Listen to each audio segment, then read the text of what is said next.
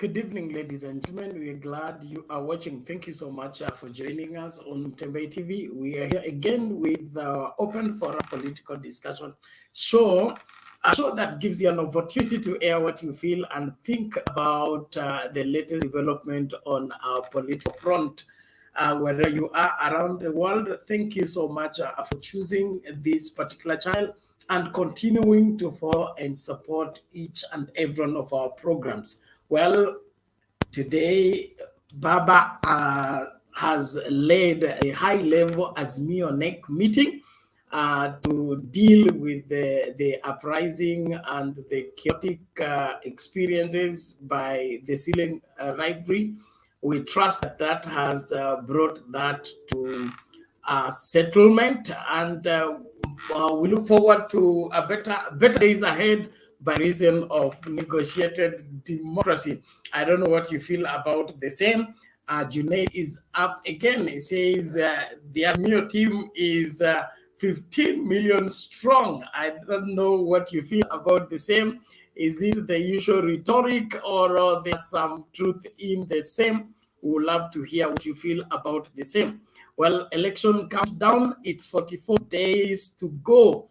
IEBC still talks about fake voter transfers. Well, all that and more coming away as we continue with the discussion tonight. Welcome, everyone. And to be able to get us, please make sure that you invite 1, 2, 3, 4 people to join into the discourse, even as everyone around the world finds our programming right on spot. So please make sure that you don't watch alone. Invite your parents, invite your brothers, invite your sisters, both at home and diaspora. Mtembei TV is unique in the sense that anybody with internet connection can get our broadcast loud and clear.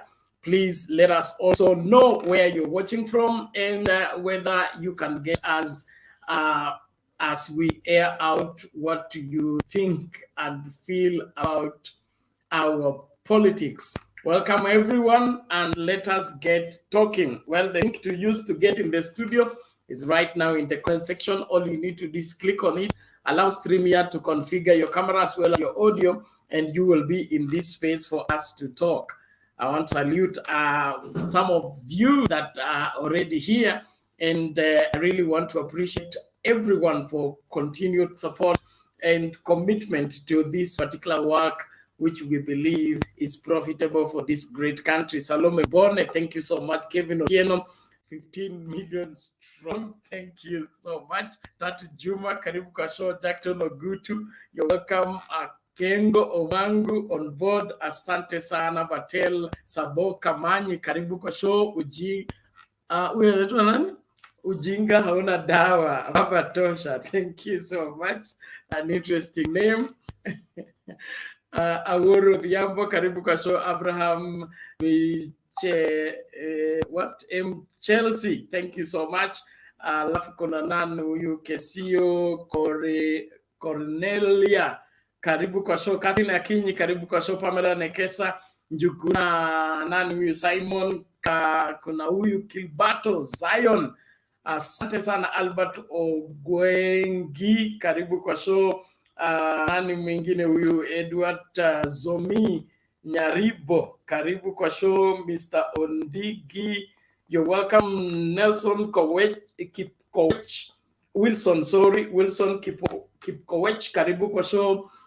Kuna huyu guy kama Dominic, you're welcome. Gideon K. Bet, you're welcome. Lafu Eric, Mark Osumba, you're welcome. Bita Theuri, asante sana, karibu kwa show. Cyrus Ngudhu, you're welcome. Kuna Judy Tamara Williams, you're welcome.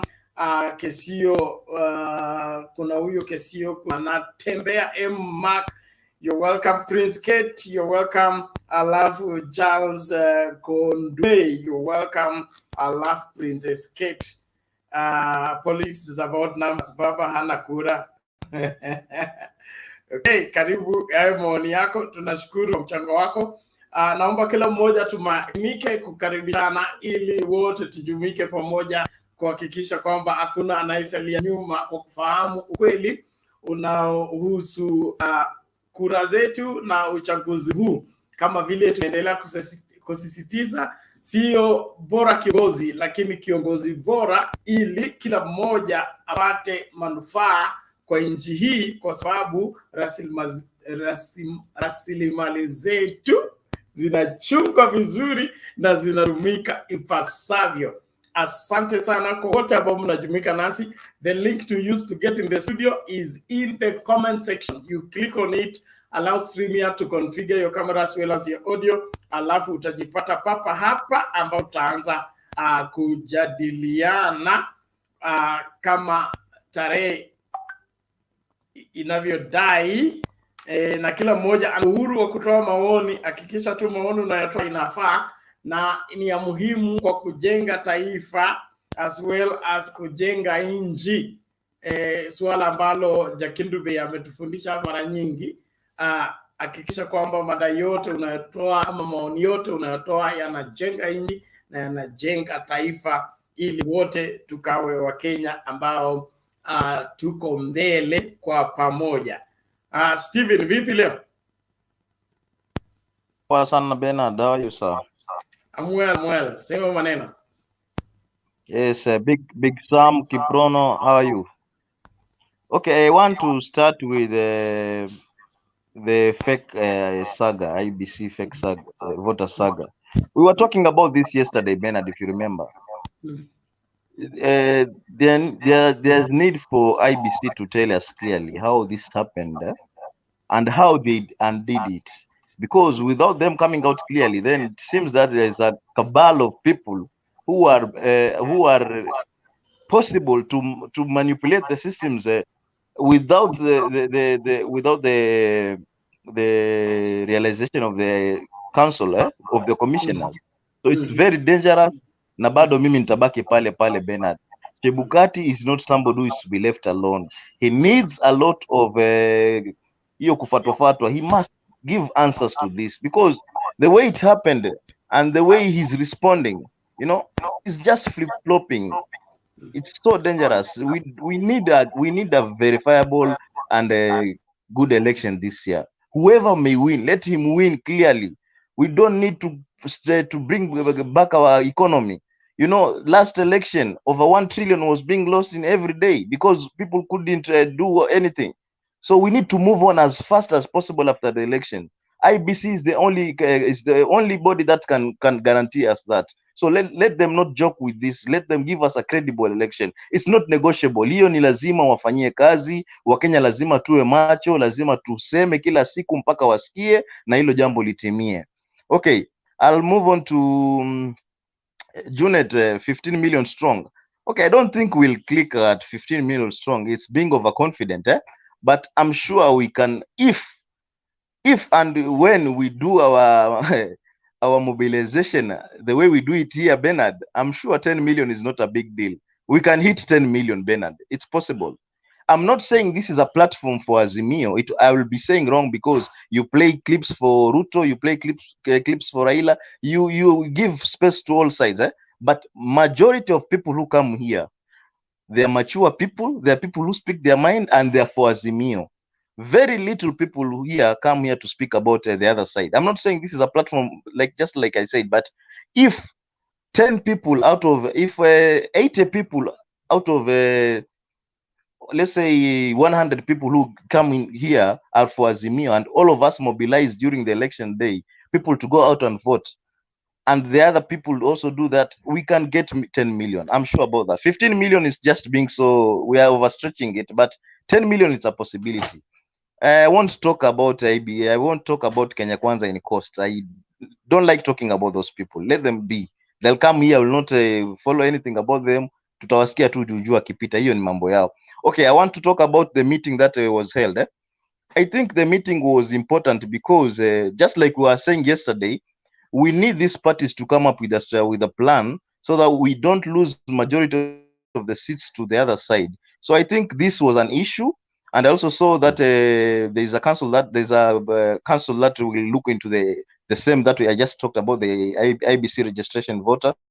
So I think the meeting was good, and we'll get the details. I think from tomorrow we'll get the more details about the meeting, but I won't speculate about that. Thanks, Bernard. I'll be back. Asante. Okay, Asante, Stephen. 15 million is possible. Remember, the viable registered voters are 22 million. So of the 2 million garnering 15 million is not a big deal. All you need to do is see to it you have everybody has played their role. One thing about this election is that it must be won clearly, and the loser must lose clearly.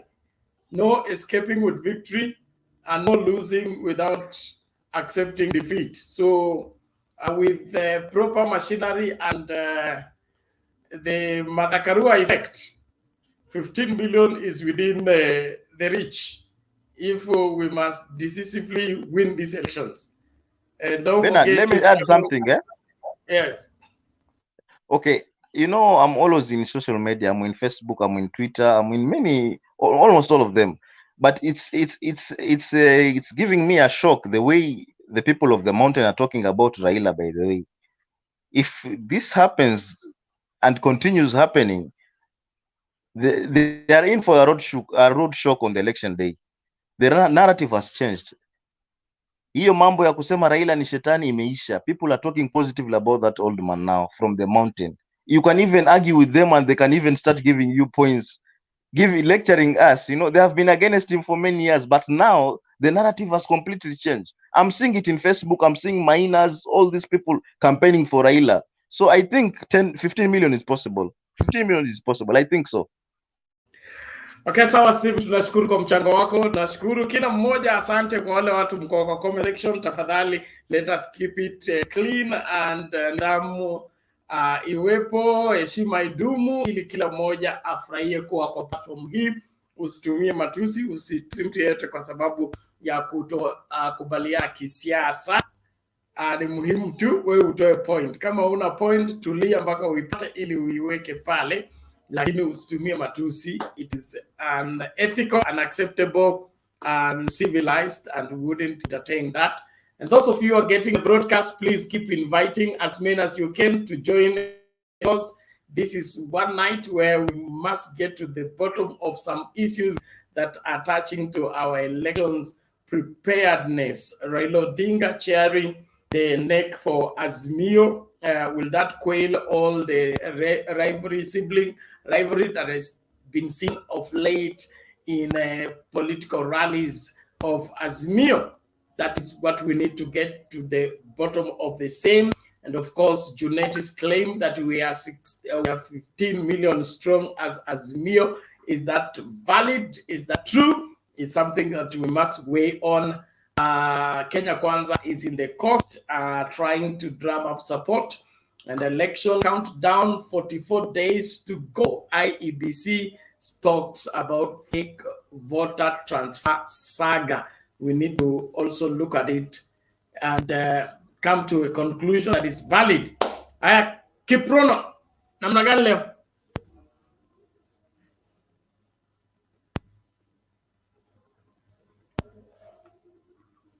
Kiprono Welsi, if you can get me.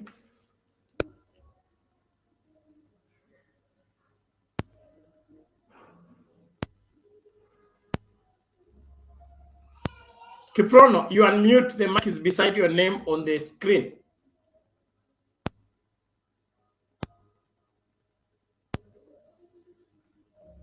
Kiprono seems not to be getting me.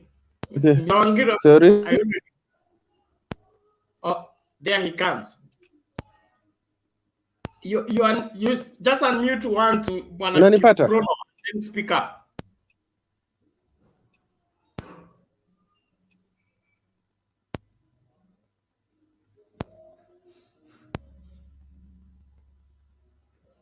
You unmute and speak up, Bwana Kiprono. Okay. Yes. I tried to, but it seems it was there you go. Go ahead now, speak. Okay, iko sawa? Iko sawa, endelea kuongea. Okay. Asante sana, ni mara yangu ya kwanza kuingia studio, but nashukuru sana kwa hii nafasi nimepata, alafu nimchangie kidogo kuhusu siasa ambayo inaendelea hapa Kenya. Kwa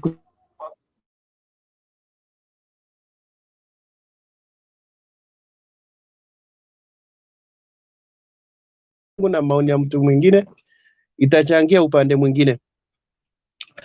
Sijasema kwamba Azimio hatashinda ama UDA ama Kenya Kwanza hatashinda, lakini kitu ya muhimu ni kwamba tuwe Wakenya wenye tunapenda amani na tunapenda umoja, ambapo mtu yote kesho akishinda tutajua kwamba tumeshinda. Kila mtu is a winner, no lose. Hakuna mtu atasema kwamba kwa sababu mwenzangu hajashinda mimi sijashinda. Bwana Bena, tunanisikia? Yes, we can get you. Pole, inaonekana network yako iko na shida kiasi. Bwana Wangira, karibu. Asante, how are you? I'm well, karibu. How is everybody? They're looking great. Oh, Bernard, it's good to sing the 15 million vote song. You know, is one way of motivating the Azimio la Umoja, One Kenya supporters. You know, when you go to war, even when the targets are high, you know, you don't always say that they're high. You always motivate your people that you know it's achievable. So what Azimio la Umoja, One Kenya is just telling their supporters that 15 million votes are achievable, but in reality, Bernard, will not attend 15 million votes because looking at even if you look at what we have for 2013 and 2017, which were hotly contested elections, you know, the turnout has always been around 75%. So if the turnout has always been 75%, you know, so we are looking at the turnout for this election to be around 16,500,000 voters will turn out to vote. And out of that projection, I was telling you yesterday here, Raila Odinga will run with around 9.5 million votes against William Ruto. If William Ruto will be lucky, William Ruto will do something like 7 million votes. So Raila will be at like 2 million votes above William Samoei Ruto. You know, that's my projection. We can bet on that and we see whether I'll be wrong or right, but that's how I see things will be come the 9th of August 2022. Raila Odinga 9.5, William Ruto 7 million votes. Again, on the issue, Bernard, you have raised this issue of voter transfer. And you know, in today's meeting, one of the issues that was agreed on by the Azimio, the Umoja, that there was the need there's a need to study the published voter register and have a report by the 28th of June. And you know, today I listened to the Chebukati guy. They were in Mombasa, and you know they were saying that you know the three guys who are purported to have been interfered with the voter register are still being investigated. And you know, after the investigation, that's when we will know what will come out of it. And you know, I think the reason why Azimio La Umoja is now studying this particular register, you know, we have been told that the register that will take precedent is the electronic one. The reason why they are now studying this register keenly is because of, I believe, the issue of the 1 million votes. Bernard, you remember we were told that there were dead voters. They were those people with duplication. There were people who registered with documentation that were not theirs. There were people who even registered with documentation that did not exist in our system. So we have not been told how the 1 million voters were dealt with, first of all. And you know, the number still remains the same. You know, we were told that after we closed the registration of voters, we had attained 22 million voters, and if 22 million voters, and then we were told there was another million voters who were on that register illegally. And even before we were told how they were removed or not removed, the register still stands at 22 million votes. So it's very, very important that this register is keenly studied, and perhaps by the 28th of June we should be having a report to tell us whether the register is correct or there are any issues pertaining to it.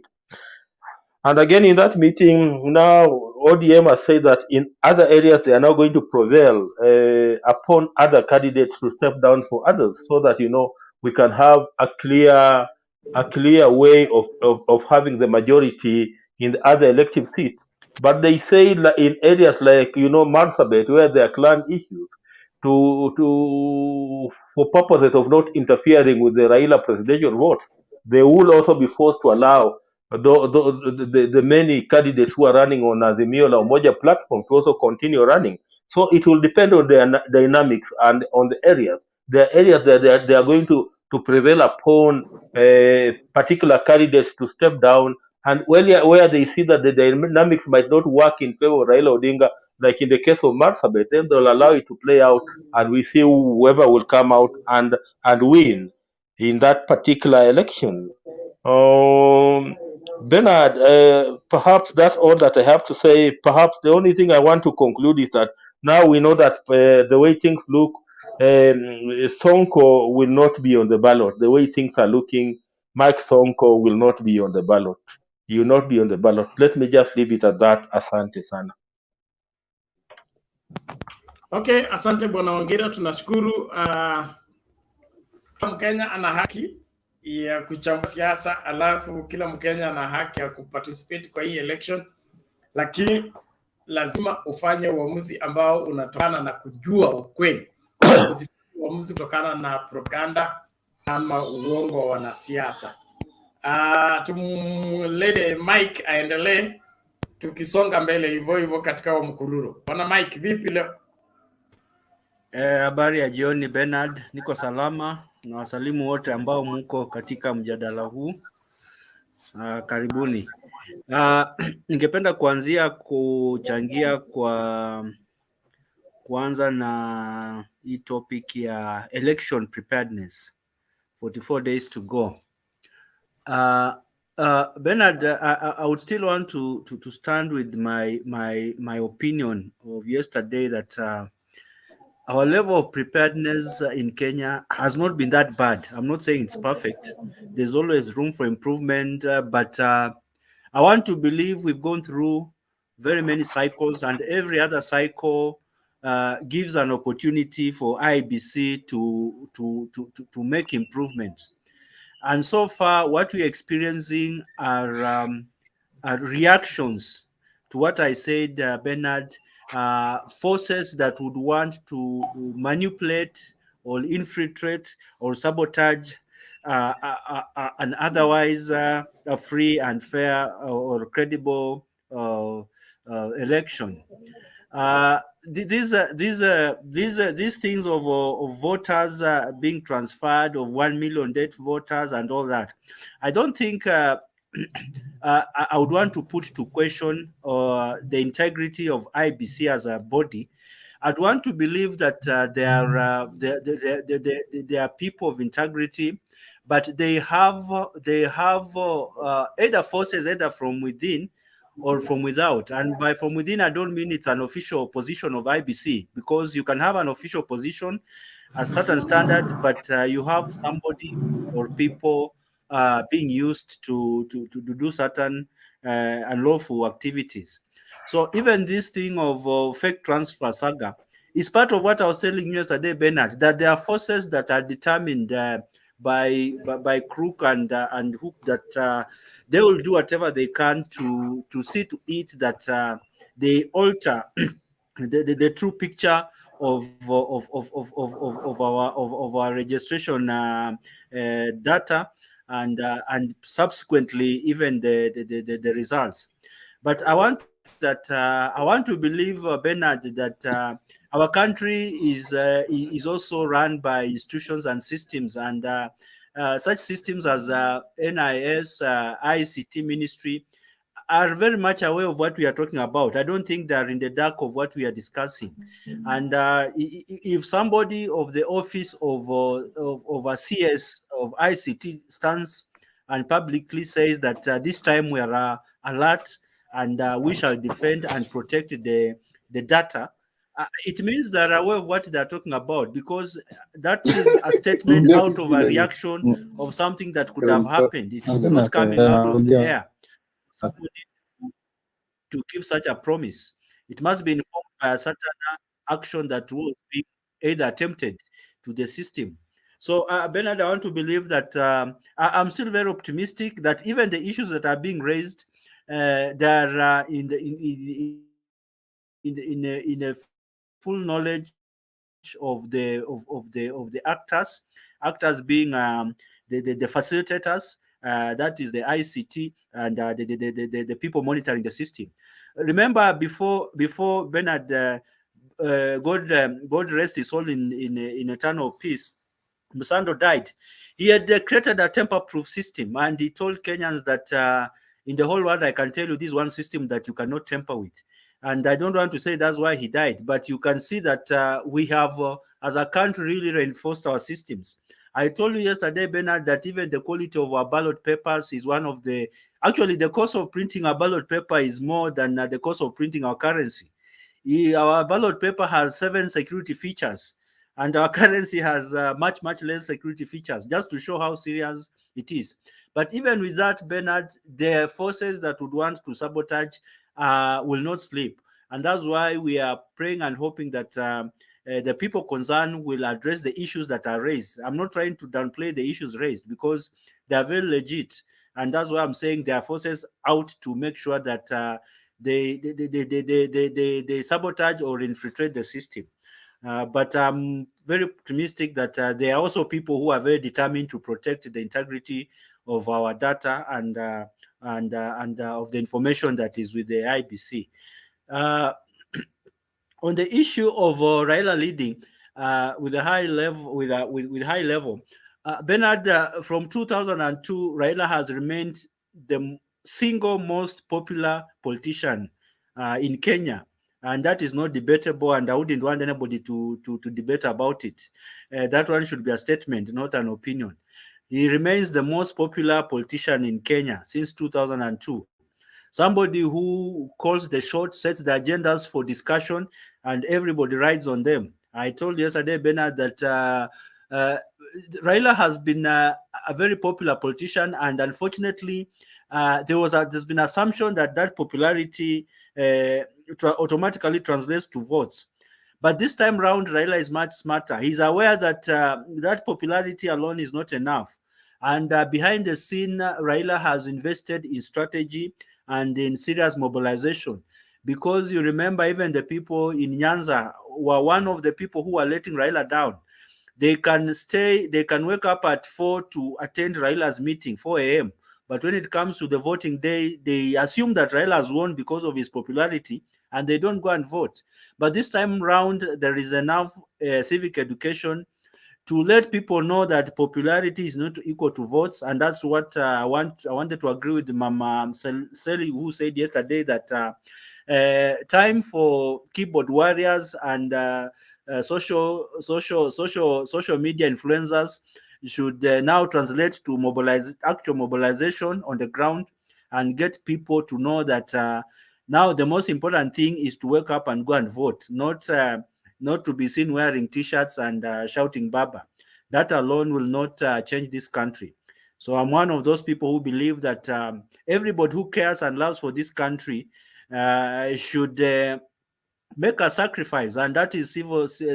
That's part of our civil duty and patriotism, to say that the change we want can only be realized by ourselves, and by making the step of sharing the same message with our brothers and sisters, and rallying them to go and vote for that change. And that change can only be realized through one, Raila Odinga and Martha Karua.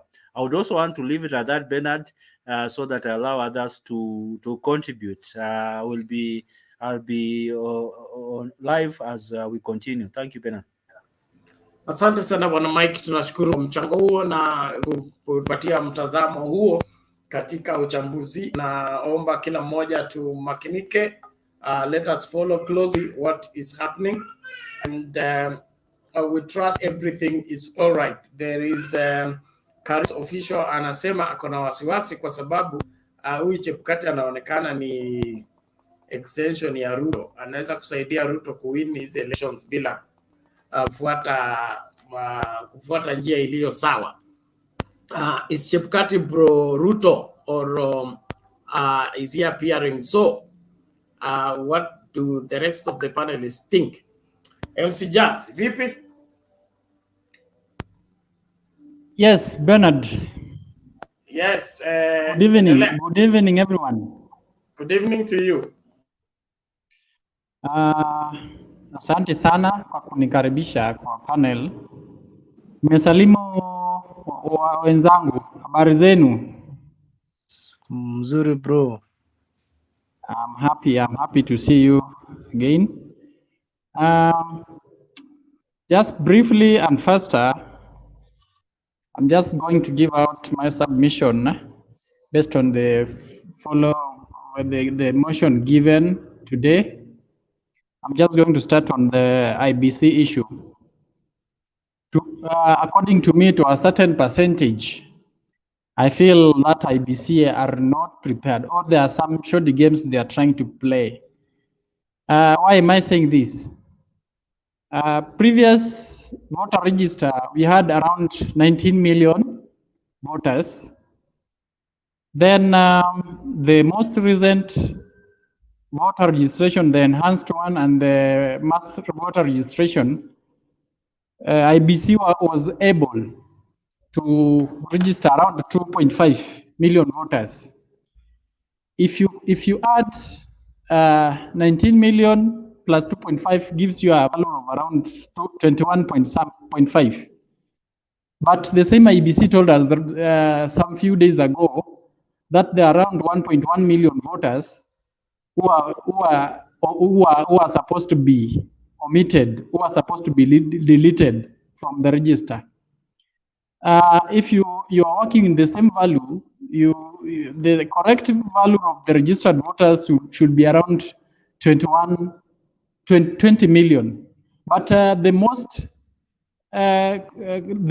recent register gives around 22 point something, I think 0.1 million voters. To some extent, these values, we are just asking ourselves, where is the 1.1 million who was said to be having some errors due to registration? Two, the issue of having alternative registrar. That is using the manual alternative register. This is still bringing a contentious issue, and IBC is telling us that they are likely to meet the stakeholders, both the presidential candidates, to square on the issue. Personally, I don't think up to this time this could be an issue. You could have just squared it earlier enough so that all the candidates and all the stakeholders are contented with whatever IBC are doing. Two, because the time limit, I'm seeing the time limit is really going, and if such issues are something to be discussed, there are a lot of issues will question IBC, the integrity of the IBC, because some people are arguing about the voter register, some are arguing about the figures, the real figures. So just like this, someone of us has just said, there must be somebody, somebody who is interfering with the. Somebody has unmuted. Who is interfering? Bernard, somebody has unmuted, please. Okay, good. Thank you. I'm just trying to. I'm saying this. According to me, maybe there's somebody who is working very closely with the IBC to ensure these interference are met. But again, I want to differ with one of us has just said that IBC could be working with the route. Okay, IBC and Wafula Chebukati is having a very little work in the IBC. The most of the work is being done by Secretariat. He's just a returning officer for the presidential election. So if there's some contentious issues that is being raised and could interfere with the election, I think the person who should be answerable at the secretariat, because they're the people who carry most of the work. The secretariat is being head by the CEO. Leaving that behind, let me talk about the Azimio meeting that happened today at KICC. Obviously, in a family, once in a while you have to meet, you square out some issues within the family, and you make sure everything runs the way it's expected. I'm happy because they have identified very important issues that should be addressed before we reach the general election date. One issue is about the candidates. I was happy if they could do the zoning they were saying successfully. I think that one is going to help a lot, and will going to scoop a number of MPs and governors. In fact, this one I was so much worried in certain areas, because you find you have more than two strong candidates for the same seat. You know, when you have such case, the opponent gets an advantage. An example is Kajiado. Kajiado, we have two strong governor contestants. If at all they were to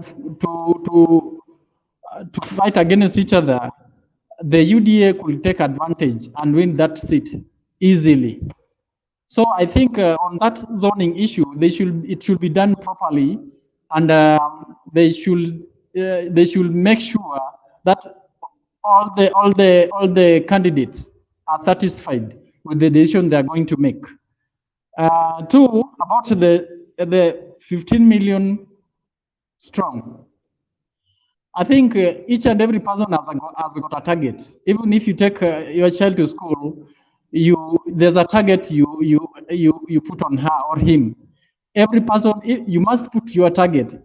You get even something in your pocket, you must have your target. So I think pulling that target on a higher notch creates at least a good chance to scoop a good number of votes. In fact, we expect 50 plus 1%.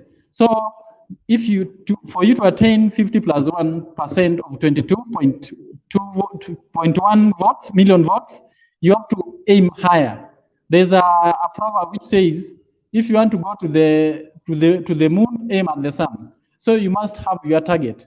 But if I'm not wrong, I think that target, it could be impossible, but again, it could be possible. We can slightly deviate from it, because if I was doing my rough mathematics, mostly if you look at Raila Odinga's strongholds as we speak now, most of the places is capable of getting 1 million plus votes, starting from Nairobi, Nyanza, Western, Ukambani, Coast, and probably Mount Kenya. And the fact that people believe that Rift Valley is a stronghold of William Ruto, personally, I feel Raila can get a good number of votes, in fact, more than 1 million votes. Because if you compare these to the last election, I checked at the IEBC portal, Raila Odinga got 0.9 million. That is 900 million votes. That is inclusive of Nakuru County, Laikipia County, Samburu County, and Trans Nzoia County. So, going by the statistic and the voting pattern, I could comfortably say that Raila can get around 305 million votes. That is inclusively. Then lastly, Kenya Kwanza in cost. Personally, I don't feel we should discuss this because I just watched the live shortly, but I noticed that there's nothing new. We just know their nature of politics, their form of politics of just stamping. I noticed there's nothing new, and their politics of propaganda and lies and also all those. So I realized there's something new that I could discuss about it. I think I'll reach there for now. I'll come back later. Thank you, Bernard. Okay, asante and Jazzy, we appreciate that for your submissions. There are guys who are dropping off, others coming in. We are glad that we can see clearly and take responsibility to ensure that everybody gets the right information. Thank you. Where is this? Kiprono, stima imepotea kwako?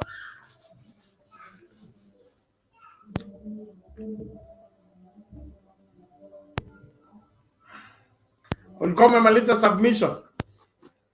This man called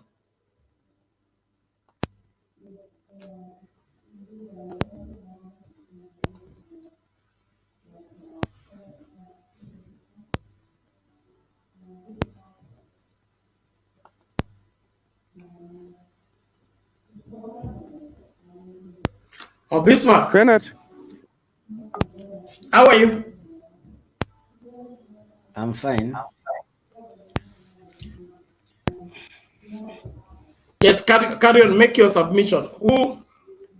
There are two Kipronos. Unaongea na nani Kiprono sasa? and Kiprono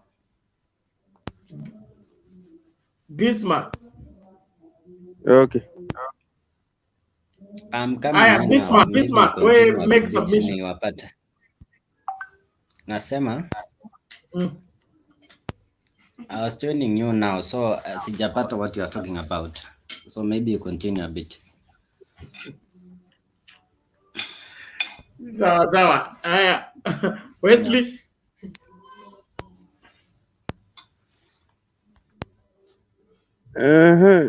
Mike iko sawa kwangu? Uko sawa, endelea. Okay, nilikuwa naanza kuongea pale but nikakuwa na shida na network but ninashukuru nimerudi tena. So nilikuwa nataka kuanzia siasa za Raila tangu 2002 wakati aliunga mkono Kibaki. Tuliona kwamba ni kama ukombozi kimekuja katika Kenya yetu kutoka ile dictatorship ya Moi, but tunaposoma siasa za Raila si mbaya, but wale wafuasi wake ama wenye wamezingira mzee ndio wameharibu siasa za mzee. Tunapokumbuka vizuri wakati wa election ya 2007 tulienda election mzuri. Tunapoongea sasa tulipiga kura, especially Rift Valley tulipiga kura mpaka the last man. Mnajua yale ilitokea, Raila ikatumika vibaya. So 2013 tulirudi election nyingine ambapo tuseme tu ukweli watu walipigia kura Raila tena, but hawakuchukua ikiti mara yake ya ilikuwa mara yake ya 4, mara yake ya 3. 2017 tunapoenda tena tulikuwa yenye tunajua kwamba kulikuwa na shida mingi, tulienda rerun ya election, but sijui nani aliadvise tena mzee ya kwamba asiende election ya pili, naye mwenyewe ndio alipeleka kesi kotini, ndio ikakuwa nullified, tukarudi kwa election. Na kama angewezekana kurudi kwa hiyo election, I think angekuwa rais hata paka wa leo. But okay, yote ilipita. Kuongea kuhusu IEBC na vile ameplant election ambayo inakuja hapo mbele, kulingana na mimi na vile nimeona wameongea akasema kwamba leo tutatumia hatutatumia manual but electronics. Ninaunga mkono 101%. Kwa sababu gani? Every election ambayo tunafanyanga, watu ambao wamekufa wanakuja wanapiga kura. So tunapopiga kura saizi kutumia vidole za mtu yote ambaye ako uhai, tunahakikisha kwamba wale watapiga kura siku ya leo ni wale ambao watu ambao bado ako uhai na wenye wako na uwezo wa kupiga kura, na si wale watu ambao tunatoa kwa makaburi then baadaye tunarudisha tena mahali palikuwa panalala. So Mtembei TV sitaki kusema kwamba nyinyi mmelalia upande moja. Esa TV yote mko na uwezo wa kwamba unapoingia kwa online kama hizi auongelelei upande moja, lakini that is a national TV ambayo inakuwa. So tunapoongea tusiongee siasa zenye inategemea upande moja, lakini tuongee kitu ambaye itatusaidia kama vijana na kesho. Tunapoongea kuhusu mambo na bottom up, kwa sababu nasikia watu wengine wanasema sijui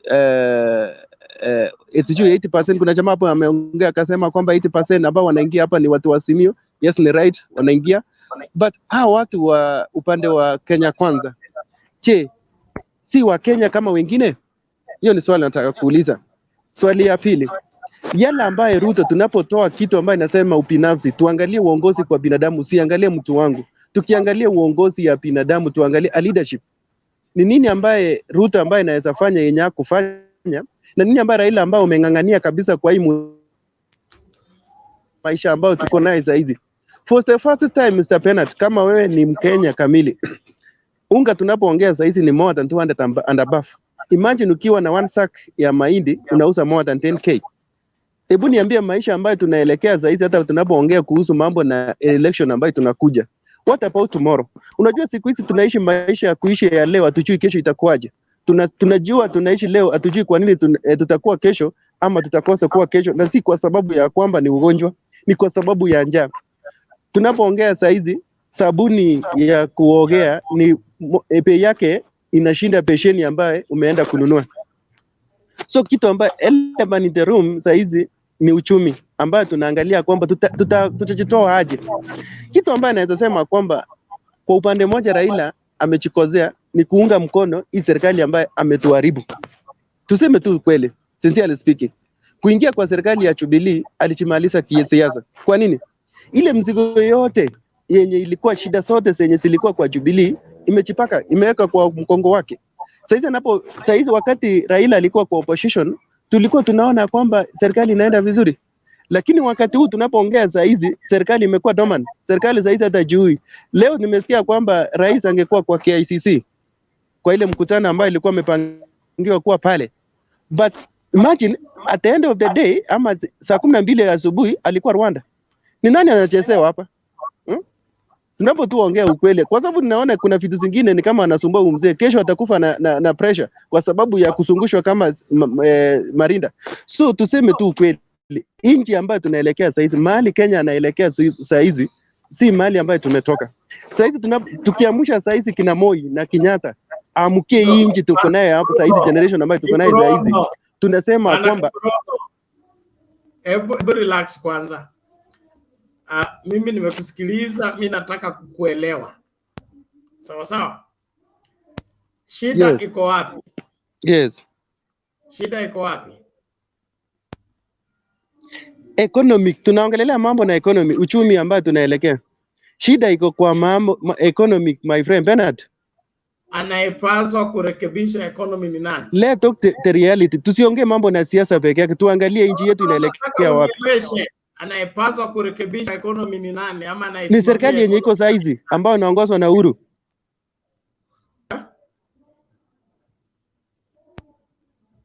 Mwenye anasimamia ambaye tunaangalia sasa hizi kama wananchi ni rais. Unanielewa? Unanielewa? Alafu so tunapoongea mambo na urais tunaongea kwamba kuna serikali. Unajua inafikanga tepo najiuliza bado tuko kwenye Kenya ambayo tulikuwa tunajua ama tushauzwa. Sijui kama unanielewa. Mimi najaribu sana kukuelewa Bernard, lakini unieleweshi. Hebu niambie vizuri kama serikali tuko nayo. Okay? Bernard. Hii serikali ya Jubilee inaongozwa na Uhuru Kenyatta yes, na William, na imekuwa katika madaraka kwa miaka 10. Okay? Yes. So kama kuna shida saa hii shida haijaanza jana. Yes. Hii shida imekuwa imeletwa na uongozi ambao labda tuseme haukuwa unafaa kwa miaka ngapi? 10. Walisimamia hizo miaka 10 ni nani na nani?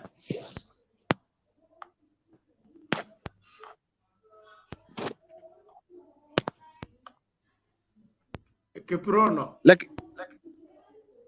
Bernard. Yes. Bernard, Yes, nakusia. Tusijidanganyane after handshake. Tuone tu after handshake, tusidanganyane. Handshake ilikuja kwanza ikasemekana kwamba handshake ambayo tunafanya saizi salamu zetu na Raila haikuwa mambo na 2022. Kabla ufikie kwa Sikiza. Serikali inaitwa Uhuruto. Unakali hiyo serikali inaitwa Uhuruto. Bernard. Yes. Bernard. Yeah. Wewe ni baba, si ndivyo? Uko na familia? Yes. Tuweke tu sawa hivi. Unapotoka asubuhi kwenda kutafutia unga watoto, unaacha mama kwa nyumba. Yes. Unanielewa? Ukienda kufanya gambling na maisha. Yes. Okay. Unaponiambia hivyo ni kwamba Uhuru aliachwa 2 years ago kwa hii serikali. Serikali yako tu kwa sababu hakutaka kujitoa ama kufanya resignation. But iko tu kwa sababu inalindwa na constitution, lakini kazi yake ya naibu wa rais haiko tena. Okay, lakini anakula mshahara, anakaa kwa nyumba ya serikali, anaendesha gari ya serikali.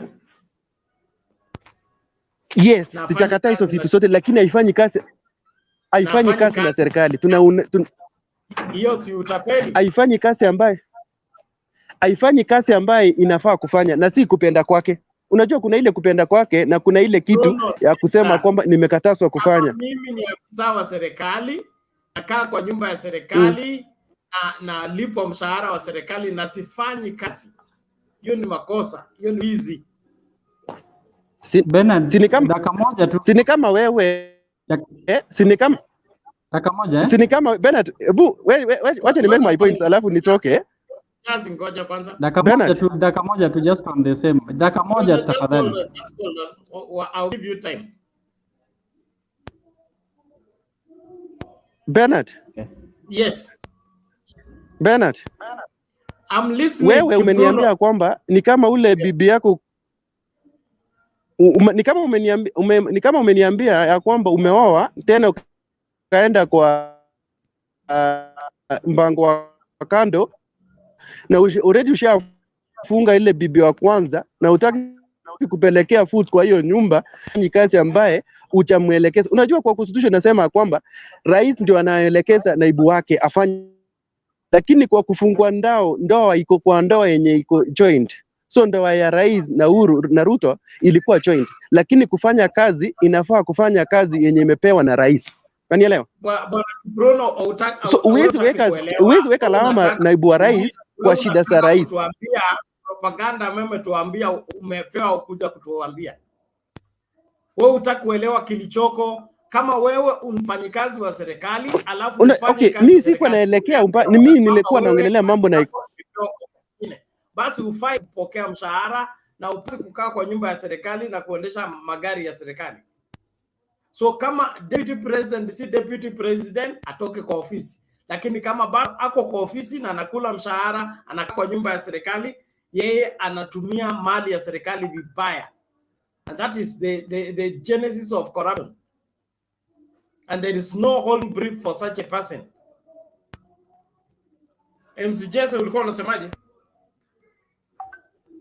Nilikuwa na point ya just correct. My brother alianza vizuri, lakini shida ni aliweka siasa. Unajua economy ni kitu ina affect kila mtu. Ina affect kila mtu. Alianza vizuri, but the moment alianza kuweka political is where he started going wrong, right?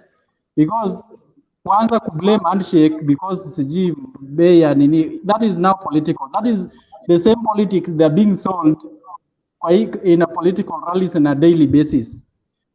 We can remember 2017 before elections, bei kama ulikuwa bei ya unga ilifika around 150 160.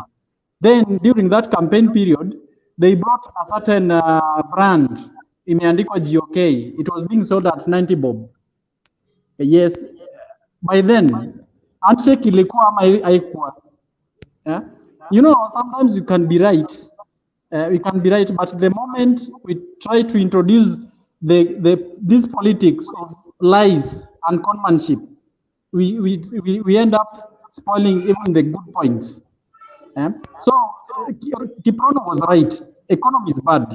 Yeah, we are experiencing. All of us are experiencing it. But the moment you are trying to work a political tool, that's where we go wrong. So Kiprono, I just wanted to correct that. Thank you. I'm yet to get anybody to tell me how a handshake can interfere with the governance and a handshake can interfere with an economy. If it's not just looking for an excuse for somebody to be earning salary for not working and living in government quarters without paying rent. In fact, we are going to sanction deputy president anapaswa kutoa pesa ya rent ya miaka 4 na ile mshahara yote amelipa hii miaka 5, ila amedai kwamba kazi yake ilikuwa Matiang'i. Aidha Matiang'i apewe huo mshahara kwa kufanya kazi yake, ama deputy president arudishie Wakenya hela. Hiyo kusema eti kazi ilichukuliwa wewe bado unatumia rasilimali ya serikali huko kwa ofisi, hautaki kuresign, alafu unadai kwamba economy imeharibika. Economy inatengenezwa mahali pawili: 1 kwa cabinet, 2 kwa parliament. Handshake, hakuna mahali handshake inaingia. Bernard. Na nani kwa cabinet? Deputy president, president and CS.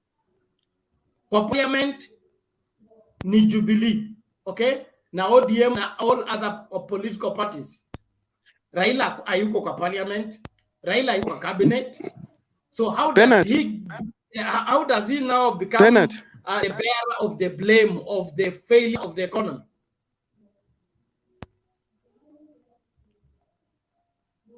Bernard. Yes. Okay, umesema vizuri, but ukiangalia kwa saizi kwa kamiti za parliament mwenye ameshikilia finance hizi ni Wanga. Naitwa Wanga what? China sijui Wanga what? Kwa mambo ya finance kwa pale parliament, lakini kitu ambacho kuna makosa gani? Ngoja wewe kwa parliament, na member of parliament. Sikiza, umesema kwamba ODM haiko hapo. Unajua umesema kwamba ODM haiko hapo. Nimekuambia. So mesa yenye nilikuwa nataka nisema kwamba Raila ni mtu mzuri, sijakata. Sikiza. And there is nothing wrong with ODM members of parliament taking leadership in parliament. They are bona fide members of parliament. They are supposed to preside over all manner of legislation. There is nothing wrong whether a Jubilee is the one the chair or the ODM is the chair. They are all parliamentarians and it's their duty to carry out responsibilities. So huwezi kunaambia kama chairman wa finance ni wa Jubilee, economy ni mzuri. Kama ni ODM, economy ni mbaya because of difference of political parties. That kind of reasoning means you only add up. Go look for something else. Bernard. Hello. What is it? Element in the rooms hizi ni economy. Sasa tusipigane mambo na siasa na shida ambayo tuko nayo sisi wa Kenya wote. Whatever you are giving the reason to the failure of the economy is what I'm battling with you. You are telling us the economy is bad because of handshake. Ndio maana nataka Did you hear that? Which book? Ndio maana nataka kusema kwamba sikiza. Ndio maana nataka kusema kwamba Raila angechoshete na serikali yenye inatoka yenye ameharibu economy yenye iko saizi. Saizi inapouza sera zake. You don't have a right to say that, and you have no capacity to advise Raila on how to do politics. Leave it there, please. Thank you. Yes, Ayimba. Hi everyone. So now, keep whoever. Yeah, sadly I can never read without my glasses. So let me tell you the truth. Right now, Sri Lanka, yeah, they've shut down schools. They've shut down a couple of institutions because they cannot afford to sustain them due to fuel and the shortage of dollar. Are you aware about that? Ama munakaga tu mahali, munatiambia leo tuamke tutafute, tuone Raila ni shida gani mahali. It is a travesty that young people such as yourselves, because you think you are from Rift Valley. You're Rift Valley, kama mumeingia kwa valleys, and that is where your brains are. Stop coming and taking us all into that nonsense. Economy is not about Kenya only. Economy is about the world right now, world over. When you're telling us about a problem, we have 200 billion of Eurobond funds that could not be accounted for because there was a thief who's receiving our packs. He receives salaries. He receives all the benefits of being a stupid person calling himself, bearing the title a president, deputy or whatever. He is supposed to be the second most powerful person in this nation, paid using my hard-earned taxes. The fact that I'm hungry today, he cannot be hungry because my taxes have to go and feed him and his children and all his honchos, who are fellow thugs such as himself. So by the time you're sitting here and telling us about nonsensical, stupid economy, where does Raila receive any salary in this government? If at all this guy was incapable of doing any duties because his roles were usurped, he ought to have bloody resigned and somebody else would have come, taken his place and done the job that office calls. So msikazi hapa mkitubeba mpafala. And then kwa Raila wajinga kama nyinyi, mtoe meno zenu huko, mkicheka na zenye mumeomba yenye Mama Selina anawaambiaga, ndio mkuje mwende mkaambie yote ujinga hapa. Msichukua tu wamtembee hapa kani wajinga kama nyinyi.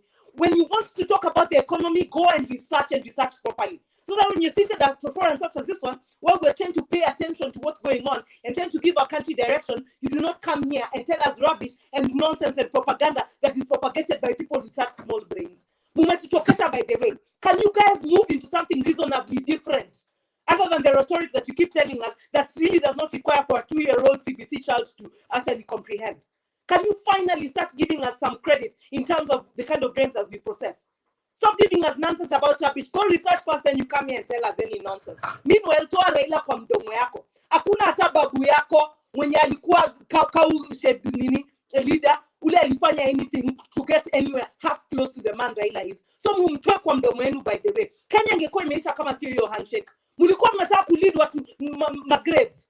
Msituletege ujinga by the way. Some of us knew exactly what was happening and we know exactly what pain we suffered. By the time that handshake came, it came at a cost. So msikuwa mkifungua hizo mameno zenu zenye amwelewi hata sijui kama mnajua kuzisukua kwa sababu everything that you guys say is propagated with nonsensical small brains. Mkifikiri mnakuja hapa kutuambia vitu zijinga zenye hatuelewi. Tafadhali spare us nonsense. Okay, that is it. Yes, caller. Yeah, thank you so much, Mr. Bernard. I say hey to everybody, Moyako group. I wanted to tell my brother two things actually. My brother, you need to know this. I don't know if you are coming from Mars or you are coming from another planet. One thing, the economy all over the world is added to everybody who is living on the planet that we call Earth. Because of two things, Corona and the war between Russia and Ukraine. So I don't know where you come from. I don't know which planet. Are you an alien? Will you drop up? Or will be which day? So don't work with propaganda. The handshake didn't affect anything. Actually, the handshake ilifanya hizo pesa huyo mwizi alikuwa anaiba zikapungua. Because for now tungekuwa tunasema almost 3 trillion na tuzioni kwenye ziko. That is the case. So don't come to the platform and start giving propaganda. If you don't have anything to tell us, just look for another platform that you can go and spread that propaganda of yours. Thank you.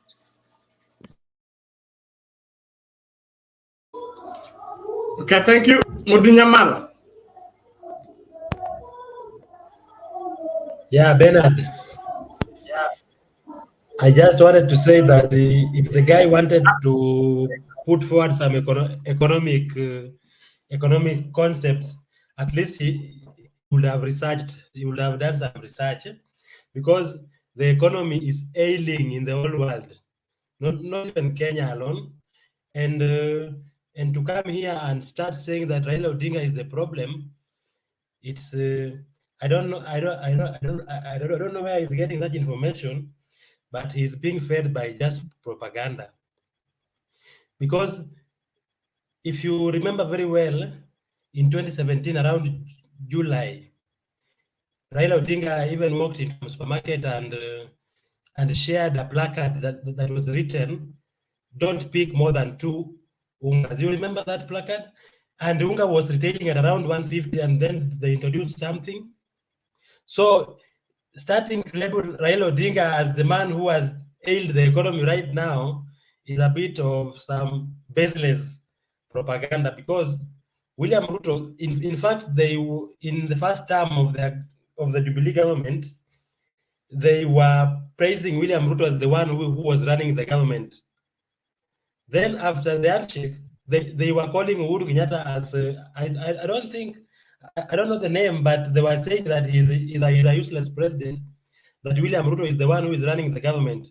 But then in the second term, after the handshake, Uhuru Kenyatta, the economy started ailing. They started saying that the economy is ailing because of the handshake, but they are forgetting that corruption is what ailed the economy. Corruption is the base of this economy, and if you remember the Eurobond issue that Aimba has mentioned, the Kimwarer, Aror dams, those are the issues that bring pain to this nation. Thank you.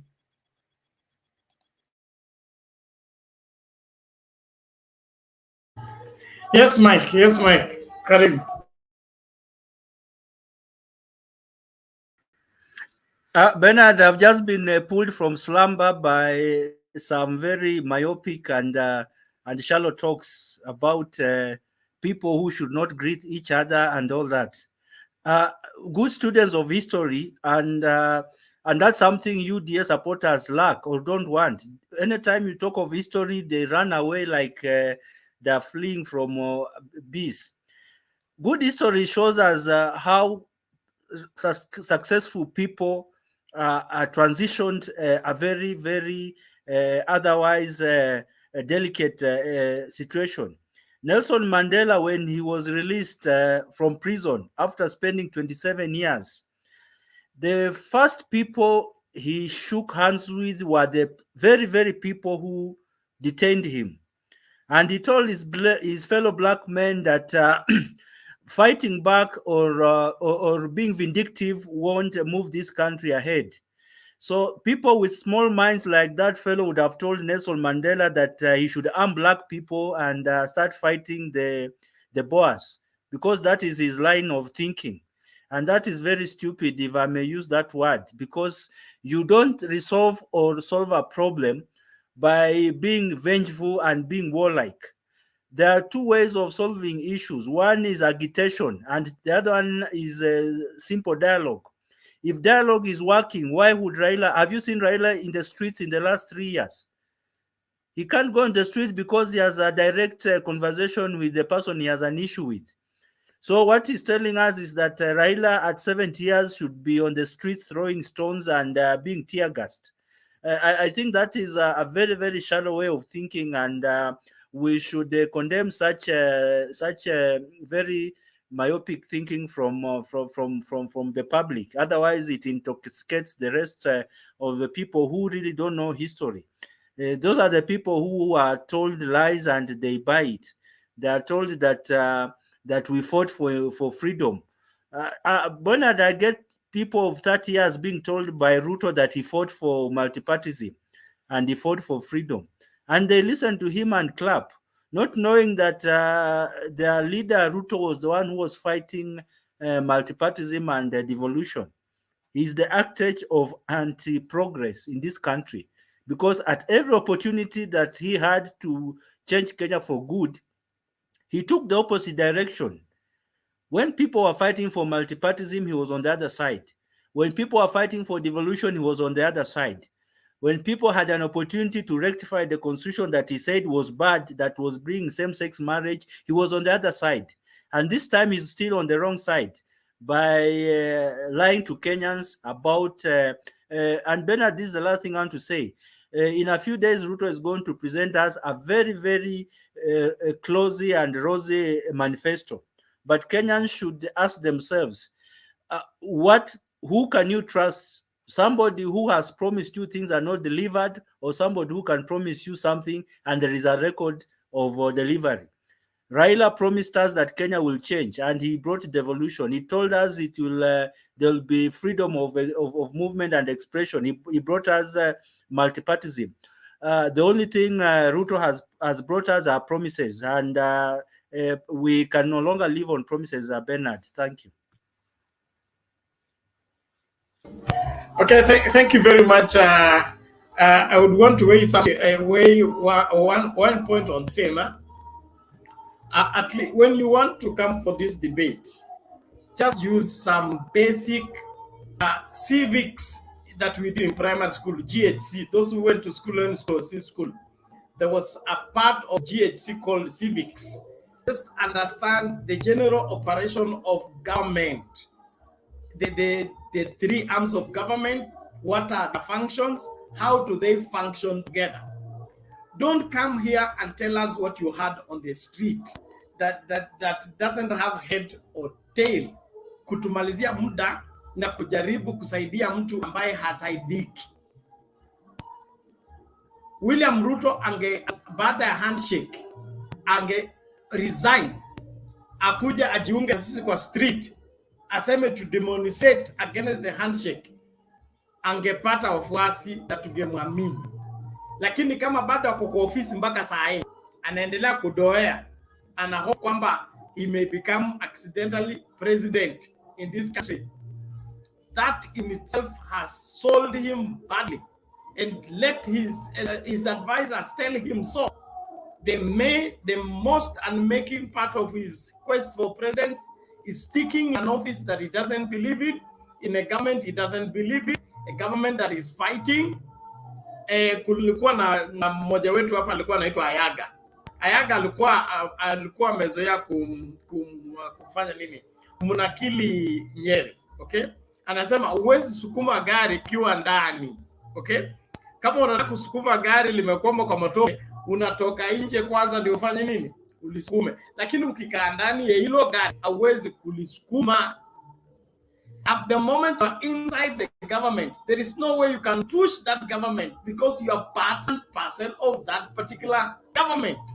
And it doesn't take rocket science for you to understand that. Especially when you are a young person, you have some level of education, you need at least to have the basic know-how of how government operates. Lakini kama unakuja tu hapa kutuambia kile kitu ulisikia watu kisema, alafu unasema unajua although ako kwa ofisi, mamlaka yake ilichukuliwa, kazi yake ilichukuliwa, kwa hivyo tufanyeje? We gave you a mandate to go and govern the country. You're coming to cry to us so that we what? So that we now go take the government from you or give the government to someone else. I believe we deserve better as Kenyans. And if we have no choice for anybody to be president, I don't think William Ruto fits the bill. If we kama hakuna choice kabisa, tuache hiyo kiti kwa hivyo. Committee. I told you I'm a church person, and in a church world, when we don't have an operating pastor, there is something we get called pulpit committee. Okay, pulpit committee will be arranging who preaches the service until we get a competent pastor to take care of that affair. I think if there is no other person to run this country, let's put up a pulpit committee to take care of their country affairs until we are able to get somebody to run the affairs, but not William Ruto. Hata mkisema tuko biased. If you are incompetent, you are incompetent. You show us competence, then we'll give you support. But hii ingine mnatulazimisha, sioni ikienda mahala popote. Asante, lakini naomba hivi, I think there's a video we play, and then Lamek anaweza kuja achangie. Let's listen out, please.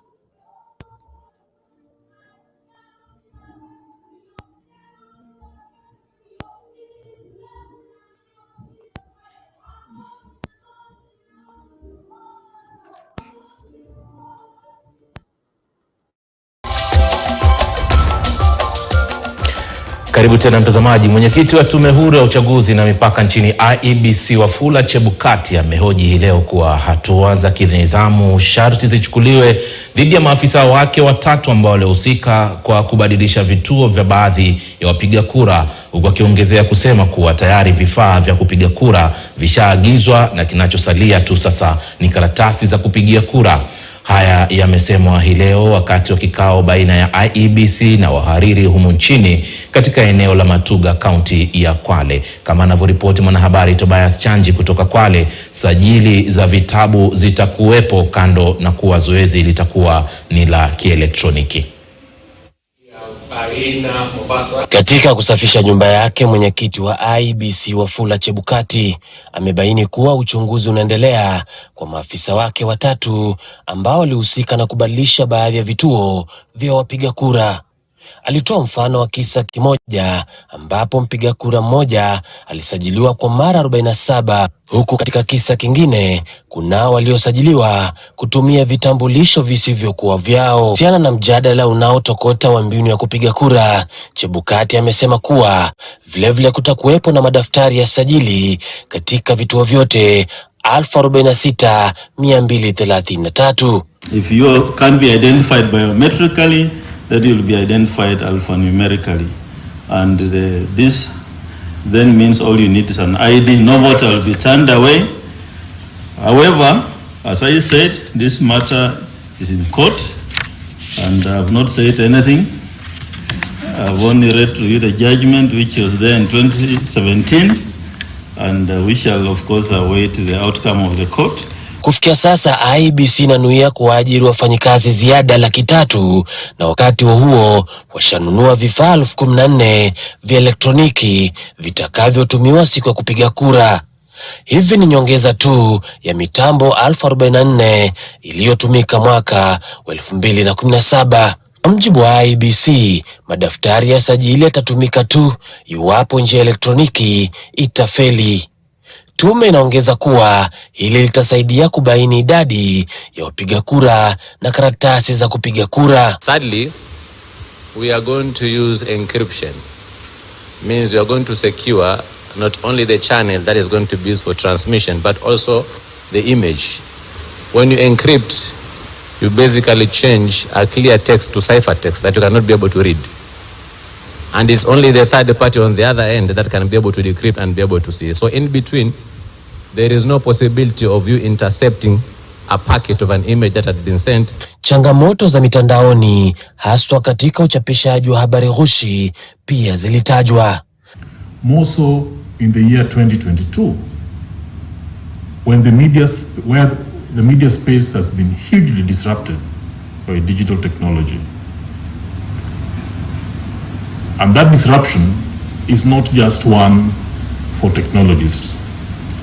It is one for us all, because through that disruption, we end up in a space where many of the people we interact with, especially those who turn out now to be the candidates, believe that they are entitled to their own truths.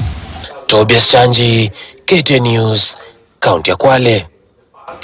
Tukiachana na hayo mtazamaji, hatma ya wawaniaji zaidi ya 100 kwenye muungano wa Azimio na wanaowania nafasi mbalimbali kwenye uchaguzi wa Agosti haijabainika baada ya baraza la muungano huo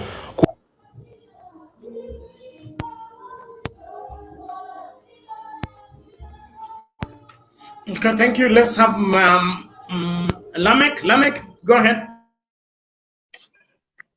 Thank you, Bernard, and good evening, everyone.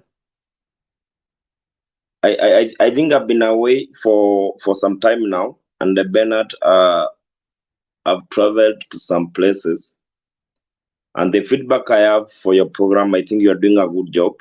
This is something people are appreciating, and I keep it up.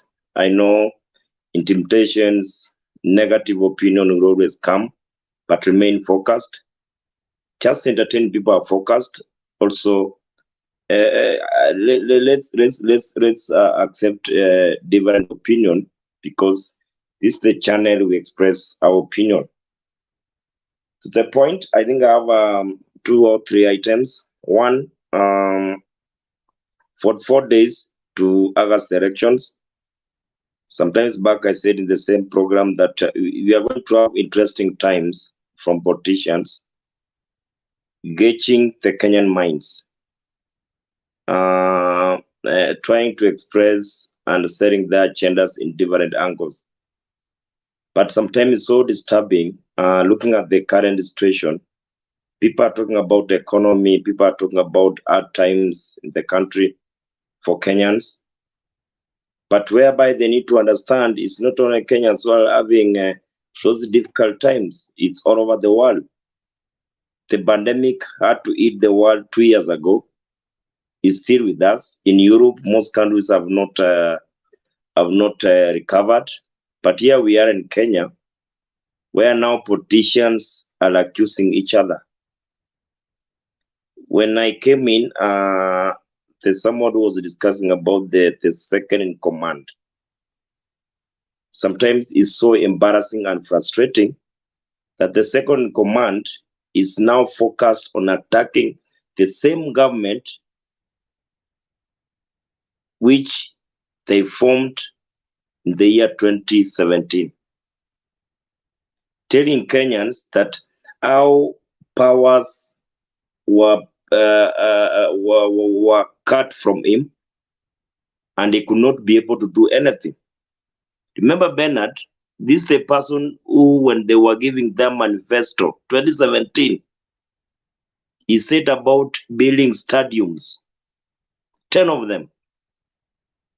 He promised a lot of things. In fact, he promised things which sometimes the president did not even mention. This is the person people are expecting to give a better manifesto, which I believe is launching sometimes this month. But again, Kenyans should ask themselves, are they going to trust that manifesto again? I leave it for Kenyans to judge.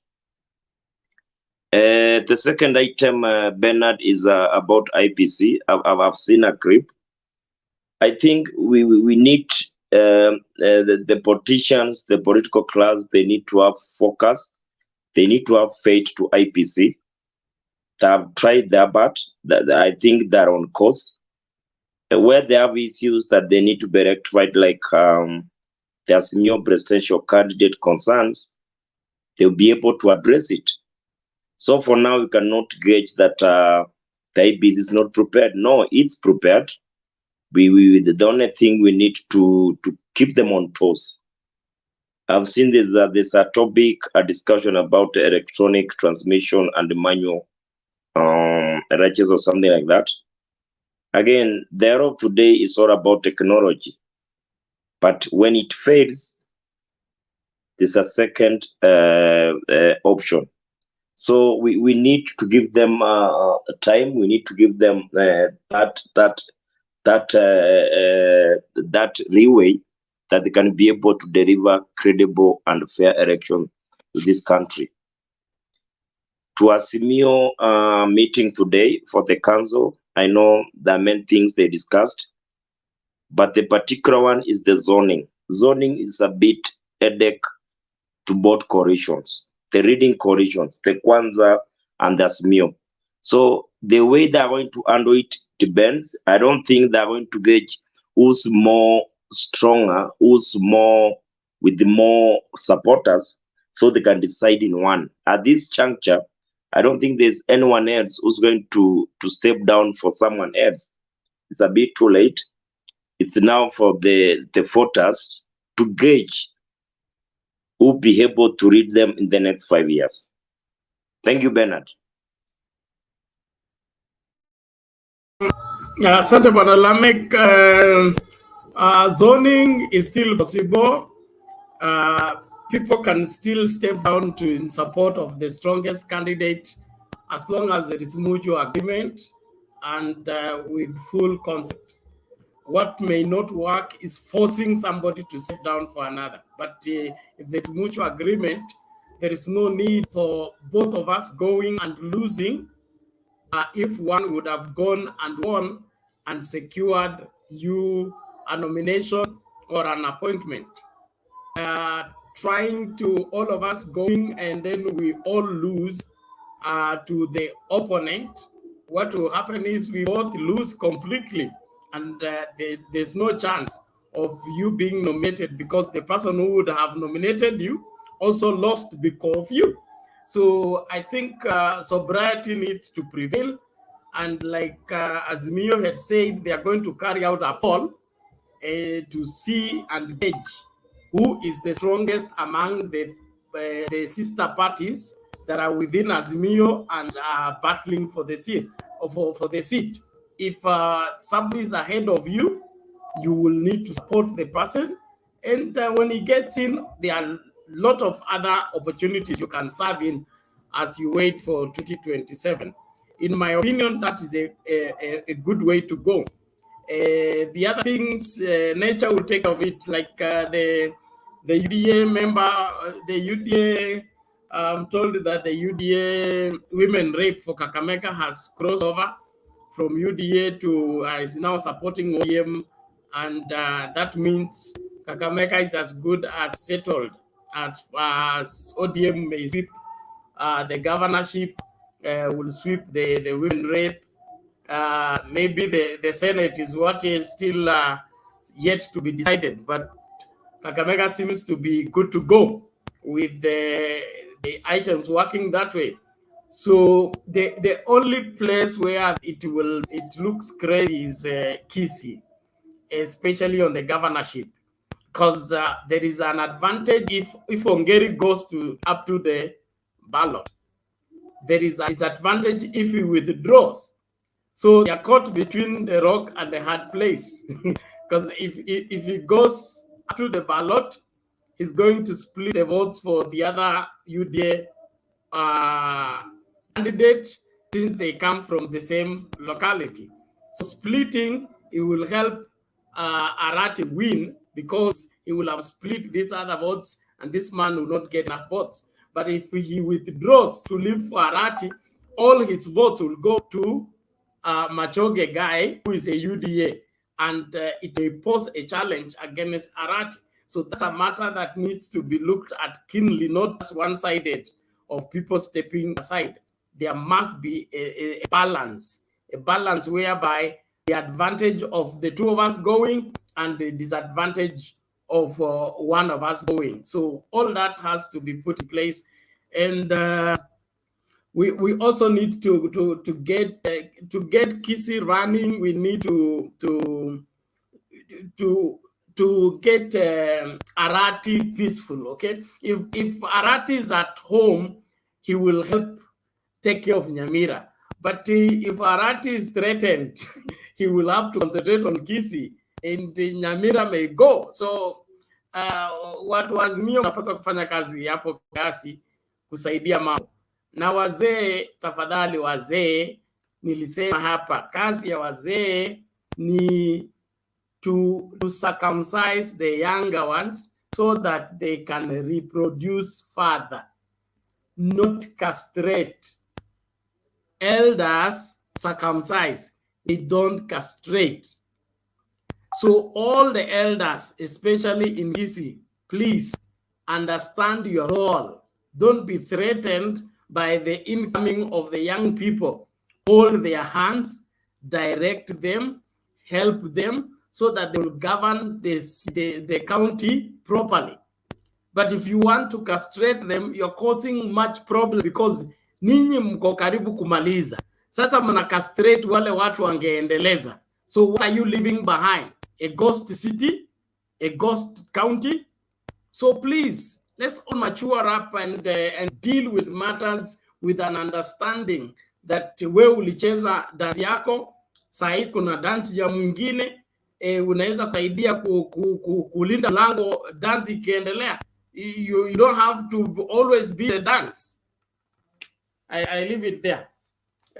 Kuna nani huyu, kuna Kosgei, your configuration has a problem, or your network is very low, so you are not coming through. Please organize that. And then there is this Bazoo man, you are off the camera. If you're off the camera, we cannot add you to the screen, because we want to have a good quality for the video for the people who watch this show after it is over.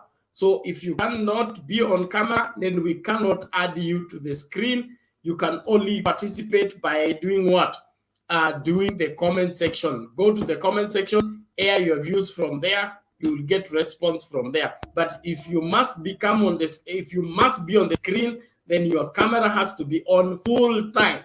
The moment you go behind the curtain, we throw you off the screen because we must retain a good quality for the video, especially for the viewers who view this program when it is over. So please, tusizozane, that is part of our standing orders, and therefore let us adhere to them. Na hii tabia kuu ya kujaribu kubadilisha sheria, hiyo haitoboi na mimi inakuwa ngumu kiasi, kwa sababu we will not move forward if you're going to be understanding and tolerating people who want to deliberately change the law to suit their circumstance. Tumesema hata kama yako ni mbaya, afadhali tuwe na picha mbaya lakini uko kwa picha. That is our standing. So we will not force you to buy a good camera. We will just force you to be on camera if you want to participate in this show by speaking on the screen. If you can't, kwa comment section, toa maoni yako ukiwa huko, tutayasoma na tutayafuata. Asante. Nani kwa ameinua mkono? Wakati wa Shembi. Lamek, what is it? I wanted to maybe support you on the Kizi zoning because I know that's my place. I'm from there. I agree with you. I agree to 100%. The Azimio need to put their heads together because Ongeri going straight to the ballot, it's advantage to whoever within Azimio. But the person of Jubilee comes from the same area with Simbarati, Chris Obure. That's automatic. That one he will save down very easily. But where there's also an headache is Nyamira. That Azimio, they also need to be very careful. Otherwise, the Kenya Kwanza candidate can easily go through and win that county. Okisi, they have a strategy. Ongeri will go straight to the ballot, but Obure and Chris Obure will have to step down. That is it. I support you on that. Thank you. Okay, Asante. Let's listen to Ashembi as we move on. Ashembi, how are you? Hello guys, how are you? I'm well. Good to see you. Thank you so much, Bernard. I'm really happy to be part of this today. Haya, karibu, mawili matatu tukisonga mbele. Asante sana. So I wanted to mention some particular very important issues. And I think all of us who are here are elites, people who have gone to school, and we can be able to see and reason and be able to separate cereal or rather maize from chaff and be able to know what is the truth and what is not the truth. Tusidanganyane. I once had my kinsman Mudavadi saying tusidanganyane, and those are the bare facts that we need to play around.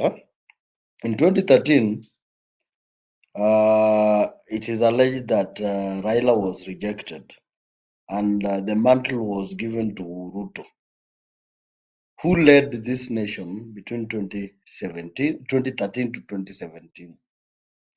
And later on, they also again had an opportunity to lead this nation from then 2017 to now 10 years.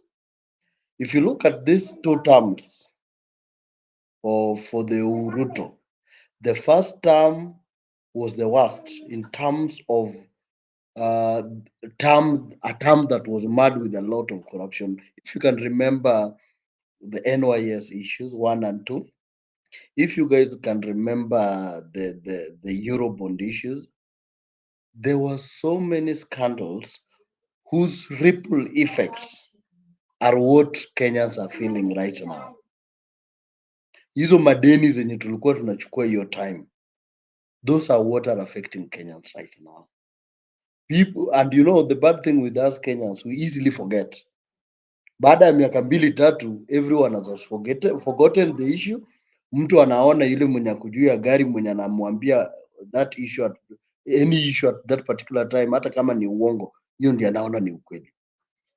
The corruption, the runaway corruption that Kenya was involved in the first term are the major problem that are facing us right now. The economic times, the world economic effect, that is also an issue.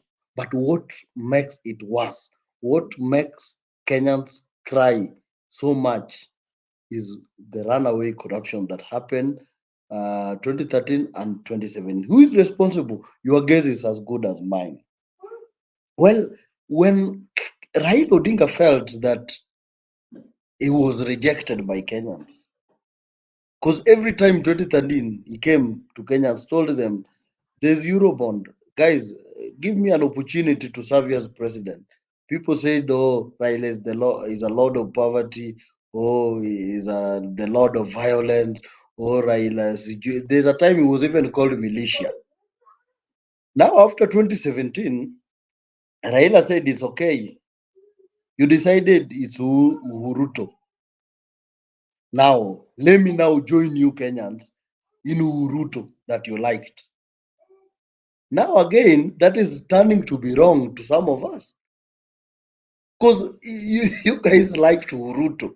And you used to insult Raila. You used to say Raila is a lord of poverty. He doesn't want, and I remember in some of the campaigns in 2017, I mean, even in 2013, part of 2013, people used to say that Raila is anti-development. Why are you guys forgetting all this, guys? And Raila now decided to support what you wanted. Whenever Raila was making noise about price ya unga, whenever Raila was making noise about price ya mafuta, guys was telling him that he's a lot of poverty. I remember Duale calling him that. Now that Raila has now decided to join, now where you wanted is now a bad man. And I think Kenyans need to look deeper. Let us. I remember when I was primary, we were told something that leap before you do what? Whatever.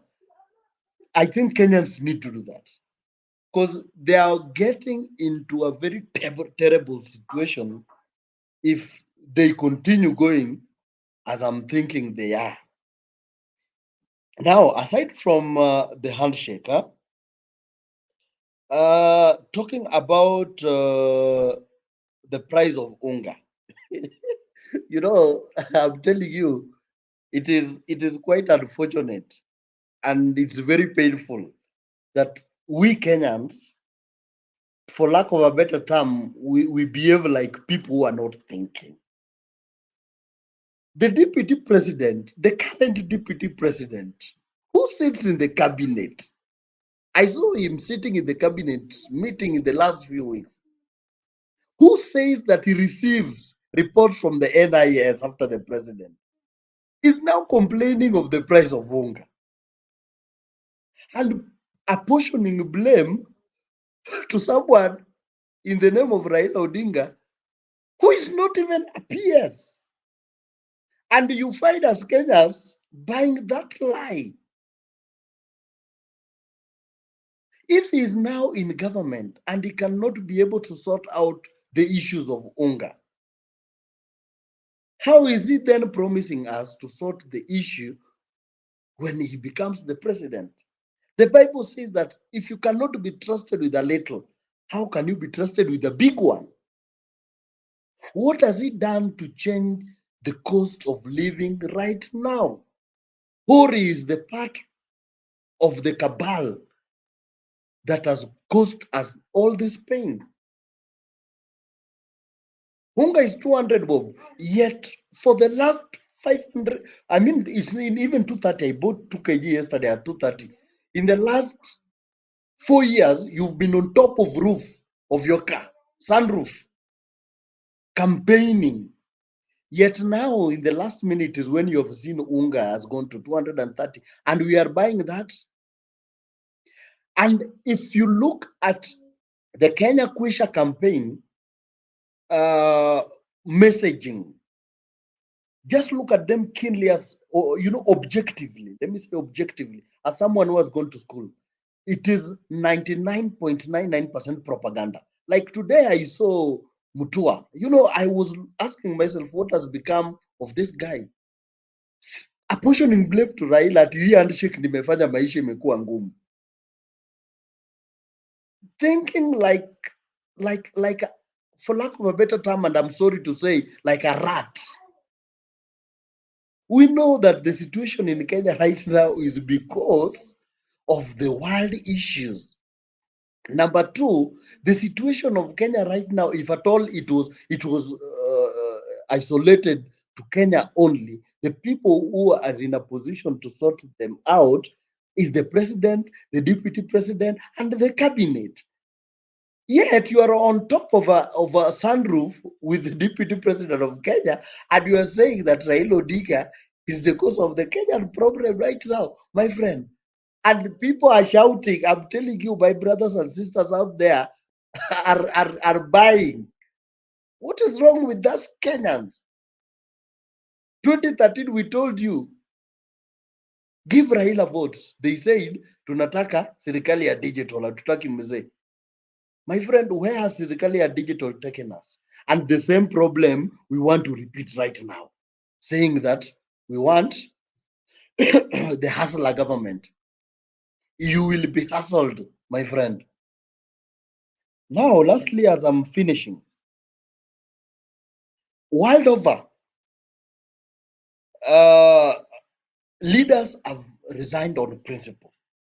And let me not go far away. Even right here in Kenya, Jaramogi Oginga Odinga resigned on the principle.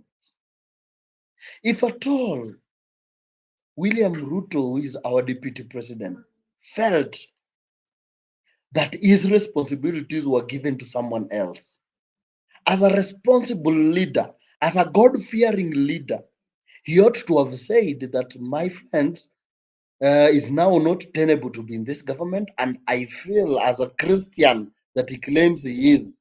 I hear that nowadays they pray for water and it turns to wine. No, not wine, but it changes from non-salty water to from salty to non-salty. Yeah.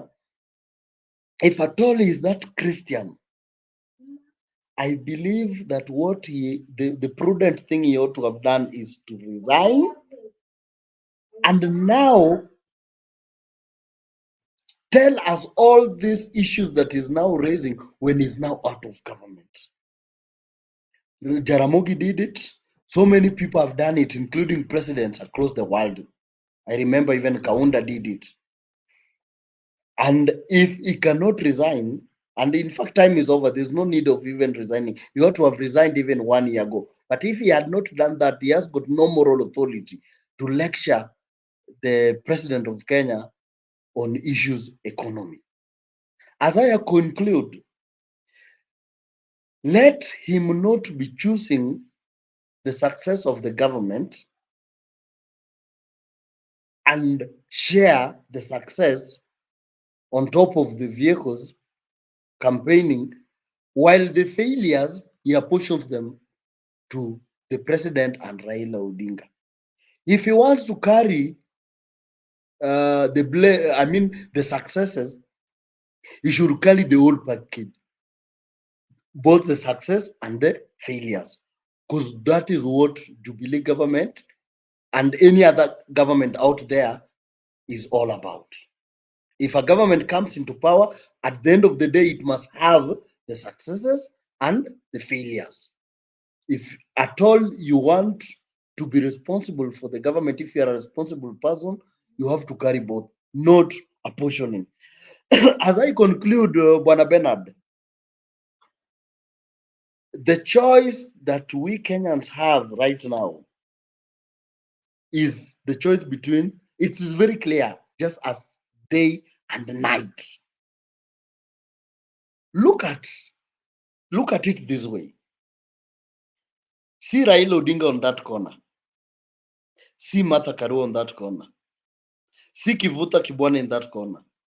Gitobu Imanyara, the Meru governor, plus many more. And listen to how they speak. Then on this other side, we have William Ruto.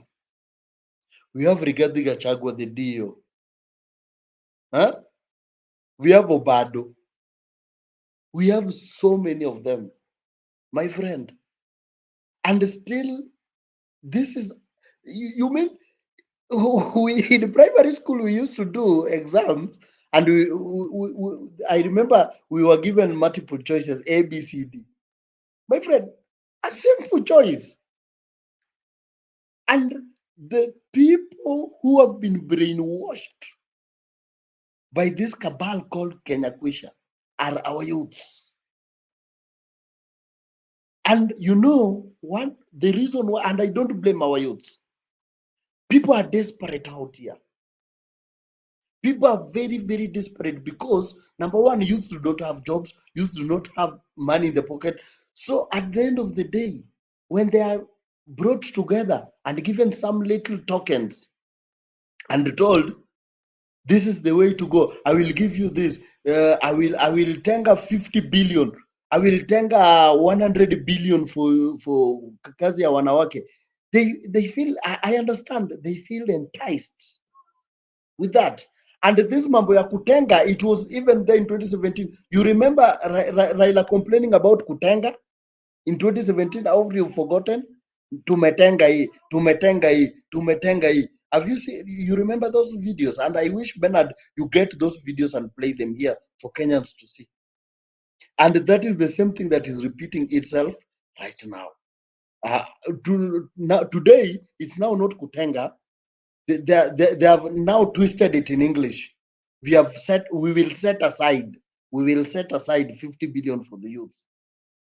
And I think if Kenyans cannot make the right decision and vote Raila Odinga and Martha Karua this time round, we'll get into a ditch that will take us 50 years to come out. With those many remarks, I want to thank you so much, and also remind you one thing that I had Elder Tuoli saying recently. We are complaining about the cost of maize. We are complaining about the cost of fuel.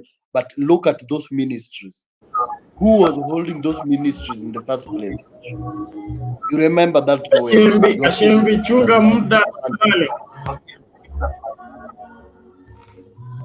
Thank you. I'm done. Okay, thank you for that elaborate submission. I trust everybody's followed it, and we all have a responsibility to see to it that we keep wrong leaders from office and only get right leaders into office.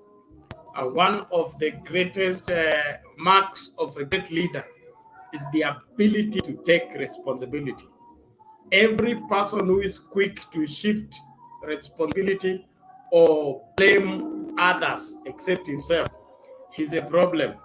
Don't give him another responsibility because he will blame every other person. Mchagua chembe sio mkulima. If he has to quarrel with all his goods or his tools, then you know he's not ready to do what he's supposed to do. And so let us ensure that we do what is needed.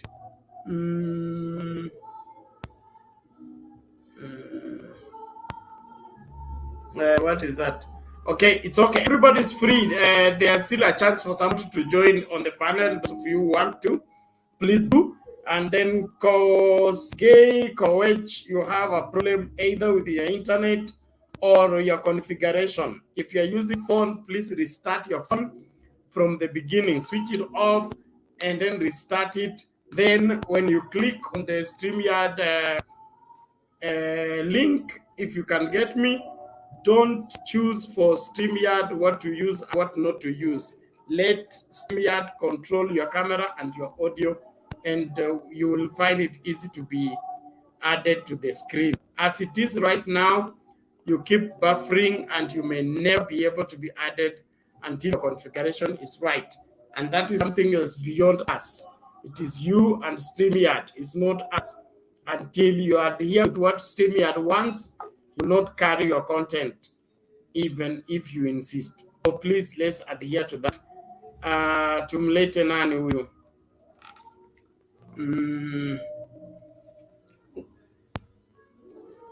Samuel Arodi, how are you? You were here before? Yes, I was here before. Aya, give us, you have your 2 to 3 minutes, please. Make your submission quickly. Okay, thank you so much, Bernard. Yes,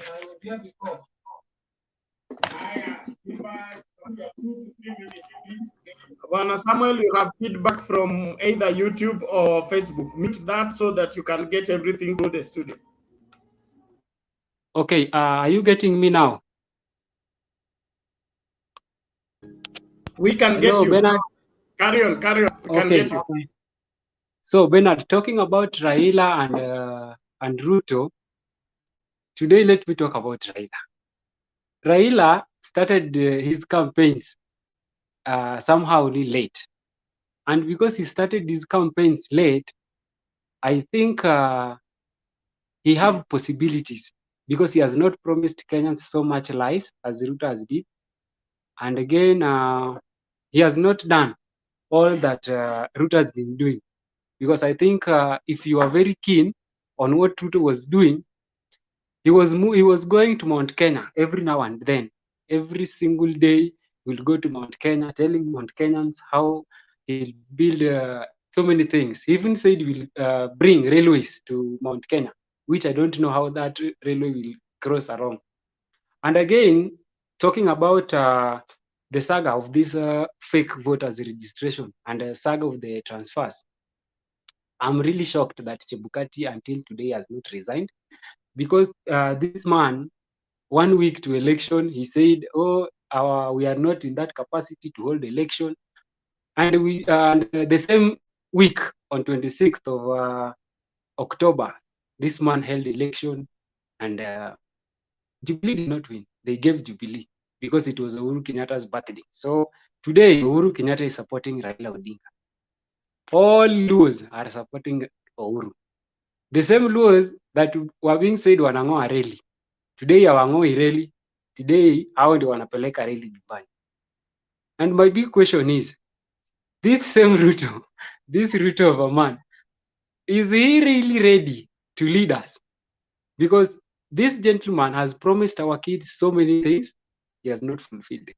This gentleman has really made us believe that all politicians are liars. He was once in ODM, he left ODM, he went to Jubilee, in Jubilee, they promised us so many things. In 100 days, we were going to have a stadium. In 60 days, we were going to have markets. In 10 days, laptops were going to be in school.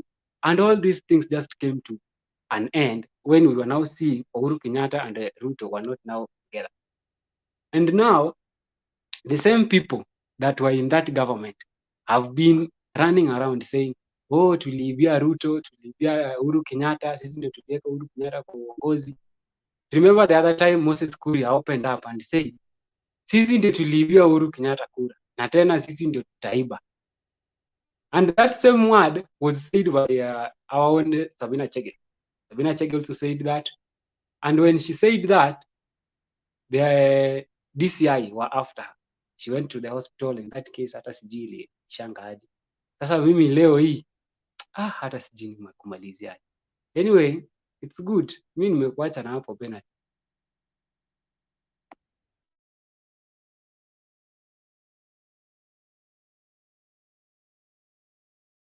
Oh, ulikuwa maneno alafu na niwacha hapo.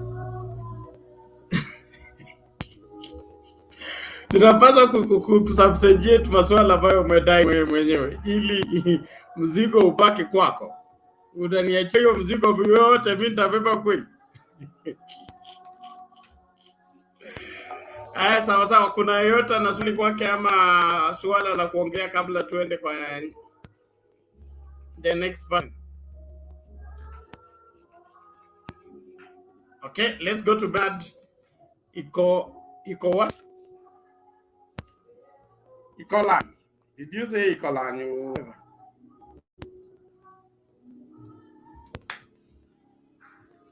Kokony. But Bernard Kokony, you mute, the mic is beside your name on the screen. Are you getting me? Hello. Yes, you are in. Go ahead. Okay. I also want just to speak something about our main contenders, Raila Odinga and William Ruto.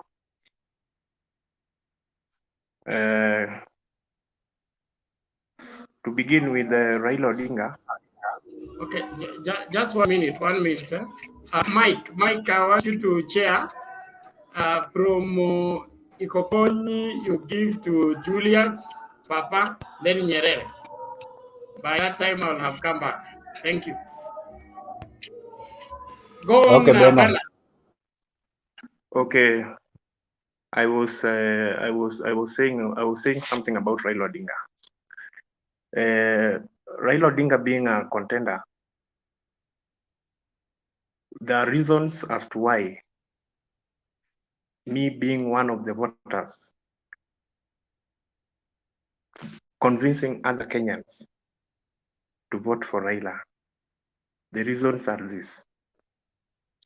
Raila has a track record of leadership, positive record. He has been given leadership responsibilities in the previous governments, and we've seen the things he has delivered. Again, he's a man who keeps his words. When he says something, for real, it comes to fulfillment. Now, without mentioning so much, I just want to bring the fellow guy, Mr. William Ruto. Ruto, as we are talking now, is in the government, but is in the forefront, on top of on the roofs of on the roof of their cars, citing the mistakes in the same government is serving, without providing any positive solution. He's a man who keeps on promising and promising. I remember when they are campaigning for Jubilee to come into power. Is the man who promised a lot of things. Now, when it came to they were given the opportunity. Kenyans are now asking him simple questions. You promised us so many things. How many of those things have been fulfilled? Is running away from that. Is shifting the blame to the president. I want us to be very honest. We are not going for trials. It is either he can deliver or he cannot. And from what we've seen from him, he's just a person who talks but cannot fulfill what is promising. For that reason, I'm very much convinced that Kenyans should vote wisely. Let's give the right people who understand our needs and who are willing to sort our problems the opportunity. There's no time for trials. Another thing is the issue of corruption, which is one of the major problems that has really caused a lot of poor governance. that has contributed to the poor governance in this country. I remember early when Jubilee government came to power, the first term, the relationship between Uhuru Kenyatta and the deputy William Ruto was good. They worked together. In fact, they even dressed same way, showing solidarity, showing love. When it came to the second term, and a lot of things had gone worse in their first term. Corruption was high. A lot of government functions had gone wrong. When you go to hospitals, no drugs. When you go to government offices, services are poor. Now, the second term, the president now decided to do things as expected. There are things he decided now to do without consulting with his deputy. Now they began reading from different scripts. The issue now boiled up to a point. They disagreed. Having disagreed,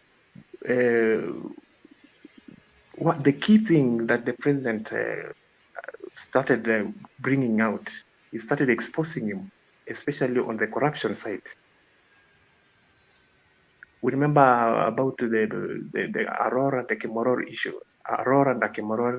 issue. When the government investigators say that there is much money lost, our own deputy president was opposing the figure given and said it was just a small figure that he gave. But the fact is, even that small figure is government money that was lost. Why he began fighting, opposing the president and the government investigators who were giving the reports concerning the figures lost. But he was not supporting them in the fight, meaning he was opposed to the fight against corruption. So we are not going to trust a person like that with our own government to run a government of its own. We cannot risk that much. For those few remarks, I hand over to the next speaker. Thank you, Bernard, for your comments. I agree with you that we have to hold our leaders to account. What they say should mean something. It should not just be rhetoric statements that you can tell our children you'll give them in the first 100 days free laptops. Some of those young people are now mothers, some are teenagers, and they are now watching you promise them another fantasy. So I think besides a good manifesto, we need character, we need trust, we need integrity, somebody who can say something and he means it. So I agree with you, Bernard, that even as we choose leaders, the paramount thing should not just be the good promises, but who can deliver those good promises. Because we can get somebody right on a manifesto that I'll be taking 1,000 youth to the moon every month. That can sound very good, but is it practical? Is it deliverable? So I think as Kenyans, as we go to the ballot, let us look beyond the good, fancy and rosy manifestos. Let's also look at the person who's writing it and the person who's promising us. Is this person able to deliver what he's writing? And has he done that before? So thank you, Bernard, for that. I think, Nyerere, it is your turn. You can come in and also give your views. Okay, I'm Jambo. I greet you all. Yangu kidogo si mengi sana for now. Ni machache. What I only just have to comment on. It's about these two horses. Now it is a green light that our leader is just going ahead. They're getting the light in the future days. I'll only comment about this, what we call fake voter transfer saga. I think of recent, our leader came out, he wrote a letter to the IEBC. And this letter, it was just to confirm from this IEBC chairman to state out what's going on about this. It's just complaining that how can he make sure that things will not fall apart, more especially the time of voting.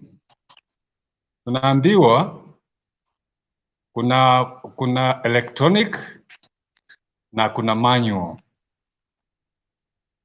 Haya, hii electronic ukaulizwa ya kwamba how sure are you? Will it work up to last minute without any effect? Haya, yeye mwenyewe amesema he is strictly on electronic. But as the time goes by, we are looking forward to hear from him soon. Haya, kuna meeting ilikuwa inafanywa leo, today at KICC, but we expected the president was to be there, but he didn't turn up, but because of the channel he had in Kigali, Rwanda. But by the way, what we expected from them, I think they put on the mechanism that they will use in that mahali popote ambapo kuna watu ambao wamewekwa kama azimio wa kusaidia wawili. Hiyo ndio kitu mosi, I think they were to make it clear intadia watu wasije wawe na conflict, more especially naenda kama notice ni what happened yesterday. Therefore kuna mahali pengi kama sasa, for example hapa Masaini hapa kwa Kinangadienyi kuna shida hapo. We have got two strong candidates. But these two strong candidates, we have to get one, at least one, to compete with the other side. If you cannot do so, there must be a problem. We are giving the open the way to say it through, which is not good for us.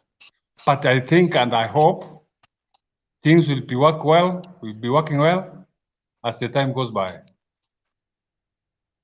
Another thing, we had been debating here now and again, talking here, giving views, but those views, some of them they filled out today at the meeting at KICC. One, meeting the threshold of 15 million. I don't see you can be boasting about it, but to my side, to my look, I've seen it from very far. We are getting it, and we are getting without any problem. 70% and above is just in our hands. Come 9th August 2022. Therefore, kitu kilioko wenzetu wale tuko nao, Azimio group, Azimio team, let's go out, work hard, ubiri injiri, iene, tupate mambo mazuri. After 9th August, you will see the fruits.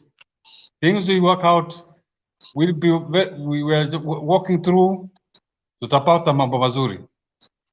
Kuna kitu kingine hapa nafikiri jana tulikuwa tunaongea hapa tu, watu wakatoa maneno. Serina kuna kitu alitoa kizuri, sio Serina, somebody, lakini supported by Serina. Kitu ambapo Let's go to the ground. Sai, it's not just a matter of talking about campaigning. Sai ni kwenda kutoa watu vijijini, kuambia watu iko hivi, where are you going?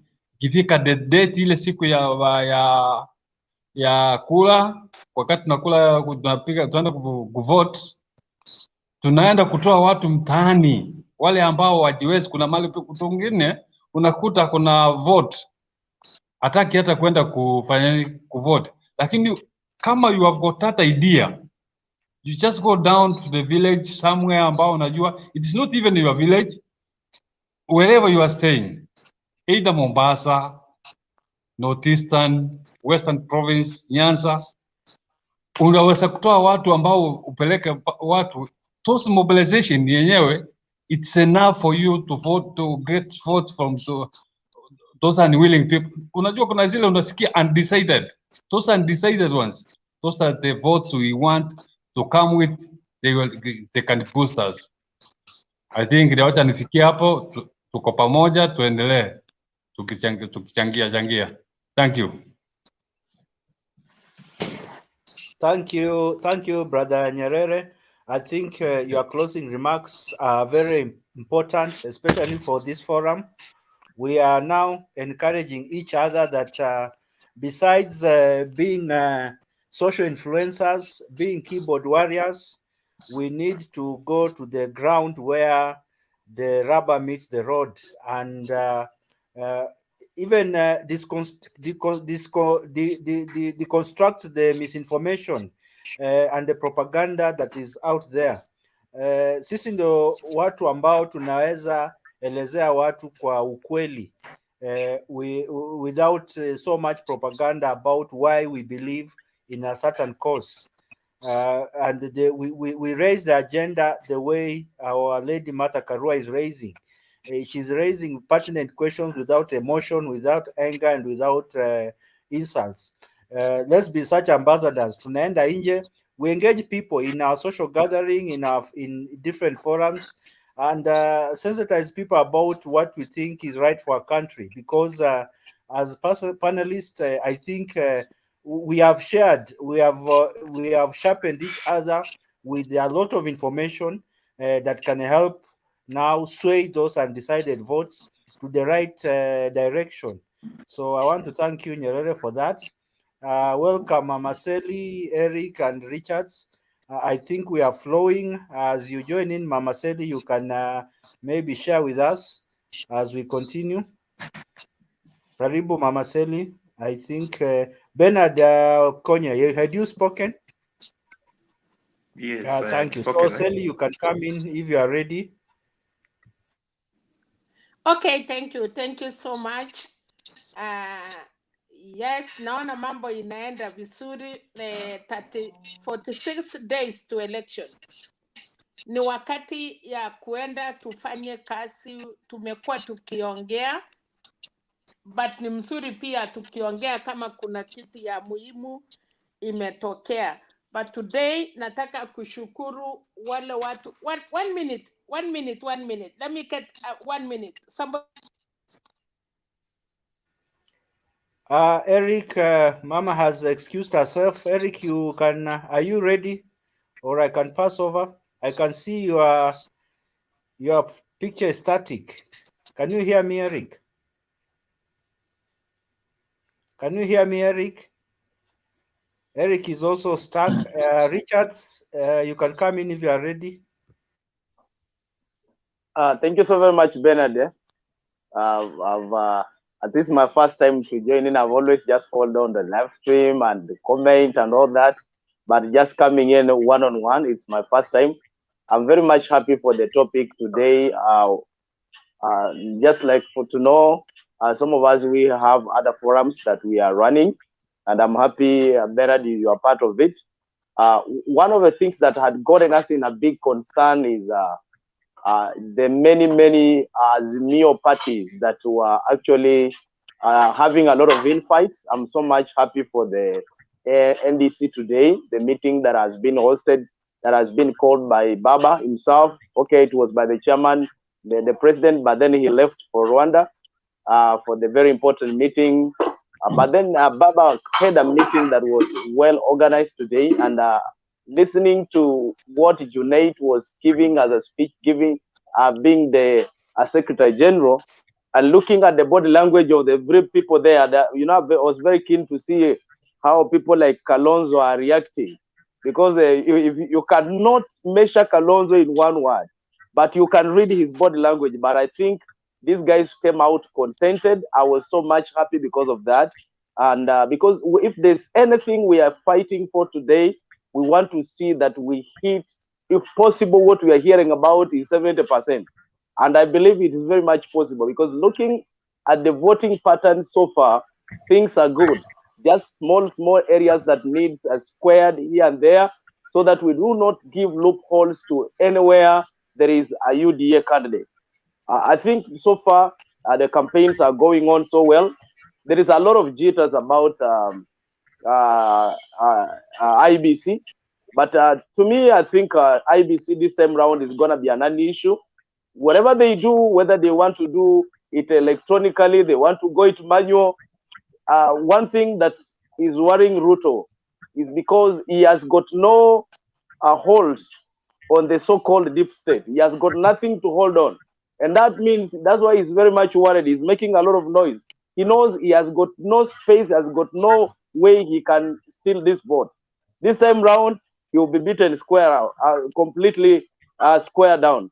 And I want to believe that even as we discuss all this, there's nothing more important than having a government that will be in place and bring the best that we want to see, that it can change the lives of the people here.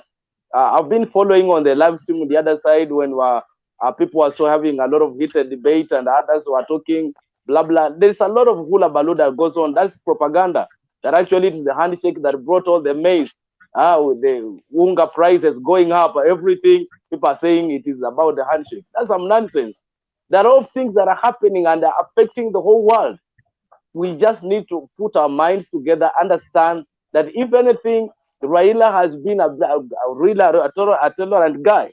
He knows what he's looking for. If anything, if Raila was on the other side, this was the time Raila would have hit the Kenyatta government so hard, because actually every price of everything has skyrocketed beyond any other time that it has ever gone. And this actually squarely goes on the DP and the president. But Raila is looking at it like, let me just campaign, let me look at my votes for the next, for this election, and forget about all these things. Because I know once he gets there, Baba will fix these things very early, first thing. That's one of the things Baba will get on all the prices, be it for Unga and be it for the fuel and every other thing. He's gonna fix it. Let's just be focused, and I believe at the end of the day, Azimio will carry the day in a very huge way. Let me speak this one as a man of the clock. Nobody should follow this hula baloo you're hearing. Looks like I can be digressing from the topic of today, but I just don't feel like I want to speak this. There will be no violence after election. I want it to be clear that nobody should be fearing. Nobody should be worried that you're gonna be post-election violence. People will die. Nobody will die. Kenya will be the way it is. So don't listen to these prophets of doom. I call them prophets of their stomach.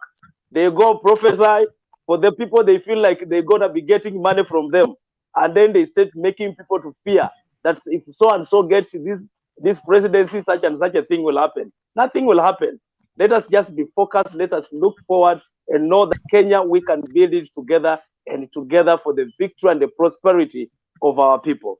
Thank you so very much, Bernard, for the opportunity. I believe there are still other people who want to contribute even as we do the final remarks I heard when you are talking about people doing their final touches. I just came in shortly, but I believe I've contributed for that time. Tomorrow, Mandera, I know Ghana is going to be powerful. Baba is in Mandera and Mama, and I believe part of the resolution today is going to be reflected in that area, and it's going to be great. Thank you. Thank you, Richards. I think Bernard and Nyerere, your mics are on. Maybe if you can mute, please. Not Bernard Ikonya, are you also check your mic? If it's on, you mute. We are hearing echoes. Thank you. So I agree with you, Richards, that the mistake Raila did was to go and help somebody whose ship is sinking. And as it sinks, and as he goes in with a bucket to remove the water, you are blamed for the sinking ship, when indeed you are going to help the people in to come to the to land. So I think we need to give credit to Babu as due. He's not an opportunist, because this would have been the right time for him to hit the government. The government has all the wrong things to talk about, but when you are a statesman, you look at the bigger picture. It's not just good enough for you to be opportunistic or to pata bonga points out of a bad situation. You need to also know when to see the country bigger than yourself. So I agree with you that we need to draw the line that somebody joining somebody who has made a mistake does not mean you are supporting the mistake. You are barely just joining to help him out of the problem, and you cannot be blamed for the problem. You're only coming in to help out. So we need to say things the way they are, and these are some of the misinformation that we need to deconstruct. We need to reconstruct these statements that are coming in, that handshake brought this and this. Actually, were it not for the handshake, as we all know, things would have been worse, because an unstable country on top of famine, on top of corona, would have been 10 times worse than it is now. At least Kenya has taken off, and we are not as bad as even other countries. We have the privilege of having at least 40% of viewers or of participants on this forum from across the world. Mama Sally is not in Kenya. Keep is always online. There are people from UK. There are people from Australia, Canada, that are always on this platform. And the information they share with us is even more worrying. The cost of fuel, we are told in other countries is $3. That's over 300 shillings. And here we are, Kenya has subsidized our fuel cost, and we are saying mafute mepanda, and the person saying that is the second in command. I think that is being a bit too selfish and being opportunistic. So with that, I would want to allow the next person to come in. I don't know if it is you, Eric. Are you now okay? Because you are the next person, but your network seems to have disappointed you. Are you ready, Eric? Eric, can you come in now?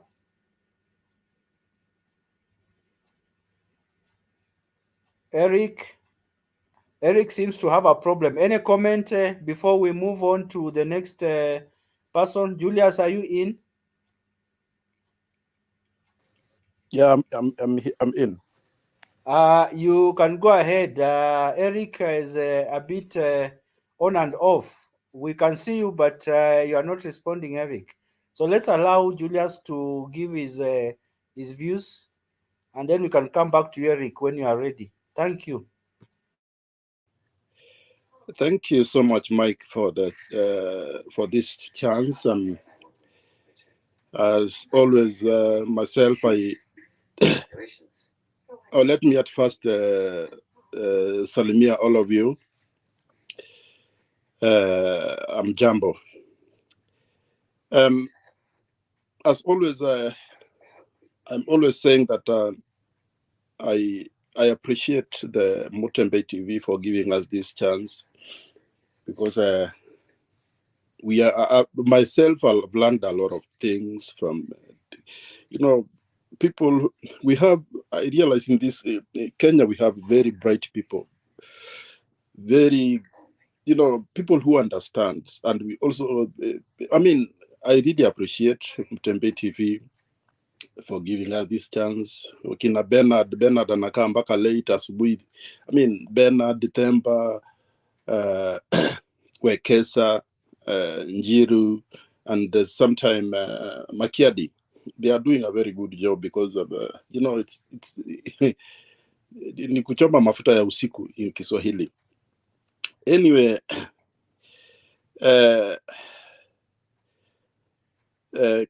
I don't want to be take that much time,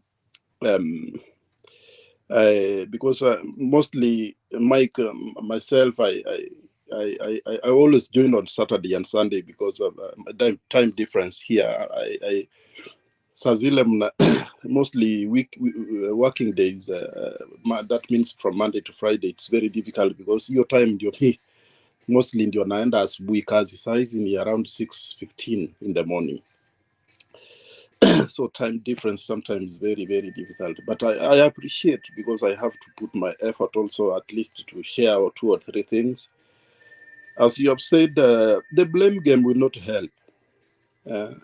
Even in our families, we have children. We have in a family you have there is a father and a mother in that house, and in case of anything for example, if there is a problem with your children, you cannot blame each other. You have to sort it out yourself, because that is why your parents there. So this blame game at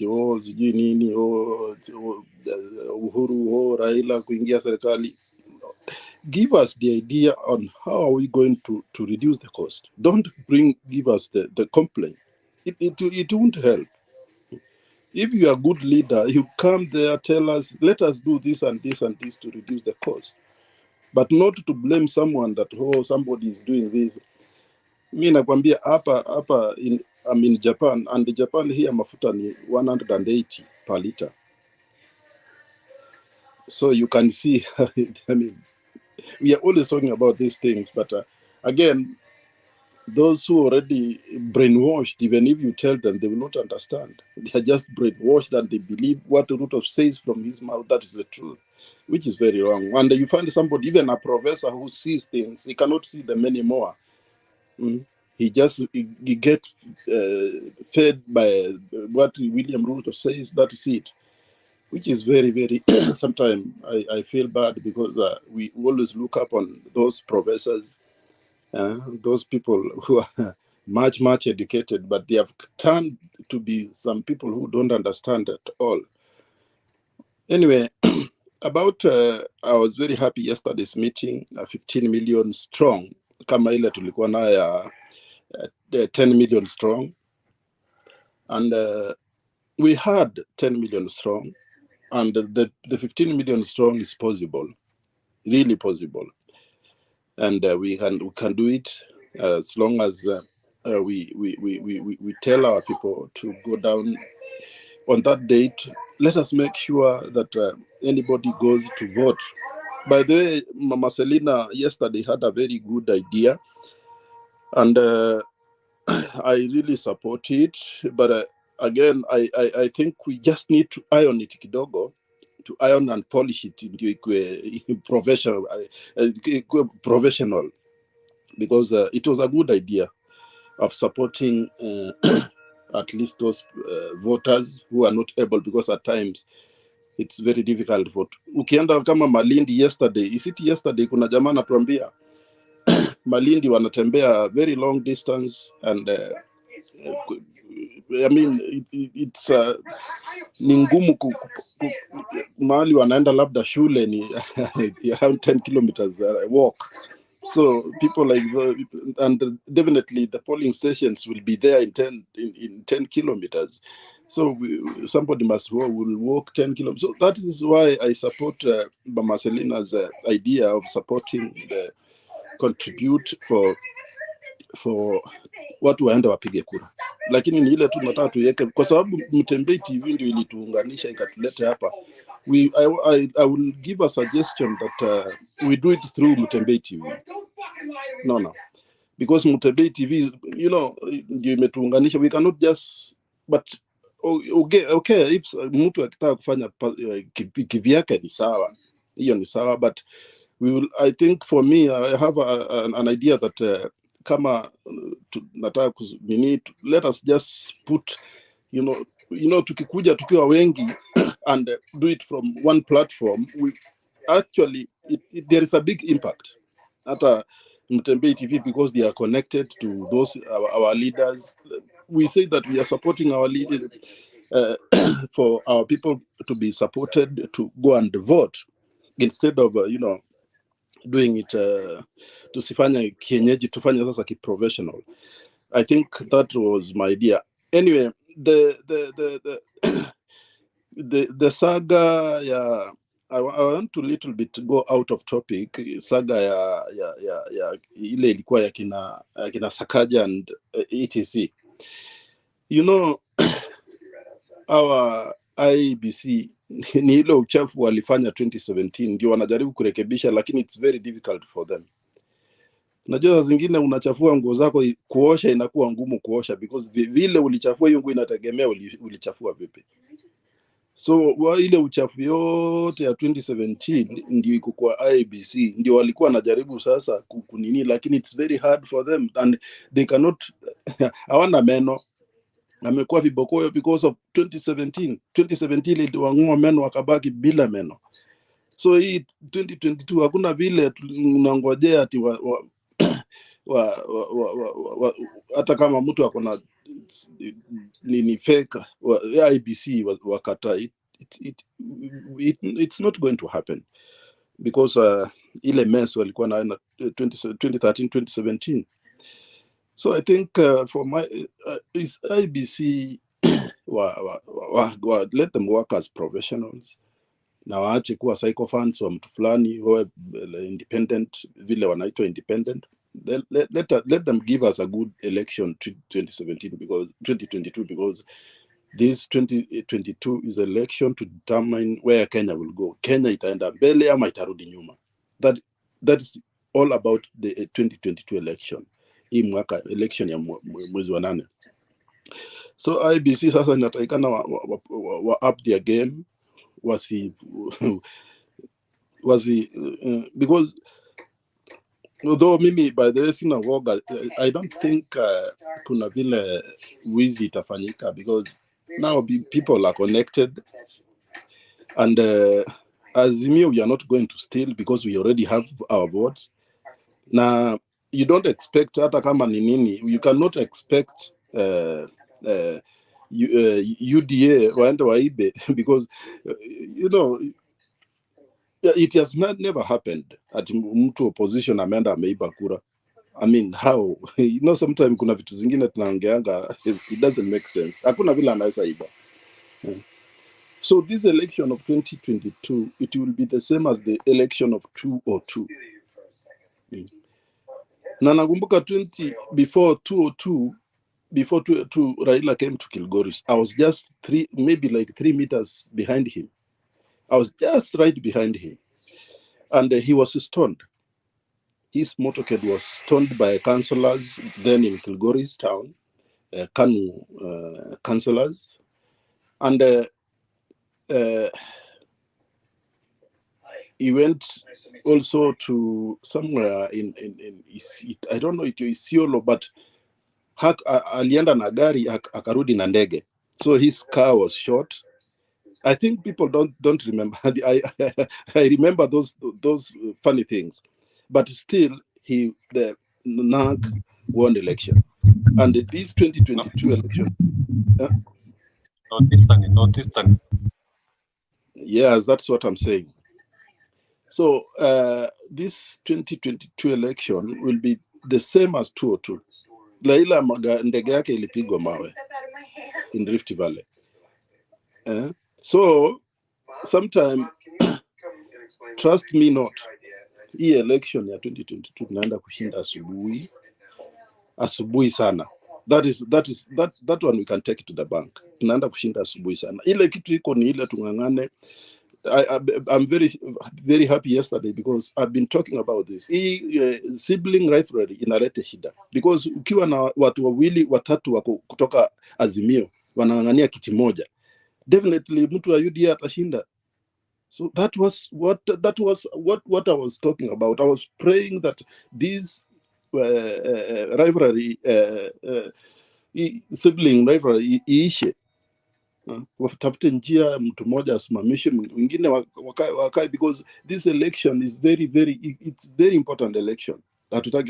We don't want to win and president win the presidency, and we lose the MPs and senators. Because how are we going to run the government, to pass their legislation? Bernard, I really I appreciate you personally. Bernard, umefanya kazi mzuri na kina Themba na wengine na group yote, you are doing a good job. And kwanza mwanaume, unajua sio mwanaume ni effort, so your effort tunaiona, endelea tu hivyo hivyo, and I'm sure God will give us a next time after 20 election tutakuwa na real TV. Sasa wacha hii ya YouTube, tutakuwa TV yenyewe, sa TV kama hizo zingine, and hii ndio sasa TV ya wakina Wanjiko na kina bodaboda, kina mama mboga. Wacha ile ingine ya mabwenyenye, because ile ya mabwenyenye, somebody like me, I did not have a chance. I did not think that there's one time I'll be live on a public platform like this. That's why I'm always appreciate. Anyway, and Bernard, by the way, uliona gari ya Osoro ilianguka ikalalia watu hapo. I hope those boys I'm not, sijapata information nyingine kama how they are doing. Let us wish them well, and as we campaign, we have also to take care of our health, because unajua ukiumia, ukienda unahang kwa gari imejaa. Sasa unajua sasa zingine kuna mchezo ingine binadamu anachezea mwili. Unajua mwili yako ni mwili yako, you cannot repair it. Ukiumia ukivunjika mguu umevunjika, that is it. Na huyu mwanasiasa yeye ako sawa. So sometimes hiyo mahanging, hiyo kuhang kwa gari imejaa, unaona watu wamehang kila mahali. I always don't feel good about it. I want to urge Kenyans waache hiyo tabia ya kuhang kwa gari. Tembea na mguu tu bado. You still campaign with who you are supporting. Please let us take care of ourselves. Hata kama huyo sasa ukienda unaumia, huyo mtu ambaye unamsupport huwezi mpigia kura, labda hata umekufa, you cannot support that person, you cannot vote for them. So we have to also be very, very careful and tujichunge. Na for now, wacha nifikisha hapo ndio tuendelee mbele, bado niko. Asante Bernard. Thank you, Julius. Bernard, as I hand over the chair to you, I want to tell you you've gone on well. We've gone full cycle. It's only Mama Seli who has not spoken. But as I hand over to you, I just want to say I share the sentiments of Julius that we are going to have a good election. And Bernard, enough warning shots have been fired at IEBC from none other than the Chief Justice herself. She raised issues of concern that she told IEBC to address so that they don't feign ignorance at the hour of judgment and say we were not aware that we needed to do this. She has reminded them to go through the ruling of 2017 that nullified the election and look at the process and see to it that those mistakes are not made again. So I don't think Chebukati will sit pretty and behave as if they are not aware that they need to make right what they did wrong. Another firing shot has been made by the Azimio team. They raised, I think, over 10 points that they needed IEBC to address. I think with time, things will crystallize and there will be clarity on the matters that seem to be worrying us now. And those matters are not far-fetched. They are genuine issues. But Bernard, I believe with those who believe with me that this time round, IEBC will live up to the expectations. Thank you, Bernard. I hand over the mic back to you. Okay, thank you, Mike. We appreciate for you sharing and facilitating the conversation. I believe Kenyans are better off listening to other Kenyans give their views on their country and how the country needs to go forward. I will just emphasize our sense of responsibility must be called upon, and that means shouldering the burden of this country will help us a great deal.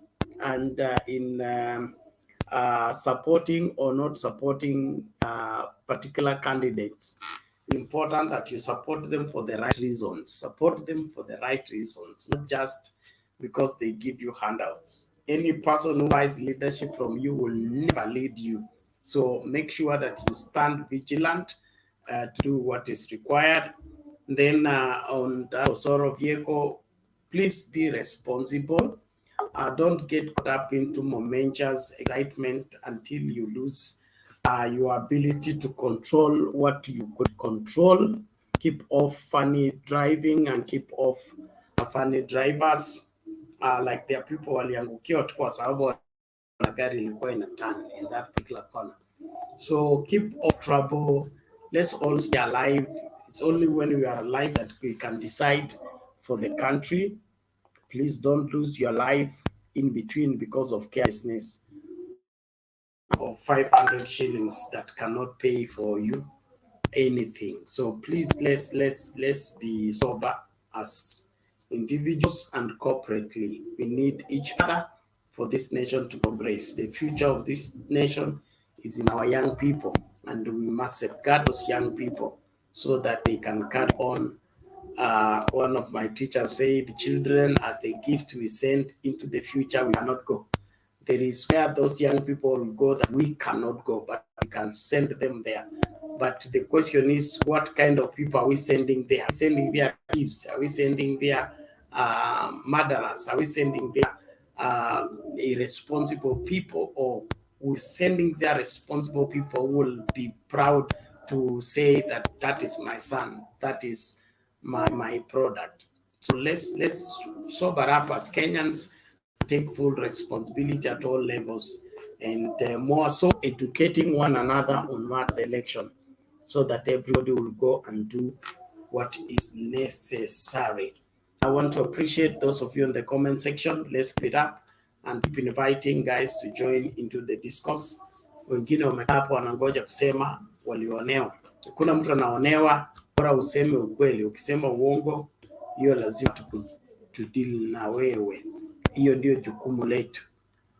Kuna hawa watu wawili, kuna Basma na Wajakoya wanataka kukaa nyuma ya curtain. Nimesema kama unataka kuwa nyuma ya curtain usikuje studio, kaa huko kwa side ya comments, endelea kucomment kutoka huko. Hapa studio lazima kamera iwe on na audio iwe on.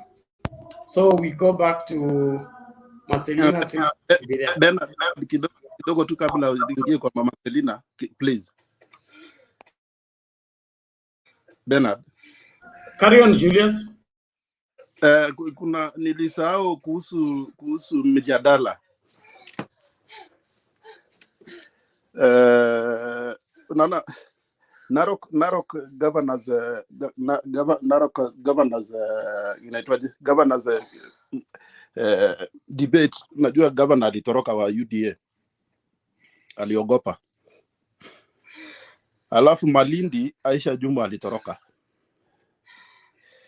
Sasa there is the very high possibility that after this year 2022 William Ruto hata attend debate, because unajua walikuwa wameanza kulalamika vyombo vya habari blah blah blah blah. That is, you know, the scapegoat. So I think that is what I wanted just to add before Mama Selina. Thank you.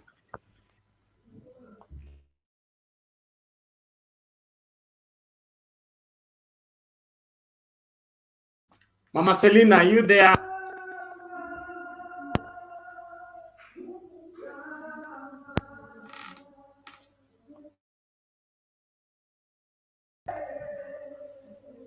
Okay, let's go back to Mike. Let's go to Mike. Carry on, Mike. Thank you, Bernard. I think Julius has just picked up another conversation that I want to delve in. What you have said, Julius, is right, and I think the deputy president himself has said media will be biased, and of course it will be biased because history will judge Ruto very harshly when it comes to what he has been telling Kenyans versus what he's telling Kenyans now. And everybody who comes up for debate, one of the things you are asked is, what do you stand for, or what have you done that would make people believe that you are the right person? And as they do that, there's a lot. We are living in the information age where everything you say and do in public is put on record, and there's a lot of documentary information that can be played in front of all these leaders that can bring to question even their character and integrity. You remember, just to give an example, when Raila and Joho were in the coast complaining about one, the cost of construction of SGR. The construction of SGR was supposed to be half of what was spent on. That is number one. Number two, the idea of SGR was not to take away business from the coast. When Joho raised that issue, none other than the DP Ruto called Joho illiterate and stupid. And he didn't know that we have dry ports and sea ports. So today, Ruto goes back to Mombasa and tells people that this government did a mistake. When I come back, I'll return the port back to Mombasa. Those are some of the questions Ruto will be asked in an interview, in the discussion. What did you say then, and what are you saying now? And why are you so incoherent and inconsistent? So I don't think leaders who are not truthful can have the courage or the confidence to go to any debate, because they'll be forced to swallow their own words. And remember, the debate will be just a few weeks to elections. So they'll really be exposing themselves. They would rather keep away from that embarrassment and from that exposure than face the wrath of the electorate by bringing out their lies and their inconsistency. Because we all know what these people have been saying, and we are now hearing what they are saying. What you are promising us is not new. All these things that we are being told now by especially the UDA leaders, they are things they told us 10 years ago. They told us the cost of fertilizer will come down to 2,000. Farmers will be paid 3,800 for a bag of maize. When the farmers in Rift Valley asked the deputy president why his promise has not come to fruition, he told them to start planting avocados. Imagine that is how he responded to his own people in Rift Valley. So why do you think Yuma Mamboga will be given priority when his own farmers in Usangishu were promised fertilizer, were promised a good price for their maize, and he renegated on that and moved on as if nothing happened?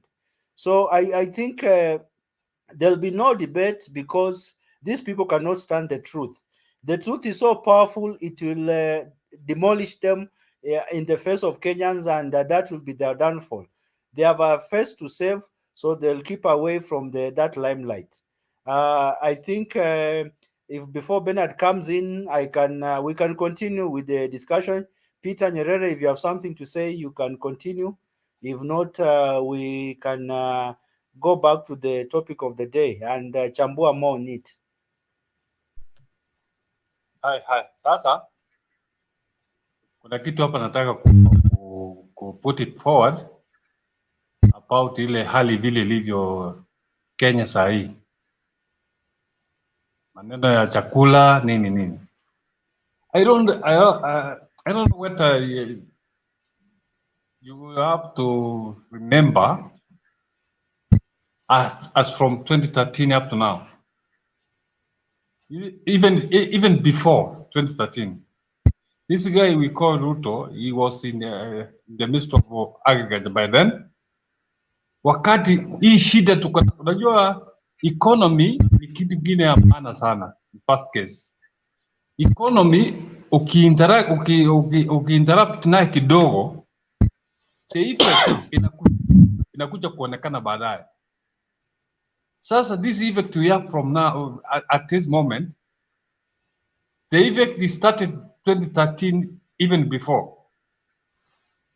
This guy, I think there's one of the clips niliona, alikuwa na watu wake walikuwa anaadresiwa Rift Valley na watu wa Rift Valley. Ni wazee, hata mzee mmoja akasema, mwenyewe mzee Mkale akasema, mwenye anatukula ni watu wetu, ametukula Sirio amemaliza. Let us go back and just reason together. This guy is that long hii vitu saizi pesa anapatia watu shilingi 100 milioni moja sijui za nini, akina mama 200 shilingi 2000 anapatia milioni moja. Zilitoka mbali. He started campaigning from so very far behind. Huyu jamaa ilisemekana cereal balls and cereal balls zote aliziteka nyara. Sai at the moment as we talk now, cereal balls hazina mahindi. This problem, unajua ukikumbuka hizi sasa kama hizi za President Moi, in fact hata tuseme huyu Mwai Kibaki kidogo hapo katikati kulikuwa na mahindi stores, mahindi yamejaa. Hata ministry ilikuwa nasema hatuna mahali pa kuweka mahindi. Hata hii unga tumefikisha shilingi 200 saa hii, in fact haingefika. The guy mwenye ametuletea problem, this guy is the one who has brought all this problem kuna saa hii. Wacha maneno watu tusema maneno ya vita, si whatever hiyo Russia na nani na Ukraine, no. Hii mambo ilianza kitambo. Mahindi mengine ilikuwa inatolewa si wapi, inaletwa Ghana za Kenya. Inasemekana nini? Zingine unasikia zimetolewa si wapi, zinanunuliwa kwa cereals, zinaenda zinarudishwa, zimekuwa repacked. This guy hapo ufisadi alianza mapema. Kimarel, sio Arwal, mashamba, mzee mwingine alimfanyia matambi kule Trans Nzoia, akamnyang'anya shamba yake. Hiyo sio vitu vyote mazee. Why let us just go outside there. Let us talk the truth. Kivyote vile wacha tuongee ukweli. Hii maneno, hata hiyo maneno umesema ya port. In fact, I remember hiyo maneno ya port wakati yalianza, Joe walikuwa karibu wakosane, wasio karibu, walikosana na Ruto na Uhuru because of that thing. Na huyu jamaa huyu Ruto, yeye ndiye alikuwa the right hand man wa Ruto. Chochote what he was doing, huyu ndiye anasema. Unaona hiyo vitu vyote alikuwa sema in 6 months time tutachenga kitu fulani, in 6 months time tutafanya, in 3 months time tutafanya vitu vyote. Yeye ndiye alikuwa ni product. All those things they are nowhere. Mambo mengine hapa mazee, let us be very much specific, be straightforward, point blank, tuambie huyu jamaa vile ilivyo, tupate mwelekeo. Hii mambo mengine we just keep going here and there, kuja anaenda Kwale kule kwa, yani hata wenyewe wanamjua. Hati tukiingia uongozini tutarudisha port. Where are you? You are in the government still. Ako kwa serikali. Utatuletea nini saa hii wakati ukichukua hiyo kitu? Sasa akichukua hiyo kitu ndio yale sasa absentee, unasema sio ni absentee lands ndio sasa zitachukuliwa. Sio rais alisema juzi ile mashamba mtu anaenda kila kienda anauliza ile shamba iko na mtu? Ile shamba iko na mtu? Hapo sasa na maki. Kila mahali anaenda na maki, hapa hii shamba haina mtu. Akichukua uongozi wakati huo hiyo ishapata title deed. Hiyo ndio kazi yake, that guy we have here in Kenya. In fact, hilo jina alipewa Arab mashamba, anataka ongezewe lingine tena juu yake kuuzia uchumi. Unajua hiyo uchumi yeye mwenyewe in fact ndiye ametuharibia.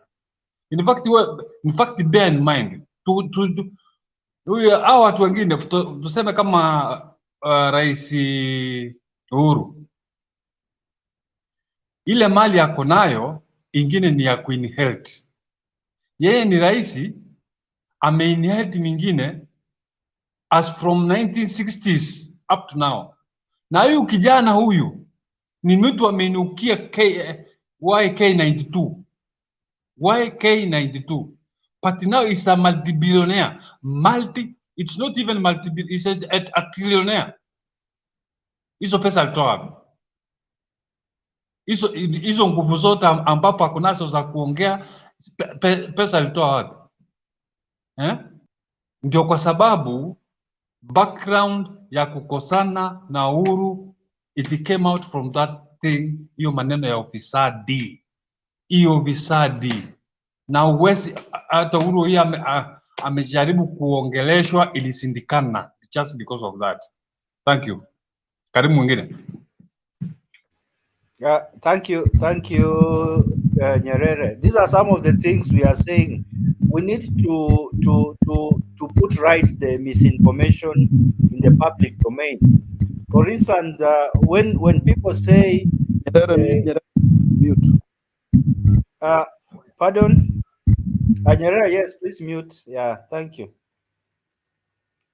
When we pass over information that this country has borrowed too much and we are in debt, we can't do work, you ask yourself how much had been borrowed between 2013 and 2018, because it looks like 9 trillion was borrowed in 2020 or in 2018 when we had a handshake. Over 60% of our debt had already been borrowed even before there was a handshake. What was added was merely another 3 trillion, but the bulk of the borrowing that financed the SGR and the other big projects, including the monies that we have not had an explanation of the Eurobond, were borrowed way before the handshake. So, as you say, for somebody to want to take credit for certain things and take a back seat when he's asked about certain failures is not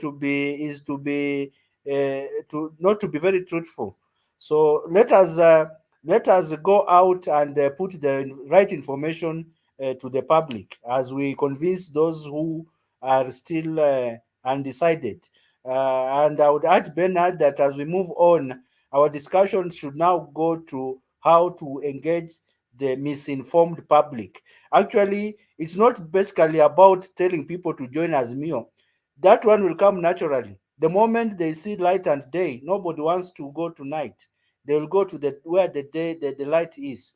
So I think as we put the information right, the choices will be very easy and clear, so that people know who is telling the truth, who is reliable, and who can be trusted with offices as important and as sensitive as that of a president.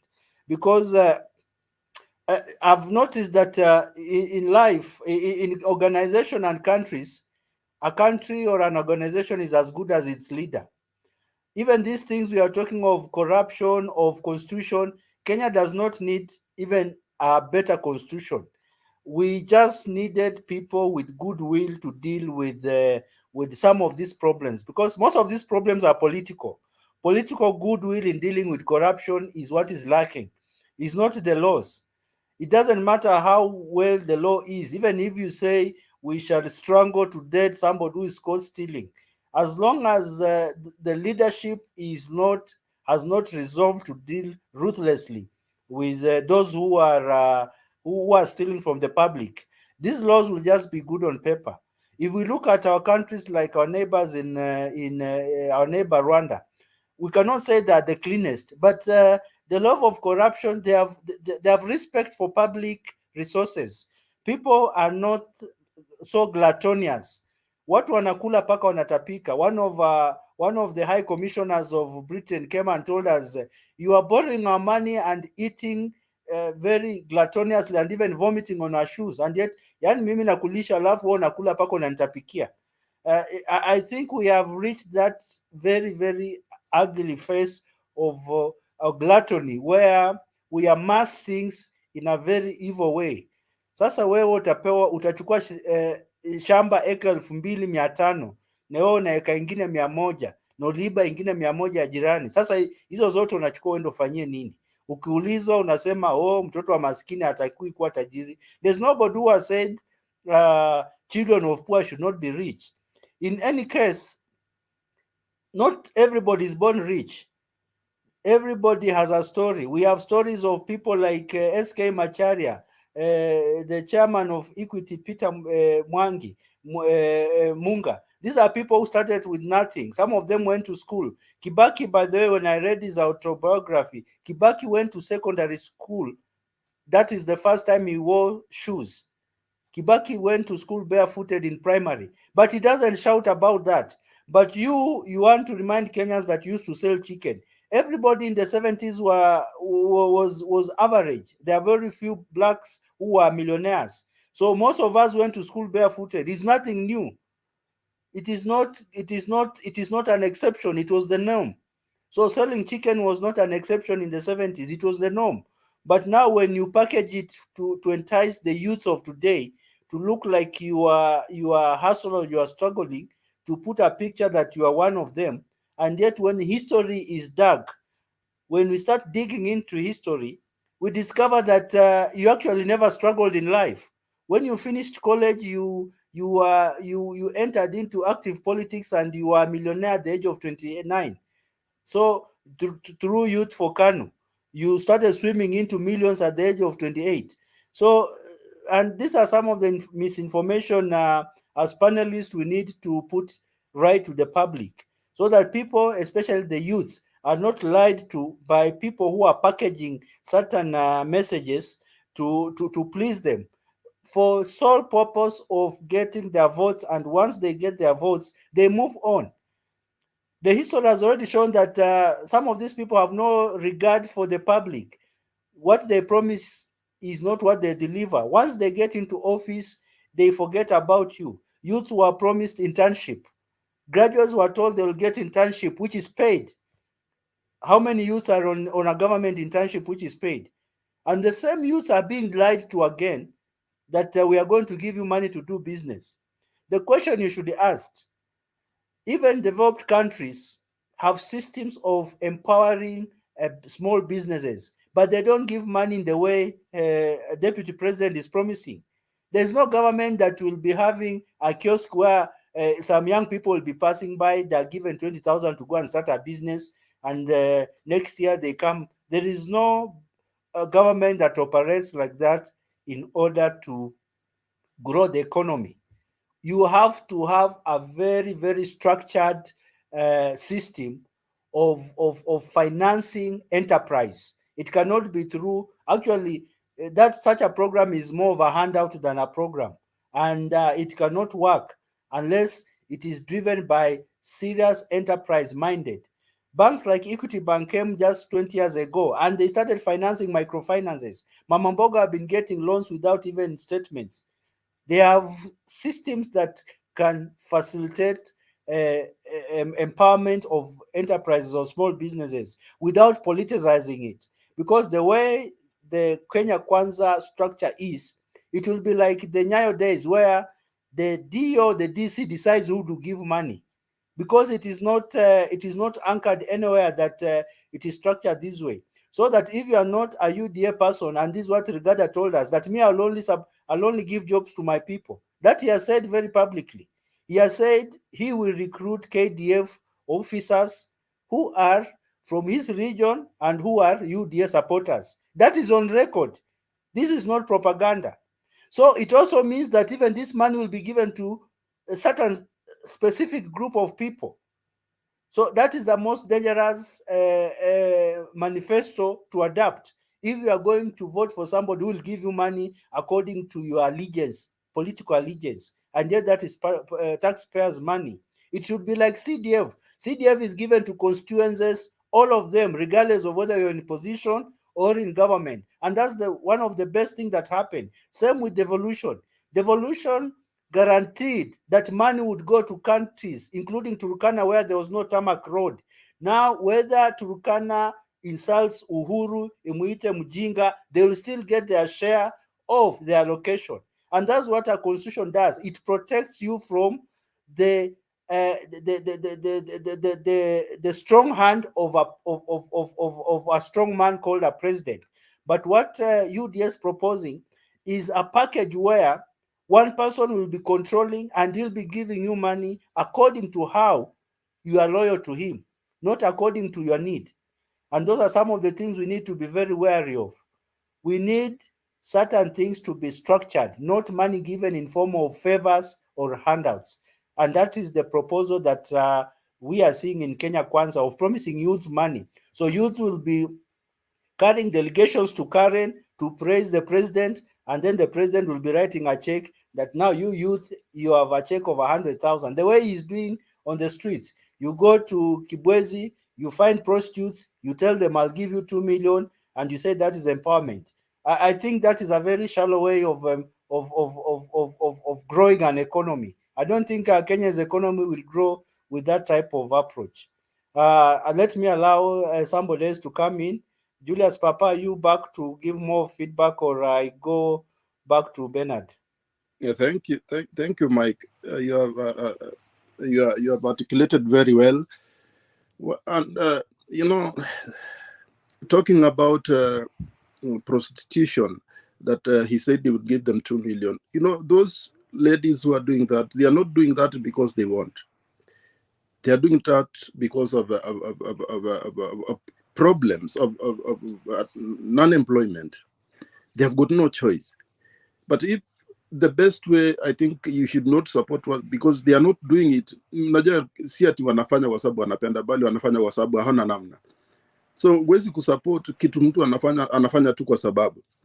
Ngetafuta njia nyingine ya kuwa empower watoke hiyo ubaya wanafanya, wakuje mahali pazuri. As he always say that he's a Christian. How are you a Christian that you advocate for prostitution?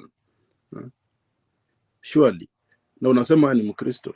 Wakristo sisi, prostitution is not, we don't advocate for it. Of course, we have people who are doing that, and they are doing that because of problems. So we have to find the way. If, for example, I'm a good leader, I have to find the way of helping those people doing that to stop doing it, so that they will start something good.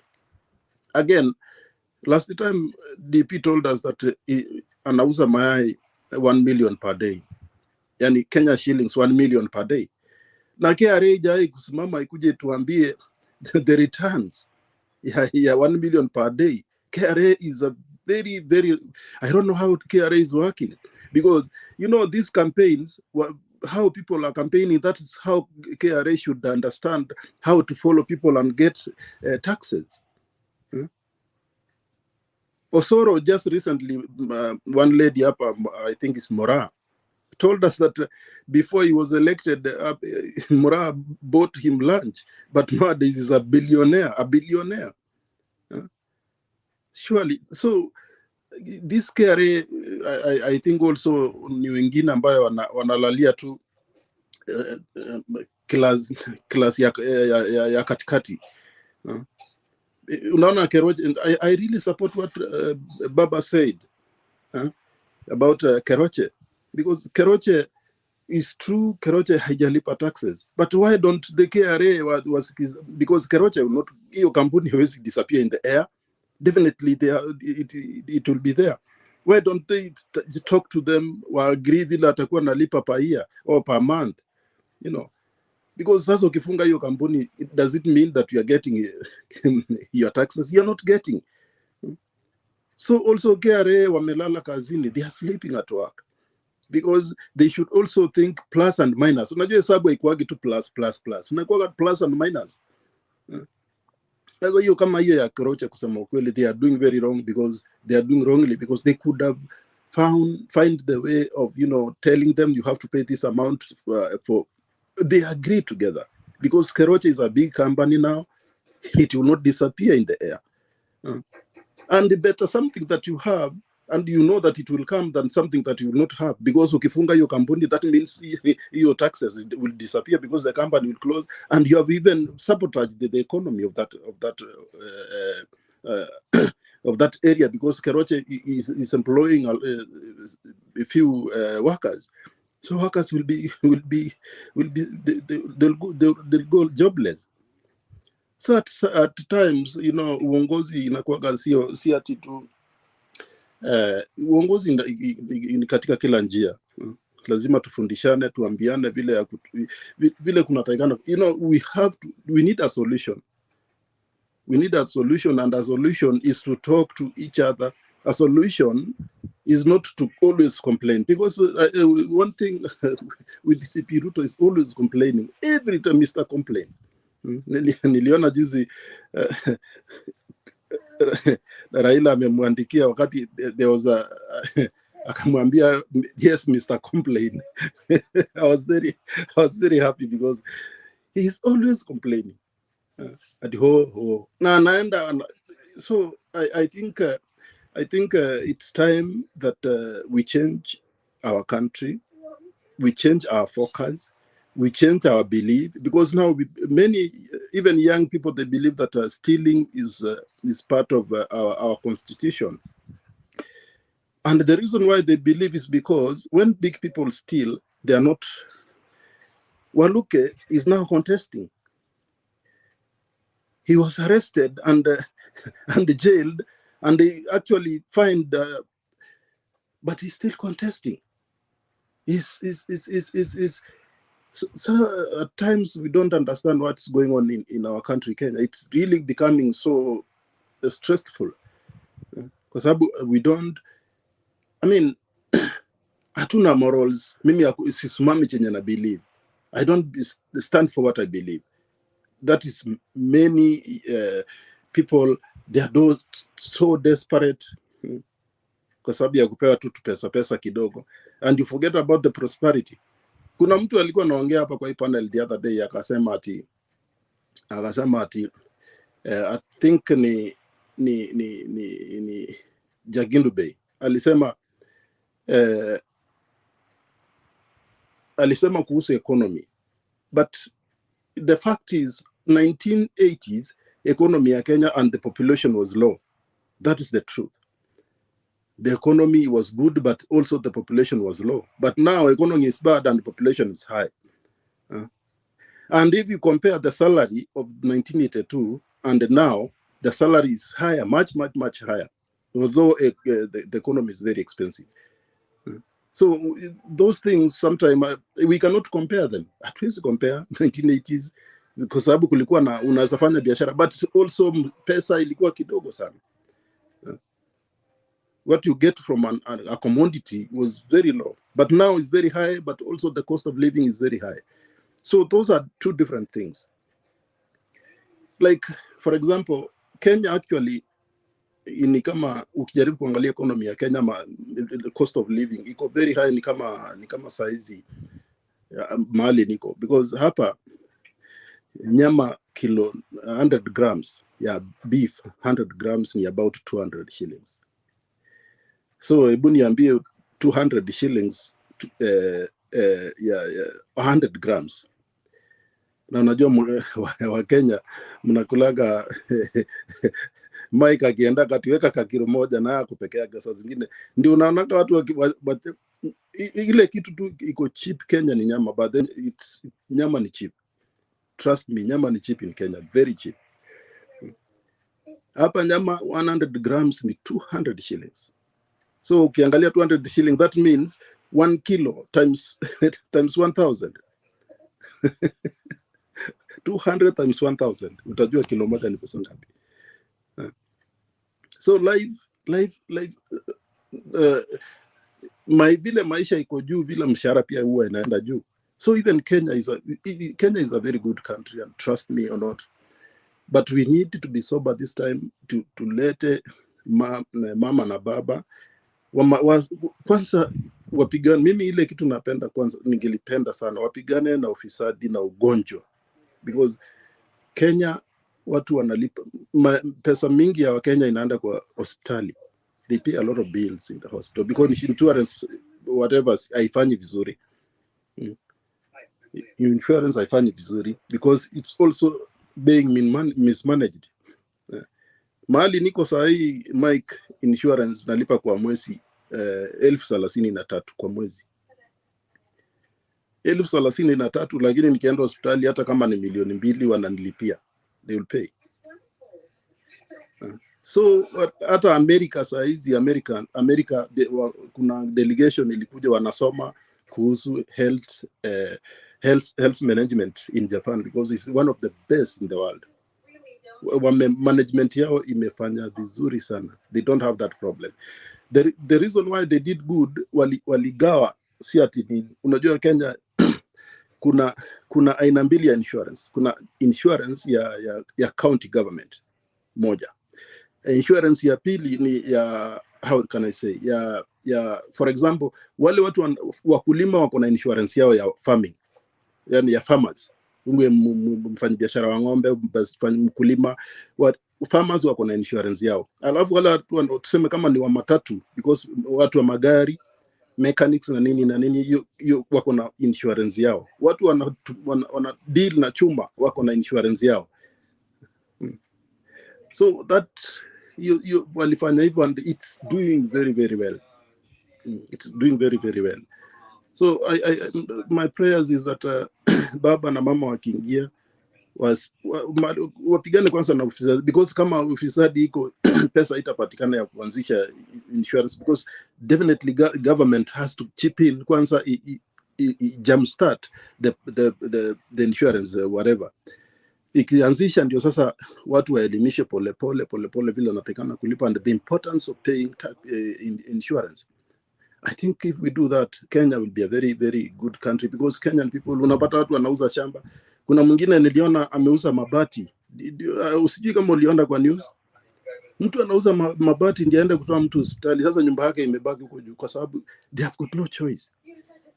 So those are the things we have to look into and look into seriously. But I believe in Baba. I've been a follow-up.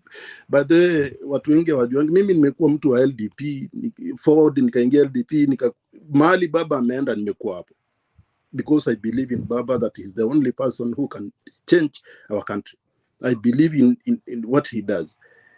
So, Mike, I think we have to be sober, especially you and me, wale watu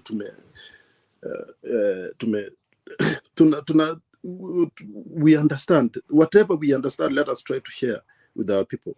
Because this young generation, sio watu waku, sometimes they don't. I told you, nikona one of my younger brother alikuwa UDM damu. And I sat down with him, nikamuuliza, aniambie exactly, aniambie sasa zile tunaongea, TV kulikuwa na ile, unakumbuka wakati nani Alice Wahoma alikuwa anahojiwa, I don't know, it was KTN, alikuwa anahojiwa KTN, nikamwambia ebu weka sikumbuki ni KTN, nikamwambia ebu weka hiyo TV, ikimaliza call me, because at that time nilikuwa tu hapa. Kijana alinipigia akaniambia, I swear siwezi kaa UDA, nimerudi Azimio na siwezi enda huko tena, because alikuwa anafikiria ye bottom up ni kitu itaeleweka ati so for them they cannot even explain it, na vijana wako huko wanasema bottom up na wenye walianzisha hawajui maana yake. They don't know. So how are you going to join somewhere that you don't understand? Hujui? So that's why actually our vijana, unajua, if we talk to them and explain to them, they will understand. But if we don't, they will not understand, because unajua watu wa UDA they are very good in brainwashing. So we have to be very very active and try to help these young people. Thank you so much, Mike. Thank you Julius. Nakaribisha Mama Seli and Rachel. Welcome to the panel. As I give Mama Seli a chance to speak, she has been out. I want to agree with you, Julius, that one of the benefits we have in this panel is that it covers people from across the world. So some of the misinformation we have that this government has raised the cost of fuel, the cost of food is up and whatever, we are able to understand from an international point of view why things are the way they are, and we are able to get at the clear picture and try and and cancel some of the misinformation that is passed across, where certain problems are used as a weapon against people you don't like saying fuel is high in Kenya because of so and so. So I thank the panelists, especially those that are not residing in Kenya, in helping us understand the international market, how things are. And Julius, thank you for giving us such insight. I want to welcome Mama Seli and then move on to our other sister, Reka. Karibu, Mama Seli. Asante, asante. Thank you so much. Asante sana kwa hii nafasi umenipatia. Wacha sasa, nimesikia Julius akisema mafuta hapa kwetu sasa ni $5, lita moja, hiyo ni 500 shillings Kenya money. Masiwa ni tulikuwa tunanunua 3 liters, tulikuwa tunanunua na 300. Saa hii tunanunua na 500. Mafuta ya mboga tulikuwa tunanunua na $2. Kuna ile ya pei, tunasema ile ya chini kabisa. Mambo imeenda juu. Nyama amesema kwetu ukitaka nyama ile steak na ni sile simekaa, nyama yetu si kama ya nyumbani. 3,000 kilo moja, kilo mbili, nyama mkuu kidogo tu ya ng'ombe hivi. So sisi tuko na shida. Nikisikia watu wakilalamika nyumbani, na hii mambo yote imekuja wakati wanasema shida imetokea Ukraine, hiyo vita kwa sababu ya mafuta. So kila mahali watu wamelia. Ukienda supermarket, saa hii hata sisi kwanza 1,000 hauwezi kula lunch, ni breakfast. Ukienda nunua kitu $10, hiyo ni 1,000 ya Kenya. Si tunaenda kwa maduka, unaenda na 30,000 ndio unaweka vitu kwa ile tray mnasukuma ile ya supermarket. You spend up to $500 ndio usikie umenunua. Sukuma tunanunua sijui na 500. So nyinyi mshukuru saa ile nyumbani, hata kama tunaona maisha ni ngumu, patu mko afadhali. Unga kilo 2 hapa na hatujui hata inatoka wapi, tunanunua $700. $7. Na mimi nafikiri Julius pengine kwao pia iko hivyo. So unakuta 2 kilos of unga, hiyo hatujui hata imeandikwa nini. Tunaenda tafuta tuchu inatoka Mexico, saa ingine ni yellow maize. Mama Selina. Yes. Huko hakuna unga. Sijakula ugali for 6 months. Sisi tunapata inatoka Mexico. Tunakuanga na yellow na tunakuanga na ingine tu, yani ile inaitwa, kwa sababu chakula mingi. So muko paati ati mtu unaweza ingia kwa shamba unachuna hiyo mboka, mnalia na mkijua ile shida. Saa hii mafuta, mimi kari yangu nikienda kazi kwa siku 4 nimetumia karibu 4,000. Hiyo ni 4,000 nimetumia ya Amerika. 4,000 ya Amerika kwanza ni pesa ngapi nyumbani?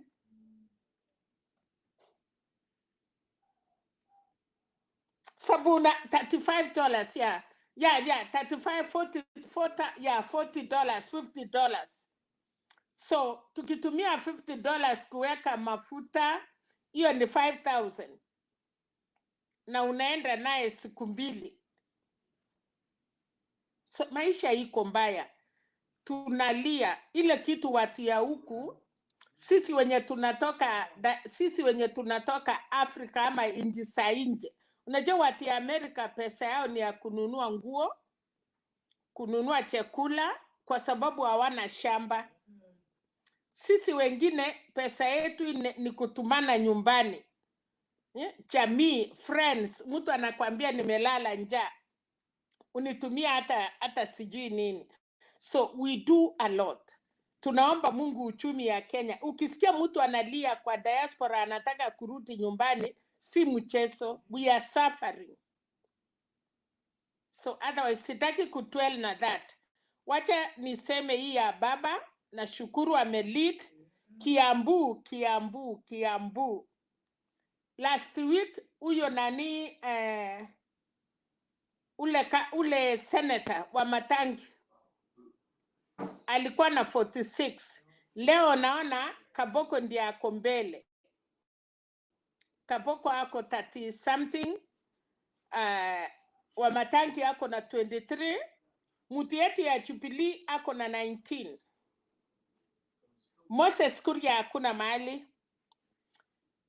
Naona chama ya Kabogo watakuwa na members of parliament. So muangalie Jubilee hii UDA imeisha kwa Central. Kwa hivyo sisi tunasema asante kwa baba na Azimio.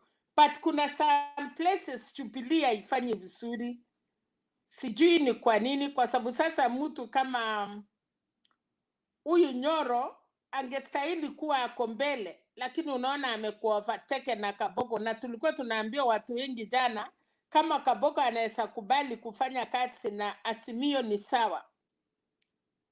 So niliona mama tena Nakuru imekuwa mzuri. Wasee wametoka wanasema wameelewa, na ninajua Nakuru wanaongoza. Jubilee wataenda kuchukua Nakuru. So niliona mkutano Kosti, lakini najua kitu moja. Kuna mambo hii ya IEBC yenye wanasema kuna officers 3 Chebukati anawastaki. But tunataka, na niliona chairman ya ODM Mbati akiuliza Chebukati, we want to know all these things. Kama utaki watu wakuwe na register ama manual, na in case kitu ifanyike, na Chebukati anasema wako na spare. I think Chebukati hata ile ya kwanza haikuharibika. Ni vile walikuwa natumia kuipa kura.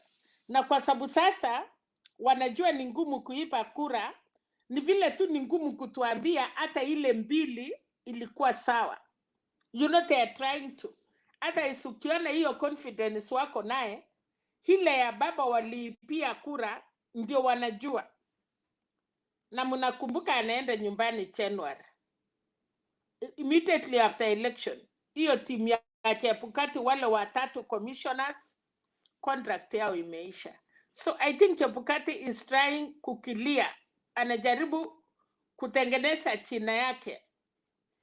Anyway, akipitisha baba, sisi hatuna maneno. Naona Junet alituambia 15 million plus. Kumbukeni ile mtu alikuja jana kutupatia propaganda. Alikuwa naongea mpaka 11. So nimeamini baba kweli amefika, kwa sababu niliwaambia ile hesabu hiyo mtu amesema ni yetu ya Azimio. Na uone hiyo watu vile wamekonda, uone vile hiyo watu wamechange sura. Watu wamekuwa, badala ya kukua weusi, wamekuwa sijui rangi gani. Yani at least kama ako black ni ile wanaitwa black beauty. Saa hii maneno imeumana. Saa hii imeumana. Ile meno watu walikuwa nacheka naye imeumana. Imeumana. Anyway, nataka niwachie hapo, wacha Rachel ashike alafu nitarudi baadaye. Thank you. Thank you, Mama Sally, for giving us another view of both international and local politics. No, una ears and eyes on the ground, which is good. Karibu, welcome, Reka.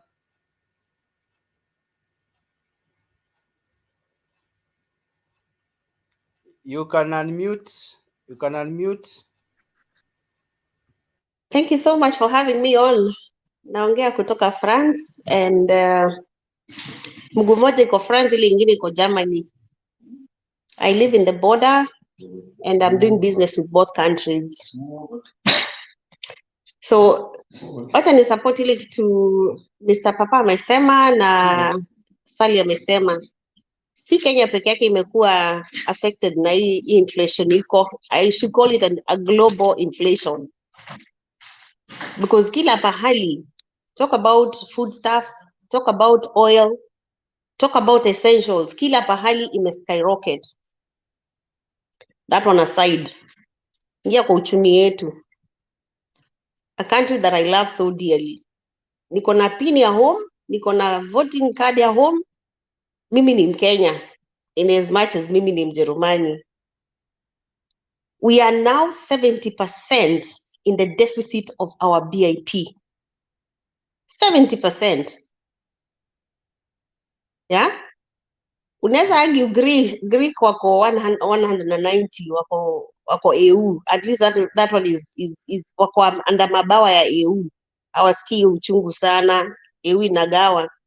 Sisi hatuna hiyo umbrella and our BIP is minus 70%. Nataka mtu mmoja wenu ani-convince niweze vote for any of the candidates. How do you want to deregulate this problem of a BIP of a country going to minus 70%? Niambie ile plan baba ako nayo nitamvotia. Niambie ile plan Ruto ako nayo nitamvotia. Wajakoya nitamvotia. Just thank you for the question. Just maybe to pick up, to give an opening view. Our country's most biggest problem, in fact, if I was a presidential candidate, you know, one of the things our presidential candidates do, they make very many flowery promises so that they address all issues. Hold it. We want to hold them accountable. Who has ever in the previous held them accountable for what they promised and not deliver? Nani amewahold accountable? Ndio sasa tuanzie hapo, because this one seems like a rhetoric thing. They can come, blah, blah, blah, blah, blah, blah, tutafanya. The regime goes out, another comes in, blah, blah, blah, blah, blah. Who has ever held them accountable of fulfilling what they have promised? Which panel? Ideally, the voter is the one who has the card to hold any leader, especially in an elective post accountable. Exactly, my friend. No. I'm not going to allow you to go deeper than that. No, not deeper. You asked a question. No, let me respond to that. Before we go far, we've nataka to address every point at a point. I've not even answered your first point. Where do we have the ability as a public to hold them accountable? Where? Mike, you know, I've not even answered your first question. Mike. Okay, yes, let me give you a break and to answer. Let me go systematically. Julius, you can start. No, and actually, what I wanted to say is that let us not exchange, because when two mics are on, there is a lot of echo. We cannot hear. So let one person continue. After that,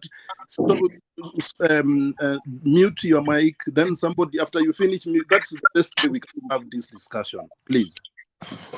All right. Thank you, Julius, for the guidance. I will, as a moderator, should have even been on the forefront, but my apologies for getting out of hand. You asked a question, and I wanted to answer it before even I talk about who is accountable. You asked which of the leaders will be able to address your biggest problem, and how would he address it? And I was trying to now go to the explanation. One of the single most biggest problem in this country that, if addressed, will address all other issues, including the cost of living, good provision of health services, is simple address of corruption. Our record shows that we lose over $500 billion per year on corruption alone. that money alone can address about 30% of our biggest problems, which is health, subsidies of agricultural food. So our cost of living will be reduced by us affording food, and our healthcare will be affordable, and we shall go to education. So if a leader has demonstrated, first of all, let me talk of demonstrated. Let's not talk about what I'm promising, because promising anybody can promise. Hold on, Mike. Hold on. Is corruption a new phenomenon in our country? Rachel, corruption has been there since independence, and none of the people who is the person I am voting for has never been in a position to act on that problem. The other person has been in a position to act on it and he didn't. That's why there's a difference. One person had the privilege of fixing it and he didn't. Let me ask. Who are you voting for? My vote is very clear. I'm voting for Raila and Martha Karua. Give me a break. Raila has been a prime minister in our country. A very powerful position. Can I explain? No. Let me now talk. I've given you position to talk. You tell me who you're voting for, and he's not being. No. Let me talk. He's not being in a capacity to handle that. But I'm now challenging. I'm now challenging. Respect the rules. I'm now challenging your answer. He has been in the capacity to challenge that. What did he do? Mike, are you in Kenya or where are give me. Let me talk. We are now not in order. I've been asked a question. Let me answer, then I'll give Mama Sally and Julius. We cannot be in order when people. It is 45 days to election. Just allow we Mama Sally. Just allow me. Here. What you have talked of a very powerful position called Prime Minister. Are you aware that position was not powerful as it was written? Because it was trounced by the very architects of that agreement. Are you aware the MOU was trounced? Right. That is where the point is. We do constitution that we don't follow. So I'm not voting none. I'm not voting. So, I think we are losing track when we say don't come and waste our time. Some of us we want to vote. If you are not voting, then to wait for another time so that you can come and vote. You cannot just come tell us you cannot vote, okay? Listen, Sally. I've been hearing this kind of conversation. I've been listening to this kind of conversation. But unless we stand holding people accountable, we shall never reach a place. People accountable kama uwezi Let me put something. Kama uwezi kuwa mmoja ya kutoa mtu mbaya, Kenya itaendelea kuwa na shida. You are a woman wewe. Can you allow me say, Mama Sally? Na watoto, uko na madada. Everybody else, can you mute your mics so that I take back my seat? Otherwise, then you will have contravened the rules of this forum. Bernard, can you put off? I'll allow you in a very short while. I'll allow you in a very short while. Maybe Rachel is not aware that the Prime Minister sacked 2 people in cabinet, and they were reinstated because of corruption. And he was told that he has no powers to even sack a chief. So when you talk of, I'll not vote for Raila because he was a prime minister, very powerful. He was powerful on the letter, but when he exercised that power, it was withdrawn by the president of that day, who reinstated one William Ruto and another Sam Ongeri from very serious charges of corruption. So let us not, I think what Mama Sally is trying to say is that let us not mix things of somebody having been powerful and not having had the opportunity to act and didn't act. Actually, it has been demonstrated very clearly that when some people are given opportunities, they acted. I just want to also tell you, I'll give you a chance, Reiko. I'll give you a chance to speak. Allow me to finish. Martha Karua resigned from cabinet when she found out that the government she supported was abetting corruption. and it was specifically on Anglo leasing. Some of us follow the history of our country very closely, and we can tell you we have a book on everybody detailing of what they have done and what they have not done. So we don't follow people blindly. When I say I support Martha Karua, I know what she can do and what she cannot do. When I say I support Raila, I know what he can do and what he cannot do. When I say I don't support Ruto, I know he has been charged in court for stealing his neighbor's land. And that is not politics or propaganda. When somebody has been charged in a court of law and a conviction made and a fine put on him of 5 million, that is not hearsay. So the discussions we have on this forum, Racha, are not based on hearsay or opinions, actually based on very serious observation of what somebody has done and why we think he can now be given a bigger responsibility. I just want to give you one more minute. Let's not ignore your thoughts. I want to give you one more minute to finish, and then I will allow an rebuff. Panelists, let us be tolerant. As much as we might not agree with what Rachel is saying, she has a right to opinion. And I'll give you 1 minute to finalize your submission, Rachel. Fine. I so much agree with what Sally is telling me, that if I cannot vote, I can't be a part of a solution. That one I agree. But I don't want to vote for another problem, because I've not seen the possibility of the solution that I'm calling a solution just because of my own vote, and I've not seen the credibility of that being a solution for what I want to vote to, right? And that's why I, in my right mind, I have scrutinized the history of all these candidates that have been put in place at the moment, and I've seen none that can bring a solution in the country. That one is my position, unless convicted otherwise. I rest the case. Thank you, Rachel. Now Mike, one minute. Just Mike. 1 minute, Mama Rachel, Sally. where are you voting? Are you in diaspora or you are in Kenya? And if you are in diaspora, only I'm flying in August to be in the country to witness the election, and I'm not voting none. That is good. If you don't want to vote, we say thank you, because Kenya ikienda kwa dogs, you will be part of it. Kenya ikienda mzuri, utakuwa ndani, because inasemekana hivi, kama mtu ni mgonjwa, usipompeleka hospitali hawezi pona. You don't want to vote. Unataka watu ngapi wakufuate wasipike kura? We have several people there. Rachel, it is good you talk your mind, but I think you are wrong. Kwa sababu Kenya mahali imefika. Umetuuliza Raila amefanya nini? Umesikia alitengeneza barabara wakati ya Kibaki.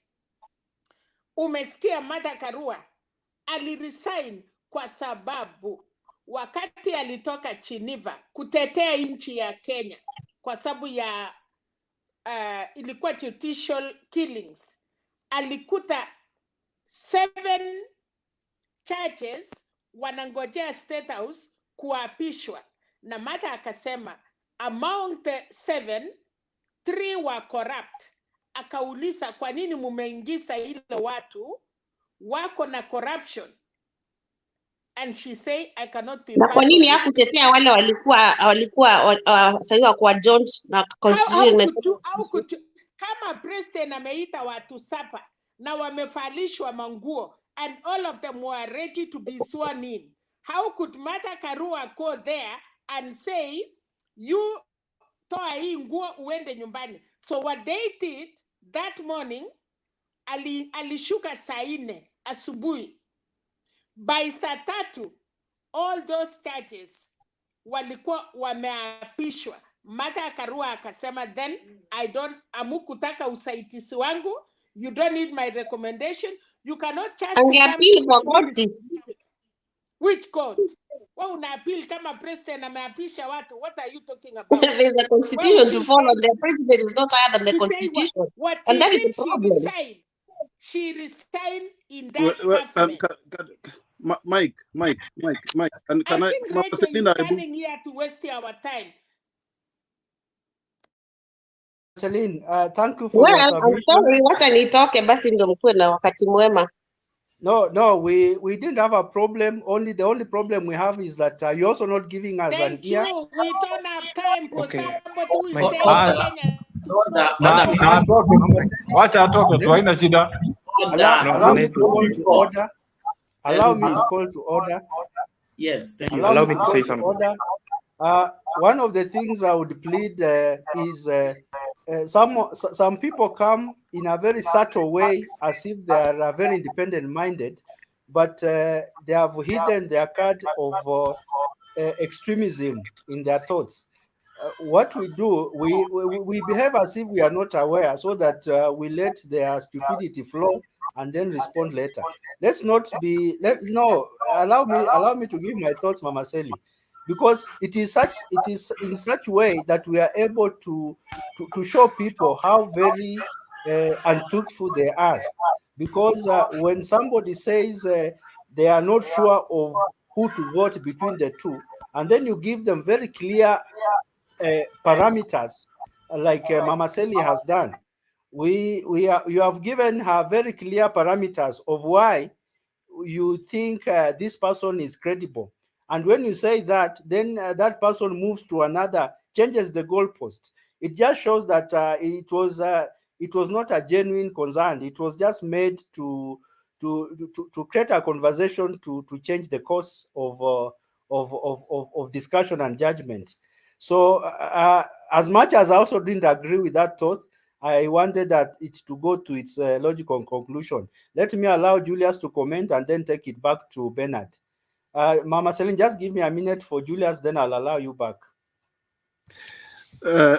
Mike, unajua watu wa UDA tunawajuanga, wanakujaga hivyo. We know that because we have been in this platform. So unajua afadhali ya kuja tuambia kwa UDA, we don't have a problem. Hatuna shida na UDA because that is their right. Lakini unajua wakati mtu anakuja ana double speak that I cannot vote neither. And that she asked us to explain why to convince her, and she have been told. And actually anasema ati Raila alikuwa prime minister very powerful gani? Hata Duala alisema Raila's prime minister is more junior than yeye. So I don't know, I think this Rachel sijui ako anaishi Mansa ama anaishi wapi, na anasema ako connected. I'm very surprised because prime minister ya Raila Odinga ilikuwa, hata uliona alienda Mombasa, hata hajawekewa carpet na ni prime minister na ni powerful. How is it? Hata hakuna choo, nothing. You remember that time wakimchekelea ati carpet na choo? So surely people should have history before you come here and talk whatever you are talking, because you have a right, of course, to either not to vote two of them or to vote for whatever you want. But we have seen a lot of people. Now the truth is, that lady Rachel, she's a very she has what she believes in. Only that she did not tell us what she believes in. She angefanya hivi hangetuuliza, unajua hangeuliza hiyo swali, because if for example I ask Bernard, is this okay and this and this, is it okay? Bernard anijibu, then I don't subscribe to that. Then why should I ask then Bernard? I mean, sometimes if you ask for guidance, you are guided. If you don't need guidance, don't ask for it.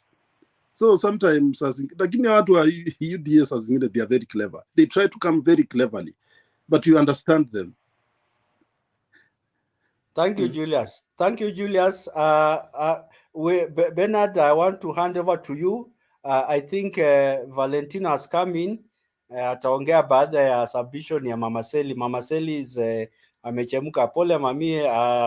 I feel for you because I allowed that conversation to go beyond beyond the acceptable time. Mama Seli, just a minute, and then I give back to Bernard. Thank you so much. You know what? Mtu akikuja kututesea akili na kusema siwezi piga kura, hatutaki wasikilizaji wengine wafuate. Kwanza ameuliza swali rahisi, nikafikiria ataelewa. Na kama mtu anakuja hapa kusema ati Raila alikuwa minister alifanya nini. Anarudi Martha Karua angeenda kotini. Those are things we don't want to follow. Kama yeye apiki kura, hawezi kuniongelesha mwenye nimetumia nafasi yangu na kuambia watu wapike kura. Mtu kama hiyo akae 2027 akuja atuambie. But hawezi entertain somebody like that mwenye anaambia watu turn vote. Ninamuuliza uko diaspora ni 700 votes. Hata wakikuja kuongea hapa 1,000,000, baba alituambia Washington DC. Na aliuliza nyinyi diaspora mulitaka kupika kura. Only 700. So mtu haezi kuja hapa kutudanganya na kuwestia sisi time, alafu mtu anaweza sikia wenye wanafikiria akasema hata fulani amesema sipiki kura. I'm really sorry, lakini singe entertain 45 days to election. Tukuje tena tusikie uchinga. No way. Tunataka kufanya mobilization wa Kenya wapike kura. 15 million plus. Yenye tumeambiwa na Mohamed. It is not about playing here. No, I'm sorry. Pole Penat. But wakikuja kucheza, mimi mama niko hapa. Siwezi sikia anyway, napika kelele mtu anatoka na mimi narudi na poa. Mimi ni mama mzuri. Lakini siwezi kubali uchinga, no. Thank you, Mom. Bernard, you handed over a very hot seat. I didn't know it is this hot.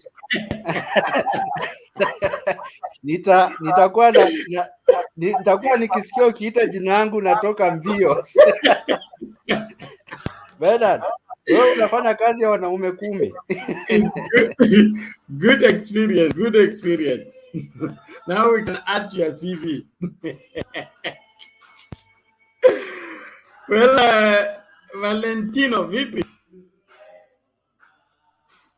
Poa Bernard, vipi hali? Niyo salama, karibu. Bana, asante sana. Nimeshukuru kwa kila mmoja wenyu hapa. Nimesikia maneno mnaongea, nimekuwa nikifuatilizia vile different opinions in regarding to the coming election. Tunafurahi sana kwa channels kama hizi, zina motivate watu, especially the undecided ones. At least ina motivate watu, na pia watu kuna wale ambao siasa hawajui kwa undani. So vile watu wanaongea hivi na hivi kidogo inaweza change mtu mind, mtu akajua kule tunaelekea. Unaona? So mimi nashukuru sana. Sasa nilikuwa nina points nataka kuongea. Mwanzo kuna huyu Rachel yule ametoka. Alikuwa na point. Mwanzo alianza vizuri, alikuja na point nzuri sana. Lakini ameharibu huko mbele. Huko mbele ndo ameharibu. Ameanza na point nzuri. Ameuliza mimi ni among those undecided voters. Okay? Sijui ni nani wa kuvote. Sasa kuna mtu yoyote hapa mmoja wenyu anaweza kuniconvince mimi kuchagua huyu ama huyu? It was very simple. Ilikuwa yafaa tumuelezee, okay, kama ni Raila we know he brought devolution. Raila ameleta new constitution. Raila ni mtu amefightia mambo watu wengi. Hata wakina Ruto hawa ni wanafunzi wa Raila. Ruto akaweza mwambia kitu yote Raila. Uno ukweli. For those who know really politics. Unaona? Hii ni siasa tu. Siasa huwa inaenda kibadilika. You must have a play game so that to convince people. You may be a bad person, but you have to use a strategy to convince people on your side. So, sasa tukisema ni Ruto we know Ruto ni mtu amekuwa na scandals. Corruption is there obviously, no doubt. We know even the history as to why Ruto alikuwa na Raila before when they were on ODM. They went for an election, but they had an agreement, a memorandum, and that memorandum was Ruto was supposed to be a prime minister. Okay? And Raila was supposed to be president. And Musalia pia alikuwa amepoa yake. Sasa shida ilitokea ni kuwa walipopanga sio hivyo. Election ilienda ikaenda tofauti. Raila hakuwin. Unaona? Alitangazwa mshindi ni mwingine. Unaona? Na kiti ambayo ilikuwa ni ya prime minister ndio ilibaki. Sasa wakauliza, sasa hii kiti ya prime minister hii Raila umechukua hii kiti yangu na hii ulikuwa umeniambia mimi nitakuwa prime minister, sasa mimi nitakuwa wapi? Unaona? Sasa yeye alikuwa afaa awe mpole, ajue kama una stand na mtu mpaka mwisho. Hata ukijaribu kusaidia mtu, unasaidianga mtu si kuanzia hati mdogo. Umeamua kusomesha mtoto kuanzia nasari, unafaa umfikisha paka university. Ndio akimaliza utasema kuwa umemsaidia. Huwezi kufuza mtoto kuanzia nasari alafu umwachie secondary ama primary alafu utasema umemsaidia. No, ukiamua kusaidia mtu, unasaidia mtu full paka ufike mwisho. Hiyo ndio utakuwa umesema nimesaidia. Na hata yeye mwenyewe atakuwa ameridhika kuwa amesaidiwa. That's how things are. So mimi ni mwanaazimio, tena mtu wa baba damu kila pahali. I have a lot of reasons I can convince anyone. Akiniuliza naweza nikamjibu because I've been following up Kenya election, though I'm abroad, but I can convince anyone my reason as to why I'm supporting baba. Baba ni mtu ametoka mbali na we know history. No need for me to utter it here. No need. But mimi what I can say is that the Kenya elections, as we have checked before, or we have gone through before, we have to agree this. No any politician can beat Raila on open, fair election. That's fact number one. No any politician can go head to head with Raila and beat him in any election. Even the other elections, Raila has been winning. The main problem, and that is my worry, and if I know in this coming election, Raila will win. But what I need someone to convince me, though I know it will be hard here, because that one should come from the high authority. Me, I'm worried with the system. The system in the government. I don't know how our principals wamejipanga vipi kutuconvince sisi kuamka asubuhi tarehe 9 kwenda kuvote tukijua wazi ushindi utakuwa wetu. Hiyo ndio mimi wari yangu niko nayo. Wari yangu si ati baba hawezi shinda. Baba atashinda na kura mingi sana. Lakini they need to convince us. They need to show us that the system there up yani haina vizuizi. Tayari sahi there is a reason. Kuna huyu Davis Chirichiri. Davis Chirichiri was the chief agent of Uhuru Kenyatta. To say the truth, even Raila, when he was with NASA, he came openly and said that David Chirichiri tampered with the system, okay, through Chebukati, and that's how they rigged the 2013 and 2017 election. Those are critical things we need to check.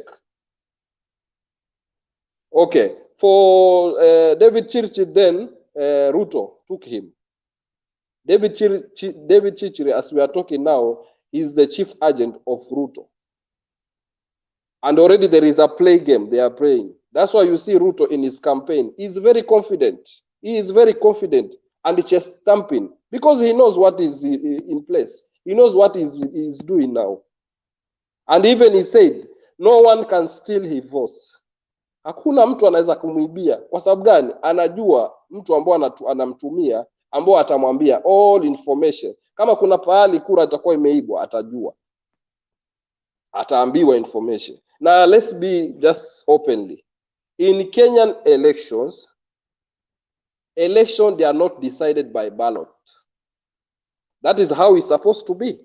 But it's not decided through ballots. It's decided through the small interior, which most of us we know, but we don't know the deep on it. That is the main worry. We have to confirm about this. We have to check into this distance. Our principles wanafaa watuelezee in which mechanism wanatumia to make sure sisi tuna confidence ya kwenda kuvote. That's a very much important thing.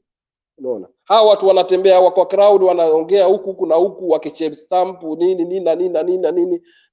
This all we are fed up all this. We don't want this. But me openly I cannot leave Raila.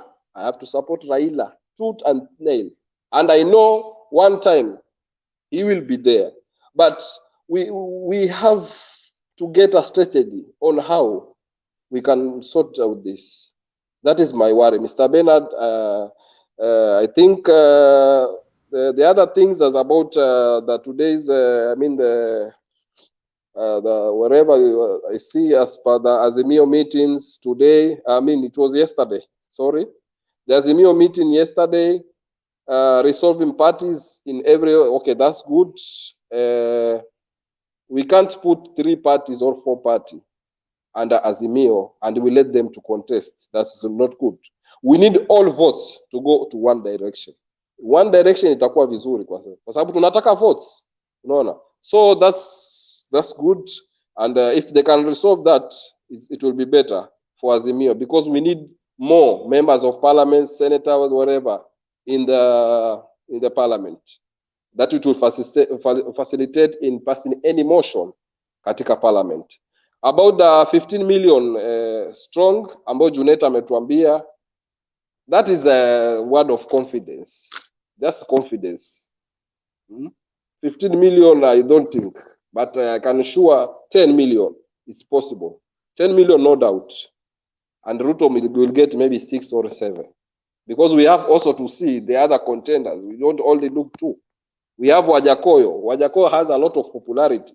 I know he will not win, but he has people. We have to check on that. So we can count maybe Raila 10 there, million. Ruto will get 7. Wajakoyo will get maybe 2 million there. We have the other one will get maybe 1. And then in the 22 registered voters, there will be spoilt votes. That we know. In every election, there must be spoilt votes. And at the same time, we have also the attendance. Those people who will come up to votes. There are people who will not come. So it means the number will reduce. So when you do the arithmetic, possibly, for Raila 10, it will be. But we can't say here 15 strong. 15 strong, this is just the strategy. You know, they have to do that so that people, they have that desire of going to vote. Yeah. So that's my assumption. Asante sana Mr. Bernard kwa kunipatia hii fursa. Let me hear from other panels. Okay. Asante Valentino, and it's good. Your submission is right, but there are things we must appreciate. One of it is that we don't vote for an individual just because he's on the ballot. There are some elections that we take because of historical realities and historical purposes. And I believe this is one historical election that Kenyans are going to vote. The majority of them are going to vote for a cause, not just for an individual. And that cause is our country is in a bad place. We need it out of there as soon as possible. Who between the people on the ballot is capable of making that happen? When that comes into play, we'll have people voting not because they like Baba or they like Mother, but because that is what is good for the country. And when that becomes the factor in consideration, there are going to be enormous votes that will not come because of the individuals, but will come because of the cause that the country requires at this point in time.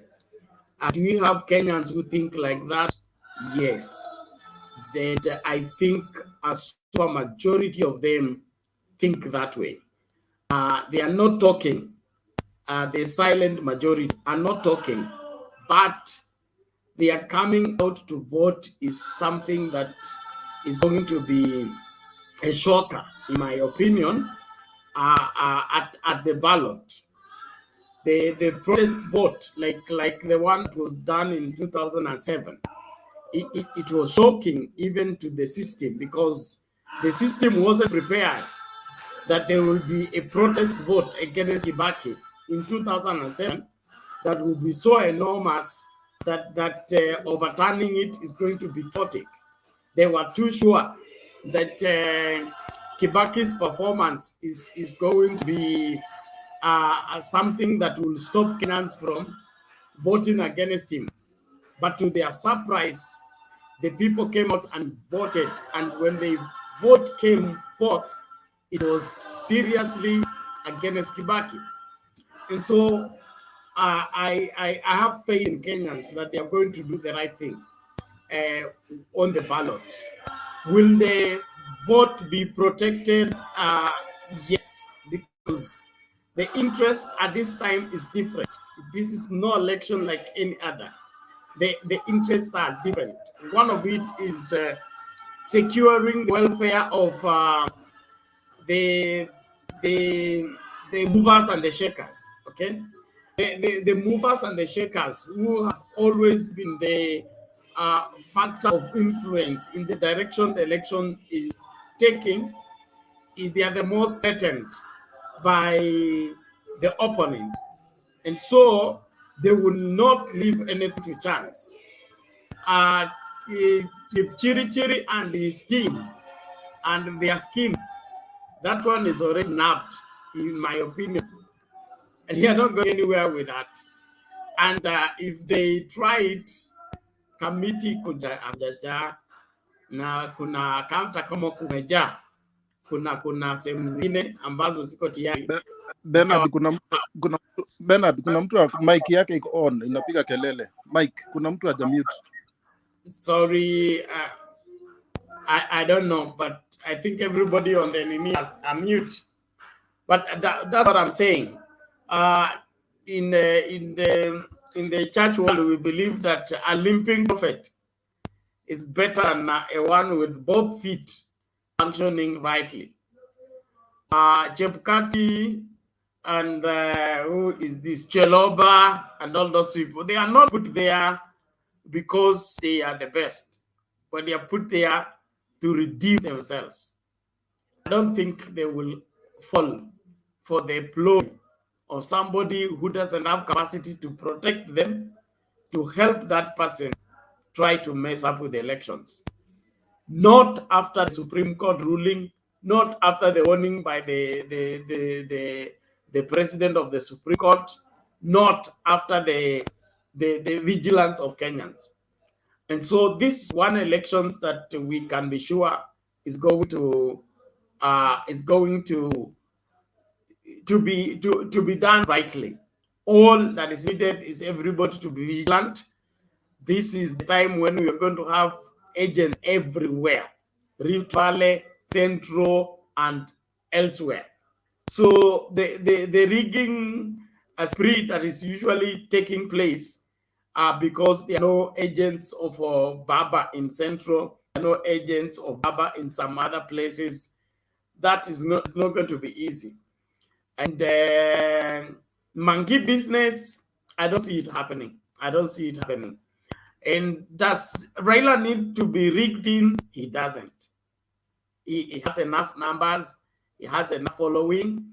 He's able to win this thing clean. He has a weak opponent, in my opinion. This is one of the easiest elections Raila has ever undertaken. He doesn't have a serious challenger. He has a crybaby. With a crybaby, he will have a walkover on this one. And so, with all factors in consideration, look at the desperation and the trailing that they're doing.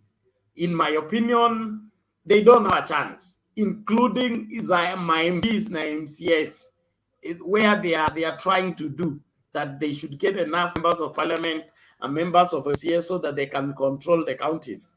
They will not control, not at this time, because hakuna kitu ambacho kitaachwa, na kuna mahali ambapo watafinywa tu deliberately, kufinywa kwa sababu ya tabia mbaya ya kujaribu kutisha the movers and the shakers. They are not going to leave anybody to come and brag around that he has painted this country with yellow. That yellow fever is hata kama hakuna vaccination itatafutwa. Hakuna vile uchaguzi utakwenda kufaidi mtu ambaye ataenda kubrag around that he was able to defeat, like what they were saying, that Kuru ameogopa hawezi kufanya confrontation, kwa hivyo lazima ukue confrontational ndio upate kitu hapa. That your confrontation has worked against them badly. Wajakoya is on a good mission. He's not eating into Baba's support. He's eating into William Ruto's support, and he has done a good job. Like somebody said, I think is Mr. Kamau, he said the young people are now saying that they have been waiting for 4 years for somebody to find for them bottom up. And at least Wajakoya has come and shown them what bottom up is. And they have really understood it clearly, and they are buying into it small. So at the end of the day, the sharing of the votes between William Ruto and Wajakoya is going to make it very difficult even for William Ruto with 53 lawyers. He has already lined up 53 lawyers. He's already paying them in preparation to go to the Supreme Court. I don't see them making it to the doorstep of the High Court. They will have nothing to present.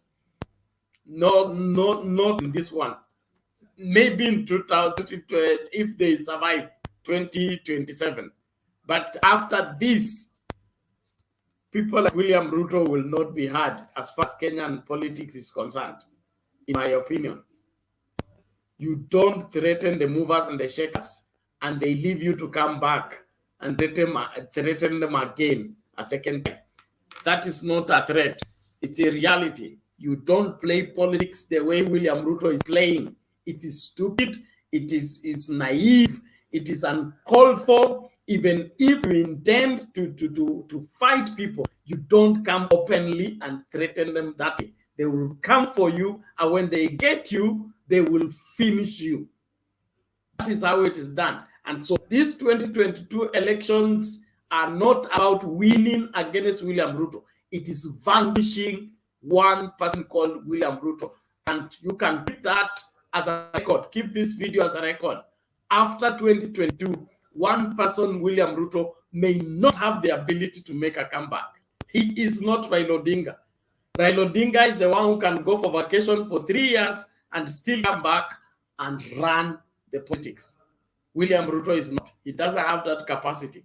After this is history.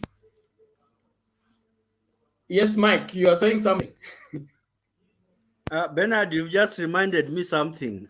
I think I was one of the very terrified people when Ruto paraded MPs outside Parliament and dared the president to bring it on. Actually, the word was "bring it on."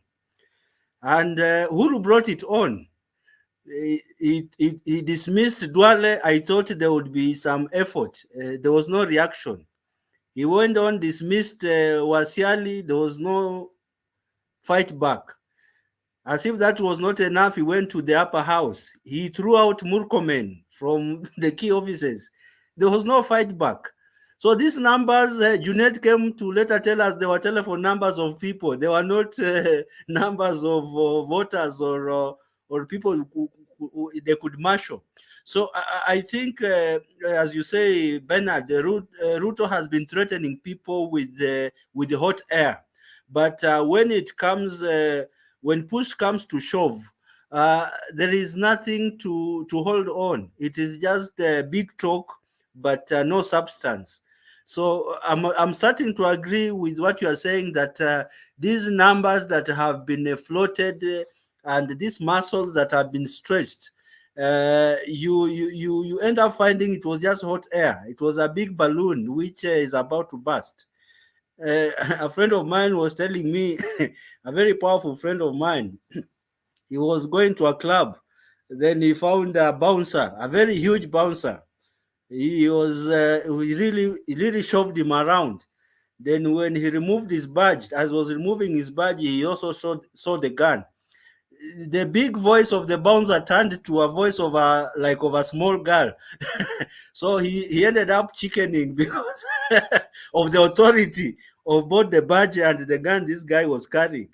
So this guy reminds me of a very huge bouncer with muscles, but with no power and authority. It is delusional, actually. So Bernard, I agree with you that what we have been what the country has been fed on is an illusion, which is coming to pass in very due course. Thank you, Bernard. Thank you, Mike. The truth is, William Ruto has played politics of perception and politics of propaganda. You don't bank on that to help you. As soon as njia ya mwongo ni fupi, okay, na siku za mwisho ni 40, hauwezi kudanganya watu milele na you get away with it. So hakuna Mkenya ambaye anakiti mam atakayekwenda kwa booth, okay, aseme na amka asubuhi na mapema to go and vote for William Ruto. No. Kwanza watu wale ambao wataleta shoka, the biggest shock is going to come from the mountain, and the next shock is going to come from the women constituency in Rift Valley. Mtu ataenda Sugoi amenyamaza kimya, hamtasikia sauti yake tena. Hata hiyo conceding speech atatuma na email. you just wait and see. Atatuma na email ama SMS ama vile Twitter handle kula na kimbianga kusema Mungu amesimamisha rege. Hapo ndio atatuma hiyo conceding speech. There will be no breathing space when the women in Rift Valley are going to wake up early to go and stamp the authority. The elders that Ruto silenced in Rift Valley, when they will wake up to go and take the honors back, go take their dignity back on 9th of August, mtaona dust. Hiyo sio nabii, is just political eye. That's what I see happening. And so hiyo maneno ya balance hesabu mkitumia figures, it will work, because even if it goes to the Supreme Court, it will be thrown out, because you need to have a watertight case for it to survive at the Supreme Court. Yes, Julius. Thank you, Bernard. Siasa ya mmoja William Ruto ni siasa ya hii anasemanga conmanship. Actually hiyo ni siasa zake. Nataka kumhakikishia ndugu yangu Salim, ni Salim Aman Slim, usikuwe na wasiwasi, kura hazitaibiwa. Hii ni kama election ya 202. Hakuna mtu ataiba kura. So we need that confidence. Alafu Bernard, unajua the way DP Ruto is doing his politics, anatumia conmanship, akijua wewe uko na ikijua sasa Bernard ako na corruption case. Unajua alitumia Sonko akaenda judiciary akaninia so ako na list ya judges corrupt nini. Sasa he's using them. The same as MPs wale wanamfuata ni wale wako na scandals. So hakuna vile watu watatoka, because anawathreaten, anawaambia mkienda nitatoboa hii. So they are sticking there like a glue. Ni kama inaitwaje? Ni kama kupe. Because they know the makosa yale walishafanya. So na amewathreaten akawaambia wewe unajua ulifanya hii, usijaribu. That's why actually you see people hanging there. Na hata akiambiwa ukweli, they know this is wrong, but they cannot do anything. You know, ukitaka kujua surely how comes ati nani anaitwa nani huyu Kalwale anaenda kwa Senate, anarudi Senate yenye aliacha, akaachia Malala governor. Na unaona sasa ukijaribu kuangalia juzi nini hii polls, nani is doing well, Kalwale is doing good. So there is, unajua ukiangalia maneno, these guys wote wanamfuata MPs mostly ni wale wako na scandals. Thank you, Bernard.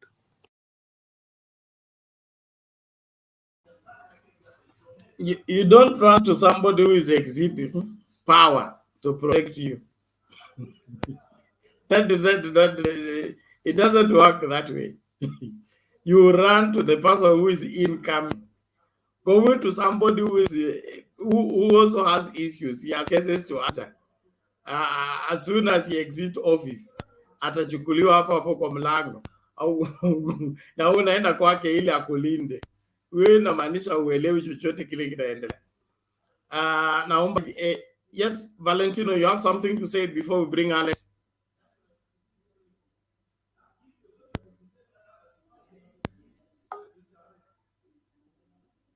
There's something I need to clarify because there's one of our colleagues before when we were starting show. He said that there are so many people. There's this propaganda going on. People are saying that why did Uhuru Kenyatta, why did he not attend the meeting for yesterday's Azimio or whatever? Okay, first they have to understand that President also has other duties apart from the animality parties that is also indulge. Alikuwa ameenda Rwanda. Rwanda kulikuwa na some meeting regarding the presidency or other things. Yeah, he was there. And also, Azimio, they are playing the inner strategic plan of politics. People will not understand about this. See, this is also because they knew that Kenya Kwanza, I don't know, Kenya Kwisha or Kenya wherever, they are waiting for headlines for all this week. Because if Uhuru will attend that meeting, they will say that, you see, Uhuru is together with Raila there. Why can't Raila lower food prices? So they are playing strategy. This is a mind game. they are very smart. Azimio, you know, Azimio facility, they are very, very smart. They know our colleagues, they are looking on us so that they make headlines. Because Ruto will come, as you know, the way he lies. He will come and say, munaona walikuwa kwa meeting pamoja. Why can't Raila reduce food prices? So they are playing a game whereby also, that's why you see Uhuru is leaving Raila to campaign alone. He don't want to follow him. Why? Because he's also making Raila to be safe, on a safe side. If he will be together with Raila every time, the mind game of Ruto and his affiliates, they will start attacking now Raila. Raila is with Uhuru. You see, they are why can't Raila talk with Uhuru to lower food prices? So Uhuru knows what he's doing. Those people, they have very inner strategy. So I wanted to clarify about that. For the one who had doubt, politics is about also inner mentality. It's not that you don't just see it just on a shallow way. There are some secrets inside. You can't understand why they are doing that. So they are right. Me, I'm very happy with the way Uhuru did. I didn't want Uhuru to be in that meeting, and that's a very good plan. Another thing is about the agents who will be, checking about our polling stations wherever for Azimio. We need Baba to put very strong people who will be catering for those Azimio votes. We don't want to be like the other elections whereby there are some areas Baba didn't have agents. Like in Rift Valley, like in Central, there were no agents. He didn't put any, and that's why there is where anomalies happened for the last election. We don't want that. For now, we are sure they will put agents. Okay? So we have to make similarities between this year and the other years of election. The other years of election, we could see even those places where Raila had agents, okay, in those polling stations, those agents were not treated well. There are some agents till now that have not been paid. Those are concerns also. We need to check. There are some agents also in terms of caring for example, food or whatever. They used to see their Jubilee counterparts. They are given food, very nice food. They are eating. For them, some they given just soda and kamkate like this. So you see, that's Jubilee last time they had spent a lot of money through their agents. So that's also a factor. They need to be taken care and paid according to their agreement. So if Baba can do that, I'm sure. And even there are people, you know, they just kujitolea. somebody even without money or what, but he's declared that Raila has to be a president. Because people are fighting for, it's not about Raila, it's about the future. It's about the future we are going in. It's about our kids, our families, and wherever. Vizazi vinavyokuja. That's what we are focusing. So that is the concern I needed just to add for confirmation. Thank you, Mr. Bernard. Okay, Asante Valentino, we appreciate that. Like I said, this one will not, nothing is going to be left to chance. The loser is already there, is already crying. So as much as he would want to play monkey business, and that's the only way he may have a chance by monkey business, those monkey business have been napped. That is why he's crying. Why is he crying with Matiang'i? Why is he crying the Mushiru? That means he's cornered. And if those people stick their ground to see to it that everything is done according to order, there are no exaggerated, like 2017, we had ungazetted polling stations where people voted, cast their vote, and only results came from those polling stations. Nobody went there to vote. Nobody went there to do anything except the people who are there to relay the results. And then the results went out giving us strange members of parliament like Katitimas and these other manufactured virangas a computer that nobody voted for, but they ended up being in parliament. So it is important that everybody take full responsibility. I don't think that the entirety of the government can be defeated by one person who doesn't have the back of the people. The only person that's a threat to the government and its system is the one with the people. Does William Ruto have the people? I don't think so. Does William Ruto have the numbers? I don't think so. He has imposed himself on the people and he purports to speak for them, but even the people themselves know this person does not speak for us. He speaks for himself. He's pursuing after his own ego and his own agenda. So it is very difficult to stick your neck for one William Ruto, except you just choose to at your own risk. Alex Karim.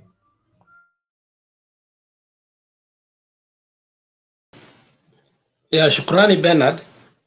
Tunapenda kusikiza kutoka nyuma, lakini tunaposikiza jambo zingine, mambo ya mengine tunakuja kwa panel kuya put straight.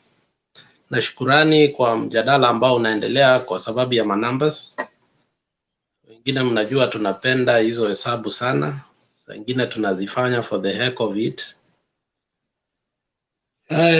Especially in the weekends, wakati hauna mengi, unajaribu kuzifanya kuona mahala tuko na mahala tunaumia. Valentino, nataka nikuelezee katika uchaguzi wa 2017 baba alipata 10 million strong, na hiyo ni kama bonde la ufa na Central Mount Kenya region, and more especially the Mount Kenya community walimnyima kabisa kura. Unapoona those statistics utapata place kama Nyandarua, utapata Kirinyaga, baba got 0% of the 543,000 voters that voted in Kirinyaga. Baba got only 2,000 votes, and that was 0%. And now when you look at that trend and putting into factor of the hotspots whereby the black spots that Jubilee had to concentrate to make sure that they achieve, the biggest problem for Jubilee, and actually that is the biggest problem for Ruto, is attaining 25% in 24 counties. That's a headache. You need to know that. In all reality, Ruto is not even near that. Wachana manene ya Tifa, wachana manene ya mizani. When the reality comes in cost, probably Kwale is what he should have gotten, but it's elusive. In Western, it looks like it's not even there anymore because he was playing with Trans Nzoia, but Natembeya and the other people there are doing a very good job. When you look at in Nyanza, and a place that he was really banking, which was central, my friend, it is going now that Ruto is lagging behind, where Baba was totally not even, Baba hata kuwa punda when it was in a race between him in central. Baba alikuwa sijui ni nini, kama maybe ni kondoo. Lakini sahi Baba in some places he's like 54%. So unaposikia hii number 15 million strong, you need to believe that. It's not a fallacy. When the state and the machinery and everything was to do whatever they have to do to make sure that they face you off, but still you come up with the 10 million strong. How about now when Central is embracing you? How about now when we have a silent majority in the minority or majority in Rift Valley? Because you look at Kajiado walicheza game, Narok wakacheza.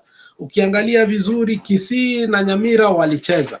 Ukiangalia Bungoma walicheza. We are looking at mchezo ilichezwa 2017, and now that you put things into perspective, you realize Ruto has no chance. And I'm not here just to blow things out of proportion. We are looking at true numbers. Na hata kama Duale alisema hiyo maneno, nimesikia mkisema there were telephone numbers. Well, they were truly telephone numbers that he had. But you have to remember that what were the telephone numbers doing? They had one ingredient called M-Pesa, and that is why they were with him. So hata Ruto does not have the monopoly ya M-Pesa, kutuma kwa M-Pesa. Hata wewe sahi naweza kukutumia na change your mind. So that M-Pesa number worked too. So when you look at the totality of now what the reality is looking at Ruto as we sit now. In Nairobi, we've been able to reorganize ourselves. Tell me even one MP. Tell me even one MP that is going to win in Nairobi in UDA. Tell me the one that you believe. Afadhali Kisii naweza kuambia, well, we still saying Osoro might win. Because Mugala muwe lakini mpe haki yake. There are places, but even in Mombasa, where we thought in Nyali, maybe this young boy who was independent may win. He's not going to win. Do you realize how the game is going? And as the days go by, what you have realized, true politicians are looking what the ground is stating. For instance, acha nitumie maneno ya Duke. Duke ametufunza hapa so that he can understand. You have to use their language for them to understand. For instance, in Kakamega, Boni Aluale has realized being in the cold is not fun. Ask a politician who has been cold for 5 years. Ask Orengo. Orengo was yapping until he was abusing Raila a couple of years back. He stayed on 5 years. And they made him wise. Until today, Orengo haezi fanya kitu yote kibaya. So people like Halwale have seen the light. Now they are campaigning with the winning team, with the expectation that they will get sympathy votes from Baraza. He's not campaigning for Ruto anymore. Kabogo has stated, si campaigning for anybody anymore. I'm campaigning for myself. Why is it so? The reality is coming to dawn that after all this time, Ruto built his election win on a castle, and the water is not holding. And you can see the politicians have come to realize that people are eating their money, and you need more money. You know, the last 3 weeks are the ones that you need 3/4 of your money for campaign. I don't know if people know that. If you are a member of parliament, weka pesa yako 3 weeks too. Because like Savula said in Spice FM, you can go 3 days and change the whole aspect. So I think we are in a situation whereby Ruto is cash crunch, Jubilee has money, Azimio has money and the goodwill, and at the same time, people are tired. People want a transformation.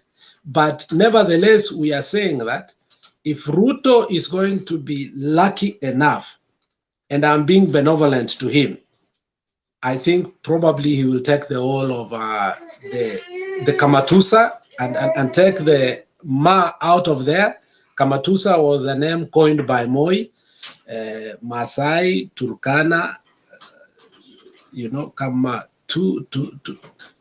Kalenjin, Masai, Turkana na nini, Kamatusa, Samburu. Maybe that is where he's going to take. But from the look of things, Masai inakaa kuwa wamejipanga. It is Azimio versus Azimio.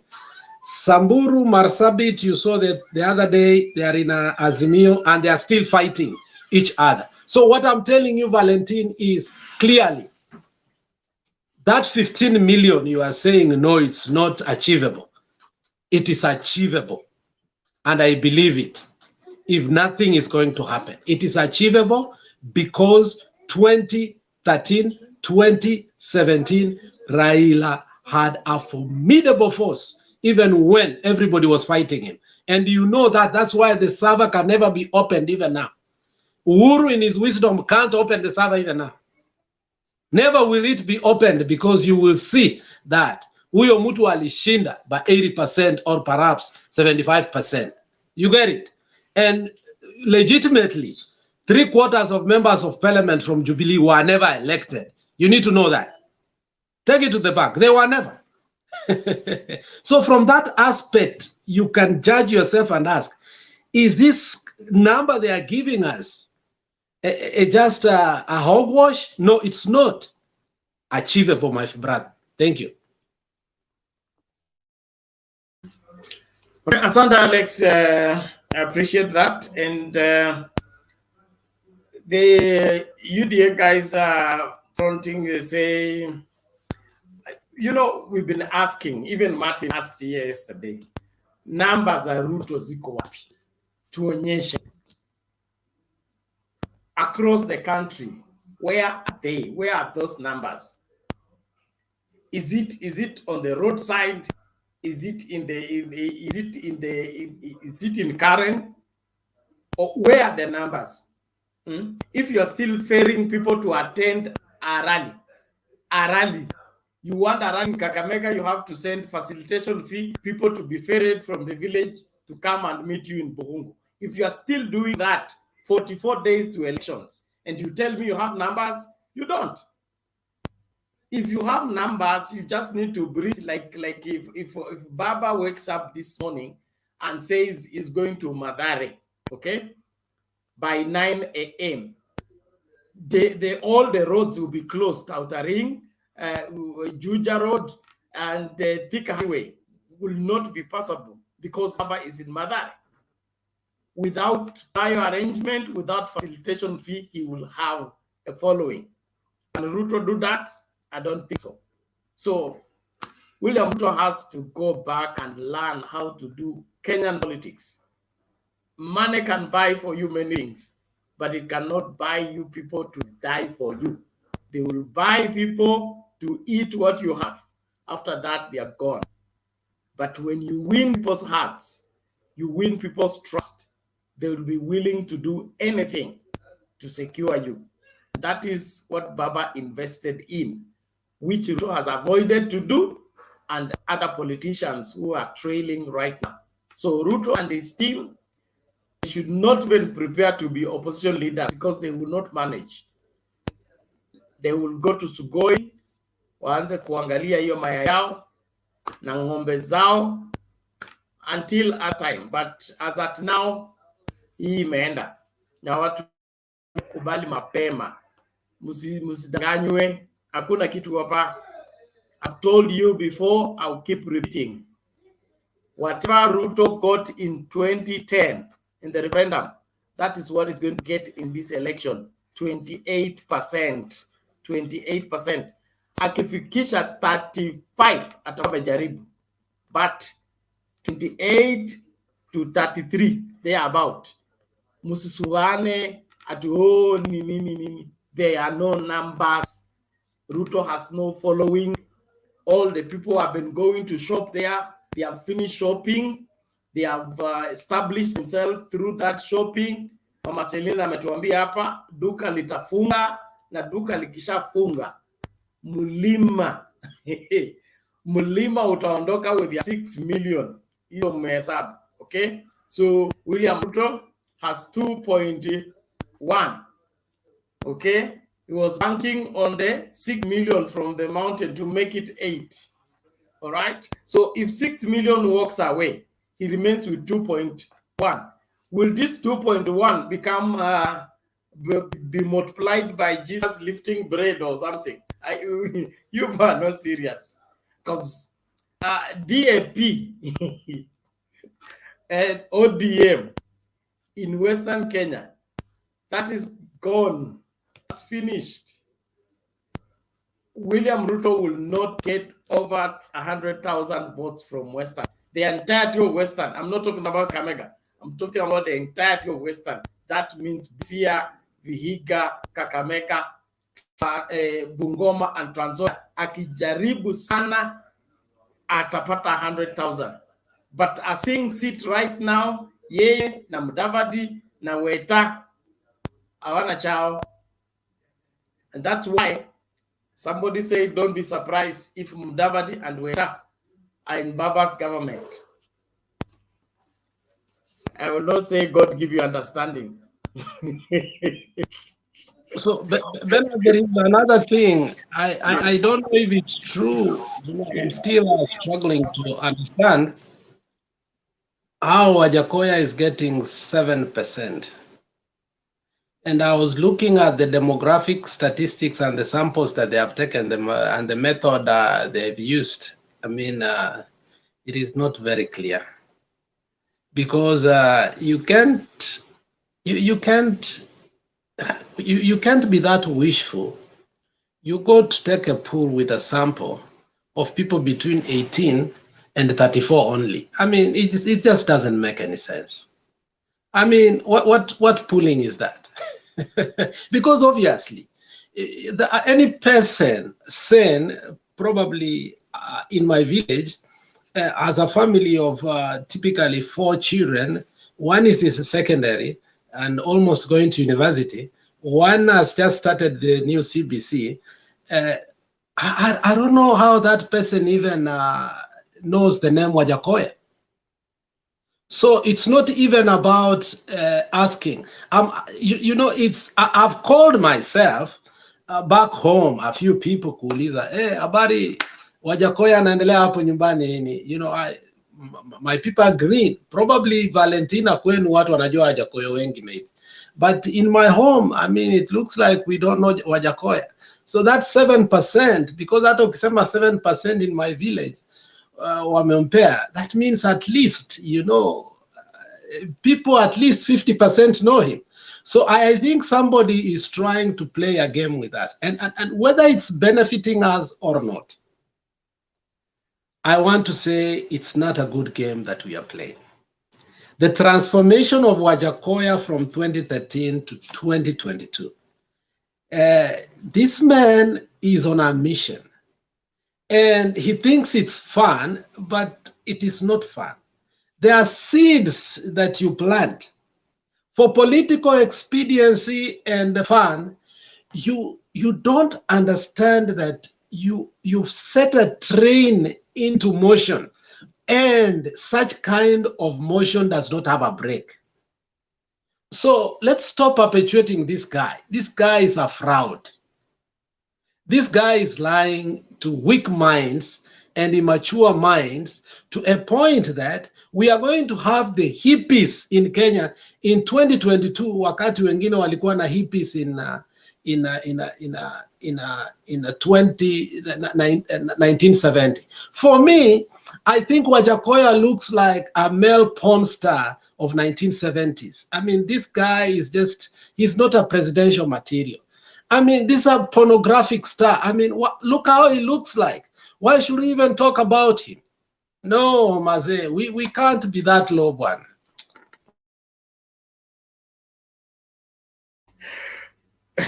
Okay, let me just share this one.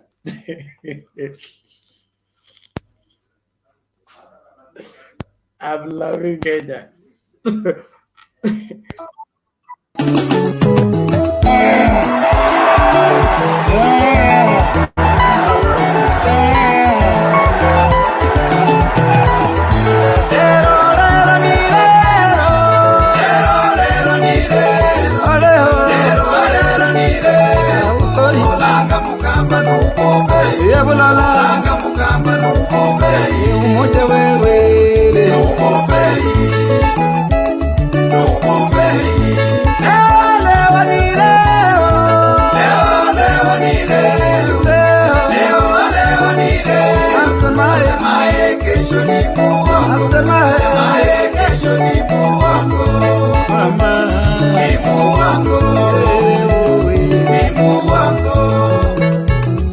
Tunasema Kenya mpya inawezekana. Inawezekana.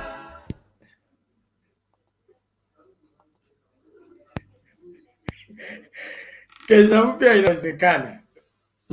Kama baba amesema inawezekana.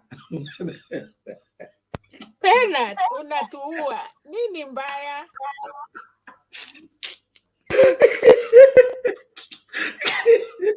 Hiyo si ya leo, unatuletea hata wewe ya zamani. Hizi ya zamani, hii ni leo.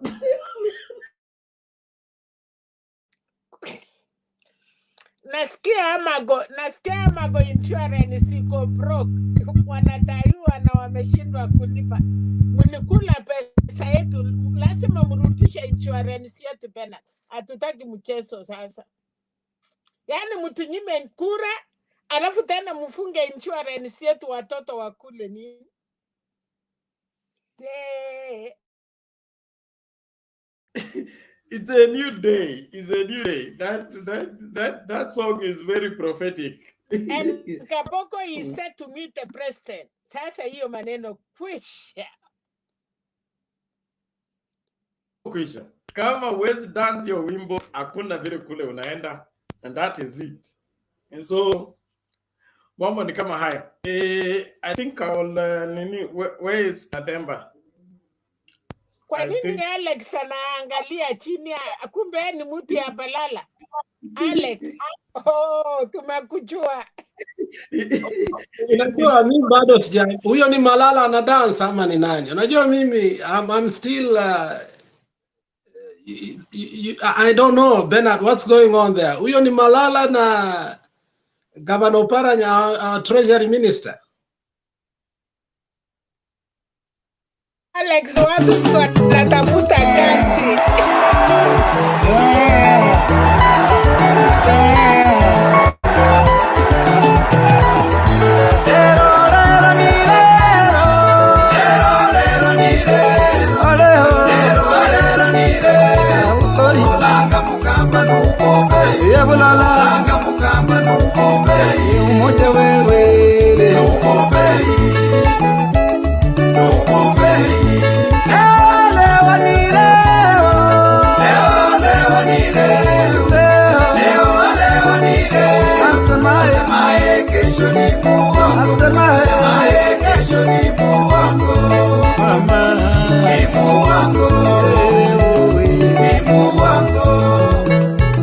Tunasema Kenya mpya inawezekana. Inawezekana. You know, Bernard, I'm still putting the biggest screen in my house. And I can't believe my eyes. Is that Malala or can you confirm? It's Malala. Yeah. Was that today? When was that? You know, Oparanya yourself. Hey. You know, Bernard, I'm not trying to be a misogynist. I don't think people should take me that, but iko wakati unajua mtaa mkienda huko nje jioni hivi lazima muende muonje kitu jioni hivi. Sasa unajua wengine hatujui kusoma Biblia jioni. Tunaenda nje tunakaa alafu turudi nyumbani tusiboo bibi zetu. Walikuwa wanasema there is no ugly woman after 2 a.m. Wanasiasa subscribe into that. Where is Malala coming out with this? Anatafuta job, amejua kazi hakuna, sasa anataka kuandikwa kazi. Pena wewe mumekula pesa yetu, mumechenga manyumba. Unajua ulisema huyo Omondi wacha niende. Unajua jana ama juzi ulithreaten huyo Omondi wacha niende Kakamega tutaona. Omondi amekuchapa 10-0. Sasa utaenda kusema nini huko Bernard? No, ametangulia mapema, but he's not going anywhere with his gubernatorial bid. But naona anatafuta hali atachikia for 5 years. He may make a good comeback. Like you have said, he's being circumcised. So he may come back better, being young and more focused. But even Mizani that about two weeks ago or where, I think we were here talking about the push by Mizani or Tifa.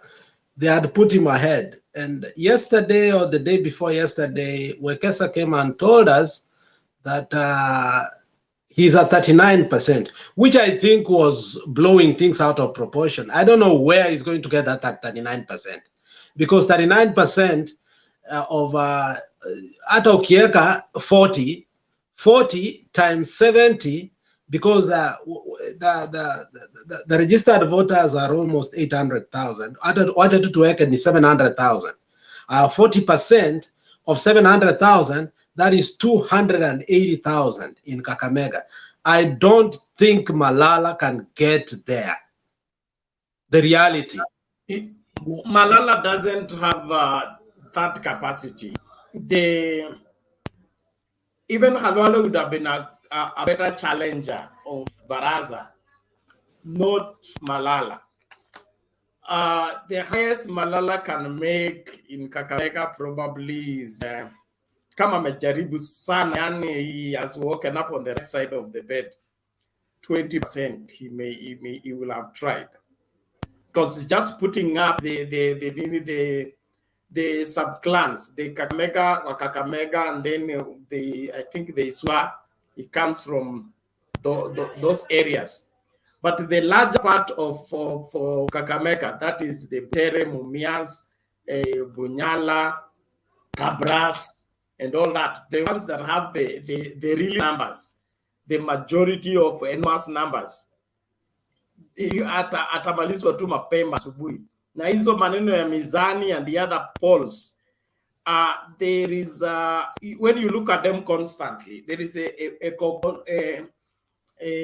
constant push to make the rest look like neck to neck. All those are meant to aid the rigging, okay? So that when they rig, they will see even on the polls, the difference wasn't much. Somebody said here that Baba is going to beat Ruto with 1 million. You wait and see. The difference between Ruto and Baba is going to be so wide that nobody's going to breathe again.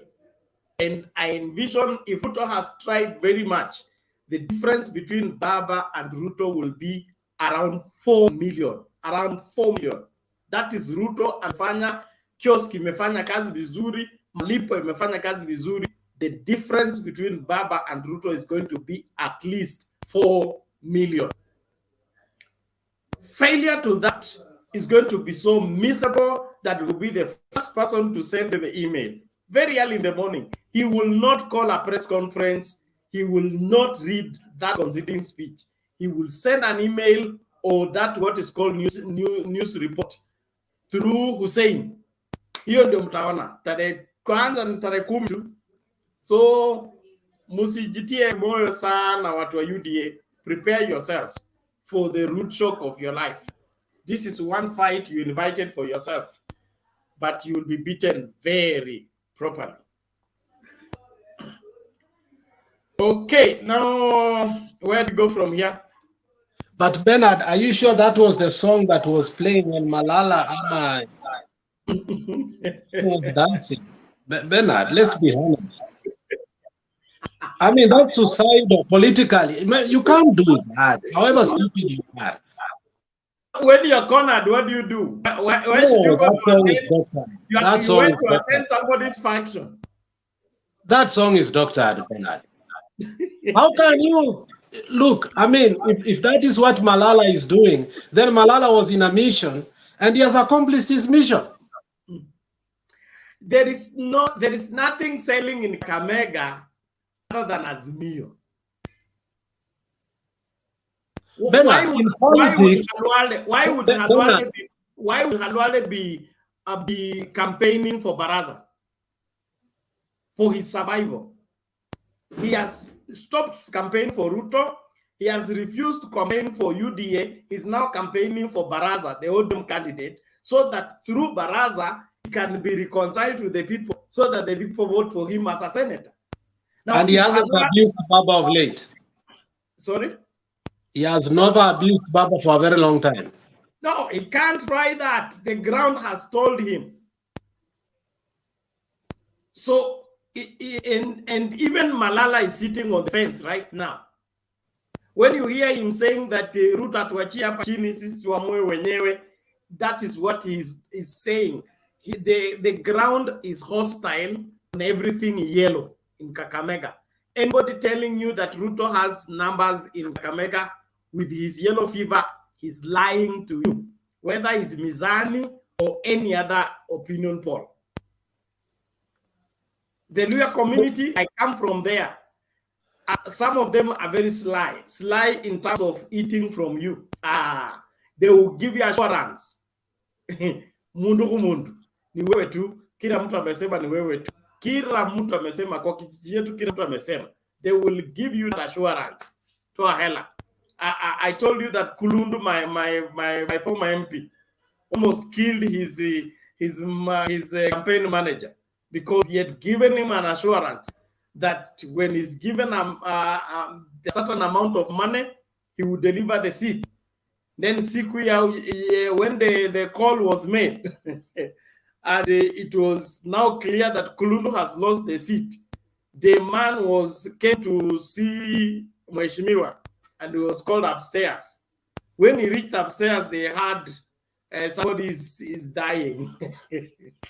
But so the people in the sitting room jumped up to go upstairs. They found the man was being suffocated. When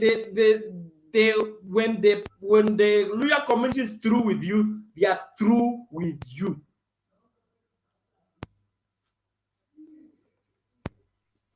That is true, and I've seen from Musikali Kombo and the rest, Baka Mzee Wekesa. However, I can't say but, because there's a difference between that. For Malala, that is political suicidal at a very young age. I mean, Malala has like 40 years to go in politics. You know, there's that political pride, Bernard. I don't subscribe into what he has done, but at the same time, you must be an individual who sticks his feet to the cement to what you already started. You know, making decisions is one of the hardest thing. Like Martha Karua told us that the way you measure a presidential aspirant is how they choose their running mate. Remember, that was the cardinal point of his starting during the unveiling of her as our candidate. And when you know that you're a career politician, you know, there are people who go in politics, there's something they want to change, probably maybe like in this country, your child gets an accident because a drunk driver alimchapa kanagari, and you go there to change the legislature about drinking. You finish your mission, you come out. But somebody like Malala is a career politician. You got politics at a very young age. You got to be an MCA, umekuja, you have risen rank even in the Senate, ukaonja kiti kizuri. You're not going just to put a stake. And unless to Bernard, what is coming out is, are they been moles within UDA? Because that's the biggest question you must ask. I would Maybe not say Valentino that. knows. Valentino looks like a Nyang. He can tell us. Okay, let me just quickly bring in this. Malala did not commit suicide by attending Oparanya function and dancing. Malala committed his political suicide in the Senate when he decided to eat, where on a matter of 1 shilling, 1 vote, when he decided to arrest himself, all the police to arrest him instead of him going to parliament. When Baba said he's the one who sent the pin to the police come and arrest him, that was his death as far as politics is concerned started then. That's when he went for refugee at NC, at Mudavadi's place. And then from there, he started going down until today. So his journey in politics is not ending now in terms of him making wrong decision. He made a wrong decision on 1 shilling, 1 vote. That decision landed him into a wrong place. Instead of him going to Baba for cleansing, he went to Mudavadi for cleansing. Mudavadi, who needs cleansing, is the one you go to him to look for cleansing. What happened? Mudavadi assisted him to go to UDA, where cleansing does not take place. So from there, he cannot make a comeback until he retraces his steps. So right now, he can dance to any music, he can appear anywhere because he's nowhere.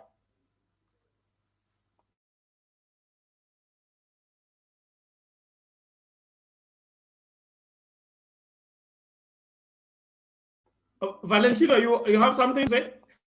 Bernard. Yeah. Thank you, Bernard. In regards to the Western region, it's obviously everywhere we're heading to all regarding this election.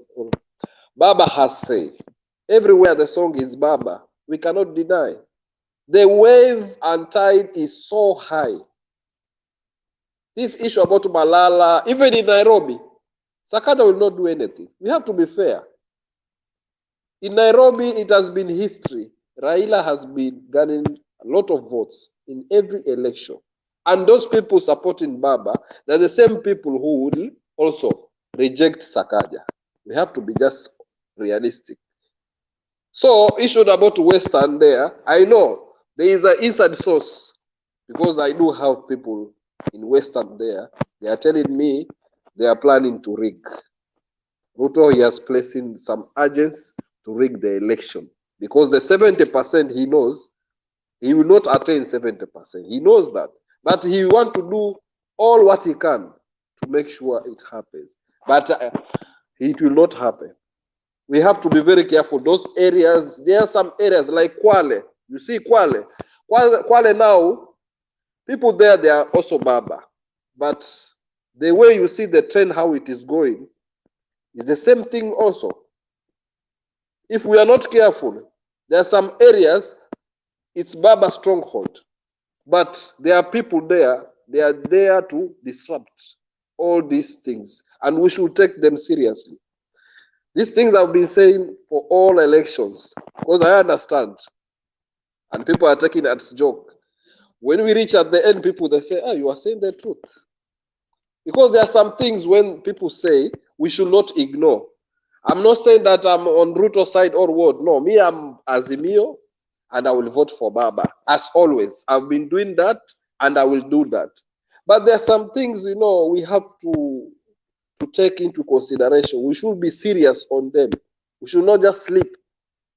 Even if we are going there to vote, we have to stay there. This issue about we are voting and then we go and sleep. We leave the policemen to guide our votes. No, we have to be there to make sure that Baba has to be in State House. So those are allegations that we have to embark. And this issue of Wajakoya, me, in my own opinion, I see Wajakoya, I think, is a government project. Wajakoya didn't just come just like that. Because in Kenya, as we know, Bangi is not accepted. To say the truth. Why can somebody place in a project to advertise about Bangi and is not arrested? We have to think about that. Why is it not arrested? Why is Wajakoya not arrested? But he's allowed to spread the news of Bangi to make sure our youths, they are demoralized. They go down, some they are jailed, some they enter into temptations. No, but they are not saying anything. Why? Because it's part of government project. He has been placed there because they know that the youths, so many youths, they support this Bangi issue. They will enter into that trap. And you see, even Ruto has also youth, the Hustler Foundation and whatever, so forth. So some of the votes will be shared between Wajakoya and Ruto. And that's a fact. We have to agree. So that's what I needed to clarify, to just talk about the session, whatever it was said, but I don't have much. Thank you, Bernard. Okay, asante Bwana Valentino. I would just want to say this: the rigging that is not supported by the government is rigging that cannot take place. If you don't have protection, there is no way you will get away with that kind of rigging. So, your story msahau. It was only in 2017 and 2013 when the phone call from Sugoi was a phone call that made people do things. This time, that phone call may not even go out. And they are hackers.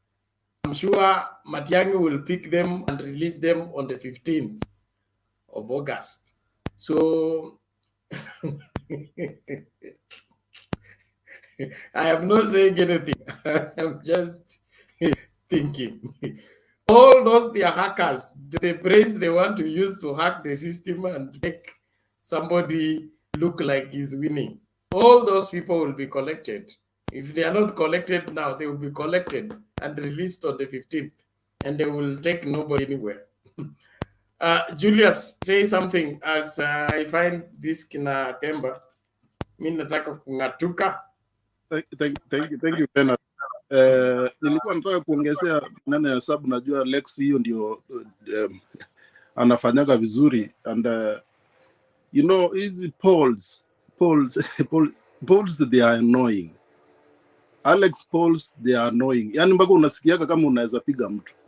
Can you imagine, the other day I was talking about Narok and the Senate you know the Senate, the current governor saizi anatafuta Senate. Sasa because he's counting on, because in Narok kuna upande ya inaitwaje Murwadigir ambayo ni wakale. The Kale votes, they are about I will give them, let me give them 60,000 although hawajafika. Nani the governor now was counting in hizo votes za wakale because hakuna Ruto. Nao wakale juzi walimfukuza kwa meeting, wakamwambia afadhali wapee shetani kuliko kupea kura. But polls wanapatia is 53 points. The current senator agona 35. Mpaka unaangaliaga hizi polls unashindwa, kwani hizi polls wanafanyanga wapi? You know, we don't understand. I think Alex anajua because he follows that whatever so much. Yani it doesn't make any sense. Surely it doesn't make any sense because Wamasai hawezi kumpatia kura because what he has done in Narok, nobody can talk about it. He has killed people, killing si ati nini. He killed a lot of people. Unakumbuka kulikuwa na demonstration Narok, vijana karibu 4 walipigwa marisasi na Rangers. So when you look into hata ya Nairobi polls zile zilitokea Nairobi, it's very strange. Very strange. I can't believe that because definitely if you are not with either Raila ama Uhuru in Nairobi, don't tell me you'll get votes in Nairobi. That is very sure. That's very, very sure. Before I moved to Kajiado, Kitengela voting, I used to vote in Nairobi. I know about Nairobi voting. So ukijaribu kuangalia hizi polls and I think they are paid polls. Wanalipa tu mtu anani, but it's very annoying, very annoying. Thank you, Bernard.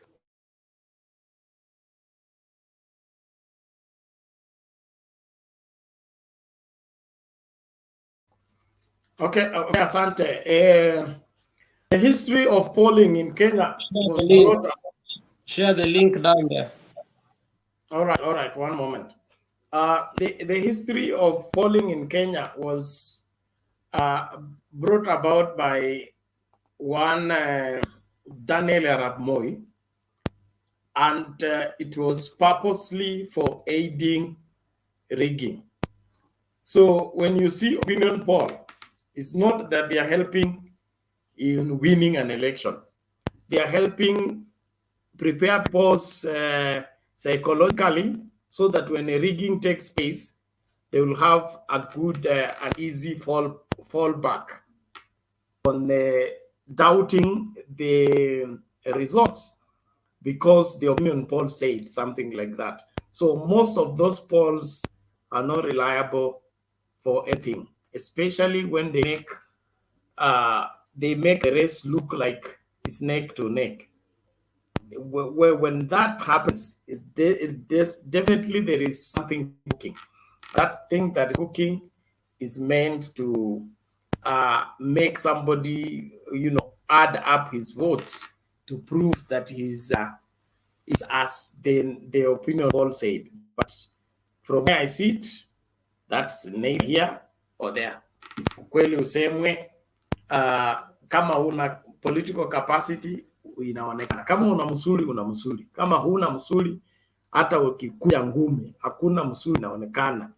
Na hiyo ndio masuala ambayo tumconfess nayo kwa huu uchaguzi. Watu wametuambia wana misuli, tunaambia basi toa jacket. Haya, kuja ngumi, wapi msuli? Hamna. So kama huna msuli, enda kwa gym, enda udevelop. So sio kusema ni msuli na msuli kudai kwamba una msuli akupatie msuli. Nenda kwa gym, inua vyuma, jenga msuli. Ili tukiwaambia toa t-shirt, toa jacket, ukitoa hivi tunaona msuli. Lakini hii ya kututisha wakati tumevaa majacket 3, tena ya leather.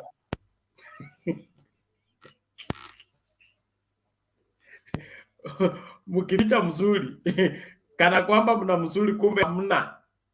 Hiyo ndio game ambayo mnajaribu kuchezea sisi akili. Wakenya washaamua, they will not be deceived. Iko vijana wanatakana wanatengeneza 6-pack kwa sababu ni wadogo. Kisha kuwa na kazi, umekuwa ni civil servant, uko karibu kuretire, watoto wamefika college, unatengeneza 1-pack moja tu, hiyo inasaidia. 1-pack.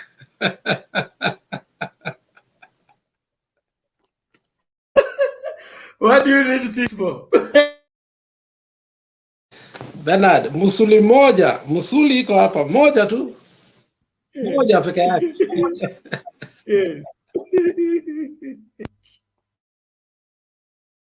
I tell you guys, mna maneno. Bwana PK, vipi? Siku nyingi. Salama sana. Karibu Bob Papa Azimio. Hii ndio majina inatisha watu wa UDA. Hebu mtengeneze majina ambayo ni mazuri, ile iko balanced.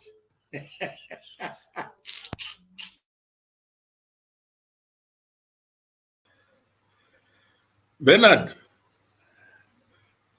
unajua umenistua sana.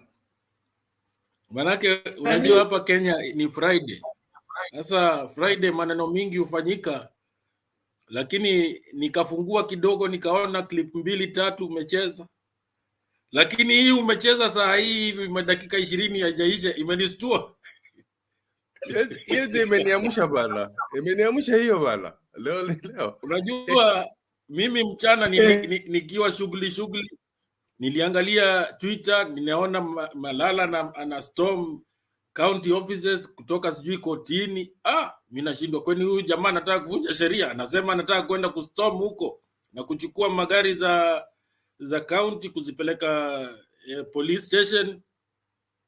Alafu sasa tena unanionyesha watu wakipiga sherehe bwana.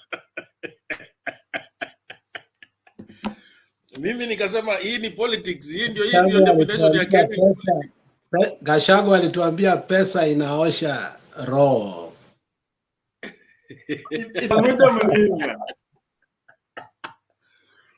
Hey, na sasa mimi nikakuwa na wasiwasi, nasema huyu mtu tena mbona anataka kuleta vita? Kwani hawa watu wamezidiwa? Nikasema idhuru Matiang'i na vijana wake wanajua vile kushughulikia watu kama hawa. Kwa hivyo kama pengine oda ya tear gas iliongezwa, lakini hata kumbe hakuna tear gas, ni sherehe tupu. On a Friday. This is a very interesting thing. Anyway, niliangalia hii kitu ya IEBC na kuna yule CEO aliongea juu ya ku encrypt na now is, you know, he talked about encrypting but he's forgetting that people can decrypt messages. You know, I don't know why this guy was being very simplistic. I think he's assuming that kuna watu hawajasoma hii maneno. Hata sisi ambaye hatujasoma hii mambo ya IT tunajua mtu anaweza decrypt as long as you have the correct software. But anyway, IEBC mimi naona tuwaachie tu hiyo sarakasi wacheze wenyewe. No. Baba. Kitu muhimu ni watupatie. Hold on. Keep as an issue. You can't. You see, the thing is, you can't decrypt it unless they're in the servers. The thing is, there has to be somebody on the server side. There's an encryption software. There has to be somebody that has access to the servers in IEBC. Otherwise, kama wamefungiwa nje kabisa, hakuna mtu wa UDA atakuwa IEBC. It's over for Ruto. But I don't trust huyu mtu wetu Chebukati. So encryption is there, but if there's someone on the inside, we're done for. Yeah, so I just want to. Okay, let me explain. Ni kama mtu atakufungulia mlango huko ya backdoor, ataingia na mbele tu, alafu afungue backdoor ndio mwizi akuja ingia, ama afungue dirisha. That's what, but somebody has to be inside ndio afungue dirisha ya ndani for those servers. So the encryption software is there. It's the best technology that IEBC has. It's just so long as there's no thief. You know who does one of the best hackers here? Wanakuanga nasi, wanakuja kutusumbua hapa Mtembei. Because there's someone inside. Someone on the inside. I see. Yeah, I know those backdoor things. But anyway, well, the best things that I think Azimio and group should do is to ensure that the anything matters legal, IEBC is pushed to the wall to deliver. The rest we will take care of it with a 15 million strong.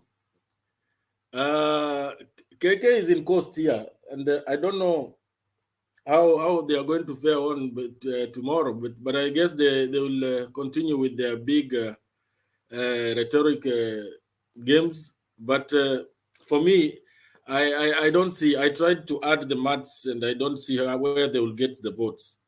And I managed to follow some of the messages that are being. I was in South Coast, so I tried to follow the messages that are being delivered to the people, and you know, the truth be told that the literacy levels in Coast are a bit higher than other regions. And like in Coast, I mean, in Kwale, the people are being told that if Mvurya is not there, and the deputy, she's called Achani. Achani is the one who is on the UDA ticket. If they are not there, then their kids will not get bursaries. So the Azimio has been trying to deconstruct that narrative. So the people there were kind of worried that what if these guys go? We won't get this money. But it has been deconstructed, and Azimio is really doing a good job. And the few people I talked to on the ground, they're saying that the effect of Vuria is waning, and Azimio will carry the day.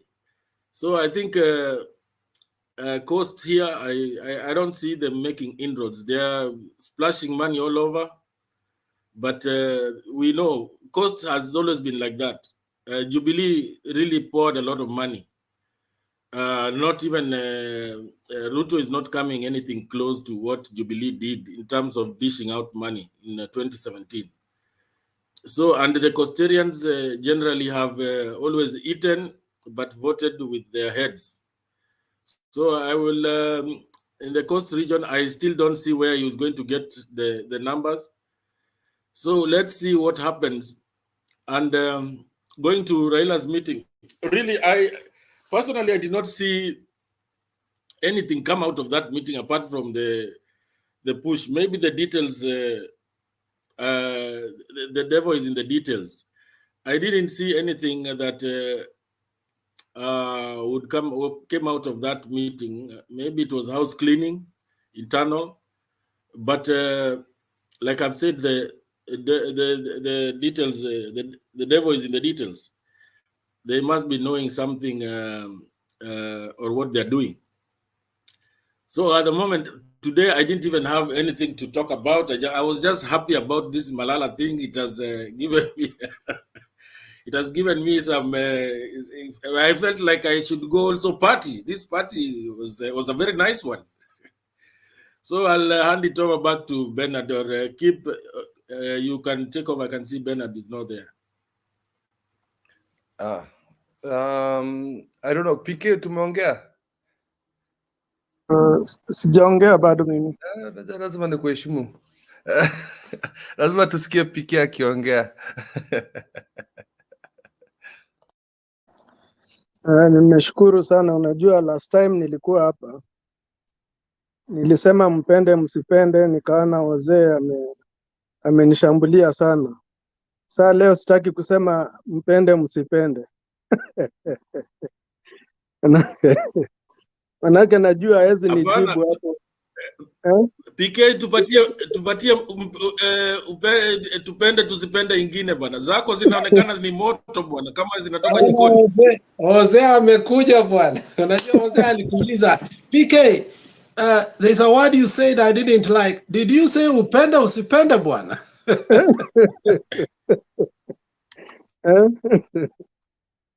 Na hiyo upende usipende yangu iliingia. Kwa hivyo sitaki kurudia tena. Isije ikawa tena. Nimetoka huko Mount Kenya. Mount Kenya Forum kumewaka moto sana. Huko Julia na Shiko. Anaitwa Guru ama anaitwa nani? Njiru au somebody. Wamewasha moto huko vizuri sana. Both of them. Yeah, they've lit fires there, and it's very hot.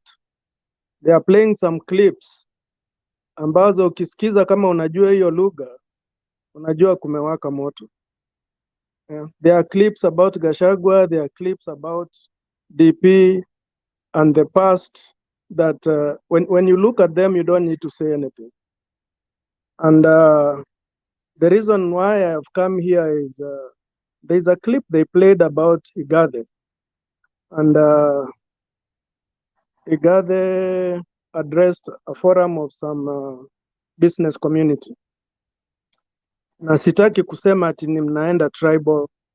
I thought of coming to pose the question here. Igathe alitaja kuwa kuna Wasomali watatu ambayo wamehold captive kila mtu. Nikashindwa hawa Wasomali watatu ni akina nani? Maybe kuna mtu anawajua hapa. I was thinking one of them could be Grand Mullah from the way of things. Grand Mullah could be one of the Somalis. And I was wondering who are the other two Somalis ambayo wameweka Wakikuyu wote kwa mfuko. I don't know the rest, but Grand Mullah is a bench fixer, allegedly. And the other thing is, Grand Mullah is quite a brilliant guy. He's the one who's, anakuanga na bank yake. He's got his own bank, the first Islamic bank in Kenya. He's quite a wealthy person. And other than allegedly being a bench fixer, Grand Mullah always goes on the side of people with on the wrong side of the spectrum. And there's one reason he does that. It's good business for him. And watu wataenda kesini. I guess we're going to go to court. And he's the one who's going to sort them out. So if anybody is in a fix, Grand Mullah is the person for you. The other two, I don't know if he was referring to MCAs or whatever, but it's Grand Mullah is definitely one of them.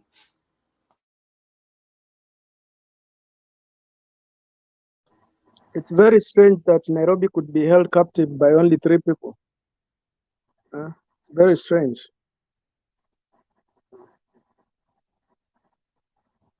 Yes, sir. Unajua, I think it becomes tough, and as I always say, usually we have a debate that, and that's a good thing about a debate. A debate, you don't have to follow chronology. But I think it has reached a point and time that we need to have some specific topics whereby Bernard gives us the topic ahead of time, then we have a script, then we speak about it behind the bar, we get the videos the way you have said wakina Shiko amefanya leo, it becomes easier for you to understand what the Grand Mullah is saying. I'll take you back in time when that seat fell vacant, and God rest his soul in peace. The person who was to take that seat was a certain Olalo who used to drive Ngamia up Eastlands and campaigning. He was very popular, and the Kibaki government made sure they had postponed that election until they were sure they were going to win it. And that thing went for like 8 months, remember? And even after the journalist won it, he was targeted, and before the election, and some terroristic events happened. The guy was elected in the duress of what they were honoring him in, but he is not fit to run that constituency. But if you can remember, there is a clip, and in that clip, there are words that Duale said, and the people that were with Duale that day in that room when Duale was speaking, whatever he was speaking, said, unajua hii Kenya tumeichukua yote. And he was speaking in his language. Alafu akasema, when you look at the oil industry, and I'm glad, PK, you understand what I'm talking about. When it comes to that area, you know what I'm talking about. You know, people think that having Total, having Ajib, having Shell, I mean, there are these regulators here, and that is what we were talking last time when we were having a rise of fuel. And Duale was categorical that when it comes, even, okay, before I say Duale, Bill Okero was a very good shallow finance minister, and that's what we remember him most for. And Maalim, who was also a deputy speaker, that is what we most remember. These are, Abkadir, you know him, a person that worked tirelessly to the new constitution and even being a political advisor again in the office of the president. The guy again who was Hassan, who was electoral commission. Why is it when they finish up with this high time post, and the person who brought them to the very limelight is always who? Grand Mullah. But whenever they leave those seats, they go to the oil industry. Bill Okero is known very well for speaking in the media, and I think that is what he never was supposed to say, that he doesn't want a seat anymore, because when it comes to oil, now they are controlling East Africa, okay, in the small traders. So I don't know why it has taken you this long. When I played the clip and I said, this clip is important for you to understand the mind of Ruto. And I tied it to the wealth of Nairobi. I tied to what Ruto is targeting. Ruto was categorical. You can't come in Nairobi to drink and dance. You must make a corner. And that corner, he gave us a reference. Kama Duale watu yao. He gave us a reference. Now, you must ask yourself, what did Ruto learn from Duale na watu yao? And who is this person that is so strong that is always with Duale? They agree with Duale 100 times. That is a man called Grand Mula. He agrees with Duale all the time, no matter what. And you can ask yourself, when Moi was alive, the person again who went against Moi and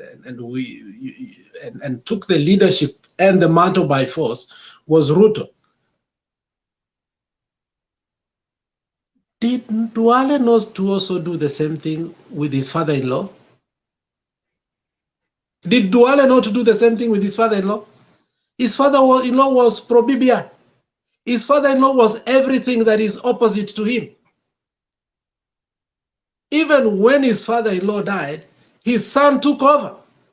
But you always realize wanajipanga vizuri, but Duale is usurping the power from them. Alex, that is Haji. Haji was the father-in-law. Yeah. Haji is his father-in-law. A strong man, and nobody talks where Haji talks. By the way, it is Duale who usurped his power. The same traits you see in Ruto is the same traits you see in Duale. So it is known. You can connect the dots from what I have told you. The third one, I don't want to name him for security, for my own security purpose. He is larger than life. He is not known. He is the sort of people that I admire, like Kulei, the Wanjigis, the submarines. You know, a submarine stays down, and when it comes out and it goes down, imetoa vifaru nyingi sana. Submarine just comes out, inatoa vifaru 1000, inarudi chini. Unaelewa? So iko moja kifaru submarine mbaya sana, kwa hiyo watu inajifichanga tu chini hivi, kutoka tu mara moja ina unleash everything na inarudi chini. What they have been capable of doing, when you hear that holding hostage, go back again to the 80 billion that Igathe was talking about. 30 billion of it, 90% is going for legal fees. And who was being paid? Remember, at some point, Sonko was complaining that Ahmed Nasir is being paid billions of money by Nairobi for cases he doesn't even know what cases they are. Sonko named him. So, my friend, it's a total takeover while we are looking at these people. And this UDA is a criminal enterprise. UDA is not a party. Anybody who thinks UDA is a party, UDA is not a political party, my friend. UDA is a criminal enterprise, and the owners are there, and you know them. Ruto doesn't even own UDA. It's his conduit. Okay, somebody can go on. I think it's easier to connect the dots, people to understand that the takeover of Nairobi was not something small. It was well choreographed. So I wish wakina nani wanaweza toka huko, since they already have the downloaded video, to show our people here to be educated, so that they don't think sometimes we are alarmists, as we are called. It's not so. It's because we connect those things, they disturb us. And when we speak about them, because you're ignorant or you are not exposed to what we are saying, then you think, oh, we are blowing things out of proportion. We are not. Nairobi has been taken over. Thank you. Thank you very much, Alex. I think PK ulikuwa umemaliza before. Jose, you wanted to ask a question. No, I think I'm done. I'll just be listening. Okay, Jose. Well, I think I'll start with the Azimio meeting. I think I'm one of the people who have really welcomed the idea, because even before the Marsabit, you remember when PK was telling us, mpende msipende, there were also some like elements of sibling rivalries in that or whatever. And even consequent ones, there have been a bit of it here and there that culminated now the one we witnessed in Marsabit. So whatever happened it was seriously welcomed. It's just that maybe it should have come earlier than that. And then secondly, from the resolutions, it looks like the parties have been asked to take charge and try to take strategies to deal with those rivalries. Personally, I thought that the council was going to show seriousness. They were going to take it upon themselves and even summon these people who are quarreling, embarrassing people in rallies, to turn up and have a collective meeting. They always say these things are normally give and take. A give and take where the council is, I'm sure all of them will toe the line. But nevertheless, I wish them well. I hope sooner, before the end of the month, we should see a lot of good progress. I personally believe that the 15 million is achievable. 15 million voters. That is like, it's almost like 70%. It's like 70% of the voters. So some of us already believe that Baba is already 60 plus. So 70 is actually reachable. I noticed that the DP was in Coast, and okay, his main agenda was to do with economic progress and infrastructure for that area. Then I quickly remembered during their meeting in Baringo, you remember they were telling the rallies that wananchi waweze kula barabara. So this time round is like ni kama wamesahau. Now they are saying that they are going to do the roads in their government. And now that brings me to what I think Bob was saying. Bob, today I think I started watching this a bit earlier and I noticed there is a Papa there. So I thought you had changed your name. So there is another Papa in the...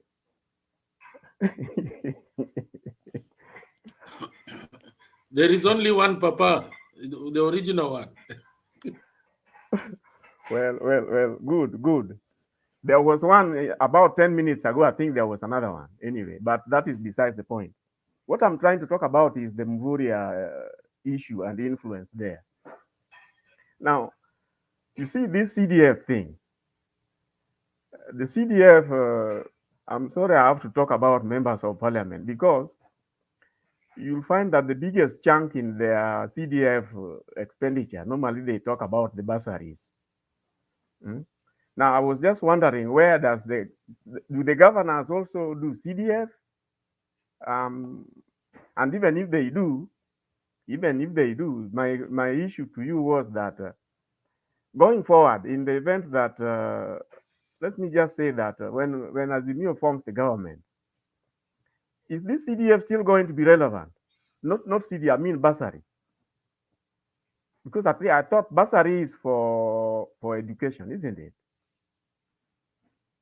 Now, if Baba says it is from primary to secondary to university, it will be free, anasema bure, isn't it?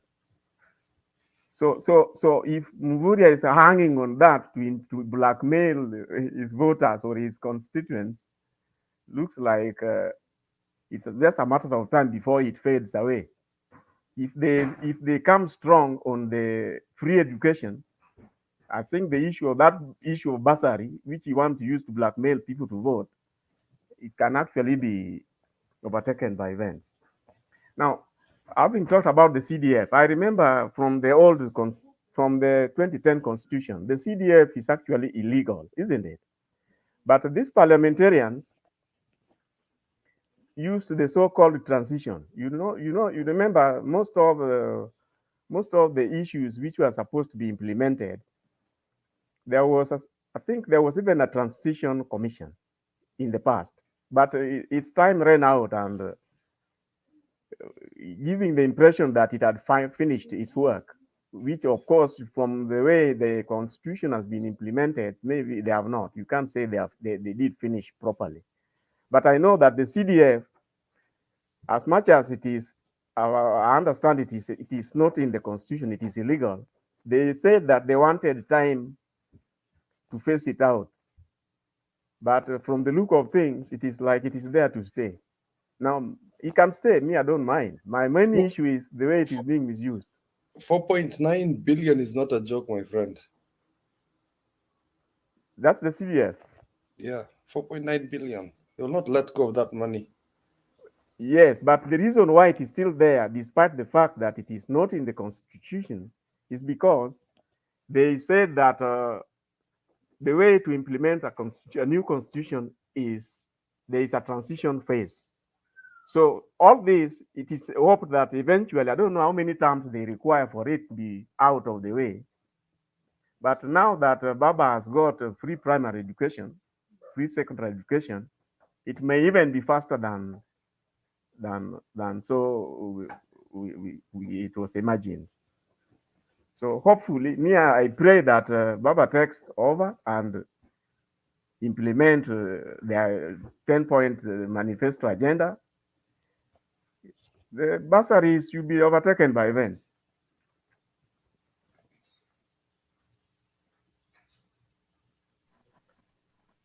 Can I say something? Yes. Before I conclude, you could proceed. Yes, please. Yeah, there's a way in which Baba says anajua pesa mahali iko. Maybe that is part of the money he talks about, because he's always confident. Asemangi atatafuta pesa, huwa anasema mimi najua pesa mahali iko. Maybe anajua hiyo pesa ya bursary na hiyo ya CDF is enough to start him off. I'm just thinking. I agree with you. And in any case, now that you have mentioned that, every time you realize when the president talked about 2 billion being lost per day, I tend to think that it is the same loophole the president was talking about, that Baba is going to start sealing. The loopholes will be sealed, and as you say, there is a lot of corruption all over, starting from government projects. You remember this new term in Kenya, the tenderpreneurs? It's used quite a lot by the governors and their MCAs. I'm told that the MCAs, for example, must have a foreign trip. The MCAs must each have a project given to their areas, and they are the ones to determine who wins the tender. So these tenderpreneurs and all these other government projects, including the borrowing. Now, initially I thought that 2 billion, I thought was an over-exaggeration. But if you look at it all round, it could even be more than 2 billion. The way. Also, can I ask you a question? Yes, please. Can I ask you a question? Please, yes. Where did Kibaki get the funding during his term, especially after 2002? we were running a budget of, I think, about 250, 300 billion. And in a couple of years, we were doing a budget of almost 1 trillion. And where was he getting this money? And I'll want to tell you that the way, just a minute, the way in 202 the cowboy contractors were stifled, and an audit was done on payments that were being done by government. The same way, there's so much that is being paid that that goes unaudited. So I think there will be some freeze when the next government takes over. There will be some freeze on payments. So there will be less money in circulation for a short while before things get back to normal, because there is a lot the government is losing. That's my take. That is true, but something else you need to remember about Kibaki is that he really perfected budgeting. He realized there were some white elephant, let me call them white elephant budgeting, which he really reorganized. And he tried to, instead of doing a huge budget, then you want to borrow to deal with the deficit. What he decided to do was cut your cloth according to the... Jose, you know, Jose, stop going around. You know, you started very well, because now you're losing thought of where you are coming and where you are going, because now you are just going all over. You started about asking about the bursaries through the county government. And then you went and asked, after Baba gets in, are we still going to have that? We have not even answered that. Now, again, you're going to Kibaki perfecting his budgets. I mean, Jose, I mean, let's go. That is in response to Papa. He was saying that how did Kibaki manage his tenure? Yeah, it was a rhetoric question based on your earlier question of the bursaries. It wasn't a budgeting issue. Because you're getting out. Maybe I remind you that, you know, it is Kibaki who helped these people. The CDF, you know, basically materialized during Kibaki's time. And the MPs, I don't know what menu they were using on the CDF. It's just that so far the most prominent is the bursary. I don't know where I'm not so sure exactly where the rest of the money goes. It's just that when you see the Auditor General's report, he says they cannot account for it. But I think what Papa was trying to say is that Kibaki managed without this excessive borrowing. He managed to run the economy very well. And according to me, I was still around those days. And what I remember him doing is he really reorganized basically all ministries. The budgeting levels, he did very well with not over budgeting so that you precipitate the need to borrow. Instead, it was like, can you budget according to what you have? The CDF is your question about, are we going to have CDF, or where is Raila going to get the money to give the counties? No. Whether CDF will still be, not CDF actually, but these bursaries, because remember, my issue was with the governance, because I was wondering whether the governance also give bursaries. Yeah, they give. The simple answer is they give. The devolved functions, we may have very few because of the nature of the Jubilee government.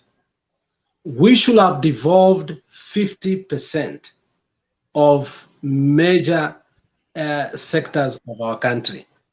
We started by healthcare. We had issues, but we did something called FESO, which means there are some employees immediately who went to the payroll of the county. The county. And there are others who remained at the national level until today. You know that. So the desire of devolution was not to give all those duties to the counties without testing them. It had to go through a progressive nature. And we started with that, healthcare, which was the biggest. We went to agriculture, and eventually we will go to the education. And by now, in 10 years, we should have gone to. So if that is the case, it means that as a stakeholder, the county government needs to know how to undertake and manage all the stakeholders of education sector, including from our kindergarten to all the tertiary, because I think eventually the plan is every county must have a major university or a tertiary college. So if that is to be so, it means they must also start having some sort of devolved function, which are also bursaries. If you know the onus of the problem between Omar Hassan and Joho was the bursaries. Okay, so bursaries are going to remain. Now, what is not constitutional? What is not constitutional after we've had the so-called the new dispensation is the CDF. CDF was an act of parliament for equal distribution of resources. Remember, they were so centralized when Kibaki came in, and we wanted to decentralize, and the easiest way was to create CDF. Now that we have devolution, CDF becomes another center of power. You get that? So I think CDF and also provincial administration are very illegal. But again, you saw Kibaki went to court to seek, the continue of provincial administration because there was a danger. If Raila is chosen to be the president and he has no friend in the whole of Mount Kenya, it is hard for him to go and attack. The same way we realized it was going to be harder for Kibaki. So there was need for that provincial administration to stay, but we face it off with the county commissioners. The problem is that we haven't really done that. So CDF should go, but CDF should be merged with the county, and the county should now go about 50 to 60% supporting the education sector, which means they must give bursaries. I agree with you. You know something? Just a moment. CDF, you see, as I said earlier, there was this transition commission. It was expected that by the time it was being wound up, they would have done almost 95% of what they needed to do. Now, our parliamentarians, as I told you, these people really know how to do things. They went ahead and gave an open transitional period for CDF to come to an end. As you said, exactly, it's supposed to, the county governments are supposed to slowly take over the CDF roles and functions and absorb it so that they are dispensed through the county government. But as you know, our MPs, that's why there's a day I was telling Papa here that if anything has to go through parliament for it to become an act or whatever, these people will never do it. And that is why I was saying that somehow our chapter 6, which I keep saying that a good proportion of them are culprits. There is no way they can entertain any tightening of rules or the conditions or the procedures or the thresholds in that chapter 6. It has to be through others. I don't know. That's why I keep saying I do not know what approach Martha will take. But definitely, something needs to be done about our chapter 6. Unfortunately, the MPs who are legally supposed to do anything about, they will not. And a good example is this CDF. They gave an open-ended transition for it. And you can see they are not. And I've reliably learned that twice they have actually held the Jubilee government hostage regarding budget issues until CDF funds are disbursed. You can imagine. You all remember what they tried to do to Ouko, the Auditor General. It was all because of the CDF revelations. So there we are. CDF for me is county development fund, and I think even MCAs receive a bit of it. The purposes of it is, like Alex said, is just to decentralize the finance of the budget from the central government into the constituency. So this was before devolution came in, and the money was for the purposes of the MP has his own budget and he would use it for what is most important to his constituents. So the most famous thing is bursaries and education for his constituents' children. So I think that is what they ride on. And you could use it to build schools. You can use it to clean classrooms, hospitals, roads. Some MPs use it to expand their roads, next to their constituents, so that they can get elected next. So it is just an extra fund. Sorry, PK. Continue then, Jose. You can finish up. So let me ask the wind question. up with the issue of Igari. I think PK, there was a you wind up, but you go around in circles. Jose. No, All right, saying, go let on. me wind out with the issue of Igade. Jose, let's tackle the issue. Nairobi has 45 MCAs. I can tell you, because I like to speak mother tongue, because this is politics. These 45 Kikuyu MCAs are controlled by 3 Somalis. That's a fact. There is a cabal. The capture is too serious. Even yesterday, they were doing things that are completely illegal and illicit. As late as of yesterday. Now you wonder, my tribesmen, this money, what are we going to do with it? The political culture of the Kikuyu used to be lion-hearted. It has now become vulturistic and hyenaistic. The lion only eats the animal. It's a predator. But we are killing one another. We are tearing at one another. We have a few people who have become way too greedy. If you go to the county now, the invoices being paid are being paid to few people of one community. Salaries are not even being paid. The Nairobi city worker is the most demotivated.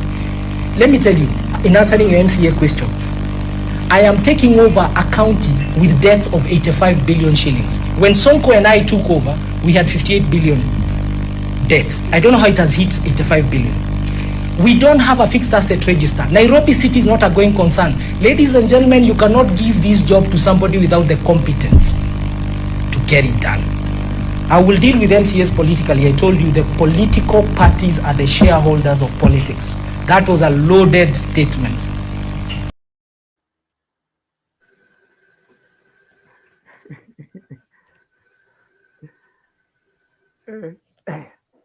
I don't know what to say, but PK, let me tell you what I think about the 3 Somalis that. No, Jose. Ulikuwa unamalizana. Hey. See, I said I want to finish with the Gabe issue. The other people who want to talk. Yeah, finish the Gabe issue, yes, please. See, that's what I'm saying. Okay. All right. Yeah, PK, you were saying that Igade was talking about the 3 Somalis which have held Kikuyus hostage. Now, from what I saw, because earlier on I had seen a longer of that clip, and there is a point where he says that the Kambas will go where, the Luos will go where, the lawyers will go where. Now, CCJ, Kikuyus, where will you go? Now, I was not understanding the connection between these two, and I get the feeling that he was somehow talking in parables, because I didn't understand. All of a sudden, he was saying that the Luos will go this way, the Kambas this way, the lawyers this way. Now, Kikuyus, where will they go? They have no. they'll be floating like or hanging around. Now, that was the way he ended it. And I was seeing that there is a parable, unless if you had watched the longer clip, maybe you could get what he was trying to bring forward. But that is what I can say. Now, regarding his campaign approach, I think he's really covering a lot of ground. He's one person who I'm told he campaigns on food.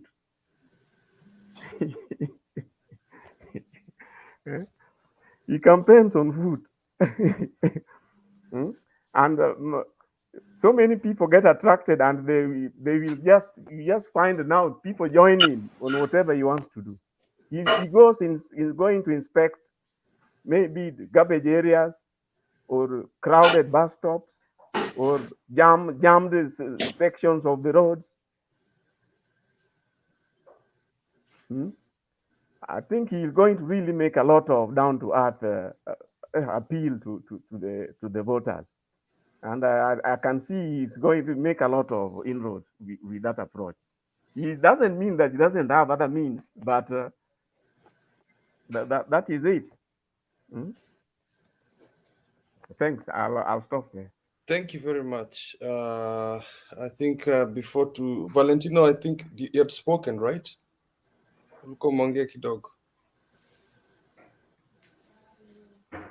You're muted, my friend. Nilikuwa nimeongea before but sahi bado sija before kitambo sana. Sawa, tutasikia I think PK wants to say something small. Alafu tutaingia kwako, alafu tuende kwa nyumba, alafu tutaanza again. But I think PK wanted to say something small. Yeah. I hope it's a statement, not a question. Yeah, what I wanted to say is in regards to the bursary. There's a time Alex tabled an issue about the fake schools in Kenya.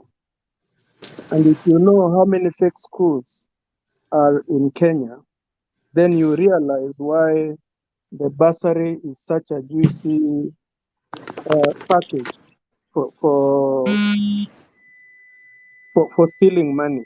Because when you use the bursary and you connect it with the fake schools we have in Kenya, it is the easiest way for our MPs to siphon money, because they will write checks purported to be bursary checks to students into all those fake schools.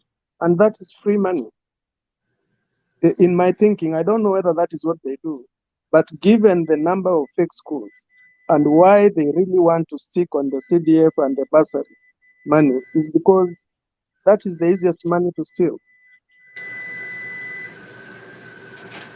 You see, before Valentino comes in, but Alex, before the thing is with bursary, like I mentioned before, with CDF, it's what the MPs are allowed to manage. Kwanza wanje wana manage themselves, so they can put some they can put some in the side pocket and nobody will know. There's no record to say how many teachers how many students have been given that money, how many roads have been built, how many schools have been repaired. Usually what would happen is the chief, again, a role that should have been removed with the devolved government. Chief is given a list of amounts, anaka kwa maduka around the village. Asema, can you meet in the chief's office? There's some money coming from the MP, blah, blah, blah. And usually not all these bursaries are used, except for busy places like Nairobi, where people actually are going to wanaenda kufuata hiyo pesa. Alex, before Valentino comes. You know, Jose, the biggest scam that Kenya doesn't want to reveal, and the more reason why Sosion didn't even want to get out of a seat called not Secretary General. You know, when you become a member of parliament and you're sitting in the education committee and you're still insisting you want to be the Secretary General for NAT, you have to ask yourself, is he NATS himself or what? Anyway, that's another story. But the budget for a year 20 to 21 to 2021 for education. I want you to go take time and read so that probably Mimi Wewe and Wekesa can have a whole show about the education sector and the corruption that is within there. You see, let's go back to the times. There are people who were born in Nairobi, maybe in the panel, and I know them personally. There were city schools, there were county schools, there were other schools, and the way our education worked was that money was given to city council, the other one was given to the Ministry of Education. But if you were not born in Nairobi, in other areas, we used to have DBE or DOK. The purpose of it was at a certain level, like a polling station for electoral commission. If you surpass 700, it's another polling station. There is no question. You can't add 701. It is automated. It will say capital NO. So all these issues, and I think I've been accused more because I come here and try to say our Bureau of Statistics has messed this country. Whatever we call census in Kenya, it is a hogwash that does not exist. You go get a certain number, you say there are 7 million cases. So in that, then you say, so obviously parents can't be 6 million and children to be only 1 million. Obviously there are more children than, than parents. And then you say, this, how many are primary school? Then you take 1 million. In this 1 million, then you say in this constituency, how many are they? 500,000. And they have only what? 7 schools. That means we need other DOK and DBE schools that are this. So the monies that even CDF and bursaries are giving are not to pay even for fees only. They are supposed to establish new schools. Now the question comes here. You know your constituency, Jose, very well. Tell me one new school that has been brought from bootstrap since the colonial days. The schools we went are being expanded. Actually, some of them from Mongoni Primary to Mongoni Secondary, now to Mongoni Tertiary College. Even the TTCs that we used to have now become universities. So what is happening, this money that is supposed to go create new schools per constituency, per certain area, per census, per, you know, people living in that area. Alex, the schools are either built by the colonials or a church, and then the church builds a very good school, the government wants to take over. Yeah, that is what I'm saying, that in the budgetary of Kenya, we are seeing, okay, Duke's favorite word, for instance, in Cherengan, where did that young man get money to just build a new KMTC from Chini, one of the best KMTCs in Kenya? Where did he get that money from? Ministry of Education. And how did he get that money? Ask yourself. Fully functional in Cherengan, better than that one of Nairobi, Bagathi. The best. Where did he get the money? From the Ministry of Education, because this money is allocated. If we don't have in Western Province, as Western Region, as it's called today, maybe Trans Nzoia is part of it, a KMTC, we have money that cater for that, for training, research, technology, and development. It is part of the education. So what the so-called MPs have done, they have put that money on their hands, and they are controlling millions of money. You may think they are actually a Ministry of Finance themselves. This thing called CDF and bursaries for constituency level should be abolished immediately, because it's unconstitutional. It was an act of parliament to cater for decentralization, because where Moi wanted to build a school, that's the only place he could build it. If he comes to my friend and I'm his friend, it's be called Moi Alex Primary School, Moi Alex Secondary School. That is how he used to build schools. So, but we are over that. Now, what we should be doing is we should be structured. There is region and urban organization that demarcates, and it works with the census, and it realizes this middle class, they don't need a boarding schools. These people can cater their children with the buses coming from morning to evening, evening, within this locality, so that we can even face off the boarding schools, which are colonial in nature, by the way. Boardings were supposed to be they were supposed to be a punishment for our own children, so that we don't perpetuate being together, so that they can separate us. It was divide and rule. So what I'm saying is, there is a lot of corruption in the so-called education budgetary money in the treasury allocated. And the people who do it, it is under the education committee, which Sosion again was sitting, which was a conflict of interest. You sit there and then you represent the teachers. In fact, even the courts failed us on that. So what I'm saying is, Mr. Kosel, bursaries are allocated through the national government, and they should go to the county level for the sake of devolved function, but not for the so-called members of parliament. You should questions for the members of parliament, but for the county level, it is okay. Thank you. That was very clear. I like that, Alex. I think education should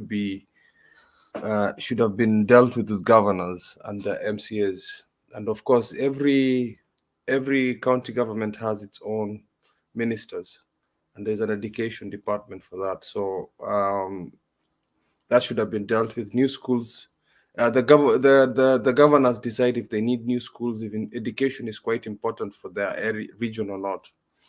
But since with the Azimio, like what Kosei was saying, with the Azimio agenda, when they come into government, I think government is coming back to the national government.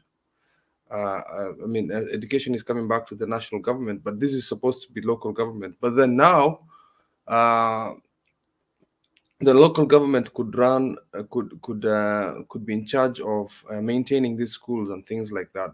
But national government has promised giving free education from was it nursery all the way to university level. So your pesa to talk about national, like any county government should be in charge of building new schools, maintaining them. Valentino, tafadhali, ingia tafadhali. Yes, asante sana Kipril. Mahojiano ni mazuri kutoka kwa Alex. Alex tumemzoea, tunamuona daily hapa. Nashukuru sana. Bob pia, PK, bwana nyumba hapo na Kuseo. Kuseo wewe unakujanga ma late night. Mchana unapotea, una time zako. I want to be unpredictable. That is walituvamia hapa mbeleni, walituvamia sasa. So ukabidi utulize. It's okay. Can anyone confirm about this Adele news? The Aden Duale. I heard that he's joining Azimio.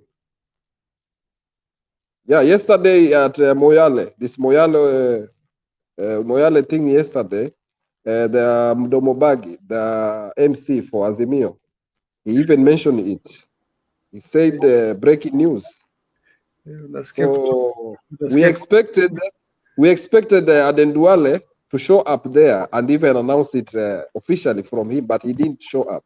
So I think maybe they are planning maybe another wherever like this, maybe. I don't. But it's real news, yeah. Those things are real. No, but let me ask you a question, Valentino. Yeah. How can you defect at this point?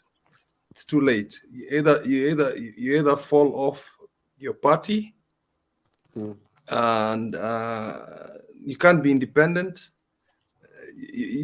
Until the election, you're tied to your party, and even after election, you're tied to your party. It's too late for any kind of defection.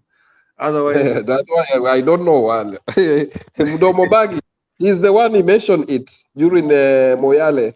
This Moyale, yeah. So I just keep it away. No Just keep issue. it away. It's not. It's irrelevant news, and I don't think you should concern yourself with. And even the name itself, Mudomo Bagi, he used to be a comedian, so don't take it seriously. Okay. I know he's been an MC. Sorry, he's been an MC for Azimio occasionally. But come on. Okay. Okay. I would like to talk about the Kwale County elections za Kwale because nimesomea shule ya Kwale High. Nimesoma shule Kwale High, so I know the surrounding there and the politics around it long ago. So Kwale County as a whole, it has 4 sub counties. We including Kinango, we have Matuga, Msambweni, Lungalunga. In these 4, we also have tribes living in those areas. Like in Kinango, we have the Durumas. Matuga, we have the Digos.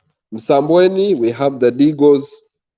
And Lungalunga, we have also the Digos. But also, from these all 4, we also do have the Kambas, especially in Kinango. We have a lot of Kambas living there.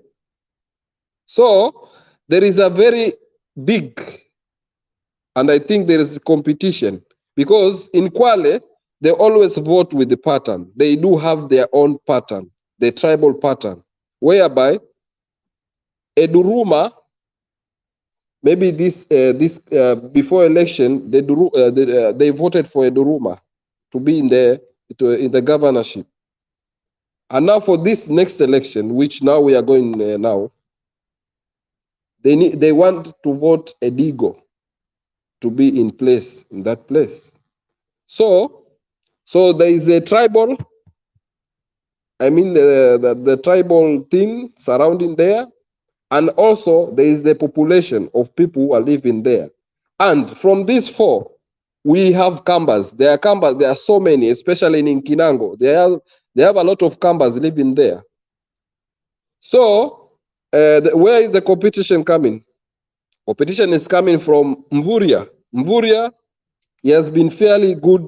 He has a good record in the education sector in conjunction with the Elimu Sasa program, providing scholarship for the candidates scoring above 350.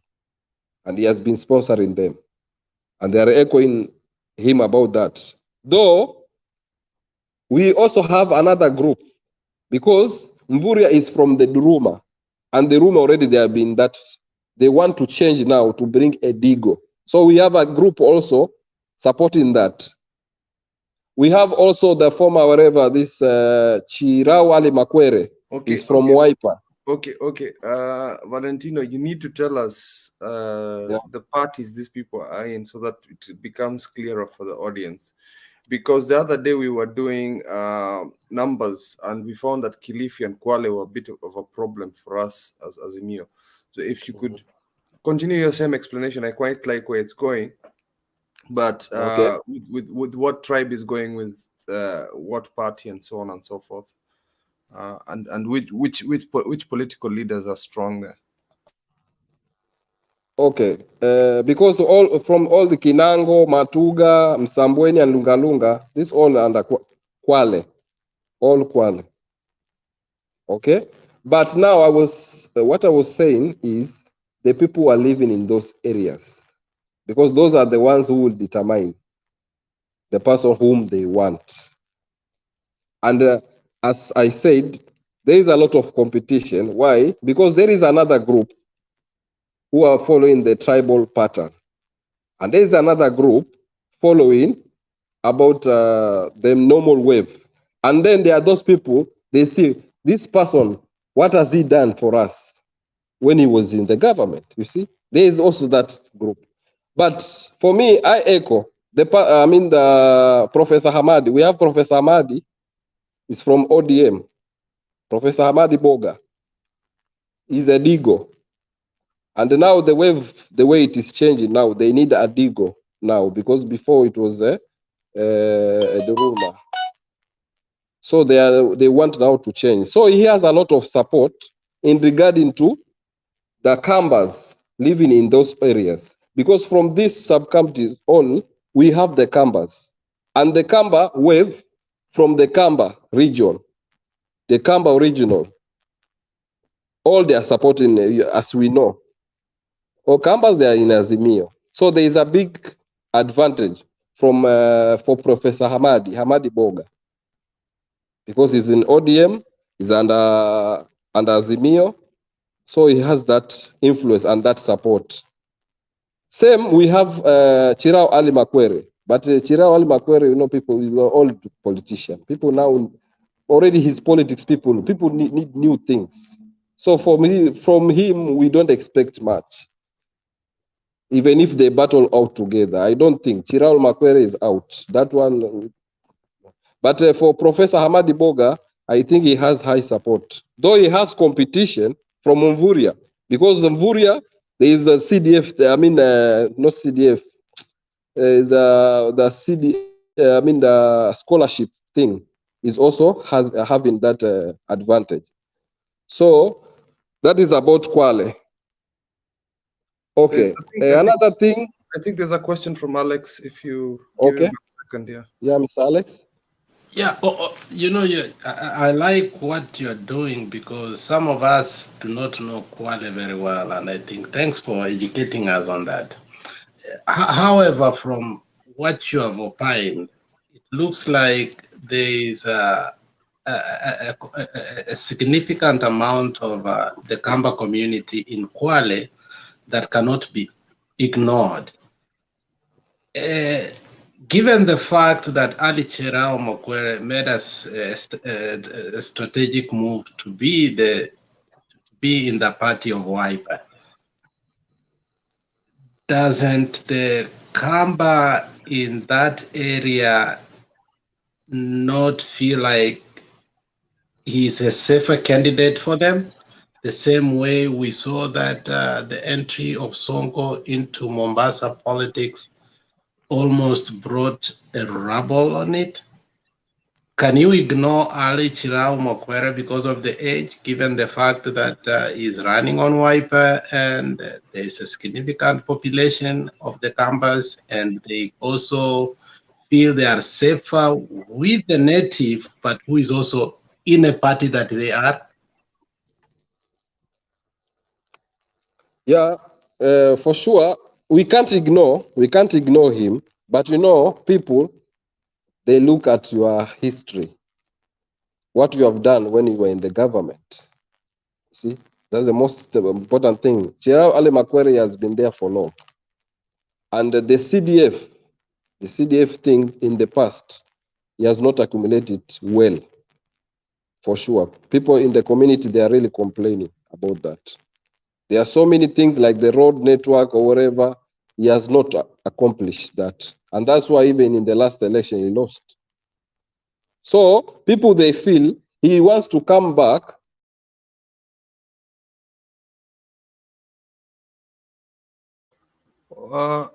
Have I frozen, or is it So Valentino? you're getting me? Go on, sorry. You had frozen for a second, sorry. No, you had Yeah, frozen yeah, for yeah. a second, yeah. Okay, Continue. thank you. But then I like, there's going to be a battle of the coastal period. Before you continue, I think somebody from Uko Pwani wants to ask you a question. Will you allow him? Papa? Yeah, no problem. Okay, continue. Valentino, where are you in Coast? Currently, I'm not in Coast, but I'm a Coastarian. Okay, from Kwale? No, I'm from Mombasa, but I was at Kwale High School in 2011. Okay. Yeah, Yeah. I've just wanted to mention that I frequent there. In fact, I was there yesterday, and the Kamba community in Kinango, Shimoni is quite a number, and even Ukunda itself there at within the junction. You know where the junction is? All that area as you go to Msambweni. Now, the Kamba community is quite a sizable number and can influence any election in Kwale. And in addition to that, there is also a very big Kikuyu community. There is a very big Kisii community in town there at in Ukunda.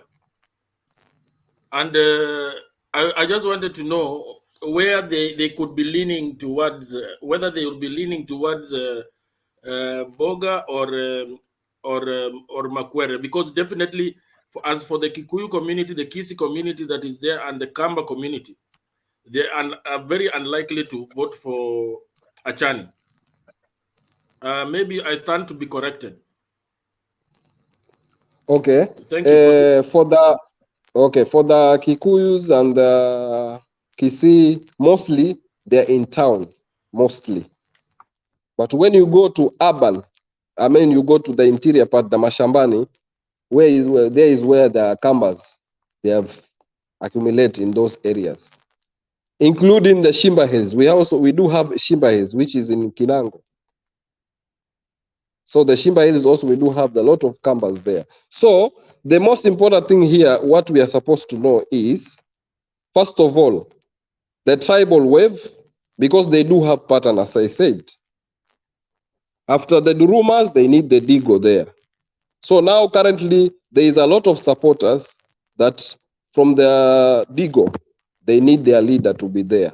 And possibly, for the Professor Hamadi Boga is from Digo.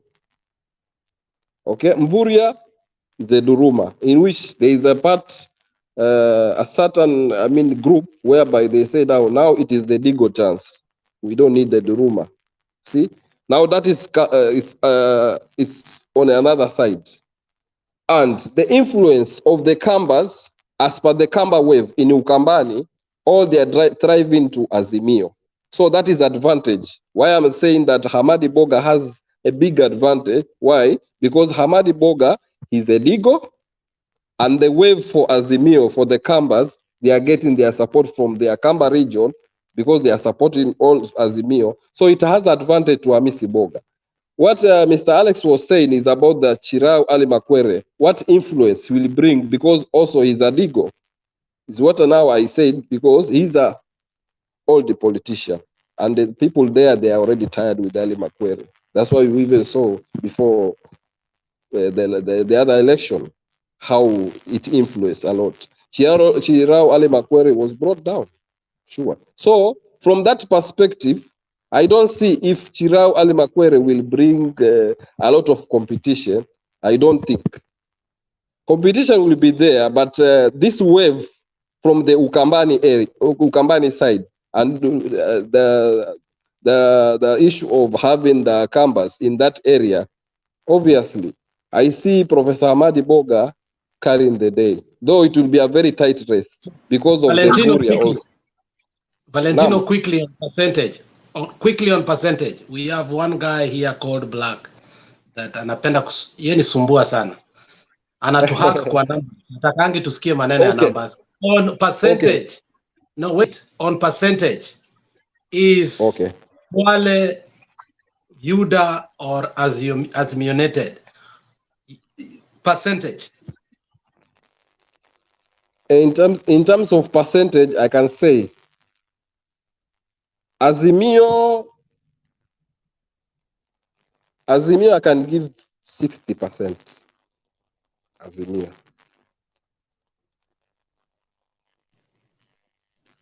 Okay, this is as per my view, the way I view. I don't say that is what it will happen. As per my view, yeah. Black umesikia huko chini. Black tusumbue tena. Thank you. Okay. Ukitatamisha, because tutaenda round ingine, because when I start seeing hands, I get worried because nyumba hajaongea. And when keep one more question, Valentino. Where is Zani? Zani, I have not seen Zani on the campaign trail. What is happening to Zani? Yeah. Zani now he acts like a blogger.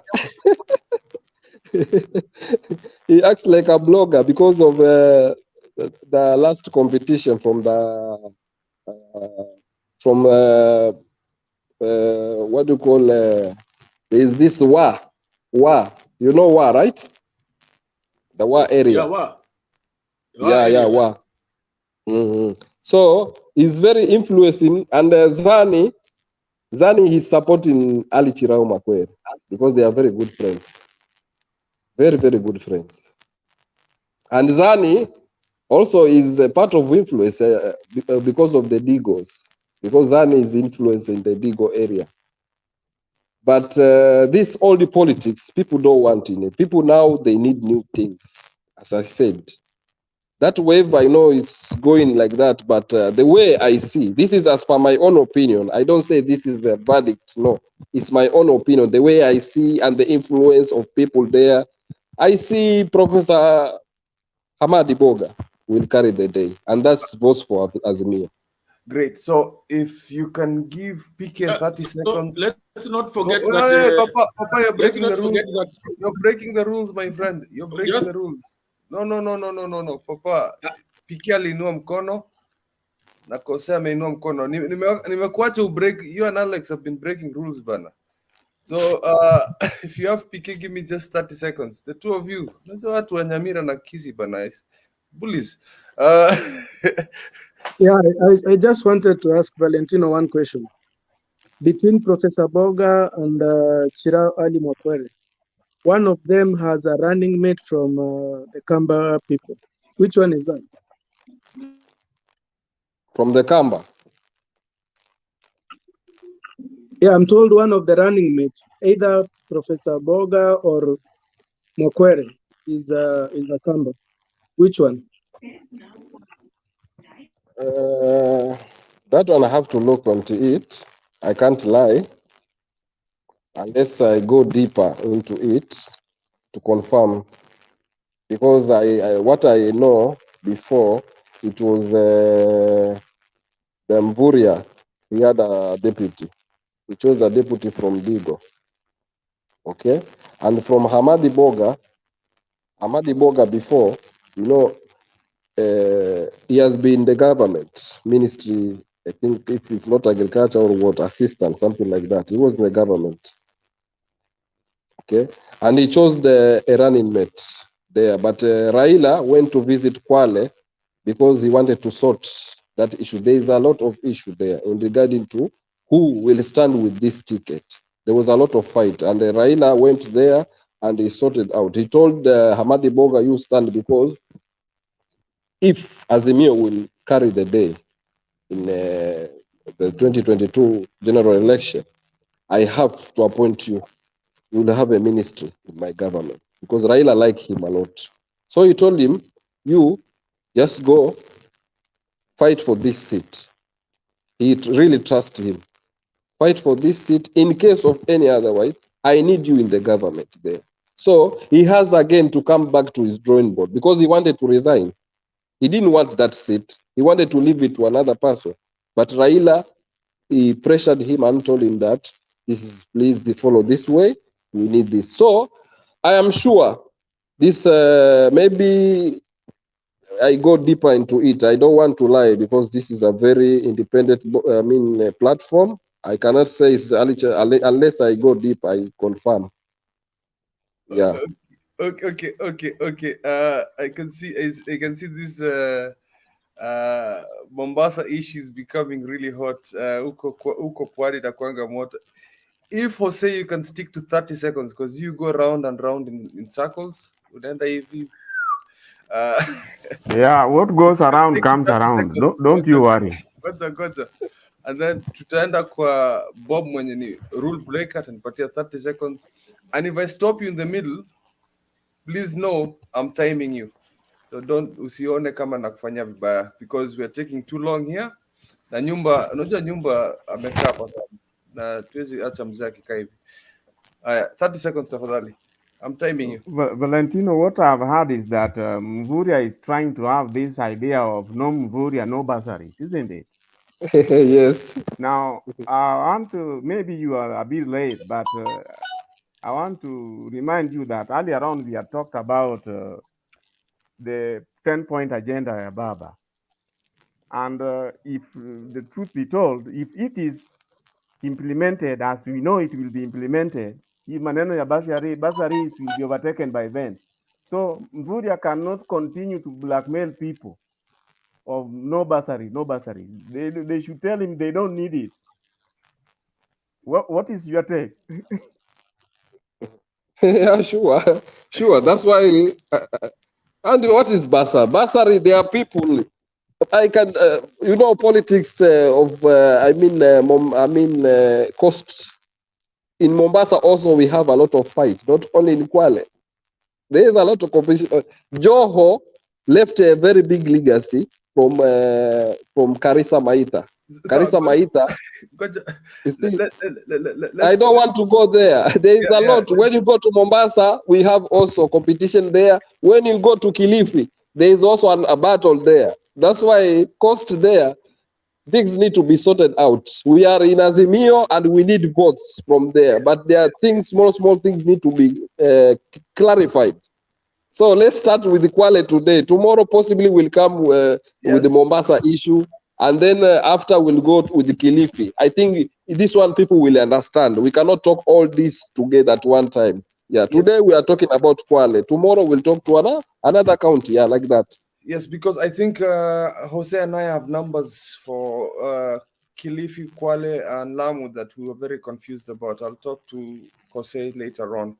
But I want to drop this coastal region until the second round if Makiadi is going to allow that. And let Mzee Nyumba talk. Mpaka nakula breakfast na yeah, Kipril. I'm sorry no, to disturb. it's very interesting. No, it's very interesting. It's that Amekamua ng'ombe tu sahi. No. Yes, there is this issue about IEBC. I support your point, Mr. Kipril. I really support your point. We have to be just realistic. In Kenya, elections are not judged by ballot. We have to be realistic. We have been voting and we know about this. Let's be just real. We don't decide presidency in Kenya through ballots. There is another way people they use. So our leaders there, they need to affirm us that we are going to vote knowing that victory is on our side as Azimio. We know about the Davis Chichiri, we know about Paul Mugo, we know about Boniface. All these are working with the Ruto. And Chebukati is a very close ally of Ruto. We don't want them to tamper with the servers. That's why you see Ruto has the ego, saying that no one can steal election. No one can steal my votes because he knows what is in place. So we need to be affirmed regarding this. That is the only part I'm worried. But me, as I know, if elections are fair, no one can beat Baba. No one in this world. Baba has support. Baba always. So if anyone here has something he can add on that to remove my worry, that is only my worry I have. Chepukati blows hot and cold air. At the moment, we don't know where he is. At one point, we see that he's with Ruto, and then the other day you see he's locking Ruto. So we don't know where he is, and I think the problem is the fact that the other two commissioners are on his tail. So there's nothing he can do without them seeing. So that is the only bit I feel that I'm a bit comfortable, and I can see that the way the servers were done, I feel comfortable. I mean, from an IT perspective, I feel safe there. I feel like mambo ya vifaranga last time will not happen. And black way wacha mambo ya hacking. I mean, this profession, I know what I'm saying. Unless somebody opens the back door, you cannot hack a server. What you talk about Facebook accounts and what I think you might be doing is because you know information about people, like their first name, their surnames, their telephone numbers, and it's usually what people use as their passwords. And that is how you hack people's accounts, Facebook's and bank accounts. So that is not hacking. That is just guesswork. Real hacking is something more complicated when it comes to trying to open a server up. It's encrypted. and decrypted on the other side. That is why people have conversations on WhatsApp and not their telephone number on their phone. That's why people would. That's why there was some time when the British government and also the Kenyan government, people have been using WhatsApp to talk, to make deals, because WhatsApp, if you're not typing anything and you're using it by phone, your voice is encrypted and decrypted from the other day, scrambled in the bit. So mambo ya hacking can only be resolved if you have an inside man. And that is what we need to be assured of. Can you repeat what you said about WhatsApp? WhatsApp. So for example, WhatsApp, I talk on this side. And what happens is your information is encrypted from your end. So your phone decrypts it. Then it's sent the encrypted message to the Facebook servers. So it's encrypted. Even Facebook guys will not be able to open. What happens is the person on the other end that receives the phone call decrypts your information, and then that's what you receive as your voice. That is why the US government has been trying to corner Facebook to allow to stop that decryption messaging in between. So that is why it's safe to talk on WhatsApp, but not on your normal phone.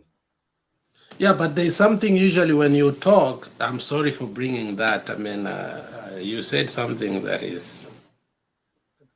Sometimes when you speak on WhatsApp, unaongea, unapata, ukienda kumaliza unapata kitu imeandikwa encrypted.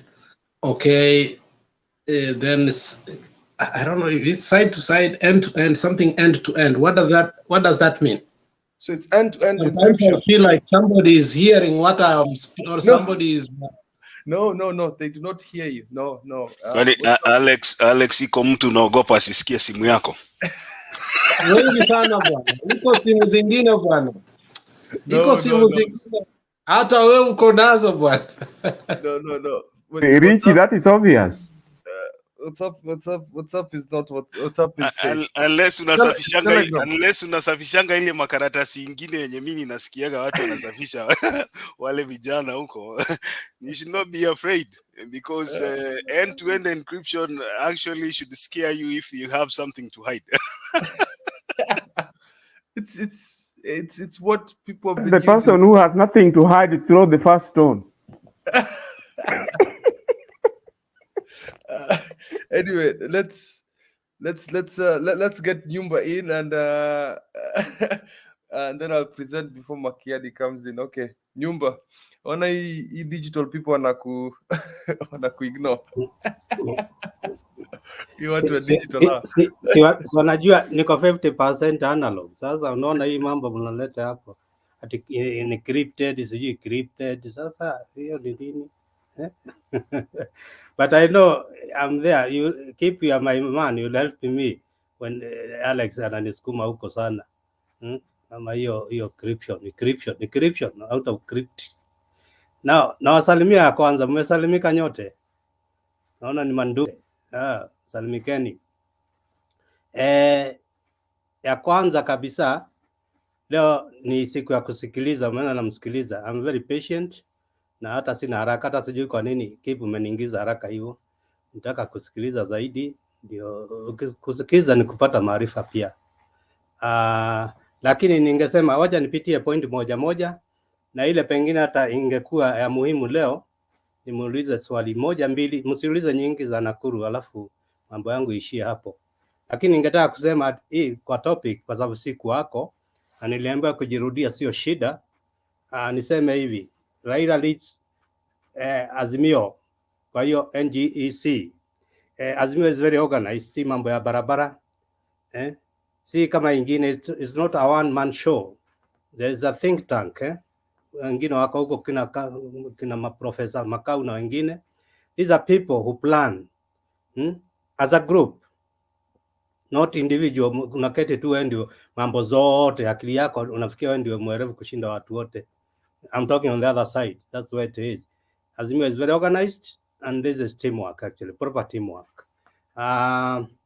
Alafu item B, Junet anajua anasema nini na nakubaliana naye ni 15 million plus. I don't have to talk about it. That's a fact. Utaona. KKA ni cost, hiyo sitaki kuongea, napita hiyo. Election countdown 44 days. I'm really naingojea sana. Alafu I'll be celebrating. And for this, actually, this panel will be part of this Mutembei, be part of the celebrants actually. Done good work. You have converted quite a number. Not only that, it has been very educative. The people have met here. Of course, Kinakip, who is now is a wizard in that line, people hugging. Alex, what's just Nakip? Kwa hiyo mambo ya hizo. Giving me the benefit of doubt. Ona background yake na yako. Angalia hiyo mtu analima huko na jembe. Alafu unasema. Haya. Kwa hivyo angalia yako. Ndio, mimi analog. Mimi nimekubali, I'm not disputing. I'm not competing with the KIP in terms of digital competitiveness. Yeah, I agree. Sisi, hebu sikiza. Let me give a small story. Mimi ni fingerprint. I said my professional architect, tulikuwa tunatumia pencil, rubber, ruler, T-square hizo, manual. Okay? Hebu ambie uchore kitu inaitwa perspective. Wewe, one point. Unachora million na pencil sharp. Siku hizi vijana wanaguza tu button ya key ya nini ya computer, perspective inatoka. Wewe, mambo imekuwa rahisi kwenu. Haya, sasa ya mwisho hiyo sitaki kuongea habari ya fake nini, wacha niwaachie hapo. Na kama mtu ako na swali mtaniuliza, lakini kabla hatujafika hapo, wewe Alex, angalia hii kikombe. Unaiona? Wewe na nani alikuwa nakunywa? Huyo Bob Azimio alikuwa na kikombe cha chai kama mimi. Kip alikuwa na chupa. Naongeagi habari yao, unaongea tu habari yangu. Wewe Alex unanionea sana. Wacha hiyo maneno. Maswali ya Nakuru County kama iko mtu aulize. Na hata hii ni mkate ya breakfast. Pole sana. Hii iko na kitu. Mzee, tunakujua leo usiku, si Saturday imefika hapo. Leo usiku tutasikia vile unaongea. Pabo. Kuna swali lolote la Nakuru County? Any question on Nakuru County? Mimi nilikuwa tunataka kujua hii rivalry ya Liki na Njui na Rigathi Gachagua. How deep is that? Because these two Come people again, Come again, please. This Rigathi Gachagua and Liki Nyanjui's rivalry, how deep is it? Let me play a video before you answer that Jumba. Wacha kuzunguka kuuzia watu ya Nakuru uoga. Ukiwaambia ati watu watapigana, uza sera. Waambie miaka 5 ulikuwa wapi? Kwa nini hukutengeneza barabara? Kwa nini hukuleta maji? Kwa nini hukusaidia watu basari? Kazi yao ni kufuata mzee akitendawili. Hiyo ndio kazi yako Liki Nyanjui. Wakati yako ya kuja kwa raia na kufukuzwa kwenda nyumbani umefika. Na wewe utafukuzwa na huyu mrembo anaitwa Susan Keika. Wangapi tutasaidiana tufukuze leo aende nyumbani? Mtaunga huyu mrembo mkono? Susan Keika anatosha atoshi. Susan Keika anatosha atoshi. Haya, endelea.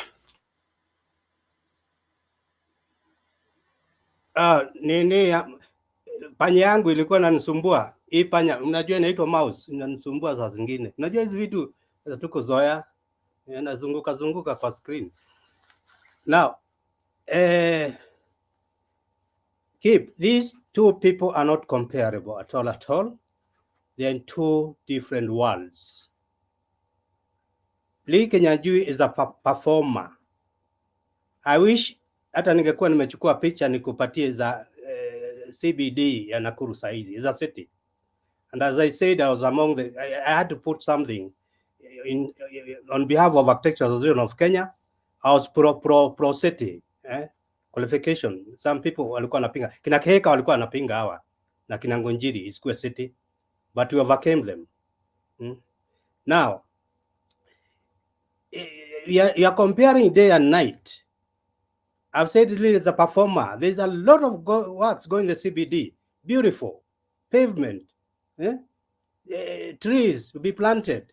It's actually very friendly, pedestrian friendly. We are not putting cars ahead of us. Roads, he has done so much. Building, you have even got a very big outpatient department in the Provincial General Hospital. Nani, Lee has performed. So Gachagua is just a big mouth, and I'm sorry, I don't want to look rude or feel good or appear rude. There's a guy capacity iko chini, na ile furaha tuko nayo kipu wameuliza, every time Gachagua opens his mouth 500,000 votes ya Ruto inapotea, inarudi pande ya Azimio. So we want him to go making more blunders. In Nakuru, Lee is winning. There's no way Susan is going to beat Lee. Similarly, these our Kikuyu, minimum Kikuyu. There are how many? It's about 7 MPs. They are Kikuyus. That is Naivasha, kuna Gilgil, Nakuru East, David Gekaria is Nibaluya Kikuyu.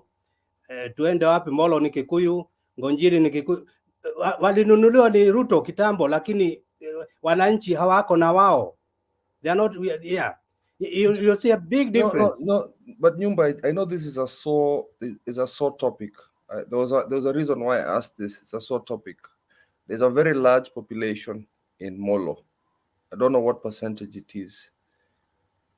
I just wanted to see I'm from Molo. I'm from Molo myself. Yeah, so what the Molo people of 92 feel about this monster called Rigathi Gachagua? The similar feelings as being felt in Limuru, those beating people. There's no way the Molo population will go pro Kwanza. No, Kenya Kwanza got finished. There's nothing like Kenya Kwanza nowadays. It's only UDA. There's nothing like that. Those people, and my people, they're in Molo actually, even my brothers and sisters. It's only me, I'm residing in Nakuru, because now that's why I've got my 1 or 2 plots. Okay? But even my parents are buried in Molo, where we had, and so that area is Azimio. Kwani kipu umeuliza hivyo? Kwa sababu Gachagua alichapa watu huko. Gachagua has been a loss for Ruto all through. From even his history. And as I'm saying, every time now he opens his mouth, he loses 100,000 votes. The Uda people. That's what I thought. Mimi nataka kuondoka sahi papa. Unaweza niachie tu niseme kitu before I go? Papota. Ama? Just a bit. Thank you very much, Nyumba. It's always a pleasure hearing from you. Na mimi nilikuwa tunataka kusema that unajua from Webuye to Malava ukikuja hivi alafu tukienda Tarbo hivi unaingia kuna mahali inaitwa Sigoi. Me, I'll continue chopping those trees. Nitakaendelea kukata mamiti. Keep, please. Why do you people want to cut the trees?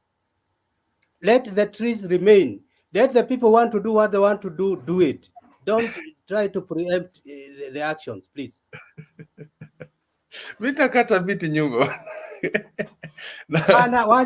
Wacha afanye vile wanataka na hiyo miti. Najua hata nataka kufuata filosofia ya Nyayo. Kata moja na panda mbili. As for the Azimio meeting, I just think it was very important that they meet and to cut this mkia of Kalonzo Musyoka. He started again. Ameanza tena huyu mtu wetu. I don't know why he's insisting on this Sonko thing. I don't know why he's disrespecting people on the podiums. Threatening other politicians. We need to, lazima tukate mkia yake. I'm growing tired of him. And I like what the Jubilee Secretary General said. The deputy president position is not fireable, but Kalonzo will come in and we can fire him. I could not believe he said that in live TV. I'm sure Kalonzo was very disappointed when he heard that. IEBC, let's just pray to God these guys don't try anything funny. And as for the fake voter registrar, he cleansing ilifanywa na IEBC.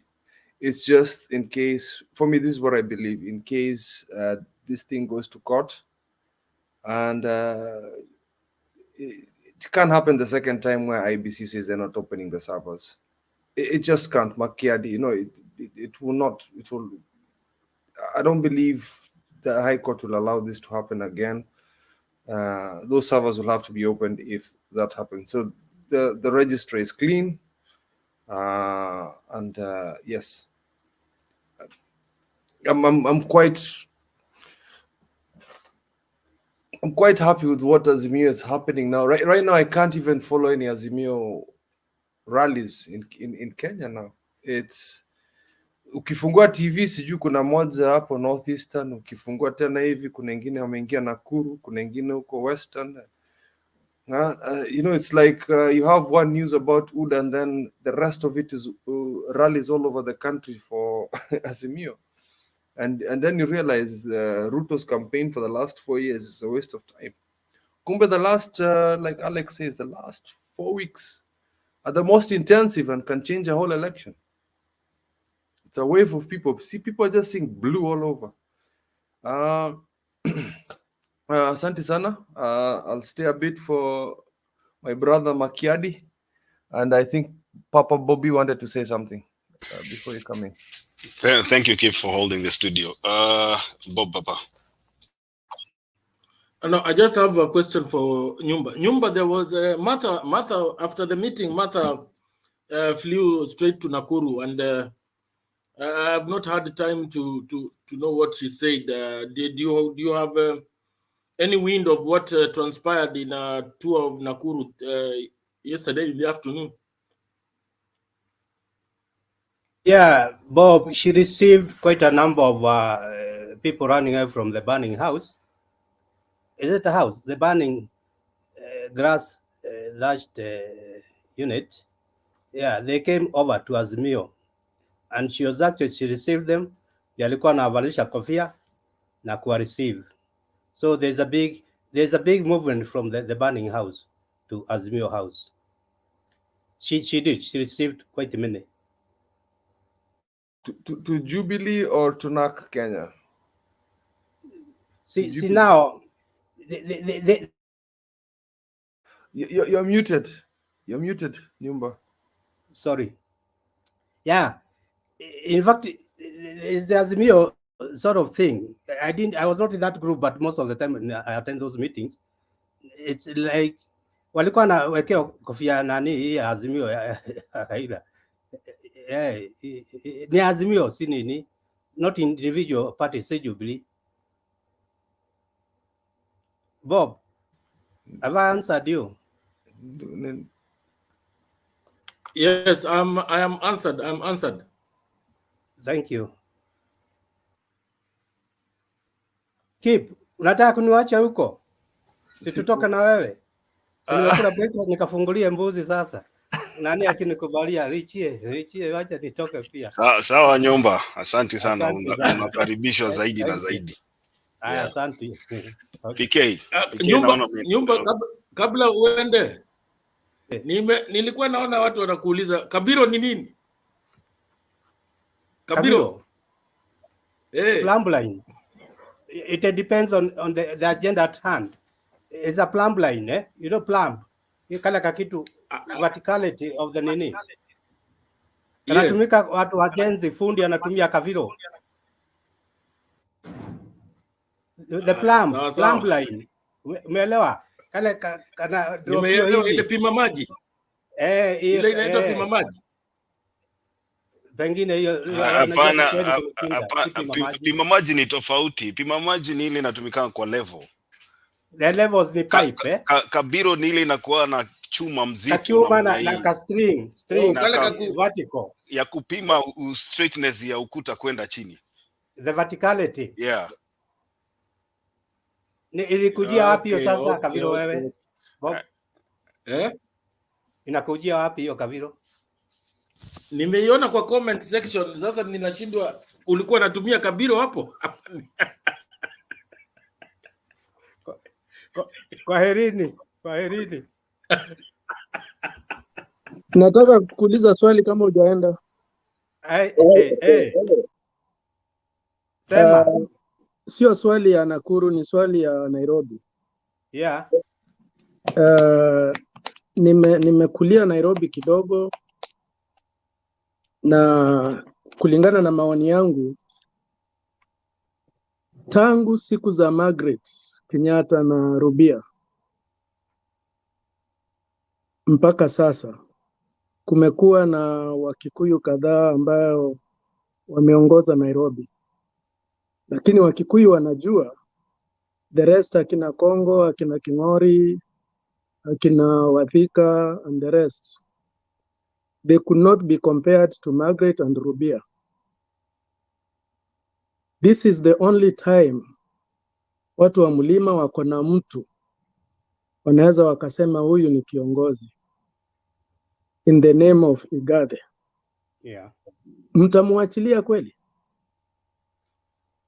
Kumwachilia vipi bwana PK? Kuna wengine wamegawanyika, wako UDA wanapigana, sijui watapeleka kura wapi. Hiyo ni kama kasumba, na for once Wakikuyu wamegawanyika, lakini unajua Nairobi si Wakikuyu peke yao. It will take the same pattern. And I always said, even if Central we are divided, Raila will still go through, because he only needed a few. He has been winning and needed a few. For Ruto to win, he needs to get 98% of the Central.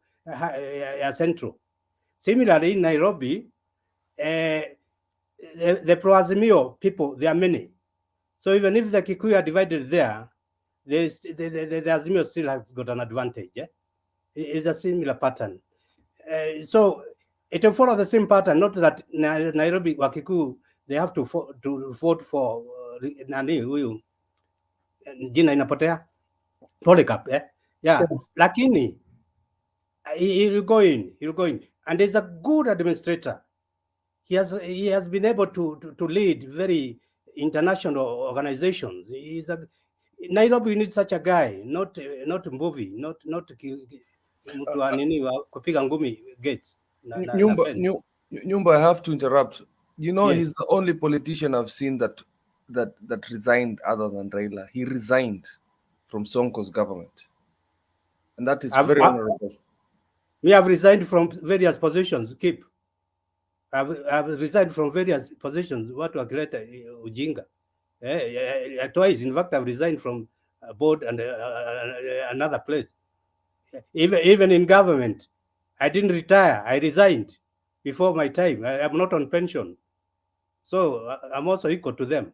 Don't just give marks to those guys. Thank you. You guys are going to ask me a lot of questions. Wacha nikupatie marks basi Nyumba. Hiyo ni 90% because you didn't fight before your pension. Resigning is a fight. You are telling them to go. Sinani Martha Karua resigned from Kibaki's government when things are not. It's not a weakness. It's actually a principle. You are principled. Yeah, just say no. I don't want this. Wacha mbuzi zinalialia nje.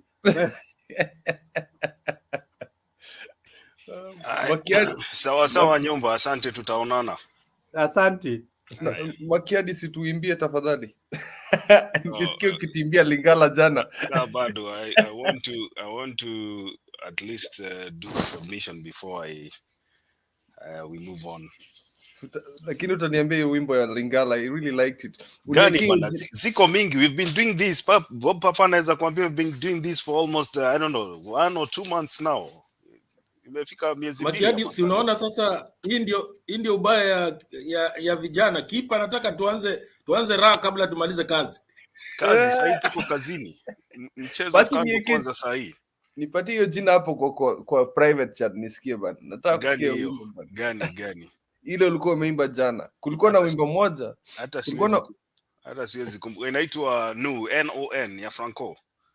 Ya Franco. Yeah, NON. Enda Google hiyo, enda nini kwa YouTube utaiona. Na kuna ile ya ile ya Father's Day yenye likasirisha watu kabisa. Hii sasa nitakuandikia hiyo. Wacha kwanza nipatie watu hapa ujumbe mfupi hapa. Kutoka kwa wadhamini. Wakenya sasa hivi wale masafara wanataka kujua wakienda kwa kiosk ni lini bei ya unga itatoka shilingi 100 ifike shilingi 60.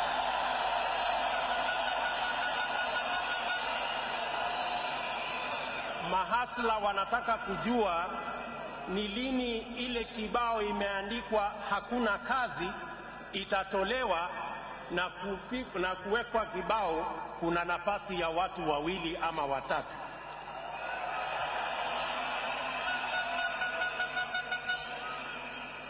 Our young people, wale mamanzi na maboi waliomaliza chuo wanataka kujua ile application walipeleka wakienda kwa post office. Je, watapata barua ile ya kusema we regret ama watapata barua ile wanaambiwa siku ya interview ni siku fulani? That is what is of concern to Kenyans now. Na wale watu wa mtaa wanataka kujua ni lini barabara yao itafanywa ukarabati, na wale wa kijiji wanataka kujua ni lini barabara yao itawekwa lami. Haya ndiyo maneno Mheshimiwa Uhuru Kenyatta na sisi watu wa timu yake ya Jubilee tunataka kuanza kushughulikia Wakenya wote kwa pamoja. Asanteni sana. Nataka sasa nitoe shukrani kwa mke wangu ambaye amesimama kidete na mimi, familia yangu na watoto waliosimama pamoja na mimi. That's what I want to come to. But if you will let me answer this question, because we are going into food security now. Yep. You said, and I quote you, this is during your inauguration, the presidency in 2013. You said, and I quote you, masafara wanataka kujua bei ya unga itashuka lini. From shilingi 100 to 60 shillings.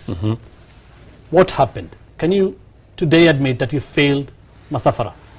I did not.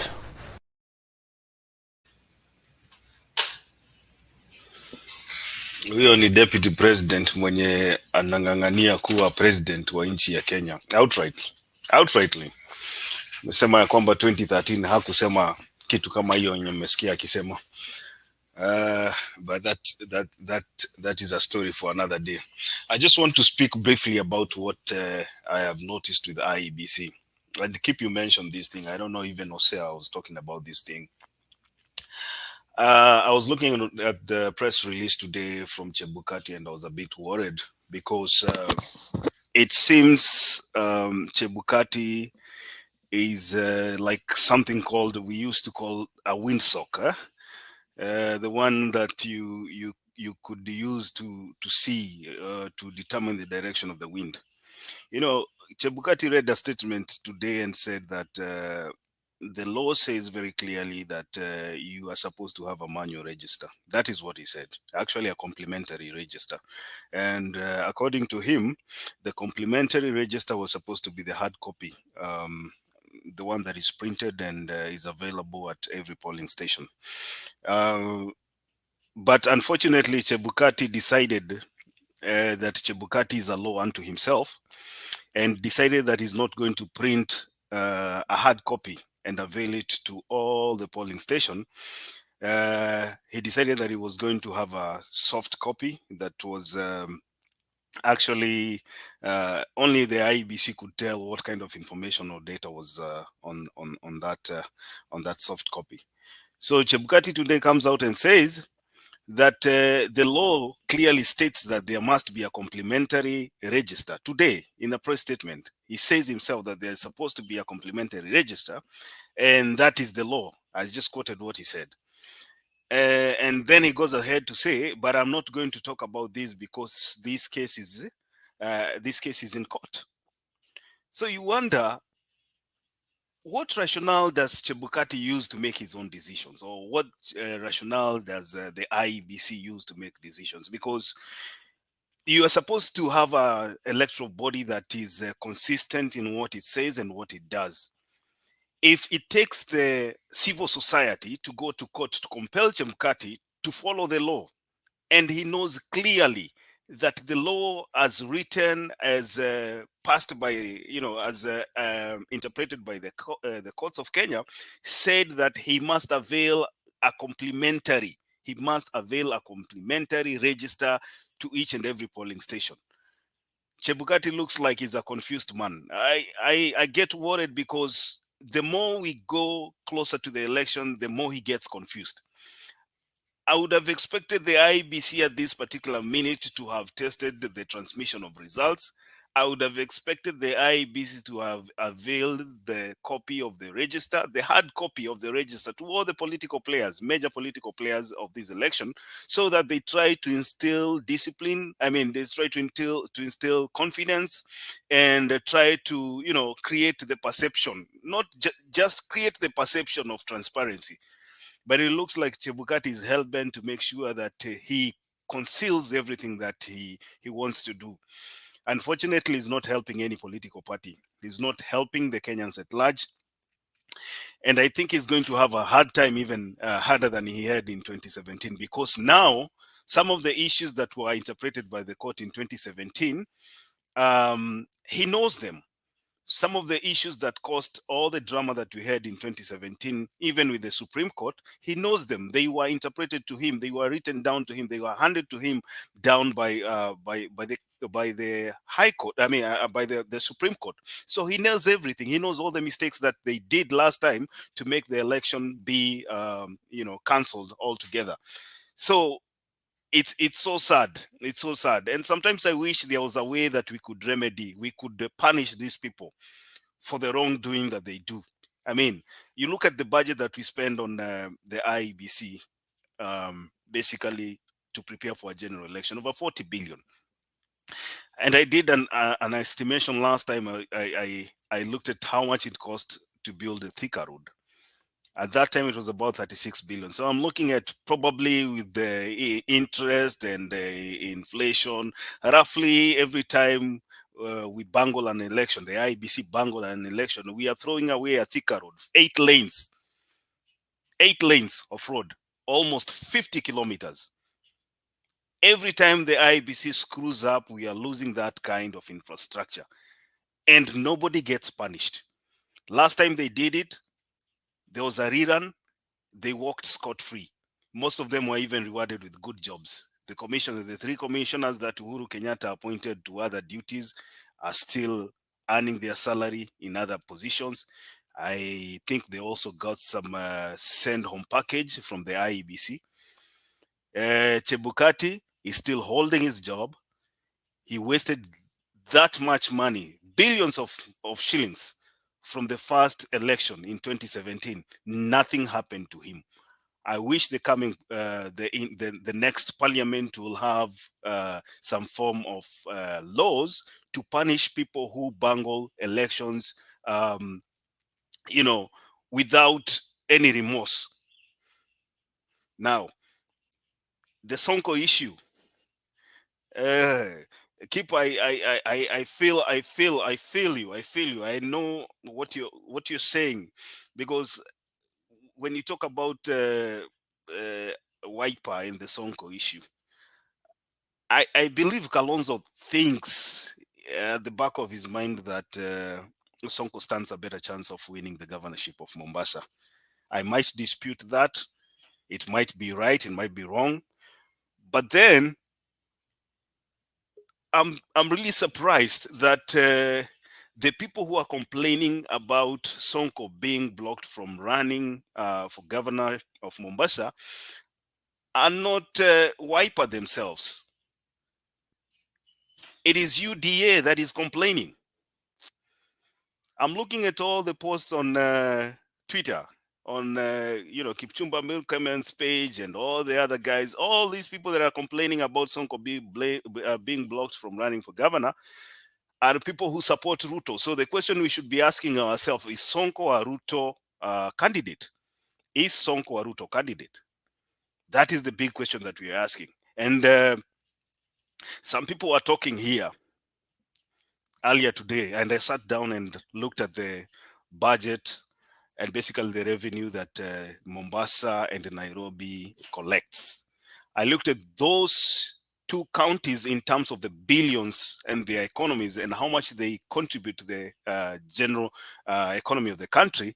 And I imagined a situation whereby we have a governor in Nairobi that is a UDA governor.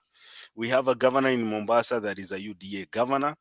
And then basically I just said a UDA governor because I believe Sonko is not an Azimio governor. If he was an Azimio governor, he would have been embraced even by Raila Odinga. But this guy has his masters behind him. Sonko has never shied away from criticizing Raila Odinga indirectly. It's just that he has never pronounced it directly to his face. But Sonko, his affiliation with William Ruto goes past the 2022 election. It goes back even to the 2017 election. I know William Ruto played a key role in making sure that Sonko wins the Nairobi governorship in 2017. So I think if Wiper is genuine enough, and if Kalonzo is genuine enough, he should accept that Sonko probably might not run for governor of Mombasa. And if he feels that he needs a candidate, then he should go ahead and select another person whose name will be forwarded to the IEBC to run as a Wiper candidate. And they have plenty. They have, I guess, there's a guy called Mbogo, if I'm not wrong, the one who's supposed to be the deputy for the deputy governor for Sonko. So they should just save us this comedy and drama and just get somebody else. If they need if all they want is to have a candidate as a governor, as a candidate, they want a candidate for the governorship of Mombasa, they should just get somebody else and put their name, forward their name to the IEBC, so that we save this drama that we're going through every day with Sonko and the IEBC. Sometimes he runs to the High Court. If this thing is not for him, it's not for him. And if he was impeached, then he should not hold any other office. And I still stand on that. If he was impeached, he should not hold any public office in the Republic of Kenya. Because if Sonko, unfortunately, for the unfortunate event that Sonko runs for Mombasa governorship and wins, then we have another criminal in the name of Sakaja. I call Sakaja a criminal because basically Sakaja has had his way through he's circled the law to reach where he is. As we stand right now, I don't believe Sakaja has an undergrad degree, because if he had it, he would have presented it. So he has used his tricks and his masters to, tiptoe around the law to reach where he is. And I hope, even if he wins, of which I don't think he can beat Igathe, even if he wins, I hope the DCI, the DPP, and all those bodies will go for him and make sure that he pays for being unfair and unsincere to the electorates of Nairobi. Finally, there was one thing that really interested me. UDA had taken this mantra and they were singing out that I don't know, kipu kama umesikia hiyo watu walikuwa wanasema Azimio inasemwa namna gani? Azimio inasemwa namna gani kipi kitu ya Azimio? Aro. Yeah. You know, these UDA people are very funny. Martha Karua was sweeping the ground, and somebody picked on her accent and said Martha Karua hana agenda yoyote, kazi yake ni kusema Azimio, haro, Raila ni this is something. Msarendo. Yeah. Raila ni msarendo. And so I loved the way Martha Karua, and I think she has very brilliant advisors. You know, they took that and ran away with it. And I think she has recorded something. I think she that was the work of Boniface Mwangi. Boniface Mwangi is the one who did the groundwork, brought that boy, and we have run away with it. As Azimio. Yes, Skip. Let me tell you one thing about Martha Karua. Martha Karua, yeah, forget it's the accent. It's funny, you know. There's even merchandise out there. Azimio, Aro, the guys were making caps with that. Martha Karua's politics is, it takes a long time to perfect this art of speaking in such a way that it's slow. You can, if you hear the Swahili she uses, very simple, very precise, no complicated things, no. She uses a few metaphors here and there, but she speaks straight to the point, very simple Swahili. And you can see Raila has been doing the same. They both do the same. Lakini unajua Raila kwa sababu ya uzee anakasirikanga occasionally. Hata kama tusi kidogo hivi. But Martha never hails any what do you call it? Any reactory she never reacts to any of the UDA people saying anything bad about her. You know, the UDA people would wait 2-3 days, but on Astuka, but why hasn't this woman reacted to me? It's annoying them because they keep hurling stuff at her. And like you said, this young one on this TikTok, whatever they call it, those things. She put a few of those things about her. And Martha Karua reached out to her. They took a few pictures, a few videos, and it was good. And that is how it is, you know. It's like when you are young, when you're being teased by a bully, you laugh at yourself. But if you're angry about it, people keep saying it more and more. And that is why Ruto is becoming more and more frustrated, you know, because every time people say things about him, he reacts to it. If you don't react to it, it doesn't happen. As for Sonko and Sakaja, like you said, these things scare me. I believe Kisii, Kisumu, Nakuru, Kisii, Kisumu, Nakuru, Nairobi, and Eldoret are big towns that should not be given to just any governors. These are future, some of them are future cities, you know. So if you're hearing Kalonzo, who is becoming more and more like a thorn to me, we thought we were finished with him. Why are we still hearing about Sonko right now? Kalonzo, can you tell us? And Azimio is running on anti-corruption. Yet we have a corrupt former governor out there. It's making us look very bad, honestly speaking. So Kalonzo needs to take a sit back, and I think that was what the NEC meeting was about. I think Kalonzo needed to be told, can you stop doing what you're doing right now? And I hope he stops, because every time tunasikianga huyu mtu wa watermelon anakuja, and it's annoying me. And Chebukati, I hope his career is over after February. After February, we will not hear about this guy anymore, I hope, because he's ruined the nation.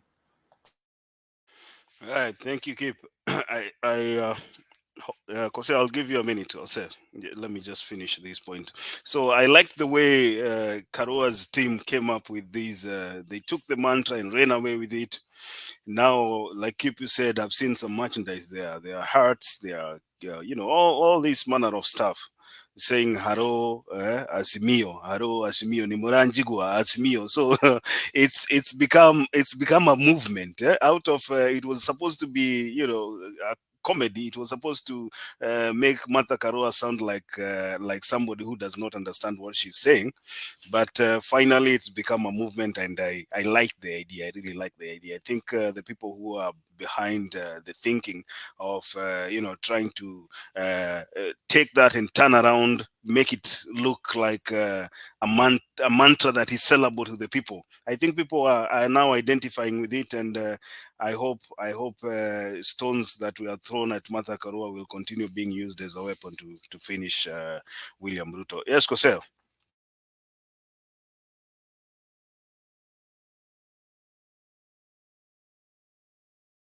You are muted. Yeah, thank you. The issue of Sonko, you see, they are trying to use some article in the Constitution,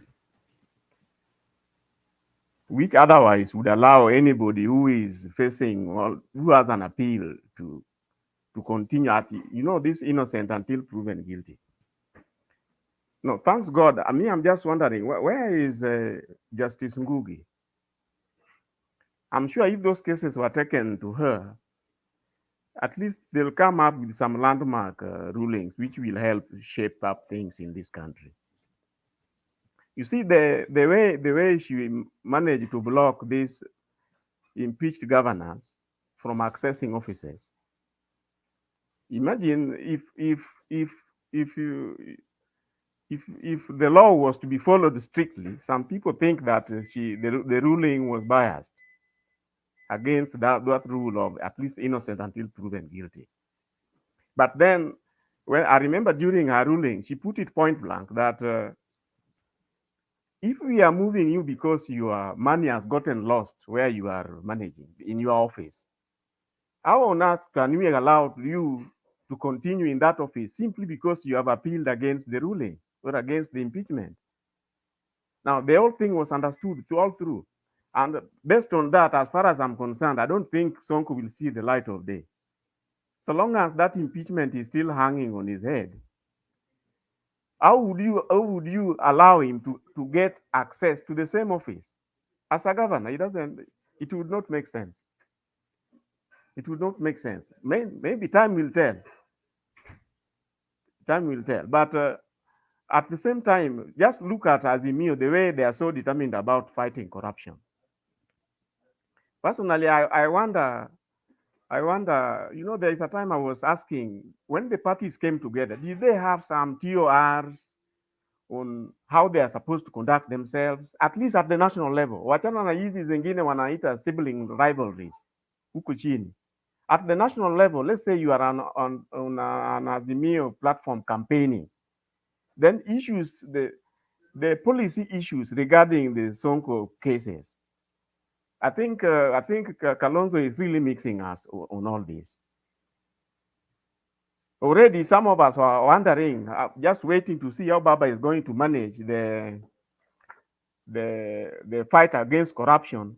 If at all, some of the elected senior peoples in Azimio themselves, like Martha Karua said, have issues. You remember she said there are issues this side and there are issues that side. It's just that this side has not as much as on the other side. Well, we'll see after the elections. I'm sure some splitting of hairs may have to take place so that things take the right shape. Now, somebody has a question.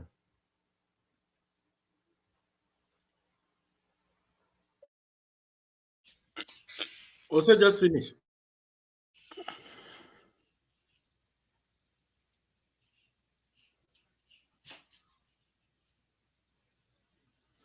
Jose, we can't hear you.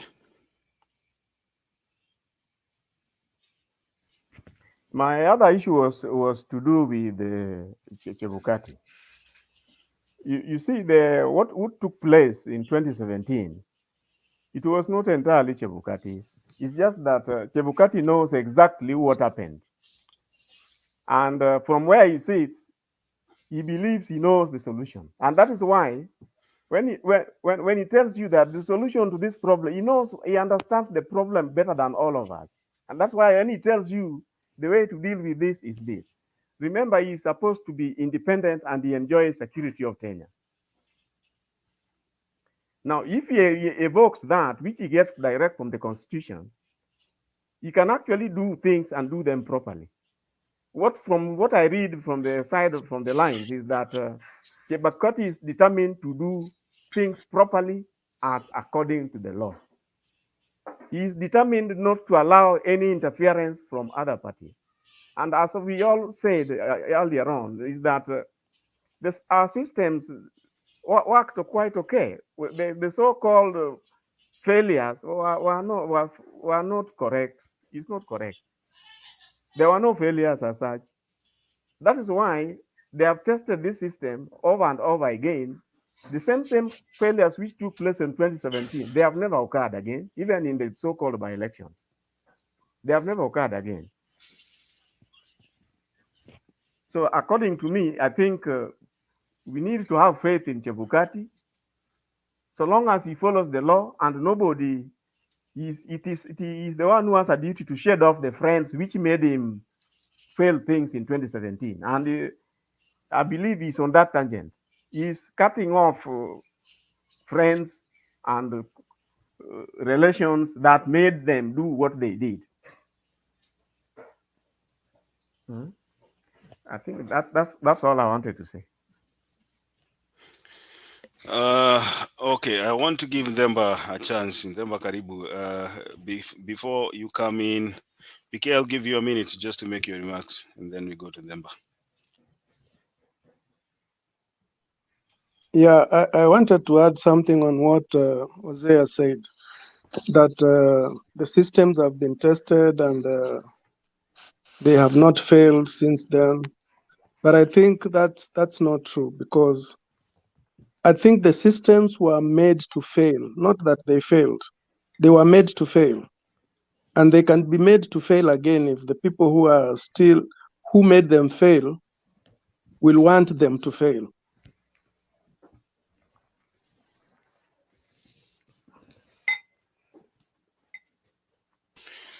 Okay.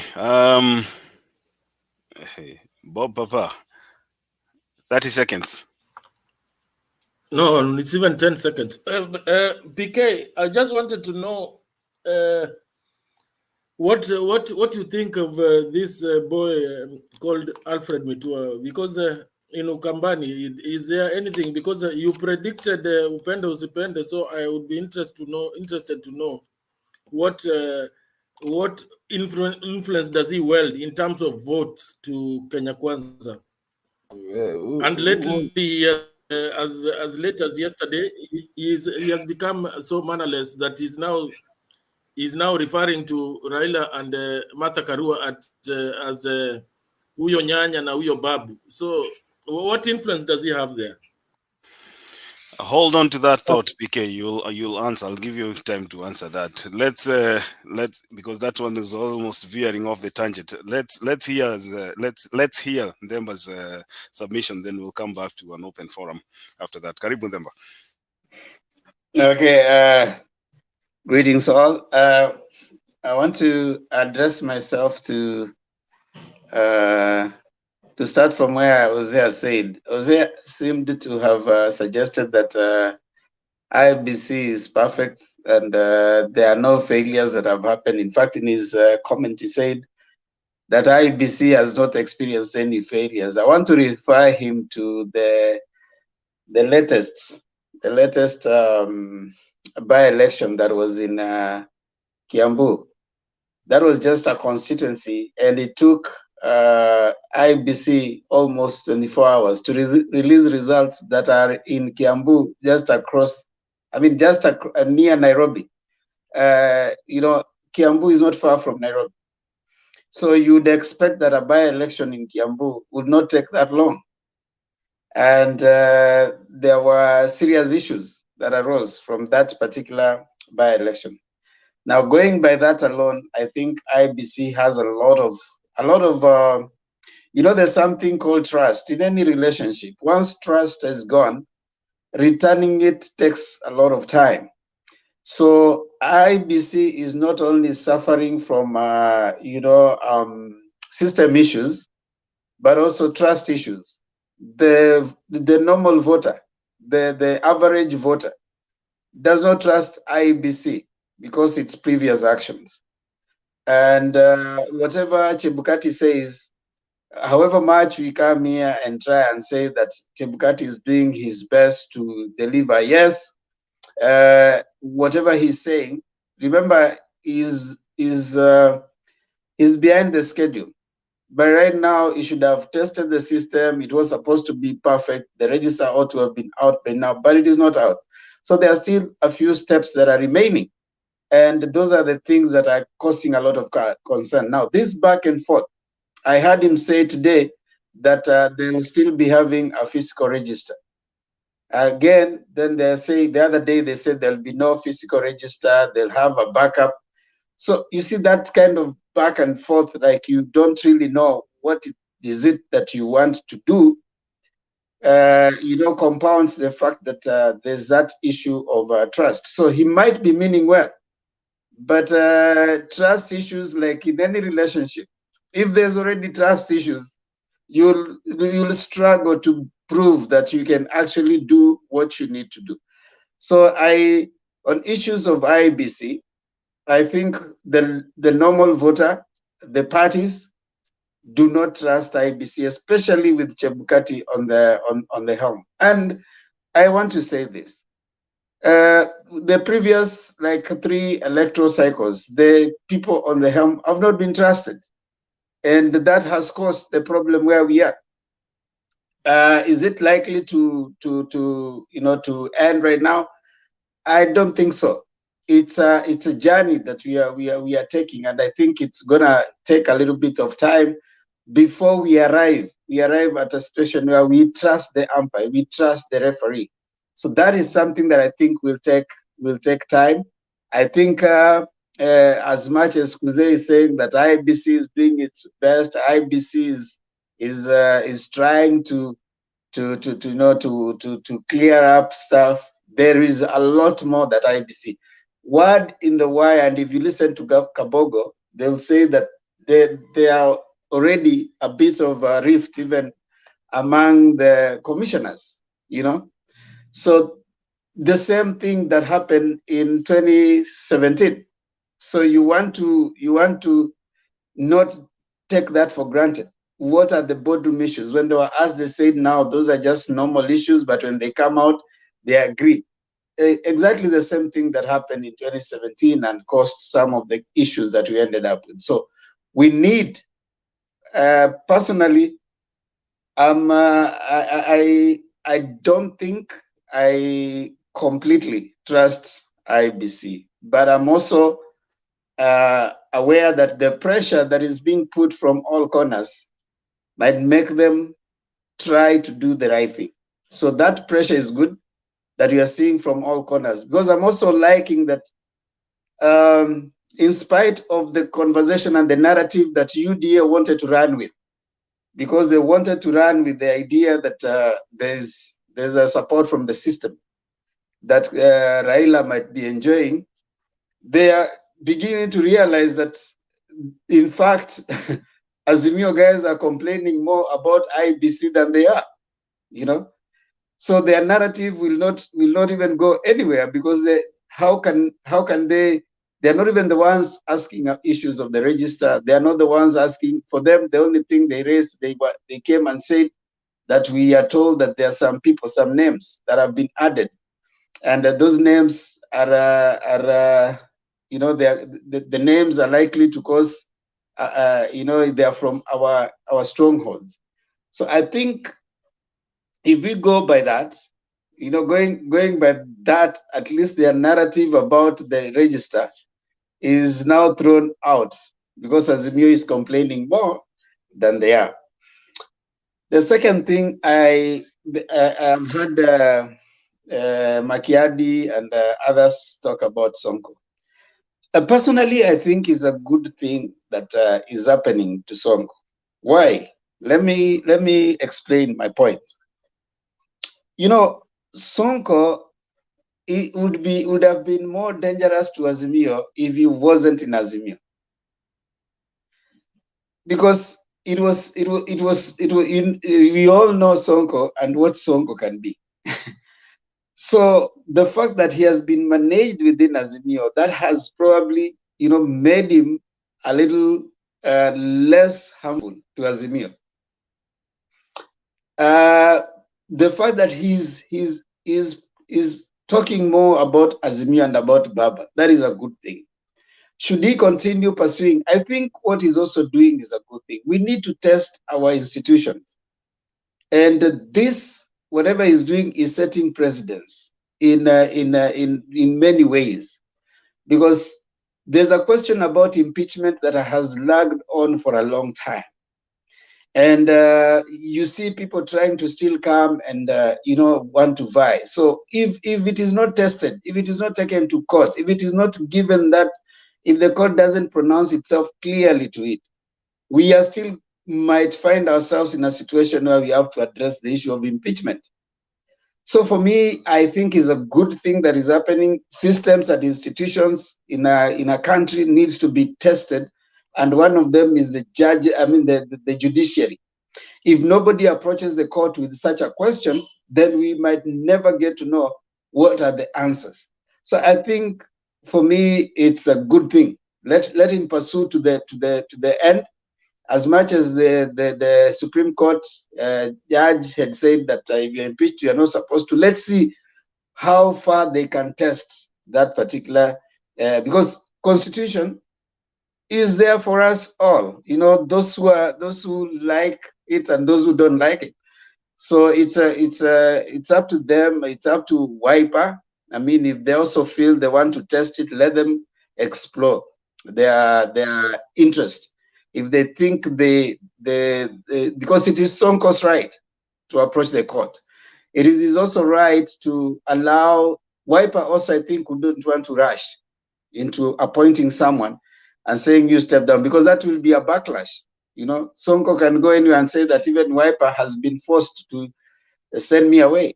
So for me, I think he should be allowed to pursue his options. If he goes and the court at any point allows him, then let him face the voters. Let the voters decide. Let people decide. Let people of Mombasa decide, whom do we want to elect? Do we want this other person or this one? I think, in my view, there's nothing wrong. I don't think Kalonzo, after they nominated him, has anything now to do with someone like Sonko. I don't think the Mombasa gubernatorial race is very hot. It's a hot one. And I don't think we'd want to tell someone like Sonko now step down so that we can allow ODM to move on. There will be a backlash, and if Sonko doesn't run, I mean, if it is not seen like the courts are the ones that have stopped him, then he's likely to, his voters is likely to take them to the opposite direction, which for me is wait kuze yani amngojangi mtu amalize ndio mwita mkono. Mkiongea mnaongea, hakuna mtu anatoa mkono. Kiongea kidogo hivi mkono ushainua. Kuze. Calm down. Yeah, so to the other thing that I wanted to raise, especially about Azimio. I think what is happening right now, our competitors are being caught flat-footed. If you realize that right now they have realized that they have noticed that they cannot cover what they wanted to cover if Musalia and Wetangula keeps following the deputy president like flower girls. Wherever he goes, they are with him. Wherever he goes, they are with him. So what they decided right now is to have different teams. They're sending different teams to different places. But the problem is, these people, the deputy president is his own advisor. There's never a time where even you had a council, like for us, when you have a council meeting, it is announced, this public, today the Azimio Council met, and this is what happened. You have never heard about that in Kenya, Kwanza. In fact, Moses Kuria and Kabogo, who are serious party leaders, did not even know there have been meetings to even plan how they'll be going around. So when the council met, it caught them flat-footed. They didn't know what is the next thing. So they have chosen also to take these other people. But if you notice, their campaign is a little disjointed. The messaging is all over. They don't know what, and even the person who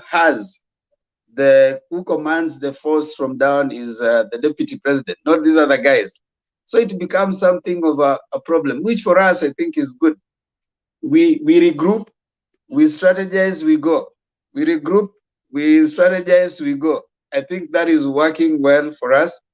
And I can see frustration.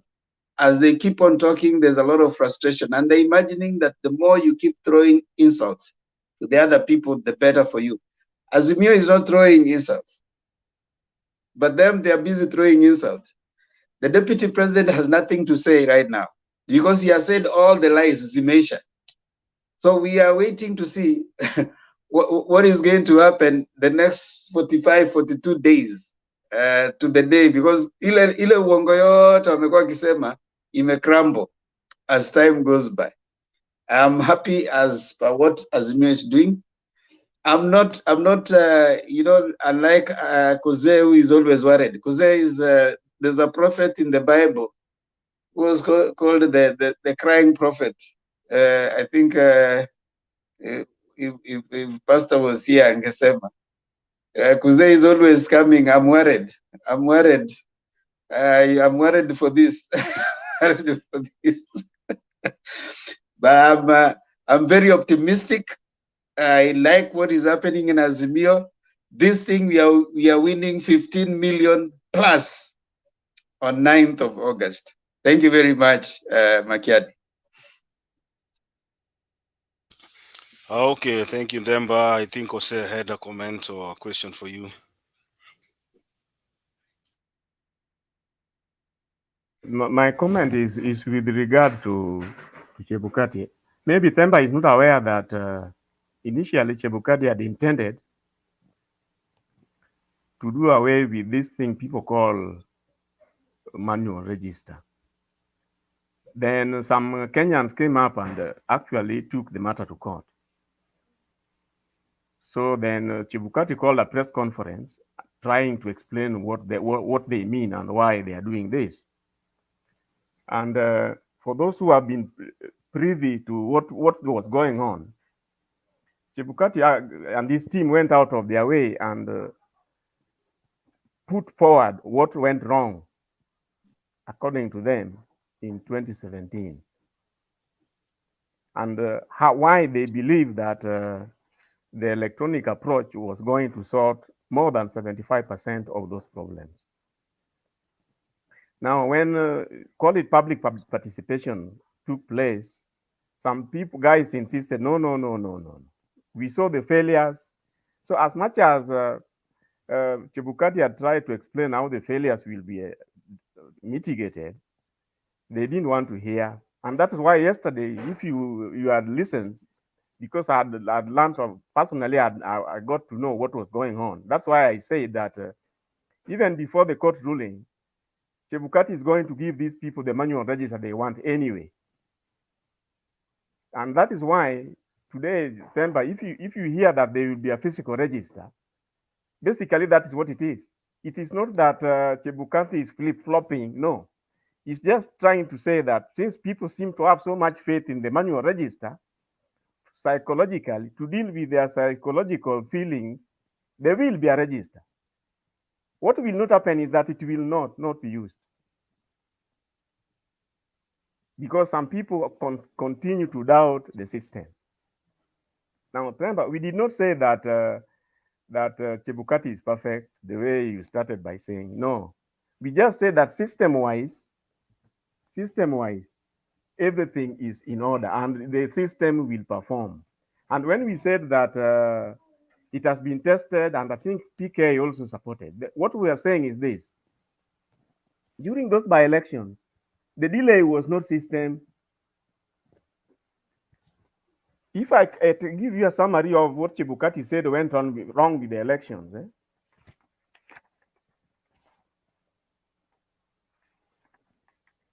Chebukati said that what went wrong with the Kenyan elections is to do with the politicians, to do with the agents, colluding here and there, and then supporters, double voting, then hackers on a minimum scale. There were hackers, and then of course IEBC themselves. So if you look, there are 5 areas there where these problems emanate from. Now, system-wise, that is what we are saying, that things are up to date. And even in the Kiamba by-election, the system had no issues. These people were disagreeing even on counting. Remember, some people kept asking for recount, this and this. Systems, no, there are no issues. And it is the system, personally, where I have confidence that if they follow what the system is in place, things will be fine. But if the supporters and other people colluding bring in problems, then remember, even security was an issue in Kiamba. The security alone. And let me ask you, you're saying that Chebukati and you yourself, you believe that the systems are up to date, right? No, the systems are okay. When you mean systems, you mean the hardware plus the software, or what do you mean? The hardware plus the software, save for the connectivity issues in the 1,200 polling stations. So how do you judge that the system is okay while the IEBC has not even tested how it's going to relay the results? I thought they tested last week. For purposes of demonstrating. Because you see, you don't need to speak for IEBC. And what has happened, even IEBC, even whatever they were testing that time, it failed. Remember, it failed. What failed? They were demonstrating the non-connected polling stations. It was not that it failed. Whatever, if you go back to that thing, the testing day, it failed. It took even longer for that thing. And you see, when you're saying the system is okay, what is a system of voting? The constitution envisages, according to what article is it, Makiadi? I think 85, the one we were reading yesterday, right? Yeah, it was supposed to be 80. Verifiable. And the election, what IBC role does not end only at the system. IBC role is all through until the declaration of the winner. So if you are saying that the system is okay, there was hacking. Now you can't say. I didn't say there was hold hacking. Hold on to say. It is your statements you've just said right now that you see even in the Kiambu, there were 5 things that IBC came up with. They said there was hacking, there were people interfering, and insecurity. I said in Kenyan election. I didn't say in Kiambu. I said in Kenyan elections, the problems are narrowed down to 5. Now that's what I'm saying. You cannot speak for IBC if it cannot manage that, if it cannot address itself to that, if it has not cleaned up that process. And if you're looking at a system like the relaying system, that's just but a process. I mean, a part of the system. So if there is any question on even one part of that election, already there are doubts. This is what happens. As a candidate, IBC gives me code of conduct. All right, I sign code of conduct. I'm not involved in the process of the voting process. The voting process, I come, I vote, I go. From that point, it is IBC that takes over. So if there's any hacking, if they should envisage such a situation.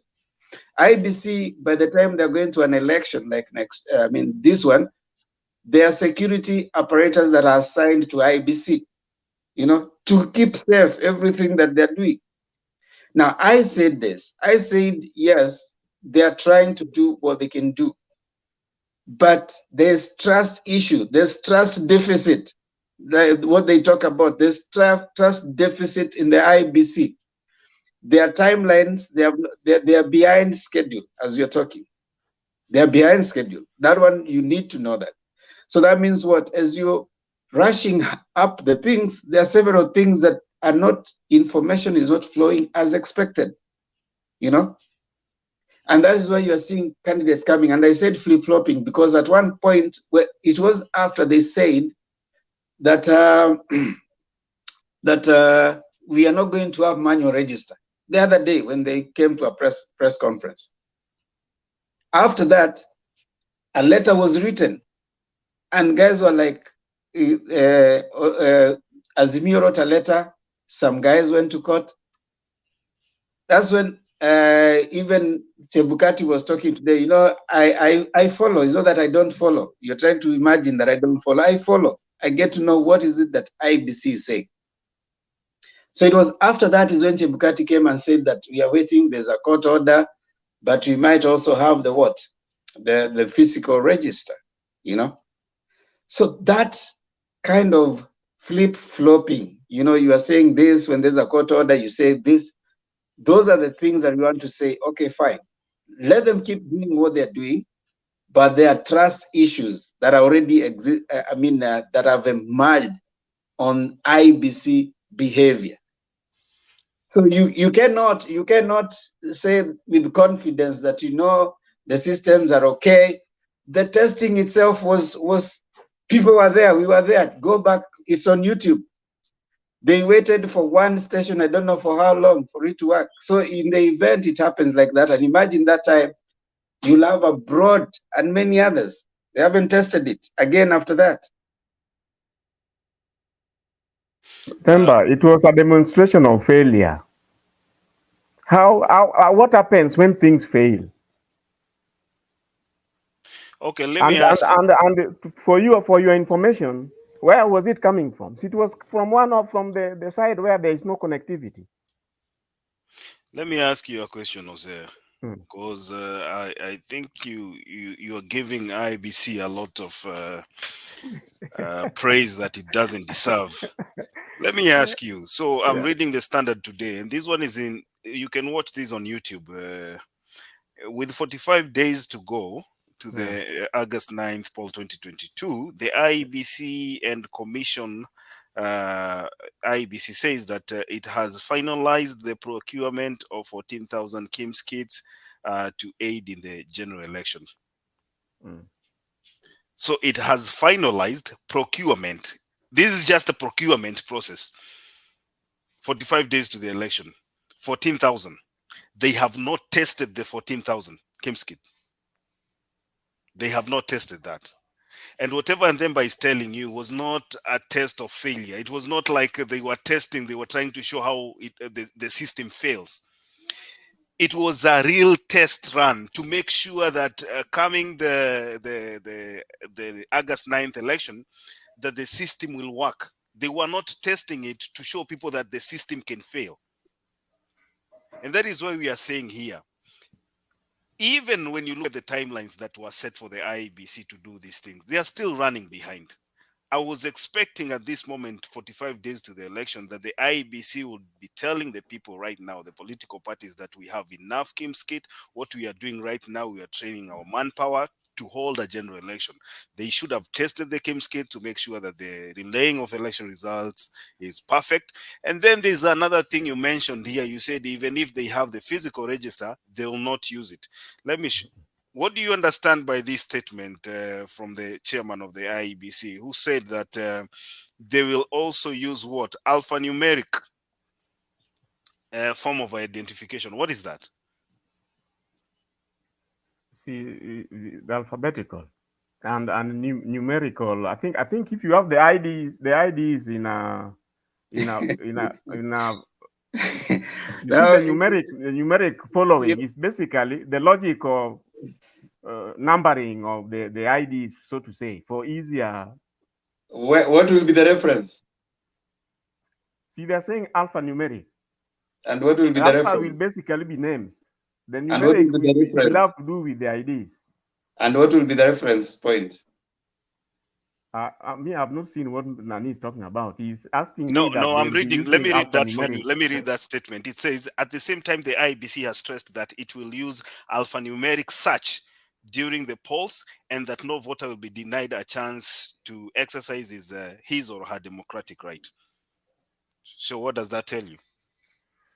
Normally, even in real life, normal life, in most cases, you find that people use names. Now, in the event that you are getting many names, people using similar names, mpaka you can't narrow down to the person you are searching, numerics are normally very specific. So the question we're asking, they'll use alphanumeric. So where will those names be so that you bring your ID and we have a reference? You see, if you are to have a physical register, the best way to do it normally is alpha. If you have a physical register, so that if you are looking for, let's say you are looking for Kuse, you go to the case and quickly you get what you are looking for. And that, if you are doing a physical register, that may be the best way to do. So but this is it, computer, this is what is happening. Once nobody will be turned away. Okay. Now, according to IEBC, so they'll be having that. Nobody will be turned away. No. But just in case someone the system fails, they'll use register, but nobody will be turned away. So let's appreciate. Now, my point is that the flip-flopping in the side of IEBC is what has caused the trust deficit. People and Kenyans at large are having issues with the way IEBC is behaving or misbehaving. But even right now, when you come and you say that I cannot agree Nyambane to go because Nyambane he didn't meet the units. But now when you come to Sakaja, you say we do not have the prerequisite, we do not have the mandate to verify if a degree is valid valid or not. You see already that's the same kind of judgment. If you looked at the degree of you had the degree of Sakaja. Did you look at the units? Did you look at the units that he did? Did you confirm that he has a valid degree? Or you just get the paper and then you say this is a valid degree. Then they return him and they say that, okay, for him, we cannot validate. We don't have a mandate. But you have the mandate to verify that someone else has a transcript that has only 6 months. But they didn't have similar issues, September. The issues were not the same. Now calm down. See, the short period Nyambane took is what that made them to look at what exactly did you study? How long did Sakaja take in the university? If he already had personally, I think he himself did mention, I think 2 years or something like that. So if 2016, I think if he graduated in 2016, and there were questions about his degree, they're saying he never attended any class. Okay. Now, what you're saying is a similar judgment ought to have been arrived at, because Nyambane was already qualified for a degree, and so he was being asked, how did you meet the degree requirement after 6 months? So you see, that one already puts a lot of question mark on the objectivity of the IEBC. So there are several questions that can be asked about IEBC, but over and above all, what Kenyans want is a free, fair, and verifiable election. And so far, Kuze, you may want to support them, which is okay, but they are doing the best they can. but there are trust issues that Kenyans are having about IEBC and the manner in which they are behaving as we move towards the election. Okay. Just in conclusion, what I can say, you should also be fair to IEBC, because whatever Chebukati did, he was responding to public outcry. When people said, no, they must have a manual register. In fact, even once the matter went to court, see, I told you that Chebukati will not even wait for the judgment to be the one to tell them. You see, they have gone ahead to tell you, we will have a manual register. So for everybody's comfort, because it seems to people get the comfort when the manual register is there. As to whether it will be used or not, that is that is another matter. Thank you. Yeah. Of course, Kuze, it will be used if the system fails. That's what they're saying. The people who are saying that it has to be there is in the event that the system fails. So you can't say it won't be used, or you can't say it will be used. It will be backup. You know, when you have a backup, it's just like you have a car and you have a spare wheel somewhere. You see, you can't tell someone, hold on, Kuze. It will be the fifth backup. Hold on, Kuze. The physical one will be backup. Now, when you have your spare wheel, you have it there. How many times do you use it? Some of you can drive even for a whole year. You have never used your spare wheel, but you can't go without it. So what you're saying is, IEBC is being told, because you have your spare wheel, just in case you get a puncture and you cannot, have your whatever repaired, you'll have that, you change it. So they're being told, have this manual register there, just in case. That is what we're saying. Be fair to IEBC, Temba, please. Be fair to IEBC, because IEBC, you are implying they don't have a backup, surely. That's not right. It is not my words, Kuze. They are the ones who have said they have a backward. I don't know why you're saying I be fair to them. I'm highlighting. If someone highlights the reality, it doesn't mean we don't even need to be fair with the IEBC. All we want is for them to do what is expected of them. It's not about being fair. They can do all the explanation they want, and you can support them for all it is. But we have to highlight. You see, one of the things is they need to give us a backup. They need a manual backup because systems fail. If you have been in training, they usually say that if you're going to speak, if I come to speak to you, and I have my things on maybe a laptop or where, I need to have some backup. In the event that I go and I need to have some hard copy that I can refer to. So you see, that is what you're telling IEBC. Come, yes, have all systems and backup and everything, but have something which they have admitted to. I don't know why you are making it an issue. Well, could you allow me to talk about Mombasa, then I conclude? Hold on, we have a new arrival. Ndemba, first of all, let me hand it over to you. I think Orishe has just come in.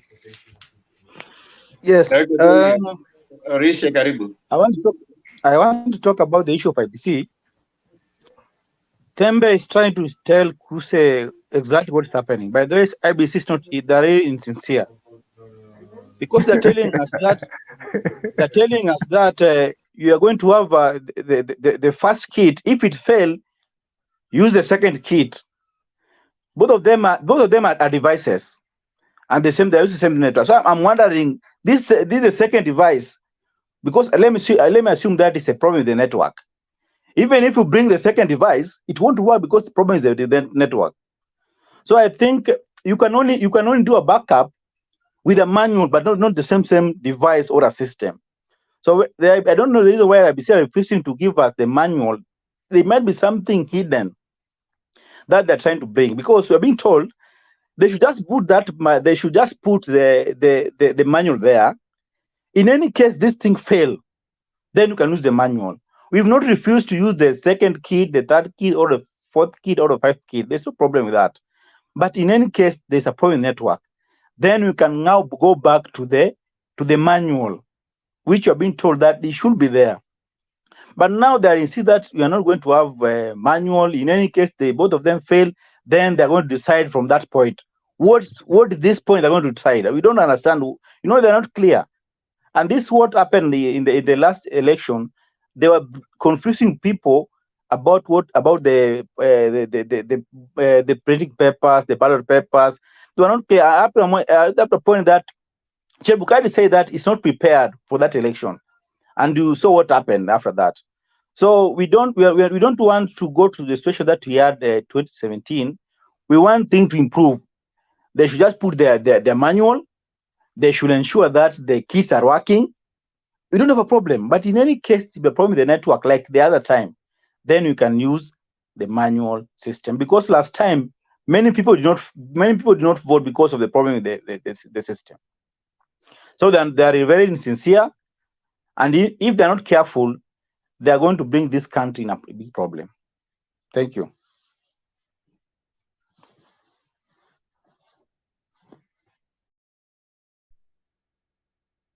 Yeah, thank you so much, Rishi. I think we have exhausted the IEBC thing, Kuze, and it is general. IEBC have 3 backups, including the clouds. When you register, you use the kit or the papers. There's the questions you're asking there. I mean, there are too many things. IEBC has a lot of things to do between now and election time. Anyway, they have called all the presidential candidates next week. I'm hoping after that they will have a lot more lights to shed. You shouldn't be having any clouds. I mean, as you're moving to an election. So hopefully next week they will have a lot of clarification on these questions that are being asked by Azimio and many others. And they have a lot of things to do in terms of assuring Kenyans of a free, fair, and verifiable election. It has to be verifiable. And because this thing you're saying the system is good, but there shouldn't be buts. There shouldn't be buts. The IEBC is the one that delivers the election. The returning officer of the presidency is the Chebukati.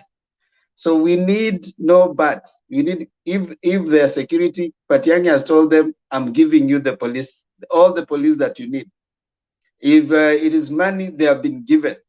If it is personnel they want, they have been given. So they need to ask everything. The last time when they were called into a meeting, Chebukati walked away. He said that I don't want to be part of that. Now he's calling them. He wants to talk to them. And that was national, the national one. Yeah, there was a national. The preparedness committee. Yes, there was election preparedness committee that Chebukati walked out of. He said that, oh, you guys want to influence us. Now later he's coming. Now he's calling them. Now he wants to meet them and talk. And those were the questions that people wanted to ask him. Election preparedness. What are the things you need? Do you need money? And that is what the ICT guy was saying. Mosheru was saying that we call them to ask them these things, they refuse. As we just provide we don't provide the network, we provide the infrastructure. We have provided the infrastructure. So it's IEBC to do its work. So now they are coming to say, oh, this thing here, that thing there. We don't want issues after 9. Let it be clear so that everybody, if you win, you have won. If you have lost, you have lost. You want to go again to take IEBC to court. Oh, IEBC did this, IEBC did that. Someone might go and say that they tested the thing late. System failure. We don't want people going to court because of IEBC, yet the last 2 election cycles, IEBC has been at fault. So, Kuze, you as any other Kenyan should be demanding more from IEBC. You don't need to come and start saying, oh, IEBC has done. No, demand. Institutions work well when people put demands on them. But if you don't put demands, you're the one excusing a particular institution, they will not perform. That's why I also like the demands that Soko is putting on our judiciary. Go to court, ask the court to interpret. It is only the court that can interpret. Once the court has interpreted, then that stance becomes a precedence. But right now, we don't want any gray areas. In my view, I think it's good. Let's test our institutions. Test it. I mean, if it's a law, the law is made, people breathe life to it by seeking interpretation of it. Yes, Kuze. Kuze, before you come in, the Black is asking here, is a manual register or physical hard copy explicitly defined as a backup in the law? The word is no. And that is why the IEBC is using that particular clause to tiptoe around the issue of providing a manual register, because the law says a complementary. It does not define complementary backup. Yeah, it does not define actually what complementary is. So they are using that as an excuse not to provide the physical hard copy register. Kuze, okay. before you come in, Bob Papa, hold on. Bob Papa Sema. I listened to Chebukati last evening, and sometimes I get worried by Hussein's comments, because he gives Chebukati some. I mean, he's so confident about this Chebukati. He goes forth, back and forth.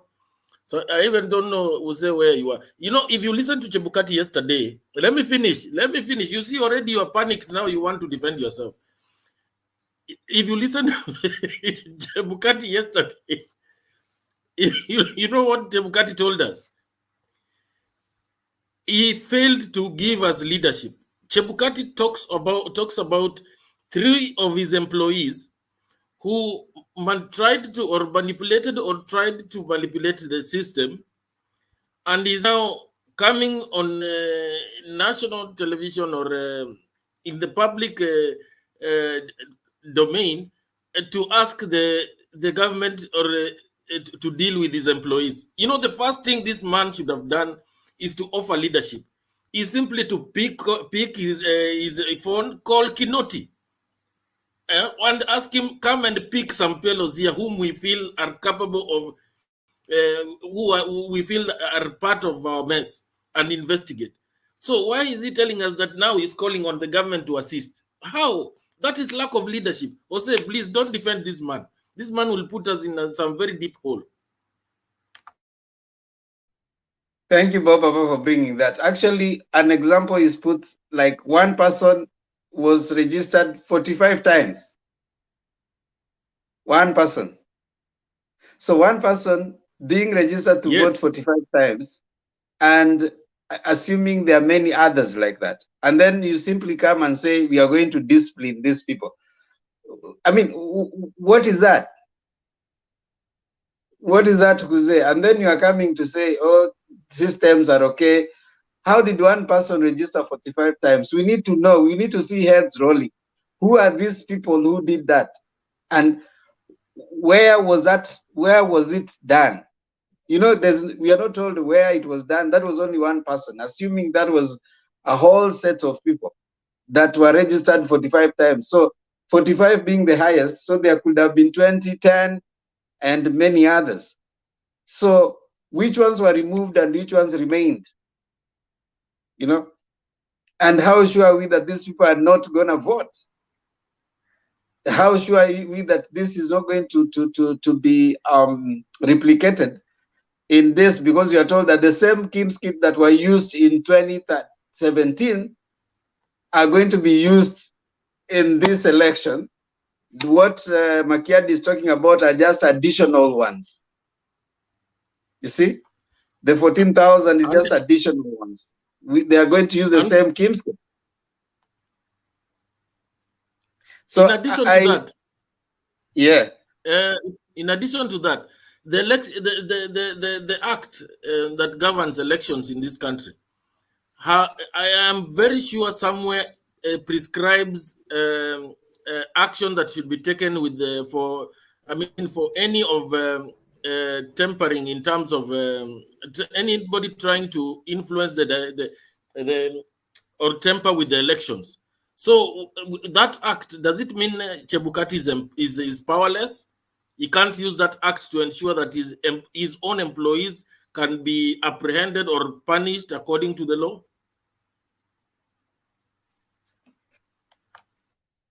So what we await is to hear what Chebukati has to say, you know, and we are hoping that when they meet, I mean, there are so many questions that they are still linger. And Kuze, Chebukati might be doing his best, but let me tell you, in any relationship, once trust in ender, you can do all you can, but everything that you do will be suspected. You know, it's like your wife finding that you have some mpango wa kando na nakutumianga SMS kila wakati. Akishika hiyo simu yako leo, umwambia hata sasa sisi hatuongeangi. The moment simu inalia, bado wanaangalia nani huyu amepiga. And so you have to be explaining, huyu ni pastor. Kidogo kidogo. Huyu ni ndugu yangu anaishi mahali fulani. Oh, huyu ni nani? Now that is what is happening between us and Chebukati. We don't trust him. So however much you come here and say that this is what is happening, oh, he has already put this. Even if he puts manual backup, we will still ask, where will it be placed? Who will be manning it? How will we be seeing kama imekorektiwa? You know, how will we be sure that hiyo siku mtu hakuvote na digital na akarudi tena akavote na manual? You know, the questions will still linger. That's what happens when you have trust issues in any relationship. And you should expect that until the end. Yes, Kuze?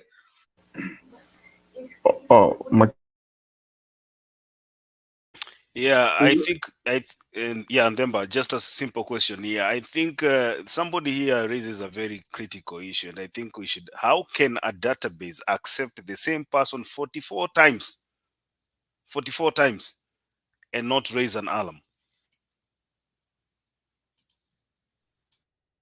Now you see, those are the questions that now Kuze here should be asking, not coming here to tell us that, you know, IEBC is ready. How did they manage to remove the 44 and then remain with the one? Which one was left? Kuze, just hold on. I see Karaoke has joined us. Let's give him at least a minute and then we come back to you. He's going to increase the questions. Good morning. Yes. Good morning.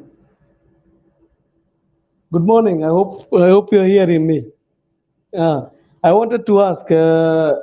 We first need to know the process of the electrical voting, because you cannot talk about using the register, and first we don't know the way for using the electronic. We need to know the process of going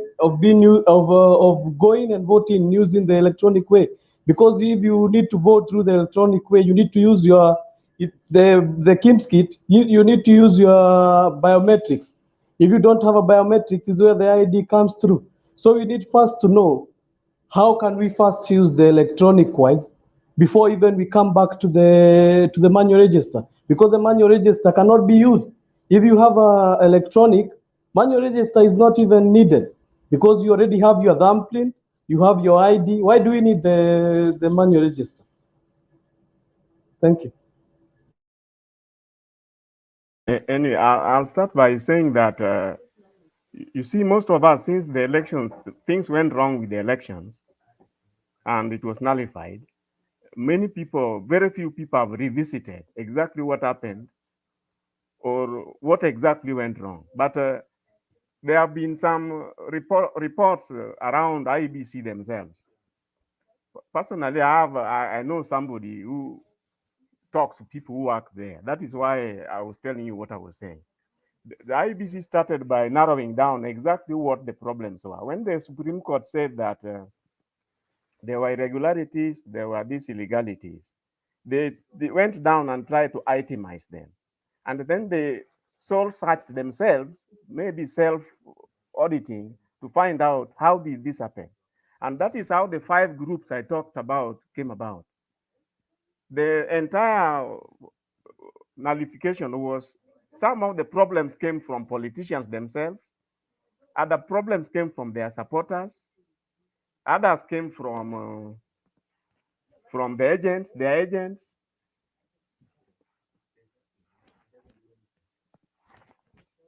I think I've given the list earlier. Then the last one was IEBC themselves. So the interference came from several directions. Then they narrowed down that in each case, who are responsible, who occasioned the problem.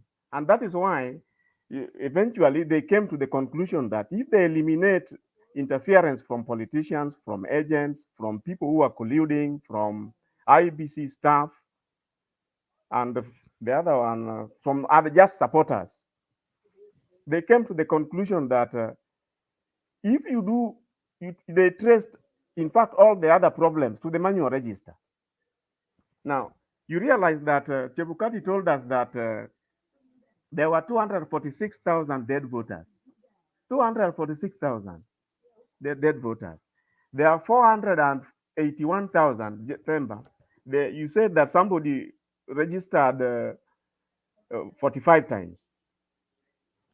There were 481 duplicate records. Now, somebody did ask there that how can the system not tell? They were able to tell because of this. The 481,000, they were able to tell from the system. It's just that what you should be asking yourself, what did they do about it? They didn't do anything about it. You remember earlier on when I said that IEBC was solely 90% responsible for the nullification. I asked myself, when the Supreme Court arrived at that decision, what did they do?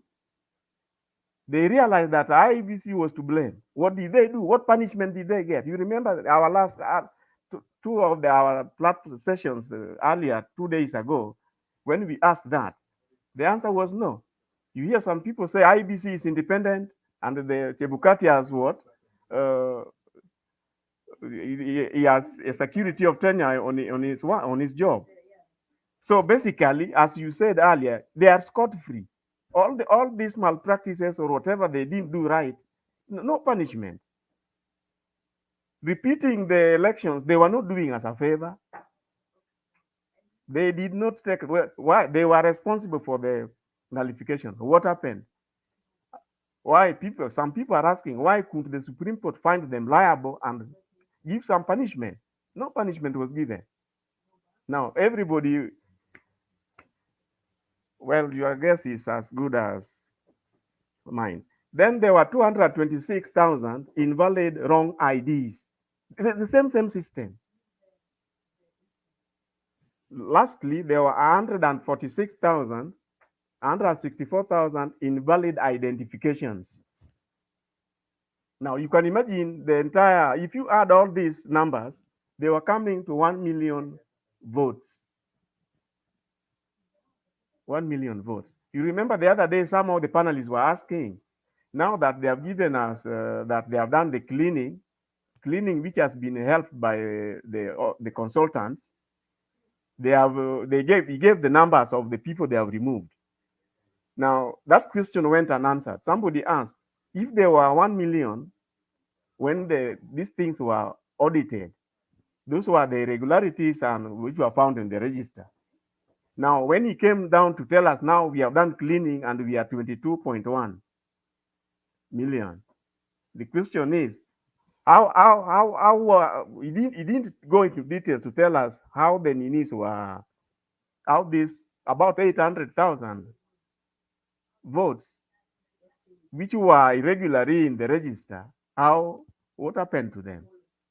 Because they were not captured in his reconciliation of the figures, which he read on 22.1. Now, I want to say that I'm not supporting IEBC. I'm simply saying that if you have been following their reports, especially their own audit, they have also got internal audit reports. You realize that the step to go electronic and, if possible, do away with the manual register will remove 75% of those errors that we have talked about. And that is why, personally, what you can say is that I'm supporting electronic method, which Chebukati is following. I'm not saying that IEBC is now perfect, that they should be relied on. No. In any case, you realize that a number of the problems were not electronic as such. So they may still be there even in this coming election, depending on how the logistics and the entire voting system is organized. But one thing which you must agree, if you do electronic, dead voters will not be there. Duplicates would not be there. And you have just remembered the high numbers I've just read in terms of duplicates. 481,000 is not a small number. And dead voters, 246,000. Now, I think as far as IEBC concerned, I think that's but I'm not supporting IEBC the way Themba you are trying. Yeah, I'm supporting the electronic system. You seem to be the ambassador for IEBC, and they need to pay you. Now, one thing that we want to say is, all of us agreed that even 2017 it was electronic. Yeah. Can you get the details of what happened in the manual? This thing called manual. No, 2017 was electronic, and you remember algorithm. I agree. Where it was said that at some point the machine was not moving, and there was 56% that was constant. So what we need to say is this, so that we can close. I think like Karaoke is saying, right now every Kenyan, what we can safely say is, go. There's a number. I don't know if Makiadi you have it. The number is, I think, 2 something. If you're in Kenya, you can go confirm if you are a voter and where you are voting. First of all Kenyans, and if you are listening to us, go there, confirm if you are a voter, because it's the register, I think, has been posted online now. So you can confirm if you are a voter, so, and where you are voting. They use that SMS. IBC has released it, I think. And confirm where you are voting and if you are indeed a voter. I encourage as many people to do that, so that at least we play our part. The part that we need to play is confirm if you're a voter, and second thing is, the day of voting, get out and vote. The day of voting, get out and vote. Confirm you're a voter before. Don't wait until, I hear it will be there a week too. The register will be there a week too in every polling station. And you can still go and confirm if you're a voter. And you need to confirm that the station where you registered is where you're voting. But all this we are raising are questions that, as we said, they compound the idea of lack of trust on IBC's ability to deliver a free and fair election. However, people will still have to vote. Chebukati will still be there. You still, by now we must agree, we can't chase Chebukati. So he will still be the umpire, still the referee on that day. So we will raise questions, we will do everything, but still on that day, people need to get out and vote. So I want us to move on from that point, and maybe someone says software can be manipulated. Trust me. Yeah. I have the Sonko issue to just a minute. Okay, go ahead, the Sonko issue, so that we move on. You are saying that we are better off with Sonko because we can we can manage what he's doing. But I think I want to disagree with you, because reliable sources show that you are not with Sonko. In fact, what is happening, there are plans that before the ruling is given, the ruling, it is expected that the ruling will be upheld, that he cannot run. There are plans that they do not even want to wait for the ruling. They want to hold, you can call it an earthquake of sorts, to say that all his supporters should vote for Hassan.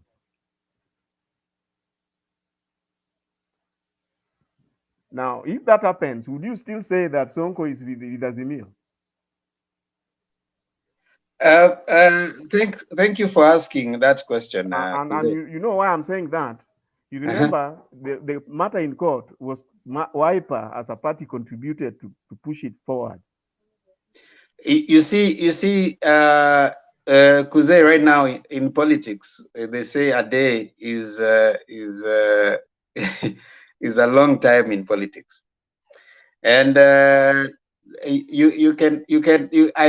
can assure you that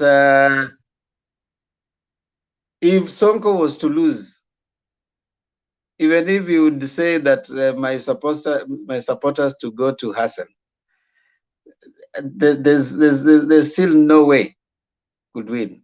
And Sonko does not have these voters in his pocket. These are people that he's going to campaign. One thing I know also, the Azimio on the other side, they are not sleeping on the job, because they are in this to win. You need to know that they are in this to win. And also the other side, I heard Makiadi saying that the people who are supporting Sonko's thing are people from the other side, Kenya Kwanza, but not Azimio. Now, let me give you another instance. Do we also say that this guy Wetangula is not in Azimio? Because it is the people in ANC and Kenya Kwanza who are crying louder that he was denied an opportunity to vie as a governor. So can we also apply the same logic that it is the other side? He is also not in Azimio because the people who are fighting for him are not in Azimio. We cannot use that logic, because these other guys want to milk from any opportunity they get. And that's why for them, they are thinking that if Sonko is having this trouble, any kind of support they can get will work. So what do? They turn that around. Remember when Kalonzo was, ish. Who was crying the loudest? It was Kenya Kwanza. In fact, they are the ones who were even deciding for Azimio on who to pick as a deputy president. They were busy all over saying that the person that you should pick is Kalonzo. Then when Kalonzo was called for interview, they are the ones who are saying that, can you imagine they are calling Kalonzo for interview? They all of them trooped in Ukambani. At that time, I think they held so many rallies in Ukambani. Can you imagine what they have done to your son? They have subjected him to interview like other people. There's that sense of, you need to have right now. By now, you understand the kind of people we are competing against. There are people who are opportunists. So any kind of small thing that will happen, they want to go and say that, okay, fine, Sonko. In fact, the other day it was Hassan, when they are preparing for this Tononoka thing, that came and said that even Sonko anamsumbua sana, hakuje huku, tuko na nafasi yake. I can assure you, even today, if even Martha decided that he said something, tomorrow you'll hear them saying, hata Martha tuko na nafasi yake hapa. So you can't keep on every time when something happens, you say this person is with the other side. And it is politics. So we need to be very, very careful. Not careful, but wise. Your opponent will use anything. Whenever you seem like you're weak, that's where they think they want to hit. But one thing, Azimio is steps ahead of them. We created 16 teams to campaign across the country. For them, they are busy saying as to how many runs they are making across the country. Stopovers. The other day, Rigathi was busy saying that I have made 36 stopovers. You can make many of them. While us, we have people there who are ready. As soon as you leave, they are continuing to campaign. So you are counting how many you have met, one person. But as you leave, there's a campaign team. How come you have never seen Joho following Baba all over? Joho is doing the groundwork in Mombasa. So they come, they go around, Joho continues with his groundwork. That's how teams are organized. So we need to appreciate. Our opponents will always try to take that advantage. I don't think, they say a day is long in politics. And even if Sonko would wake up tomorrow and say that now I'm going to support the candidate for Kenya Kwanza, I think Azimio is well ready for any eventuality. Yes, Papa Bob. When you were talking that, when you were saying that Kenya Kwanza cries more than our own people, I've just remembered that yesterday, throughout the Twitter's social media handles, they were crying more that Raila is Uhuru is playing Azimio. He was meant to chair a meeting and he's not there, and our chairs. Now you wonder whether are they in Azimio or are we the ones who are in Azimio? These are conmen. Yeah, that too. You know, before Uhuru called that meeting, they were busy saying in every rally they were going. You see, hata Uhuru ameona the guy is going to lose. Sasa hata Uhuru amesimama kando, amemwachilia. Then Uhuru goes and calls a meeting. He's the one who summoned the meeting, because Uhuru, the Commonwealth thing was not an abrupt thing. It wasn't like something that was planned out of the Commonwealth meeting was still going to be there. Uhuru called the meeting on Thursday. So when Uhuru is calling the meeting, he is very much aware that he's not going to be in the country. But now, of course, those are internal things. He's calling the meeting, you know, according to the schedule, the chairman is the one who calls the meeting of the governing council. So he summoned the meeting, and then, of course, the chairperson being the party leader, that is Raila. Now, what has that done? It has hit them twice. First, it has taken away the narrative that Uhuru has stopped supporting Raila. So as soon as they are smarting for that, now what were their bloggers waiting? They were now waiting for the idea that now wait, when Uhuru chairs that meeting tomorrow, we are all over in our meeting saying that, you see, it is nobody else who is going to be. It is the president who is going to remain in power. What does Uhuru do? Uhuru goes and Raila is the one chairing it. So you are left wondering, the blog that was going to come the next day, now they cannot run away with it, because it is the person who is the presidential candidate who chaired the meeting. So you can't say Uhuru does not support them, and you can't say Uhuru is going to be the one running this thing, because it is Raila who was in charge. So they were caught flat-footed. And if you realize today, I mean yesterday in their campaigns, they didn't have a narrative that was going to be selling. So what did they try to do? They tried to create the idea. In fact, even Netumbi was caught flat-footed. He didn't have anything to post on people. So he said, oh, the deep state, the media, and I don't know who are with them, we are with the people. So then the other thing that they're trying to bring across, they try to bring across, but that, was also a serious blunder, was the deputy president posting and crying about maize. And the people on Twitter told him that now the deputy president, you are the deputy president and you are crying instead of giving a solution. That one hit a snag, and it could not pick, because they are thinking they can cause an issue like Unga revolution. You see, if you bring the Unga revolution, the deputy president and the president are going. In fact, they're telling him that finish your work, Mr. 6 months. It's only 45 days, you go, you know.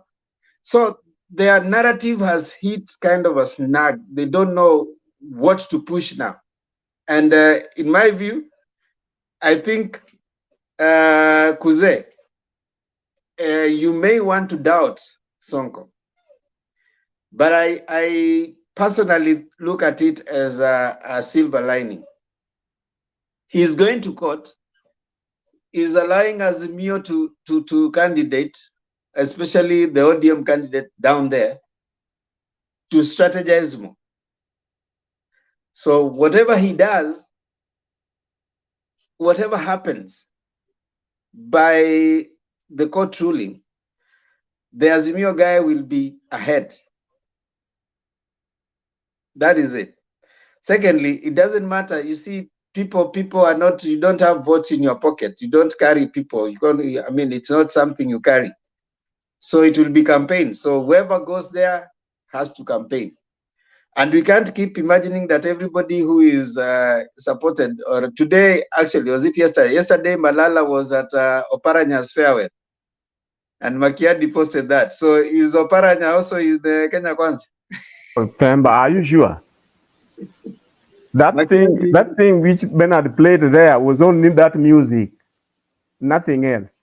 Wait, Makiadi confirmed. We don't know where those people were dancing because we didn't hear any Malala talk. We didn't hear any Oparanya No, talk. I'll send you the video of it's called Were there Oparanya's. speeches? Yeah, I'll send you the full Good, clip. good, I'll send you good. the full clip. It's on YouTube. It's a farewell party for Oparanya. It was Oparanya's farewell party. Oh, so Malala attended as in capacity as senator. I have no idea what brought him there. Yeah, he is a senator. So what you need to do in the to appreciate in these political moments, you need to be very political aware.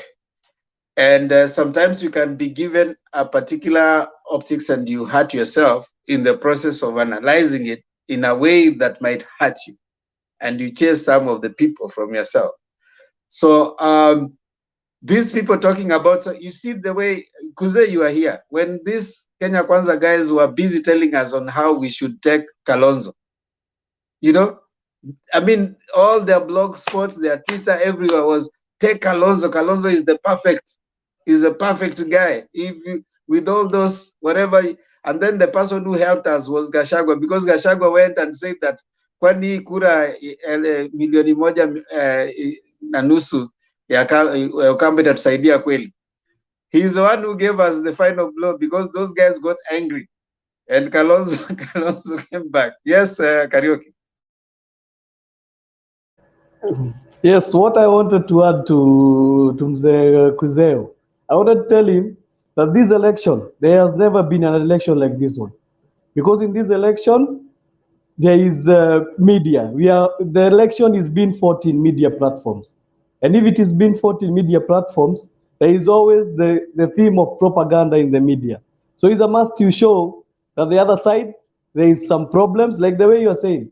Like now they are saying, if Sonko is not going to, the court is not going to clear Sonko, is going to support the candidate for UDA. But it is not like that, because the battle that is being fought now for elections, it is being done in media, and that's why you are seeing anytime there is like the Mitumba thing. You see the Mitumba thing, it was not what was said, but the hyping of the media has changed the theme. It is not now, they are not talking about what Raila was saying. They are talking about that Raila said he's going to close. It's the same things that have been going on. It is the media, they are using the media to show their political strength. Like Ruto uses the media too much to show his political strength, because he knows he'll use not the media as in the TVs, because the TVs, I know his coverage is not as that, like the way he's using the social media. And that's why you see people like Itumbi, they are very clever. They use the media so that they can be able to manipulate people. People like Ishungwa, they are all propagandists. There is nothing they are saying. They all spread lies, rumors, and then they post them in the media. They pretend that that is what is happening, but it's not. Thank you. Yeah, there were Akina Itumbi were the people who sat down to write a manifesto. For 8 hours, they sat in a place looking at a manifesto and trying to say it will be written. There'll be a chapter written by Mama Mboga. There'll be a chapter written by Mutu wa Boda Boda. There'll be a chapter written by the drama and the comedy that we are being treated to by these Udaku people. You know, you wonder the same person who could not deliver on 6 studies that he had promised can come back and tell you that now we are going to be giving you. He said that we are going to give you low interest. I don't know, loans for education. I mean, the help will give 0 interest, while Azimio is giving you free education. So you are given loans, where the other side they're saying free education. They have hit up. They had to backtrack on the CBC because they're all over saying. Kalwale was saying that CBC is going to go as soon as we are elected. Then they realize that this thing cannot be just scrapped like that. So they are full of empty promises, things that are not adding up, and that defines what UDAKU is. They do not have any concrete manifesto, concrete thing that they want to do. And there's only one person that is doing the thinking. Now, when one person is doing the thinking, others are doing the clapping.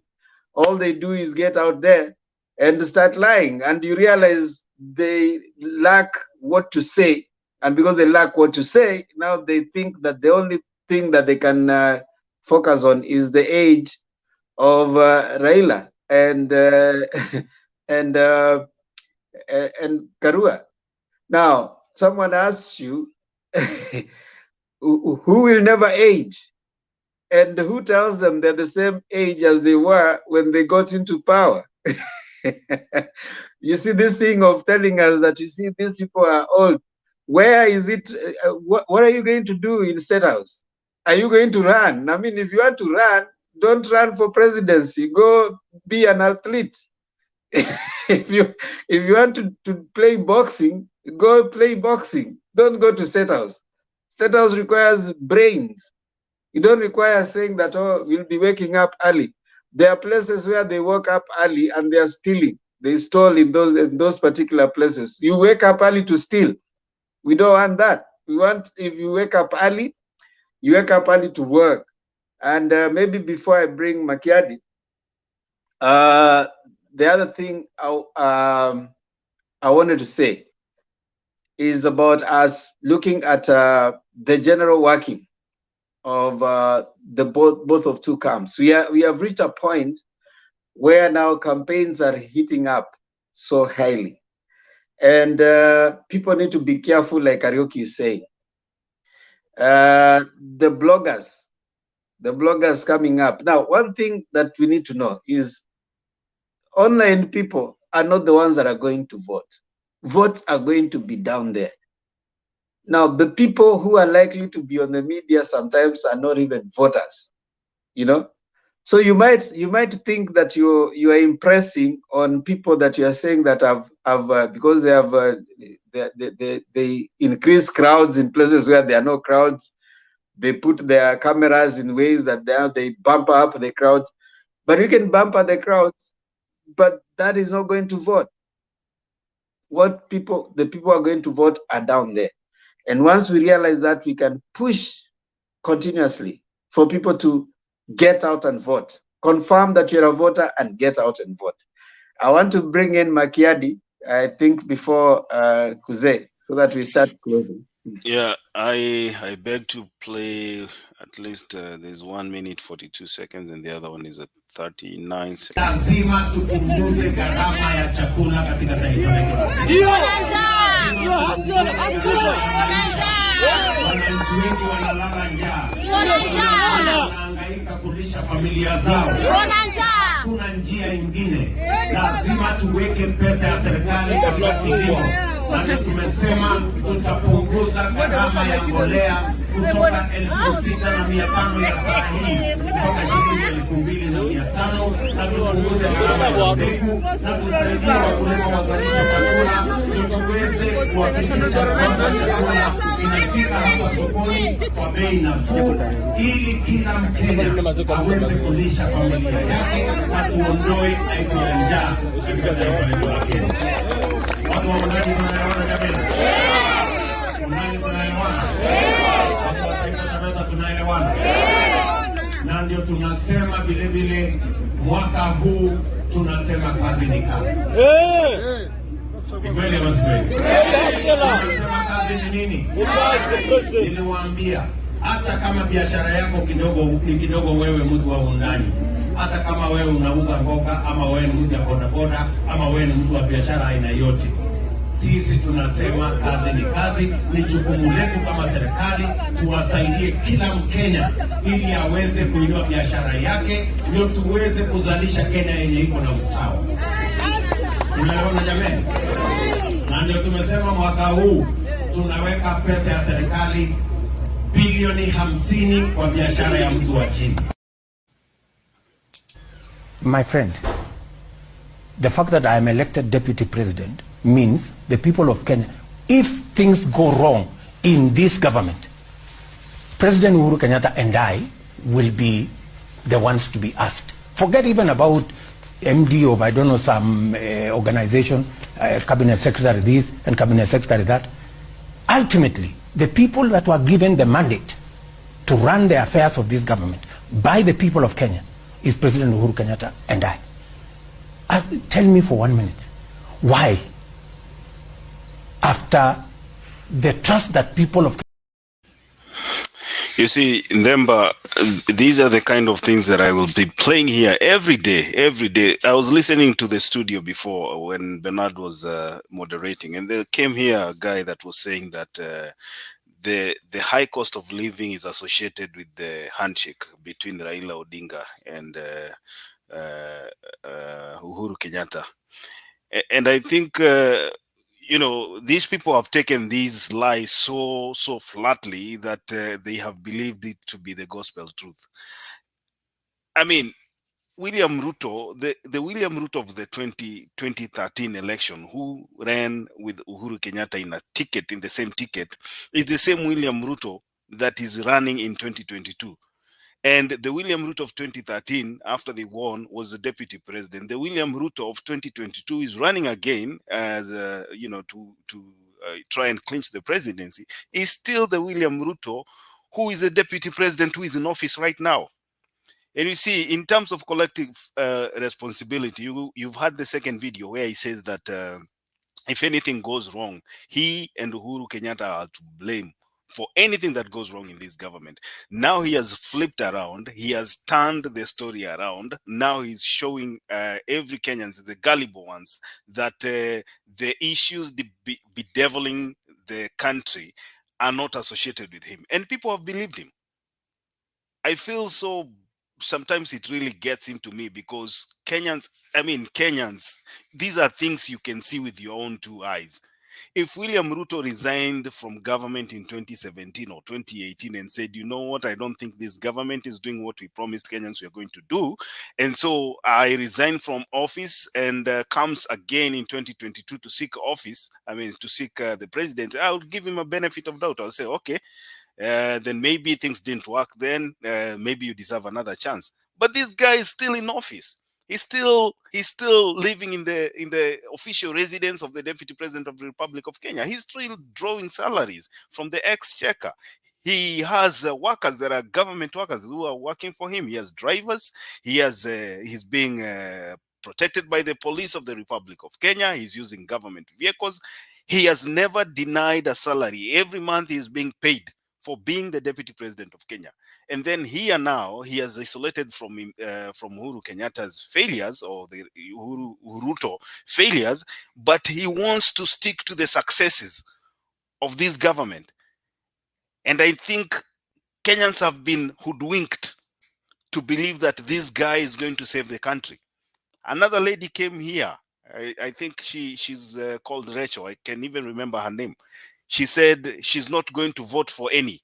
Either Raila Odinga or Wajakoya or, William Ruto, because she believes that they cannot bring change. Then I asked that person, by you not voting, by you not using your constitutional mandated right to elect a leader, you are leaving the country in the hands of those people that will give William Ruto a chance or Raila Odinga a chance. Then if you come to this forum to tell us that you're not going to vote, you are not helping us. You're not helping us at all because you're not part of the solution. You're part of the problem that Kenyans are facing right now. And so then as we move forward, I said I'll make it an effort. I'll make it my task to go into the archives and dig all these videos. I want when people from UDA come here to try and argue with us, we will play the live video so that they can argue with the facts from the videos they see. because most of the time they come here and they twist words and they twist stories and we let them go like that. I'm going to make it an effort that I'll go and look for these videos and bring them here, so that if someone argues to try and defend William Ruto, we play a video and ask him from that video, what do you see? What do you hear? Thank you, Themba. Makiadi, I've sent you 2 videos. One, Ishungu apologizing for the increase of 8%, and the second one is where he is proposing the increase when the ODM parliamentarians did not want the increase of 8%, they wanted 0%. Them, they said it was populist by then, and they increased the tax to 8% that we have, and that is where the rain started beating us. It is the same Ishungu, the same people. The majority leader was Duale. They are the ones who pushed for the increase of taxes to 8%. And the second one is where he apologizes for having that increase. So the hypocrisy that the Ruto team is subjecting us to, and they think Kenyans are foolish. Kenyans are not foolish. One thing they need to know, in fact, that's where now we agree with the deputy president, that Kenya is short of fools. Even the people they are trying to talk to, they know. The deputy president goes today in Mombasa and tells them that, number one, they'll issue an executive order on 10th, that the port activities that are in Naivasha, they get back down to Mombasa. What will happen to those people they gave jobs when the port activities went to Naivasha? So will we have Kenyans who will be jobless as soon as he comes in? Because there are people who have jobs. If you issue an executive order on 10, that those activities stop without something to help those people already working there, then it means that there are people who will lose their jobs on 10. So are you are the same one who actually said that the port activities coming into this mainland is going to help the environment in Naivasha. So there are people who are already gaining from that. So what will happen to those people? Is it just a populist statement? It is not possible for you to come today and then tomorrow you're issuing an executive order to return port activities to Mombasa. Then it has to be a seamless transfer. There has to be what plans do you have for those people who are working on those areas? What are you going to do? A government that is sensitive to its people is not just going to wake up and then say we are returning this to this place. You have to have a plan. How are you going to mitigate those plans? What are the plans in terms of giving those people alternative means of economic gain? So giving such kind of statements while you're the one who took the things, Joe, fought against that, but he's the one who took it to this other side. Now he's the same. You create a problem, then you pretend that you want to solve. You can't solve it. So this hypocrisy, I think we need to call it off. We need to call them out. The Kenya Kwanza guys, and there's no Kenya Kwanza. Let's stop pretending. There's no Kenya Kwanza. It is UDA.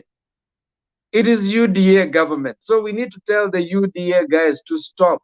They can lie to some people. They say you can lie to some people sometime, but you cannot lie to all the people all the time. And this time, we have found them out. The UDA government is a scam, conmen, and deceitful people. Yes, Kuze. Karaoke before Karaoke address is that. Yes, Bwana Themba, what makes me get angry and frustrated is how can a Kenyan, a real Kenyan, you're being told by somebody in a political rally that I'm going to lower the cost of food. And he's not telling you how I'm going to lower this cost of food and what has made it to reach to where it has reached. You know, I don't understand, because even I've been seeing some posts that have been passing through the social media about how other countries there is inflation of rates. Food is high. The people even are demonstrating in the streets. How will you talk about, and those are not countries that you can just say that they are countries just like the third world countries. Those are countries which are in the second world and the first world countries.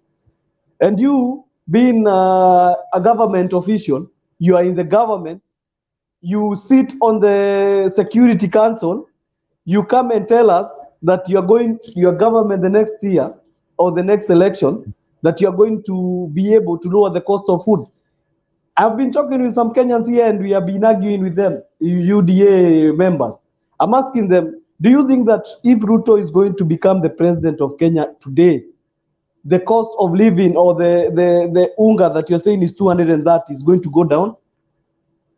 That is the question. They cannot be able to answer you that question because I've been asking them. The moment that Russia and Ukraine started fighting and all this COVID and everything, you know, the cost of living became high. And by the way, something that I can come to appreciate President Uhuru with, he has become steadfast with these things. Imagine in your government, you've been hit by COVID, you've been hit by a war, and still there is another war which is ranging along your region, which is being fought between Congo and Rwanda, which is also affecting our country also. You cannot say that it's not affecting our region. It is affecting also our region because you know that the businesses cannot happen. Now imagine you're a president who has been serving for the 10 years and the remainder of the 3 years, 4 years, you're being faced by those challenges. It is very hard. And the person who was supposed to be helping you, mind you, the person who was supposed to be helping you, he's the one who is on top of vehicles there. He's saying that we did not do. Next, when you vote me in, I'll be able to bring you. Even I saw a post by Moses Kuria that is saying that they are going to bring the unga to 90. You know, some people, I don't know, but it is funny. But I told those Kenyans, just wait and see. Even if Raila is going to be the president now, the cost of living, I think it is going to steadily go up, but there is a moment we are going to go down. Maybe like now I see Russia, Brazil, and India, they have started coming together. I don't know if some other countries will follow them because now the problem is Africa has been left alone to fight for itself. There's nobody who's fighting for Africa. You see presidents, they are going there to Russia, but others are also cleaning on US. There's things that cannot happen because if you see this war is dividing people. By the way, this war is dividing people. It's dividing either you're on the west or either you're on the east. And that's why you saw there was a day, there was a clip that was going through that Uhuru refused the president of Ukraine to address the parliament because he cannot. If we interfere in this war, now even I tell you, the unga will not be 250; it will be 400 by the long run. Thank you. Someone is telling me that we need to invite UDA followers to the forum. I mean, if you are UDA member, if you wanna come, you come.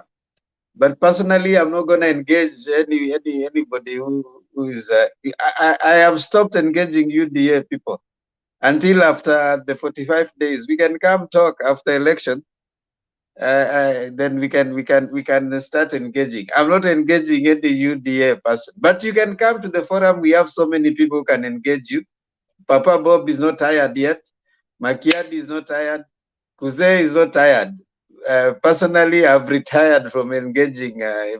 If you can condemn corruption and support Ruto, and if you can believe that Ruto will give you the stuff that is promising you, yet he hasn't delivered on the things that he had promised you. He's talking about giving the country, making the country, every school in Kenya have Wi-Fi, while he could not deliver laptops. So you're giving people Wi-Fi, the people you denied laptops. If he could not deliver the studies that he had promised, and you believe he's going to promise and give you the things he's giving you right now. If he has backtracked already on the CBC, he said he doesn't like, but right now he's saying that now we are going to improve it. If he said that he supports women, but he could not trust a woman to be his deputy. He said he's going to give women 50%, but right now 100% of the top leaders in Kenya Kwanza are men. the UDA, the deputy president, that is Ruto, president, Gachagua, deputy president, Musalia, chief minister, Kithure Kindiki, I don't know who, this guy from PA, Senate majority, the other one is Speaker Wetangula. Those are all men. And then he's coming to tell you our Kenya Kwanza government will have 50% women. You see the kind of hypocrisy that you are seeing he gives to you, and you're still saying that we have women-sensitive government. You know, you're one time saying that you support everyone. The next time you're not even signing the things. Kaboga said even the things they agreed has not been signed, has not been put pen to paper. I mean, if you can trust such a person, and then you are coming here to tell me that this is a person, if you can trust someone who is in the same government that is supposed to be giving you solutions and is crying with you, the person is crying with you, he's supposed to be giving you solutions, and you trust him, why should I engage you? You have to convince me that you are normal, because I don't think any normal person would be supporting such a person. I would want solutions. I would want someone who is not agreeing and wants a change to not follow the same person. You can't do the same thing the same way and expect different results. Never. That is what is called stupidity. So how do I engage with someone who has proved that they are actually stupid? You are doing the same thing the same way and they're expecting different results. Why should we engage? Personally, I choose not to engage. And I know there are people who will choose to engage. That is okay. But if you are UDA, you come, the forum is free, you're invited, come sell your agenda. But personally, I think my focus is now clear. If by now you are still in UDA, I think there's just something about you that I cannot help. And even prayers will not help you. And Papa Bob. You know, the anger that the DP has got is linked to so many things. You can imagine right now that the food prices are soaring so high. The last time you can remember when the maize that was said was being imported from Mexico, and yet there was a ship which had just docked here in Mombasa. It was just waiting to be offloaded. These are some of the opportunities that is missing. Like right now, he would have made a kill, and you know, and become a hero. Everything that he touches does not go right. The same women he is claiming that he's going to put in his own cabinet. You know, it doesn't mean that you must put them in influential places. You just look at his campaign team. You know, when Raila gives an opportunity to the likes of Ngilu, Sabina Chege to join in the campaign, presidential campaign, that is already an opportunity to elevate one's political career. But just look at the DP's campaign team. If he cannot even start with now, how do you expect him to embrace more women in his government? So these are I'm telling you, these are devil. Karaoke, you can be sure this man, he does not know what he's talking about. He just wakes up in the morning and thinks of what he can do to irritate Azimio. Unfortunately, Azimio has refused to be irritated, and they are sticking to their guns. So these are lost cause. Let him continue getting frustrated. By the time it's 9th, I think he would have probably come to terms that defeat is real. UDA is a scam. And Kenya Kwanza, there's no Kenya Kwanza. UDA is a scam. And RMK media, if you have time to still convince them, so be it. I mean, there's freedom. There's freedom in our constitution. And I have the freedom to choose not to engage with people who have chosen a path of stupidity. You know, if you have chosen a path of stupidity, you can let me tell you, the deputy president is the deputy president. One time he tells you, I am the deputy president. Is there anybody who is more deep state than I am? But the next time he turns, in one rally, he will say, I'm the deputy president. I know everything that happens in this government. In the next rally, he is saying, si mnajua walinifukuza kazi. Si unajua sasa ni wale mtu akitendawili. Now who is stupid? Is it you who is listening to him or him? They say if you hurt me once, it is your problem. If you hurt me the second time, it is my problem. So if you lie to me once, ni wewe mbaya. If you lie to me the second time, mimi ndio mbaya. So you are more foolish, you are more stupid, who is allowing yourself to be lied to. The same person is in government, the same person sits in IEBC. In fact, it is Muturi. I think Makiadi played the video yesterday. Muturi said that this person is in IEBC, sits in a committee that's supposed to be giving resources to counties. He sits in, intergovernmental, whatever, IEBC. He is actually supposed to be responsible to whatever resources goes to county. He is supposed to be calling a meeting like right now and deciding what do we do as government and counties. Instead of doing that, he's coming to tell you, this government imewafanyia mnakuwa na shida ya unga. Now, anaposema hivyo, yeye yuko kwa government gani? The question you want to ask him, wewe uko kwa government gani? Unalipwa na resources zetu, unalindwa na resources zetu, unaita watu kwa government house. Current house is not a personal property, that's a government house. So you are still getting the taxes from us and you are coming to cry with us. Now, who is stupid? Ni nani mjinga? So when someone comes and still tells you that for me, the deputy president aliteswa, we are not going to vote for him because of sympathy. Hakuna sympathy votes round hii. Haya, wapi huyu papa? Kwani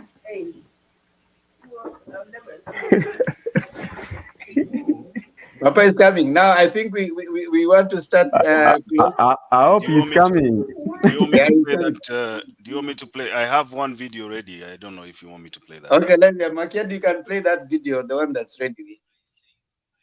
Talk to us about all of these allegations that we saw. MPs being locked in the toilet, forcefully pulled out of the chambers.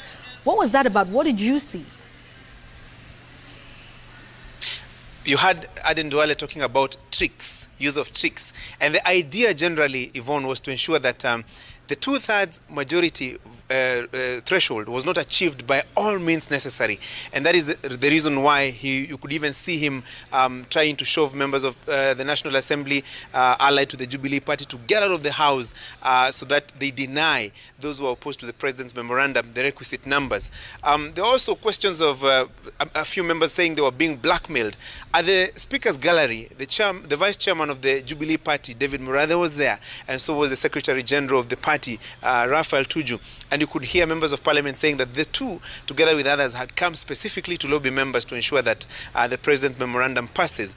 A lot of intrigues, and even at one point you saw the parliamentary broadcasting unit, the cameras going off. You could not see exactly what was happening there because some members of parliament were shoving each other and even almost getting very physical.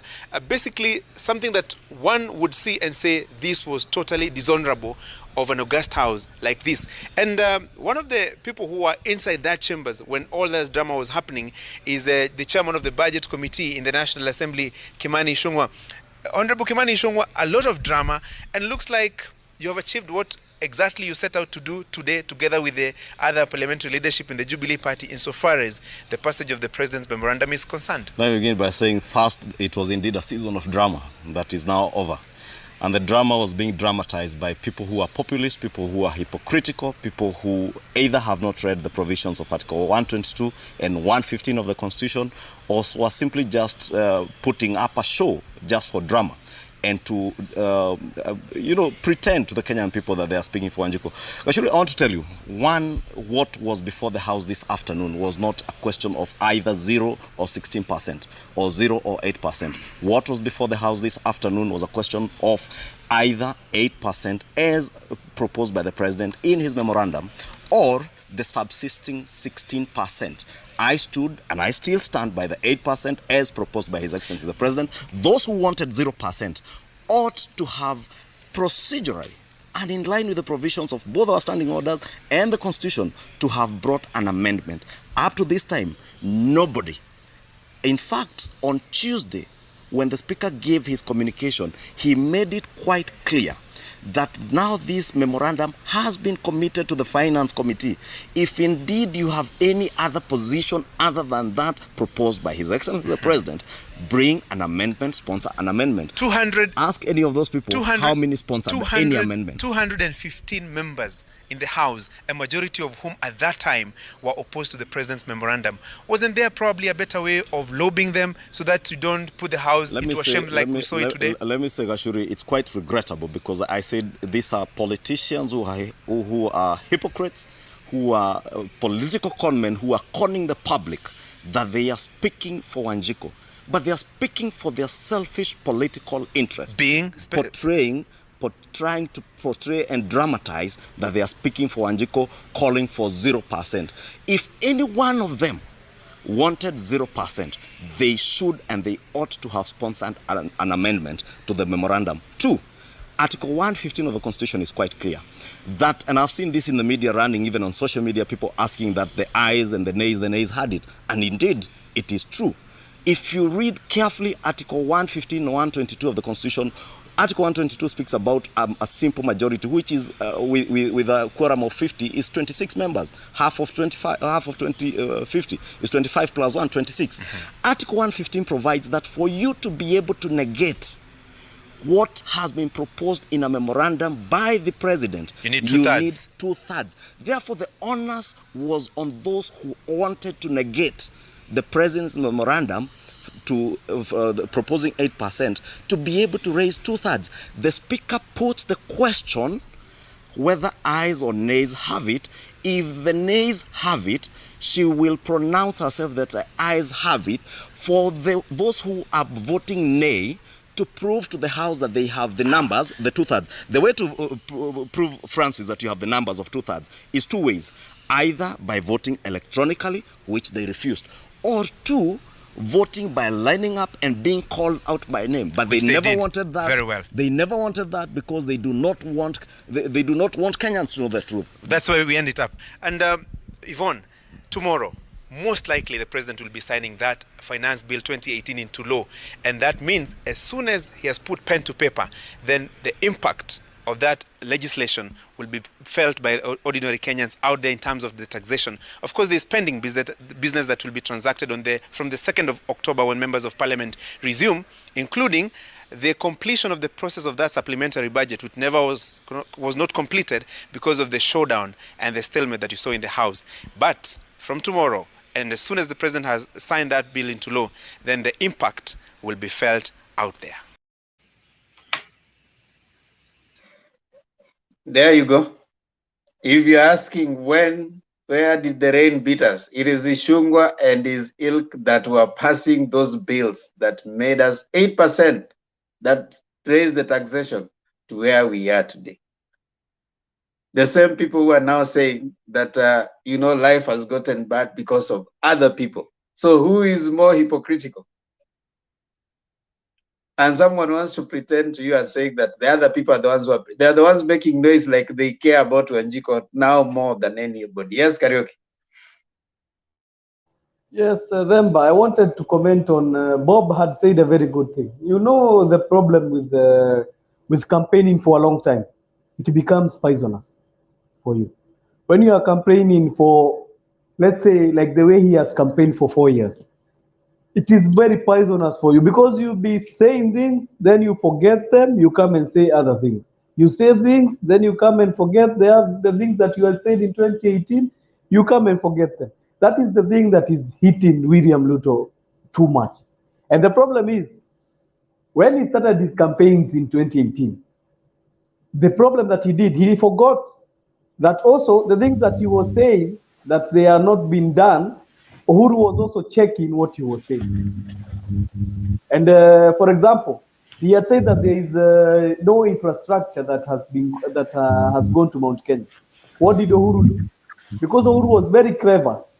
Uhuru was very clever because it was setting him up so that he can be able to say the things that has not been done so that they can be done.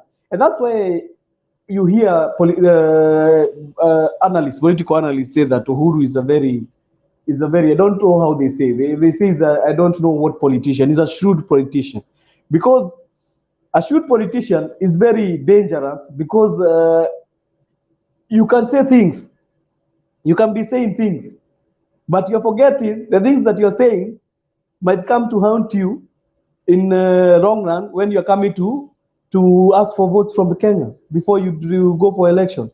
That's why I wanted to tell Bob that Ruto, as far as concerned right now, the things that he was saying in 2018, 2019, 2020, they're the ones which are haunting him.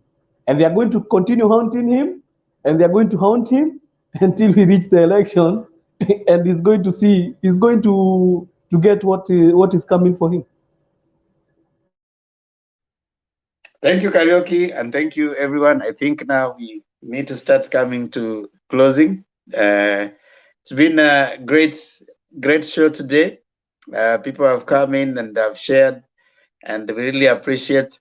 Jotham Owino, we know sharing the link. We are closing the debate. We want to close with the 5 people on the panel right now. So that's why we are not sharing the link right now. Come tomorrow. Come tomorrow. You will you come earlier. There's usually the show starts at 8:30, 9:30 Kenyan time, and the people can join. You can come there, join. Normally this one is towards the tail end, and we normally don't allow as many people to come on. You're on the 9th hour, so we are just coming in to finalize. So kuja kesho for the debate. Geoffrey Ruto, play Raila videos as well. Yeah. Geoffrey Ruto, Barigani, this forum is one-sided. They think the campaign will change people. I don't think so.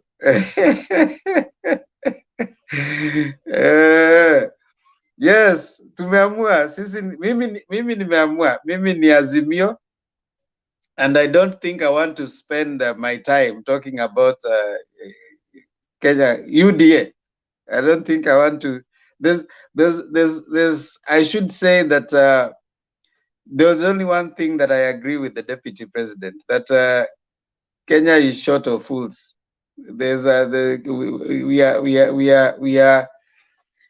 we are very, very far right now. The only person I can engage is Black kutoka UDA, but I don't engage him to change him. Black is actually our mole in UDA, so ati unaambiwa utume link kwa Linet kwa sababu ya agenda.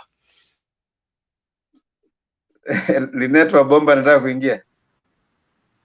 Linet analeta mchezo na hiyo agenda hiyo. Linet hataki kuingia. Kuzee wewe enda ulale. Sawa. Let us see whether Themba will be caught by the agenda link. No. Wacha. Thank you so much. Themba, receive much love for Baba from here, Kampala, Uganda. Hey, Wandera anasema much love for Baba. Asante. Yeah, mimi ni Wajakoya haezi shinda. He's an exciting person, but there has always been in every election some people who come up with such a wajinga walisha, lakini wapumbavu ni wengi. Wajakoya is an interesting person, but that's as far as it goes. There has always been exciting moments. So politically, I don't think Wajakoya can win. So don't waste your votes. Get excited with his Bangi and Nyoka thing, but don't waste your vote. Just cast your vote wisely. Netwa Bomba, Peter Maura, Rashid Ali, Wandera James, Joy Njoki. Kenyans are careful. Daku is a scam. Yes, it is. Black is our mole in UDA. Do not believe him at your own peril.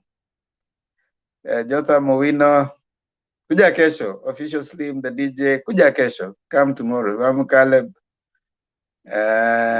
Wakenya wameamuka, wanaenda kazi. Endeni mjenge taifa. Usiamuke alafu unakuja kwa show bana. Enda. Unga imefika 213. Wacha kukaa kwa nini? Enda tafuta. Usiamuke unakuja kwa show. Badia Nyambane, asante. Alkana Shivashi, rafiki ya Makiadi, asante. Na wengine wote tumeshukuru sana.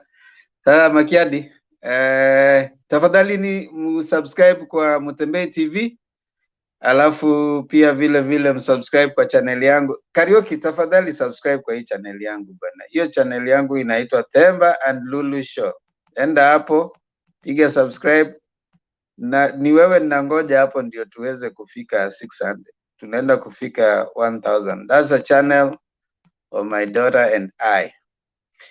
We do just daddy daughter stuff. So enda pale, nimeweka hapo link hapo chini kwa YouTube. Ukisubscribe kwa Mutembei, tafuta pia hiyo yangu, subscribe, share, and let's build me. Hata mimi nifike watu 1000 kwa hii Mutembei, wakienda pale kwangu wa subscribe to bus. Right.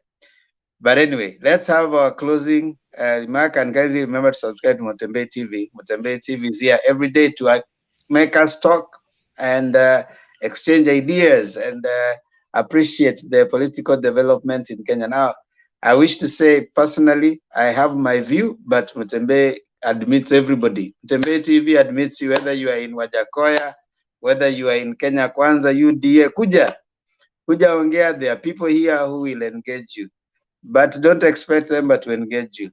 For me, if you're in UDA, if you say 1 + 1 is 11, I will say, yes, you're right. Yeah.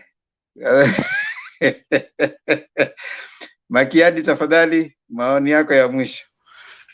Mi yangu ni rahisi sana. I think hao watu wa IEBC next week wanafaa kuwa held to task, because I think vile masiku zinaendelea kupungua na bado hawajafanya zile vitu wanafaa kuwa wamefanya kikatiba, inaniingiza baridi. Na I think hata concerns zangu, I'm not the only one who's concerned about the preparedness of IEBC. So these guys, I hope next week when the presidential candidates meet with Chebukati, I hope they put him to task and ask him to get serious with his work, because he has had 5 years to prepare for an election. All he has been doing is sleeping in his office. Alafu dakika ya mwisho imebaki mwezi moja, ndiye anatuambia ndiye anaprocure, saa hizi ndiye anaprocure 14,000, well knowing that he was supposed to have an election in August. So he better get serious. Otherwise, I hope everything is going on. I know and I can see everything is going on well on the Azimio side. UDA kama kawaida wataendelea kuchapa propaganda. Nimeona hata ile propaganda ya kwanza leo imerushwa na huyu jamaa anaitwa Dennis Itumbi akisherehekea mahakama kutupilia mbali hiyo kesi ya kuchallenge Sonko na huyu senator wa the guy who was supposed to run for Kiambu Senate. The jamaa hata hajasoma nini ruling inamaanisha nini, amekimbia kusema tuko na Mungu. And then people started telling him, ungekuwa umesoma hiyo kitu, kwa sababu hiyo kitu inamaanisha status quo, rudi kwa tribunal ndio itaokoa hiyo maneno. So these guys are just excited for nothing. I think like we say, it's just propaganda and it will come to an end. Finally, watu wapime suti, PSS kama vile wanasema kila wakati, #PSS, watu wapime suti. Hii kitu tunaenda kuapisha baba mwezi wa 8. Thank you. Lineto wa Bomba, kama ni wewe unakuja, nimetuma link. At least papa ajue unakaa namna gani. Haya, Karaoke. Mimi ningetaka tu kuchukua hii fursa. I really want to advise Kenyans. We are going for an election. And the election is the hardest election, by the way, ever seen.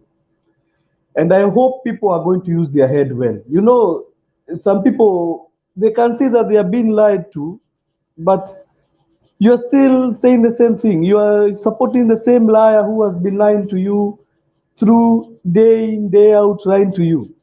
Mi kila ningeomba tu ni Mungu wajaribu kuwapatia tu wisdom. Wisdom tu. Because I don't know. Ni Mungu tu awapatie wisdom. Because pale tunaenda ni pabaya. Pale tunaenda ni pabaya. Na watu wasipotupia wisdom, it will be very tough time. They got tough time. Thank you, member. Thank you, Karaoke. Hakuna mahali pabaya tunaenda, Karaoke. I mean, this will be the best election ever after 2002. So don't you worry. Just get out and vote. Just get out and vote. This will be the most, after 2002, this will be the best election ever. Kwa sababu tutashinda na 15 million plus.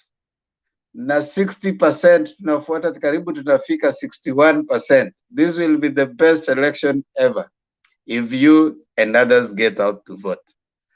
Kuamka kupiga kura, kupiga sasa, ile Wakikuyu wanasema kumira. Watu watoke sasa kupiga kura ile mbaya. Wanasemanga duraku. Duraku. Haya, Papa. Yeah, in conclusion, I just want to say that we should continue approaching this campaign Martha style. I find it very suitable, non-abrasive, focused on the goal and the message to the people. Let us not be consumed by these tantrums that are being thrown at us by the Udaku team. They are all over the place. They know it is so slippery. You can see and you can tell how it's almost like they are giving up on Mount Kenya. And now that they feel that way, they now want to loiter all over, looking for votes. But the Kenyans know them, and Kenyans know them very well. The kind of propaganda that they have been throwing around, Kenyans have gotten used to it. There is voter fatigue, and the only thing that Kenyans are waiting for is to wait for the date and choose their leader. And I have no doubt, absolutely, that Kenyans are wise enough not to choose a thief, because they know what a thief can do in days to come. So let's stick to the goal. Now tell a friend to tell a friend. Na Makiadi anatuambia nitupime suti. Mimi nimesema ni BMW. Baba must win. Hakuna njia ingine. Hapo ndio ukombozi itatokea. Thank you. It is 15 million plus 1. 15 million strong. 15 million strong. Let's get it out. Get out the vote. I want to namaliza nikisema, Kenyans, this is the best election that we'll ever have. This is the most transparent election that we're going to have. This is where the clear win will be 60+1. So get out and vote. And the only way we can assure that Baba and Mama wins is by voting. So tunapima suti yangu iko tayari, and Baba must win, and it is 15 million strong. 15 million strong. Wakati wa politics of deceit and conmanship imeisha. Watu wa UDA wawache watu wa udaku wawache kutudakua. Usikubali kudakuliwa, usikubali kupewa udaku uende uingie huko. Hapana. This is a time for you to say no, and the only way you can say a very confident no is on the election day. We are all Kenyans, and Kenya must remain peaceful. And so one thing that we do in this platform is we try not to focus so much on what we divide, some things that unite us. And one of the things that unites us is the Constitution. Makiadi, tafadhali, tupatie Constitution. Okay, so we are reading Article 87 today, and it's about election disputes. It says, 1, Parliament shall enact legislation to establish mechanism for timely settling of electoral disputes. Number 2, petitions concerning an election other than a presidential election shall be filed within 28 days after the declaration of the election results by the Independent Electoral and Boundaries Commission. Number 3, service of a petition may be direct or by advertisement in a newspaper with national circulation. Thank you. Today we look at number 2, making Kenya a gateway and manufacturing hub for Eastern and Central Africa. So I'll read 2 paragraphs, and then tomorrow we start economic revolution for shared prosperity, then economic growth, and then we look at agriculture and others. So let me start by reading for you the first part. We have been looking at the manifesto for Azimio. Kenya's geostrategic location in Eastern and Central Africa offers tremendous opportunities, including vast market for goods and services made in Kenya. The Azimio commitment is to promote, expand, and establish local industries that will serve this expansive region and capitalize on African continental free trade area, that is AfTA. This regional market, which includes Uganda, Ethiopia, Somalia, South Sudan, Tanzania, Rwanda, Chad, Central African Republic, the Republic of Congo, Brazzaville, Burundi, and the Democratic Republic of Congo, currently have a population of over 400 million people, which provides a tremendous market for locally manufactured industrial and consumer goods. The Azimio commitment includes cooperating with other governments in the region to develop infrastructure for transportation of goods and services and create a land bridge connecting the Indian Ocean to the Atlantic Ocean, opening up the interior of the continent and reducing logistical challenges that add to the cost of goods and products. Tomorrow we look at economic revolution for shared prosperity. Economic revolution for shared prosperity. And kama kawaida tunamaliza na wimbo wa taifa, na leo tunaimba wimbo wa East Africa. Jana tulimba wimbo wa leo tunaimba wacha East African anthem.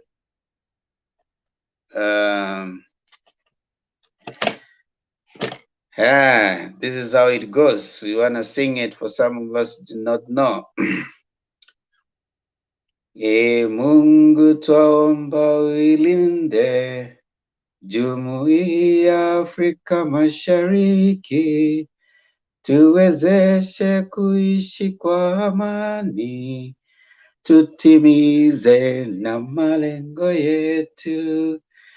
Jumuiya sote tuilinde, tuwajibike, tuimarike. Umoja wetu ni nguzo yetu, idumu jumuiya yetu. Uzalendo pia mshikamano viwe msingi wa umoja wetu, na tulinde uhuru na amani, mila zetu na desturi zetu. Jumuiya yote sote tuilinde, tuwajibike, tuimarike. Umoja wetu ni nguzo yetu, idumu jumuiya yetu. Viwandani na hata mashambani, tufanye kazi sote kwa makini, tujitoe kwa hali na mali, tuijenge jumuiya bora. Jumuiya yetu sote tuilinde, tuwajibike, tuimarike. Umoja wetu ni nguzo yetu, idumu jumuiya yetu. Kuna wengine ambao hawako wanajua, hata walifika hapa ndio wakajua siku ya kwanza ya kwamba kuna wimbo wa Jumuiya ya Afrika Mashariki. Mmoja wao ni Adams, hajaja leo. Makiadi, wimbo ni upi leo? Bob Papa Azimio, ndugu yangu, kuna wimbo mmoja hapa hatari sana unajulikana kama Nina. Sijui kama Bob unaijua. Nina. Wimbo wenyewe unajulikana kama Nina. Ushausikia wimbo? Yes. Wimbo wenyewe umeimbwa na mtu anaitwa Niboma featuring Pepe Kale. Pepe Kale ya mpanya, Kabasele ya mpanya. Ni yule jamaa ambaye alikuwa anakula mayai kreti 2 peke yake. Jamaa wa miraba minane. Naitwa miraba minane Ndemba ama namna gani? Jitu. Ni miraba 4. Miraba 4. Yeye alikuwa na miraba 8 kwa sababu alikuwa na jamaa mmoja anaitwa Emoro. Ungewaangalia wakipresent pamoja utafikiria ni mtu na mtoto wake mdogo, lakini wote ni watu wazima. Wakipresente pamoja. Wakipresente pamoja. So wimbo wenyewe unaenda na unajua wimbo unaanza ting ting ting ting ting ting ting ting ting. Unasikia ile gitaa pale inapiga ting ting ting ting ting ting ting ting ting ting ting ting. Shasikia hiyo? Alafu sasa wimbo wenyewe unasema namna hii, mobali nalinga mama atondi boboto, mobali nalinga mama atondi boboto, abimaka na ye mingi te kaka nandako. Wimbo wenyewe unasema hivi, mobali nalinga mama, yani the husband that I've found, ule bwana ambaye nimempata atondo boboko, he's a very nice husband. Abimaka na ye mingi te, he does not leave me home alone very often. Kaka nandako, yani haniachi kule nyumbani nikiwa nimebaki peke yangu. Abengaka ngai tantine mwana ya mai ndombe nina mosei ngai nalingie. Yani abengaka ngai tantine, him being from Mai Ndombe, yani ni Mai Ndombe ni mahali ametoka sasa yule bwana, mwana wa Mai Ndombe. Babake alikuwa anajulikana kama Mai Ndombe. Nina Mosei sasa ni jina pia la huyo binti pale. Alafu anasema ngai na lingi nampenda sana yule bwanangu. Alafu inaendelea stanza nyingine inasema atabasali nyoso, yani no matter what they will do, nasi na lula yo, I am in love with you, lelo na zui yangai mobali, I have found my husband. Family esepeli, yani my friend, my family esepeli, my family is all pleased kwa sababu ya yule bwana nimempata. Nasali longoli bino soni o, yani finding him de peser na lanka mamai, finding that husband made me proud. Bongolango motema, it has made me to change my mind. Mokili eshanje o, yani hiyo kumpata yule bwana imenifanya mpaka nikabadilisha nia zangu. Tobelangoso masumu, confess your sins, yani wewe kama mtu binafsi uweze kuomba msamaha. Balimbisa yo na nzambe, ili Mungu aweze kufanya nini? Kukusamehe. Bonde la kamakasi, pray hard so that God can forgive you. Ni wimbo mrefu lakini Ndemba I think nitauimba kidogo pale. Ukishapiga gitaa pale unaenda namna hiyo sasa. Mobali na linganga yo. Sana. Na nimesikia sawa sana na Kilingala. Kusoma ni shida. Kusoma ni shida. Ako sawa sana Lingala. Na unajua najaribu kufanya iko mic iko na najaribu kufanya hivi, najaribu kutafsiri yale okay, Lingala ni ngumu kuisema maneno. Kama nikisema ngaite, yani si wewe, te inakuja mwisho. Unaona, ni kama ukikanusha sentensi ya useme no kwa mwanzo wa sentensi, unasema sentensi, unasema kitendo alafu unakanusha mwisho pale. So ukisema nalingaka yote, yani sikupendi. Tuseme nalingi yote. Nalingi ni kama sikupendi wewe. Te ni ile kusema no. So I don't love you, no. Unaona? So sometimes when you try to read it inakuwa ngumu sana, but you can actually read the sentence alafu you translate it into a language inaeleweka na Kiswahili. Ngoma ni namna hiyo Papa Azimio. Sasa sijui kama umeielewa ama unataka niimbe tena. Hiyo imekumbusha weekend. Hiyo muziki ni tamu sana. Kwanza hiyo sauti ya huyo kijana ambaye anaimbanga hiyo inakuanga tamu sana. Papa is mourning because Julia has refused to come to the studio because and when Julia has refused to come, then Mise comes to kufilisha Papa ya kwamba iwe hivyo, yani iwe hivyo, usikie hivyo ya kwamba leo tuko sisi wote wawili, tumekosa sisi wote Mise ameingia kwa station kujaribu kuonyesha Papa Azimio ya kwamba hata kama umetorokwa lakini sisi bado tuko. Hata kama kitu kimoja mimi nashukuru imekuwa broken. Wacha kushukuru. Ile kitu mimi namshukuru sana ni Mise ametoka counseling. Mise ametoka counseling, unamuona hata amekuja kama amenyolewa. Kwa hivyo naona kama it was a successful thing. Karibu sana Mise. I think now you are stronger. Unajua kuna misemo mbili, moja mtanisaidia, moja ninaijua. Moja inasema akili ni nywele na kila mtu akona zake.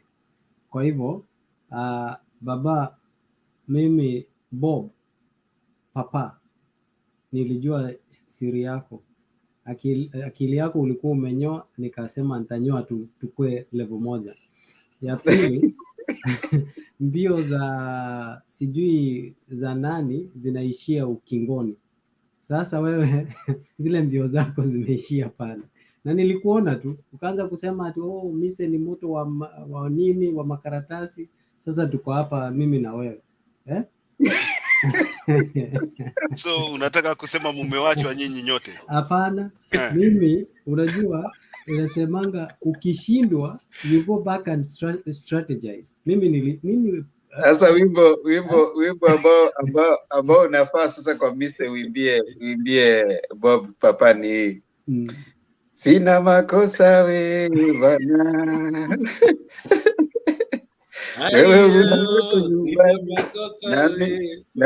Na wako nyumbani, chukia nini kati yangu mimi na wewe. Hapo lazima tubadilishe kidogo.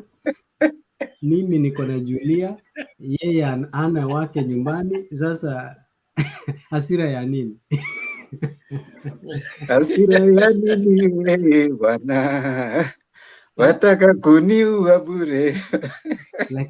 Lakini mapenzi ni kitu mbaya, unajua, kwa sababu unaona mpaka Papa sasa hata lighting ya mbele alitoa ndio tusimuone kwa macho bila amehuzunika. Bila amehuzunika. Kitu nataka kumwambia Mise, unaona hata saa hii Wakenya wamechoka na vijana. Sasa kama wewe ni kwa sababu hawana imani. Wewe hata ukajaribu vipi ni kwa sababu sasa umri wako akina mama hawezi kuwa na faith na wewe. Sasa wewe tulia, ufikire umri wa kisawasawa, ndio pia confidence itaingia. Unajua saa hii yako itakuwa kama bahati potea. Kama maneno yako ni ya ukweli, yupo wapi Julia? Julia ndio huyo kwa comment section huko anawacheka sana. Ndio unaona? Ndio huyo hapo.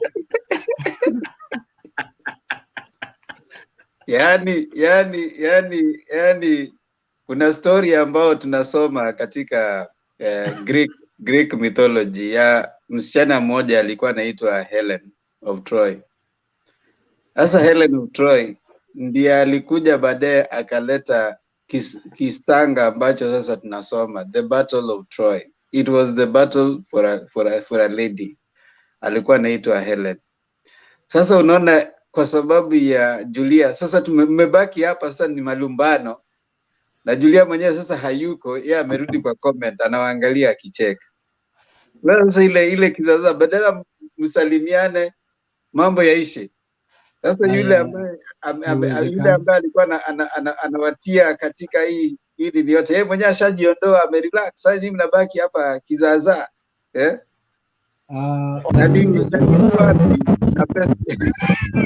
Unajua wanasema mwenda tezi na homo marejoni ngamani. Sasa Julia alienda, sasa amerudi ngamani. Kwa hivyo mimi sioni kwa nini kuna ubaya gani. Mimi nasherekea kama ule mwana mpotefu alienda akarudi. Sasa mimi sina ubaya. Papa ukiona tena ujaribu, ujue tu baada ataenda atarudi. Sasa I can only liken Mise to Rigathi Gachagua ambaye anasema kama sio mimi basi sote tukose. Lakini mimi sijasema hivyo. Unakuwa kama anaitwaje Moses Kuria, ati mkimwaga chapati tunamwaga supu. Lakini mimi nimekuwa na roho safi, nimeambia Papa kuwa na muda wote, muda utafika, mimi nitarudi tu, I will shine, and here I am, my prophecy has come true, and you can see how vile Papa amehuzunika, but it's okay. Okay, sasa wacha tufanye hivi, kwa sababu pia sasa hii vita imeendelea sana. Naomba wale ambao wako kwa comment section tupige voting, tumalize hii mara moja. Mseme kama ni Mise ama ni Bob, tuone ni kura ngapi zitaenda kwa kila mmoja. Sasa tuanze saizi. IEBC imefungua kura. Sasa tuanze wale wanasema Papa, unasema tu Papa. Kama unasema Mise, unaseme tu Mise hapo kwa comment section, ndio tutatue hii maneno, story ishe. Katikati ya Papa na Mise ni nani ambaye mnaona anamfaa Julia? Ndio sasa kuanzia kesho sasa, manake kura ishaamuliwa, tutasema sasa basi yule mwingine anakubali kushindwa, na wanasema kwamba siyekubali kushindwa si mshindani. Eric anasema Bob, hapo sasa tayari Papa ako na kura moja. Mimi ninajua na mimi nashuku. Awina anasema Bob kura 2. Panda anasema Papa kura 3. George yani anasema Mise kura 1 kwa 3. Papa yani kura 4 kwa 1. Papa kura 5 kwa 1. Ngoja hii sava ya nini? Papa kura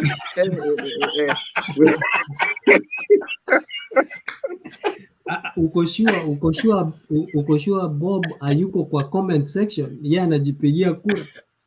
Mikono yangu ndio hii. Mikono yangu iko hadharani, iko hapa.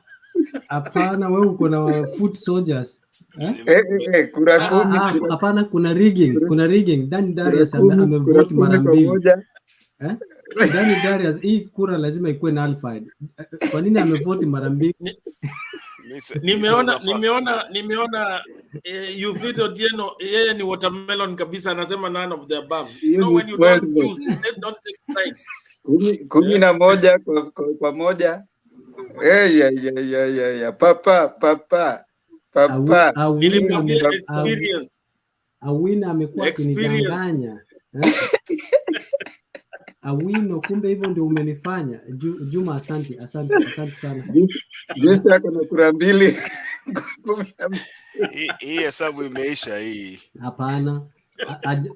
Hakuna uchaguzi bwana, imeisha. Unge concede mara moja tumalize hii kesi. Hakuna bwana. Mimi nataka niite kama Dani Darius amevote mara 2, Awino mapema amekuwa akidanganyana. Mimi sasa nataka Dani Darius akuje na Biblia niapishwe mara moja. Mise kulingana na matokeo pale chini. Sikubali, lazima tuende Supreme Court. Kindly peana concession speech, tuache hii story. Conciliation. Panda amesema, mimi naenda na vile Panda amesema. Papa amekuwa registered 45 times. Kwa hivyo ikuwe nullified, nipewe kitu. Hii imekuwa random vote, hakuna mtu alikuwa anajua itapigwa. Hii concede tu, unajua hata ukiconcede kuna 2027 pia unaweza rudi. Uende usome ukuje na degree. Papa, wacha nitatoa speech yangu kesho.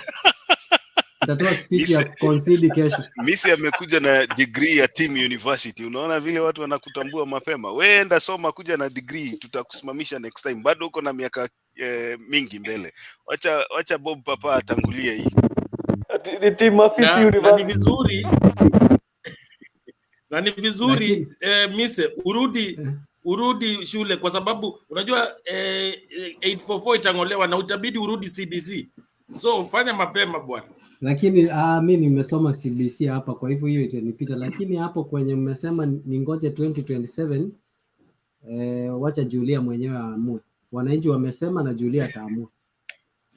Wewe wananchi washaona. Sasa wewe kura imepigwa bwana, mambo imeisha bwana. Hata Black anajua hapo chini. Sawa, bas what we do, wacha nijaribu kupiga Makiadi Kombe. Linet wa Bomba, Linet wa Bomba amesema yuko tayari, ukitaka una namna hiyo ako standby amesema. Lakini unajua Bob naye anatuangusha sana. Mara ninaona huko anapigiwa kura, bado huko anachokoza Evelyn. Sasa sijui anataka namna gani bwana. Bob kuna na msimamo bwana. Lakini unajua mimi ni kama baba. Ninapenda kumenta. Na mentor. Mtu ambaye ameniangusha ni kama baba. zaidi. I like mentoring young talent. You know, I don't want to ni baki na hii talanta mimi peke yangu. Nasambaza watu, kila mtu ainuke. Yangu sio bottom up, yangu ni top bottom. Haya, sasa kwa sababu tumeshamaliza, ati mtu anasema mise endea DA ni wa Makiadi, bado kuna room for kuna ile reconciliation. Tunataka Makiadi wakuja hapa na DA tufanye reconciliation, kwa sababu DA alikasirika kwa sababu kuna mtu alikuja hapa anataka Makiadi aende akue running mate. Makiadi alikataa hiyo maneno na alirudi. So tutafute DA akuja hapa tufanye reconciliation. Tuko na arbitrators wako hapa. Mise, wewe enda pale kwa Linet wa Bomba ako tayari kupokea kwa mikono miwili. Wachana na Julia, kuanzia leo tusisikie tena umeleta maneno. Kesho unakuja na concession speech ya kwamba it was nice knowing them and ungependa iwe ni wewe, but kwa sababu watu wameamua otherwise, you accept ya kwamba that is not your position. Unarudi shule, utarudi 2027 ndio uweze kuona kama kura zinaweza zikakuangukia, lakini kwa sasa wacha papa angangane na tusisikie tena ukisumbuana na papa hapa eti sijui nini, sijui imeenda. Simnipe kidogo nafasi hata niende kwa street niseme haki yangu, ama nikule katia gas kidogo. Sasa mnaweza ni dismiss aje haraka hivyo? No, wewe nenda kwa Linet. Unajua wanasema kwamba you never know when one door closes there are many windows that are open. So tafadhali Ndemba Awino Rapemo anasema amekosa mziki wa leo na papa pia. Leo Awino Rapemo tumecheza wimbo unajulikana kama Nina wa Pepe Kale na Niboma. Yeah. Leo tumecheza wimbo wa nini wa Pepe Kale na at least asante sana, watu wamekubaliana na wewe ya kwamba utaenda kusikiza ground, lakini ground ishaongea hapo chini, so hakuna ground nyingine unaenda kusikia. Tushamaliza hiyo story. So asante sana kwa kuja, hata tukafanya hiyo voting na umeona it was very open, transparent, hakuna voter bribery ambayo imefanyika, and we had not talked to, this was random. Na unaona kwamba tayari Bob amepata hiyo nini. So Bob confess hapo. Bob, na wewe pia uache kuwa mtu wa macho mengi stick to Julia at least. Itakuja kesho na speech, either itakuwa ya kuappeal kuenda Supreme Court ama ya kuconcede. So kwa sasa Awino Rapemo amekuwa akindanganya ni wewe tu, alafu namuona anasema papa. Awino Rapemo amevotia papa. Wewe si umekosa hapa for 3 days. 3 days people forget you. Kwani amepotea tena? Mimi sio umepotea bana. Unajua Ndemba huyu ni sawasawa na ule jamaa amekaa nje ya ofisi kwa miaka 4 alafu anakuja kutuambia tumpatie hiyo kiti kubwa. Haiwezekani bana. It's not possible. It's not possible. You cannot get lost for 3 days. Kwani unafikiria Julia na kungoja tu ukuje? My friend. Papa never sleeps. Mimi nashindwa Mimi kwa nini. namwambia papa, mimi namwambia mise, hata mimi nataka kuconfess hapa ya kwamba chama ni moja, ni Azimio. Aro, mimi ni msarendo. Kwa hivyo wewe jua chama ni moja, Yufe najua chama ni moja sasa kuanzia leo. Lakini ile kitu inaniumiza sana, hata Julia aniambia hata pole. Nijaribu tena. No, you see, yako today was just a confirmation. Story yako ilisha kitambo sana. Makiadi. Unajua hii wimbo Darius anasema Alita Shamala. Hiyo tutamtafutia. Hiyo tutamtafutia hiyo. Mtafutie hiyo wimbo labda kesho. Kesho nilikuwa nataka kuachapia Sandoka. Sandoka. Najua watu wanaijua hiyo Sandoka. Mwana mama. Shaisikia Ndemba? Nishasikia hiyo. Ile Yufino Tieno ni wa Adams. Adams amemwandikia barua, so najua labda tayari washapatana.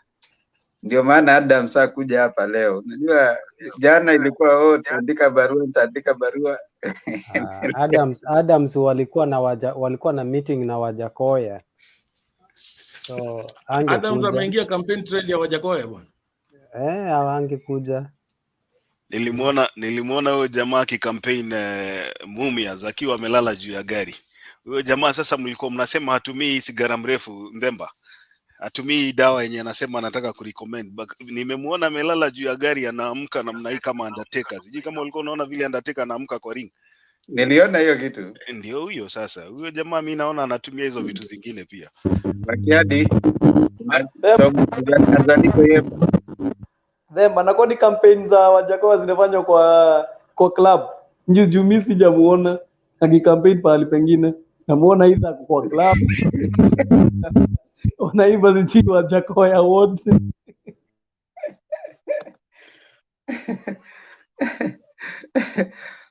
Nasikia hiyo wimbo. Andika hizi nyimbo Makiadi. Kuna hiyo Azaliko Emba sijui asema nini, Eric Otieno ameandika hapo. Alafu Darius Sandokas Unajua huko alienda huko Butere, ni Butere ama ni wapi? Mumias Butere. Kuna mahali huko ni watu wanapenda bangi sana. Wanakunywa bangi. Hiyo inaitwa Luanda hiyo. Huko ndio shamba kubwa. Huko kwa Wanyore haikaushwi, inaletagwa ikiwa mbichi. Hiyo ndio soka inaitagwa soko yenye kuna wenda wazimu wengi sana Kenya mzima. Hapo Bunyore ile bangi inavuta huko my friend. Hii nani Makiadi. Hii Sandoka ni ile wimbo inaimba ati alingisa komerangari para na Sandoka para mama. You are graduating in character development. Ndio. Hiyo ndio inaitwa character development. Nataka kuwa motivational speaker ama singer. We papa wacha kukanyaga kidonda. Hii inakwambia inaimbanga moto alinga ka moto. Mwana mama. Ushaisikia hiyo? Lakini Sandokan wamesema ziko mbili, ni gani na gani? Enda utafute hiyo kwanza, nimekuambia. Usikize kwanza vizuri kabisa. Imeimbwa na nini? TPOK Jazz, vocalist pale ni Dalienst Ntesa na Utamai. Hiyo ya Bisa ni ya John Bokelo. Hiyo ni ya Bokelo hiyo. Sikiza hii nimekuambia hii. Wachana na hii ya Bokelo. Sikiza hiyo nimekuambia. Haya, unajua papa. Unaona umepewa kisses mingi sana hapo za mapenzi na Julia. Amekubali ya kwamba ni wewe umeshinda. So wacha kuangalia wapi. Wacha kudanganya papa. Ndio hiyo hapo. Angalia hapo. Angalia kwa comment. Angalia hapo. Ngoja kidogo. Hawezi ona. Papa sioni. Hiyo papa, wewe ndio saa zile umepotea kidogo, wewe ndio umejiwekea hizo manini Sasa sikia, huyu mtu bana hataki kuamini, lakini nilikuwa nataka kuuliza hivi, huyu Wajakoya kweni wale wasaidizi wake wa kampeni Makiadi Awino Rapema nakupa moto nalinga moto mwana mama nasikia Awino Rapema yuko tops yuko chonjo na anajua kuimba sana. Niliingia channel yake ya YouTube, ako na vocals mzuri sana. Si niliwaambia huyu papa si mtu wa kutulia. Unasikia mpaka anajua Awino Rapema. Julia, don't be so unajua support. Unajua mimi nimekuambia Mr. Focus. Tushakupatia Linet hapo chini. Focus. Wacha. Don't mourn for too long. Accept and move on. Linet nakubali kwa sababu hata kuna vile Makiadi anakuangalianga, sipendangi vile anakuangalianga. Umekuwa ukimeke effort, mara anakuangalia mara hii. Linet, I'll be faithful, niko hapa, I will support you, but tomorrow napatiana speech kwanza ndio tuendelee mbele. Sasa good. Me say you cannot blame the referee when you lose the game. Mimi ni refa, niko kando sana, hata sijui kwa nini unanihesabu hapo. Nyani akikufa lazima atafute mti ya kushikiria. Linet should give an acceptance speech ya kwamba amekubali, ya kwamba wanasema ya kwamba we were taught that you need to be good because you give your toys ambazo umemaliza kuzitumia kwa watu ambao wako unfortunate. Sasa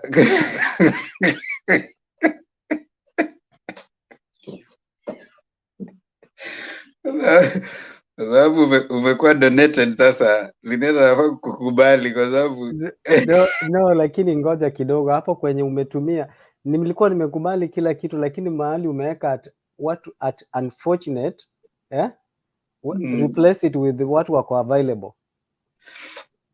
Hiyo sasa Demba, sasa Julia anasema mimi nanyemeleana tena. Jameni Julia, mimi naona huyu amelipwa kuniharibia jina. Demba, unaongelea toys gani? Dan Darius anauliza ni toys gani hizi unaongea, kwa sababu siku hizi kuna toys mingi.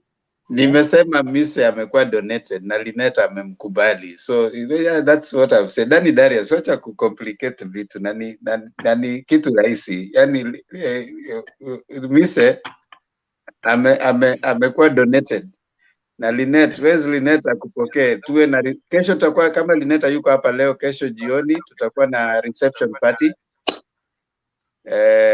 where Linet atakuwa anapokea Mise officially. Mise, I need to tell you that nowadays, just like politics, love is taken. It's not given. You take. Now, wewe ukipotea kwa campaign trail siku 3 utapata namna gani? So that's why I'm telling you, character development ni muhimu, lakini tunaona unaendelea wanasema, Waswahili wanasema nini, kubale. Bado wewe una bale. Unajua kubale? Lakini unajua and Mise, kindly be a very good gift to Linet, and you never know. We have been taught that when you accept what you have received and you make good use of it,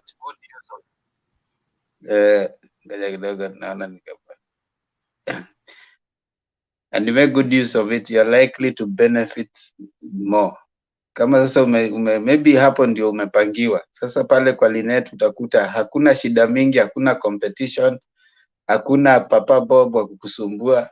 Alafu Linet pia hajawahi kuja hapa, so si mtu ambaye ameonekana. Unajua Bob Papa akiona hivi basi. Sasa hajaona Linet, na it's likely ya kwamba you will survive. Alafu tena another thing, Linet ni rafiki ya Makiadi, so Makiadi can vouch for her ya kwamba ni mtu ambaye atakuwa loyal to you. Hata ukikosa hapa kuja for 1 week, bado Linet atakungojea mpaka urudi. You see now that kind of she comes highly recommended. So are you suggesting that Julia ni tangatanga? Ni team tangatanga? Wewe wacha kushindwa kumove on. It seems you are on denial. Wacha kuwa on denial. Huko tushatoka. Right? Sasa Ndembo, acha nikueleze, wakati ulikuwa vacation kidogo, Evelyn Nyambongi alipotea akajipata ndani ya studio hapa. Hiyo siku ndio tuliona Bob Papa akiwa amekaribia screen vizuri. Sasa unajua saizi amejificha nyuma ya giza hivi. Alikaribia screen namna hii na kutuma salamu haraka haraka. Tangu hiyo siku Evelyn hajaionekana hapa. Bob scared the poor lady. Yeah, sasa Evelyn anaongea kwa comments tu huko, tunamkaribisha tena kwa studio, tunamwambia Bob Papa sasa amepoa roho. Unakaribishwa kuja kufunga na sisi sasa station. Bob Papa hana maneno ingine sasa. One thing Tempa, I can tell you is that while you are away, I tried, I like grooming, young leaders. And I tried to ask Makiadi to take over now to be the main guy of the studio while you are away. And the guy was scared. Now you see he's revealing the things. Huyu ni mtu ambaye huwezi amini. Huyu ni hata network imekukataa, unadanganya. Hiyo sasa ndio ile uongo ya Ruto unaonaga sasa. Unaona mpaka Evelyn amekuja hapa, Evelyn amecheka kabisa. Ndio huyo na kueleza, alijipata kwa studio kibahati mbaya tu namna hii. Hiyo siku niliona Bob amewakisha taa. Tukamuona vizuri. Hebu ambia Evelyn akuje. Wewe, focus. Kuna kitu nataka kuonyesha Evelyn. Hapana, focus. Linet, tushakupatiana kwa Linet. Ambia Evelyn kuna kitu nataka nimuonyeshe hapa. Tushakupatiana kwa Linet wewe, wacha story mingi. Mwambie akuje. Tushakupatiana kwa Linet. Can you focus? Mbona unaongea kama ule mtu ako na interest? Mimi hata sina nini, sina. Ndemba is a neutral arbitrator, eh? Niko neutral arbitrator. Hana vested interests. Sina interest. Hata tumekuja hapo nasikia hata Linet alisema ya kwamba nipe uza tabaki. Hata yeye alikuwa kama ni Bob atabaki, yeye alikuwa ready kwa yule atabaki. Lakini huyu Eugene Otieno, siku moja nitakuwa kwa admin, nitamuweka kwa baridi. Naona zake ni za ni kucheza tu, nikisikia baridi anafurahia. Eugene Otieno ni wa Adams. Kuwa mpole. Huyo Adams alishaingia inbox jana. Ni wewe tena, nilikuwa nafikiri ni Evelyn ameingia. Bob, hata tulikuwa tumekupigia kwa heri.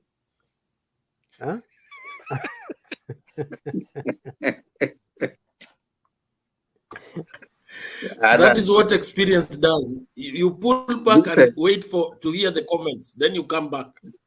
Mise Awino Rapema ameshasema Linet. Saizi unajua tunaanza kupata watu ambao tutapiga nao sherehe siku ya tarehe 10. Sasa wewe na Linet already watu wameshasema hiyo ni mpaka State House. Bob na Julia mpaka State House. Adams na Eugene mpaka State House. Lakini unaona vile Black amesema Makiadi tunataka kumrudishia hapo DA.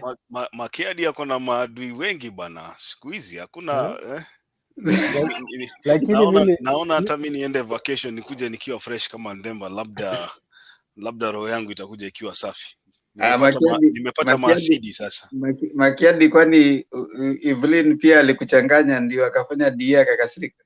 No, unajua alijipata kwa studio hapa, huyo alichanganya Bob akawakisha taa. Mimi hata sikumuona bana. Dakika 2 akatoroka tena. So mimi naona nitaenda vacation pia. Nirudi labda nitakuwa nimeng'ara kama wewe Ndemba. Haya. Lakini hapa mimi nachukua advice ya Black amesema Linet is not stable. She is not stable. She is known, she has an history of changing alliances. So mimi hapa sioni kama kuna stability, kwa hivyo itabidi ni step back, ni stand by. Mapema na hata hujaanza. Black akisema mimi nafuata. Na Evelyn? Evelyn nishamuona, wacha kuja tuangalie hiyo maneno. Uoni mkipelekana mbio na Papa Bob hapo pia na Evelyn is very calm. She was very upset. Siku ile baba alikuja mpaka akaeka uso mpaka kwa camera, and that's why Ali promise once baba has been taken will be good. So I think it's a right timing. Lakini nakaa Black ni hater. Kwa nini Black ana hate Linet? Amemharibia, amemchomea hata kabla hajakuja kuongea bana. Au wanapigananga kuanzia saa 7 kwa comments huko. Na hawajaingia studio. Siku hizi unajua Black ameshindwa na siasa. Sasa kama umeshindwa na siasa utafanya nini? Si propaganda. Unaelewa tu mahali anatoa hiyo propaganda yake. Sasa amekuja kuharibia Linet bwana soko, na bado Linet ndiye ameenda kuoga, amerudi soko. Ni kama ule wakati wa King Sauli ule mama alilalia mtoto wake akasema huyu mwingine badala aende akiwa mzima afadhali tukatane katikati. Sasa ndio hiyo sasa hiyo propaganda. Inakaa Black ni kamati ya roho chafu. Kazi yake ni kutomea watu tu. Tunawaita Motema Mabe, watu wa roho mbaya. Motema Mabe.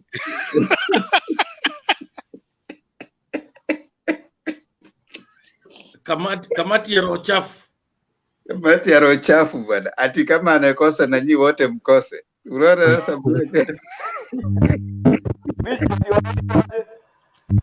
Ndio anaitwa Kikongo, wanaitwa aje? Motema Mabe. Motema ni roho, Mabe ni mbaya. Sasa ni roho mbaya. Kamati ya roho mbaya inaitwa watu wa Motema Mabe. Huyo sasa ni jamaa anaitwa Black hapa. Alisema kama email ya isongi afadhali tuzame wote. Anatoboa meli wazame wote kwa sababu imekataa kwenda na yeye. Black ni wale watu wanapenda, yani wanangojea zile chakula iko karibu hivi ndio anakuja anamwaga hiyo rice chini. Yani ndio hata nyinyi msikule kama kuli. Unaona vile amefanya? Black ni kamati ya roho chafu kabisa. Anaona papa hando wale duniani kuna wengi sawa na bahari. Kuna papa na nyangumi tena wale wa hatari. Hawapendi kuiona meli yetu baharini. Watafanya kila njia waifupishe safari. Ni huyo Black hapo ni papa. Nyangumi yenyewe. Nyangumi yenyewe. Wewe Bob. Wachana na Black. Unaingilia Black. Misi amekoma. Unaona Misi ukianza propaganda hata nini yako inakoma. Hata ukianza propaganda hata nini yako inaisha. Unajua samaki unajua Nyangumi alikuwa anafikiria yeye ndio mfalme kwa maji mpaka siku ile alikutana na papa. Na sijui kama ni huyu papa ama ni papa yupi. Kuna wimbo mwingine unaitishwa na Michael Ngige inaitwa Siku Mopero Okomiko Langwa. Michael Ngugi hiyo ni ya shiko mgani? Ni shiko ule tunajua mani gani hii? Kuna sijui ni chiko hiyo ni gani hiyo? Kuna wimbo inaitwa hivyo ya Kikongo. Umeita shiko nikafikiria ni shiko mmoja mwenye najua. Shangai ni shiko gani hii tena? Ama ni ile inaitwa ama ni ile ilikuwa inaimba Maendi Aduko. Ama ni gani hii? Nakumbuka ile nilikuwa nafikiria ni kumbe niligundua ni My Dear Nduko. Mwendo wako mariro. Yo mariro. Ilikuwa inaimba Maendi Aduko, Maendi. sijui kama Julia anajua hiyo. Karaoke anajua hiyo. Ndio hiyo nilikuwa nafikiria naitisha labda. Si Julia aenda alale.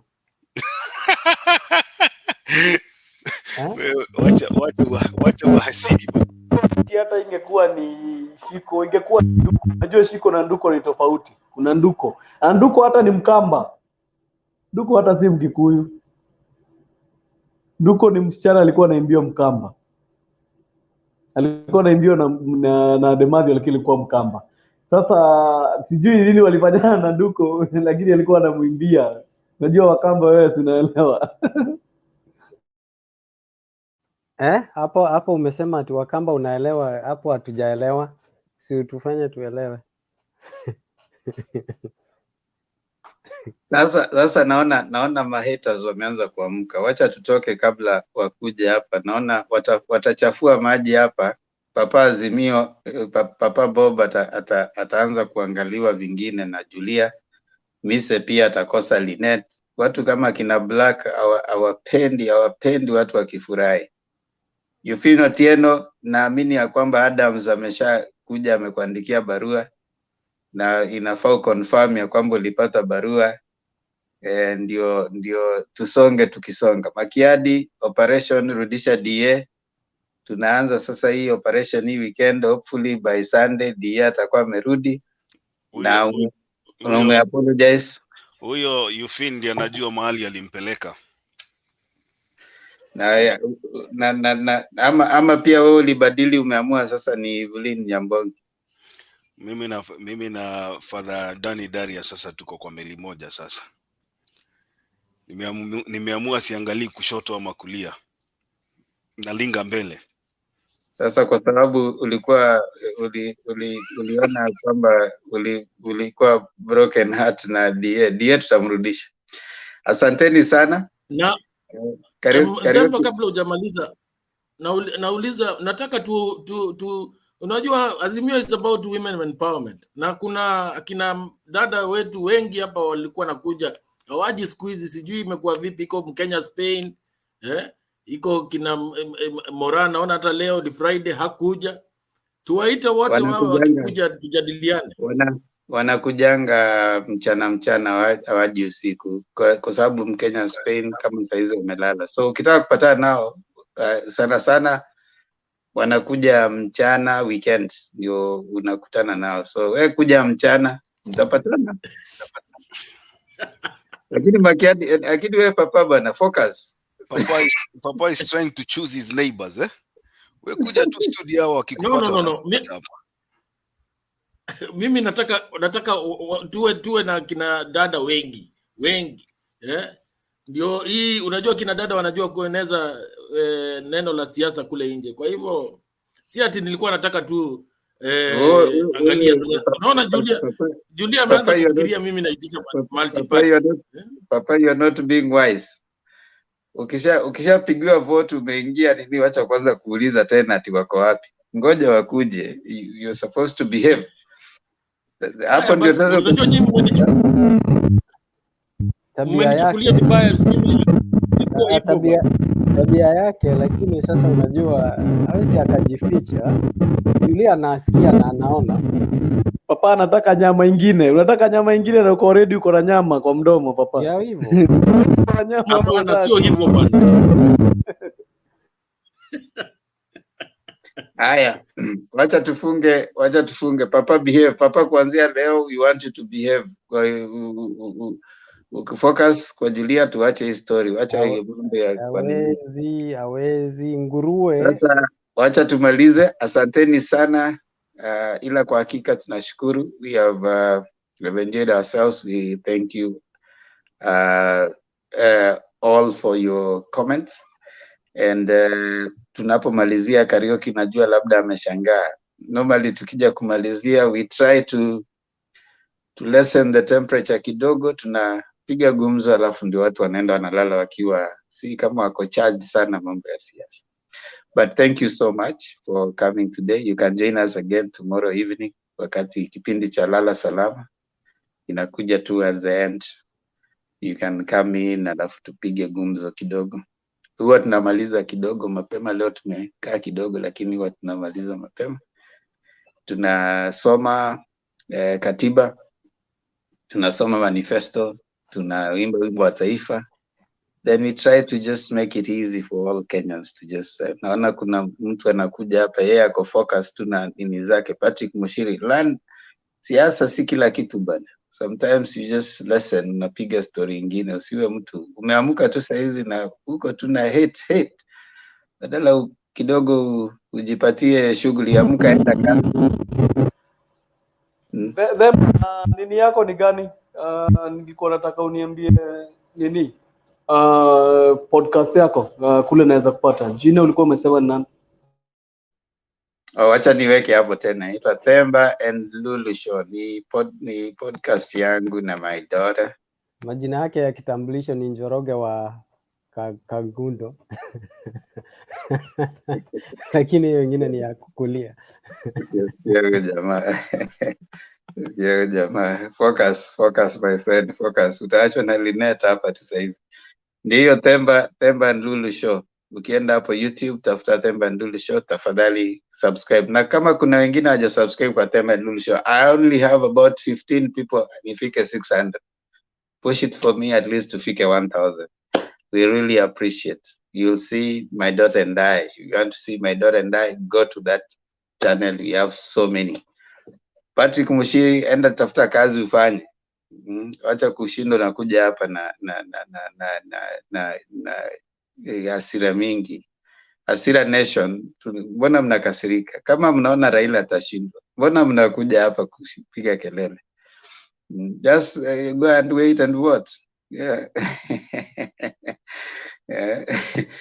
Asanteni sana jamani, situonane kesho ama Makiadi. Watu wa Mutema Mabea wawachana nao. Patrick Mushiri, you make our day better. Ukikuja hapa uturushe hizo tunasikia mzuri sana.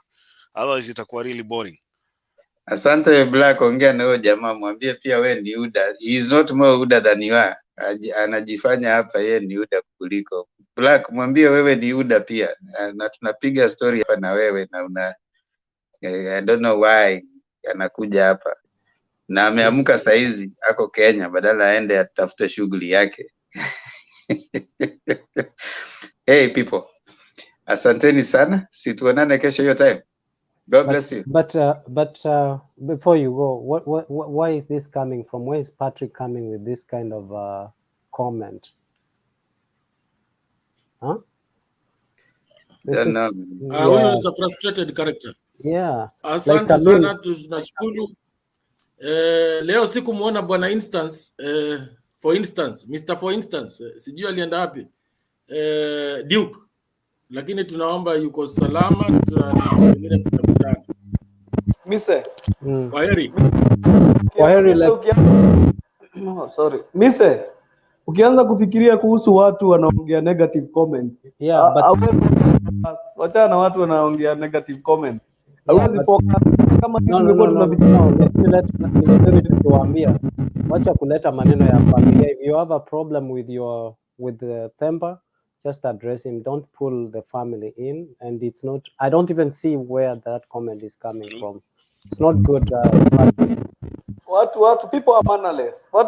They don't have moral conduct. Other people don't have moral conduct. So, hata ukishinda ukiwaambia they don't have. Wacha tu nimwambie, unajua Themba, hii umezoea hii. Wewe ni chuma ya zamani hivi.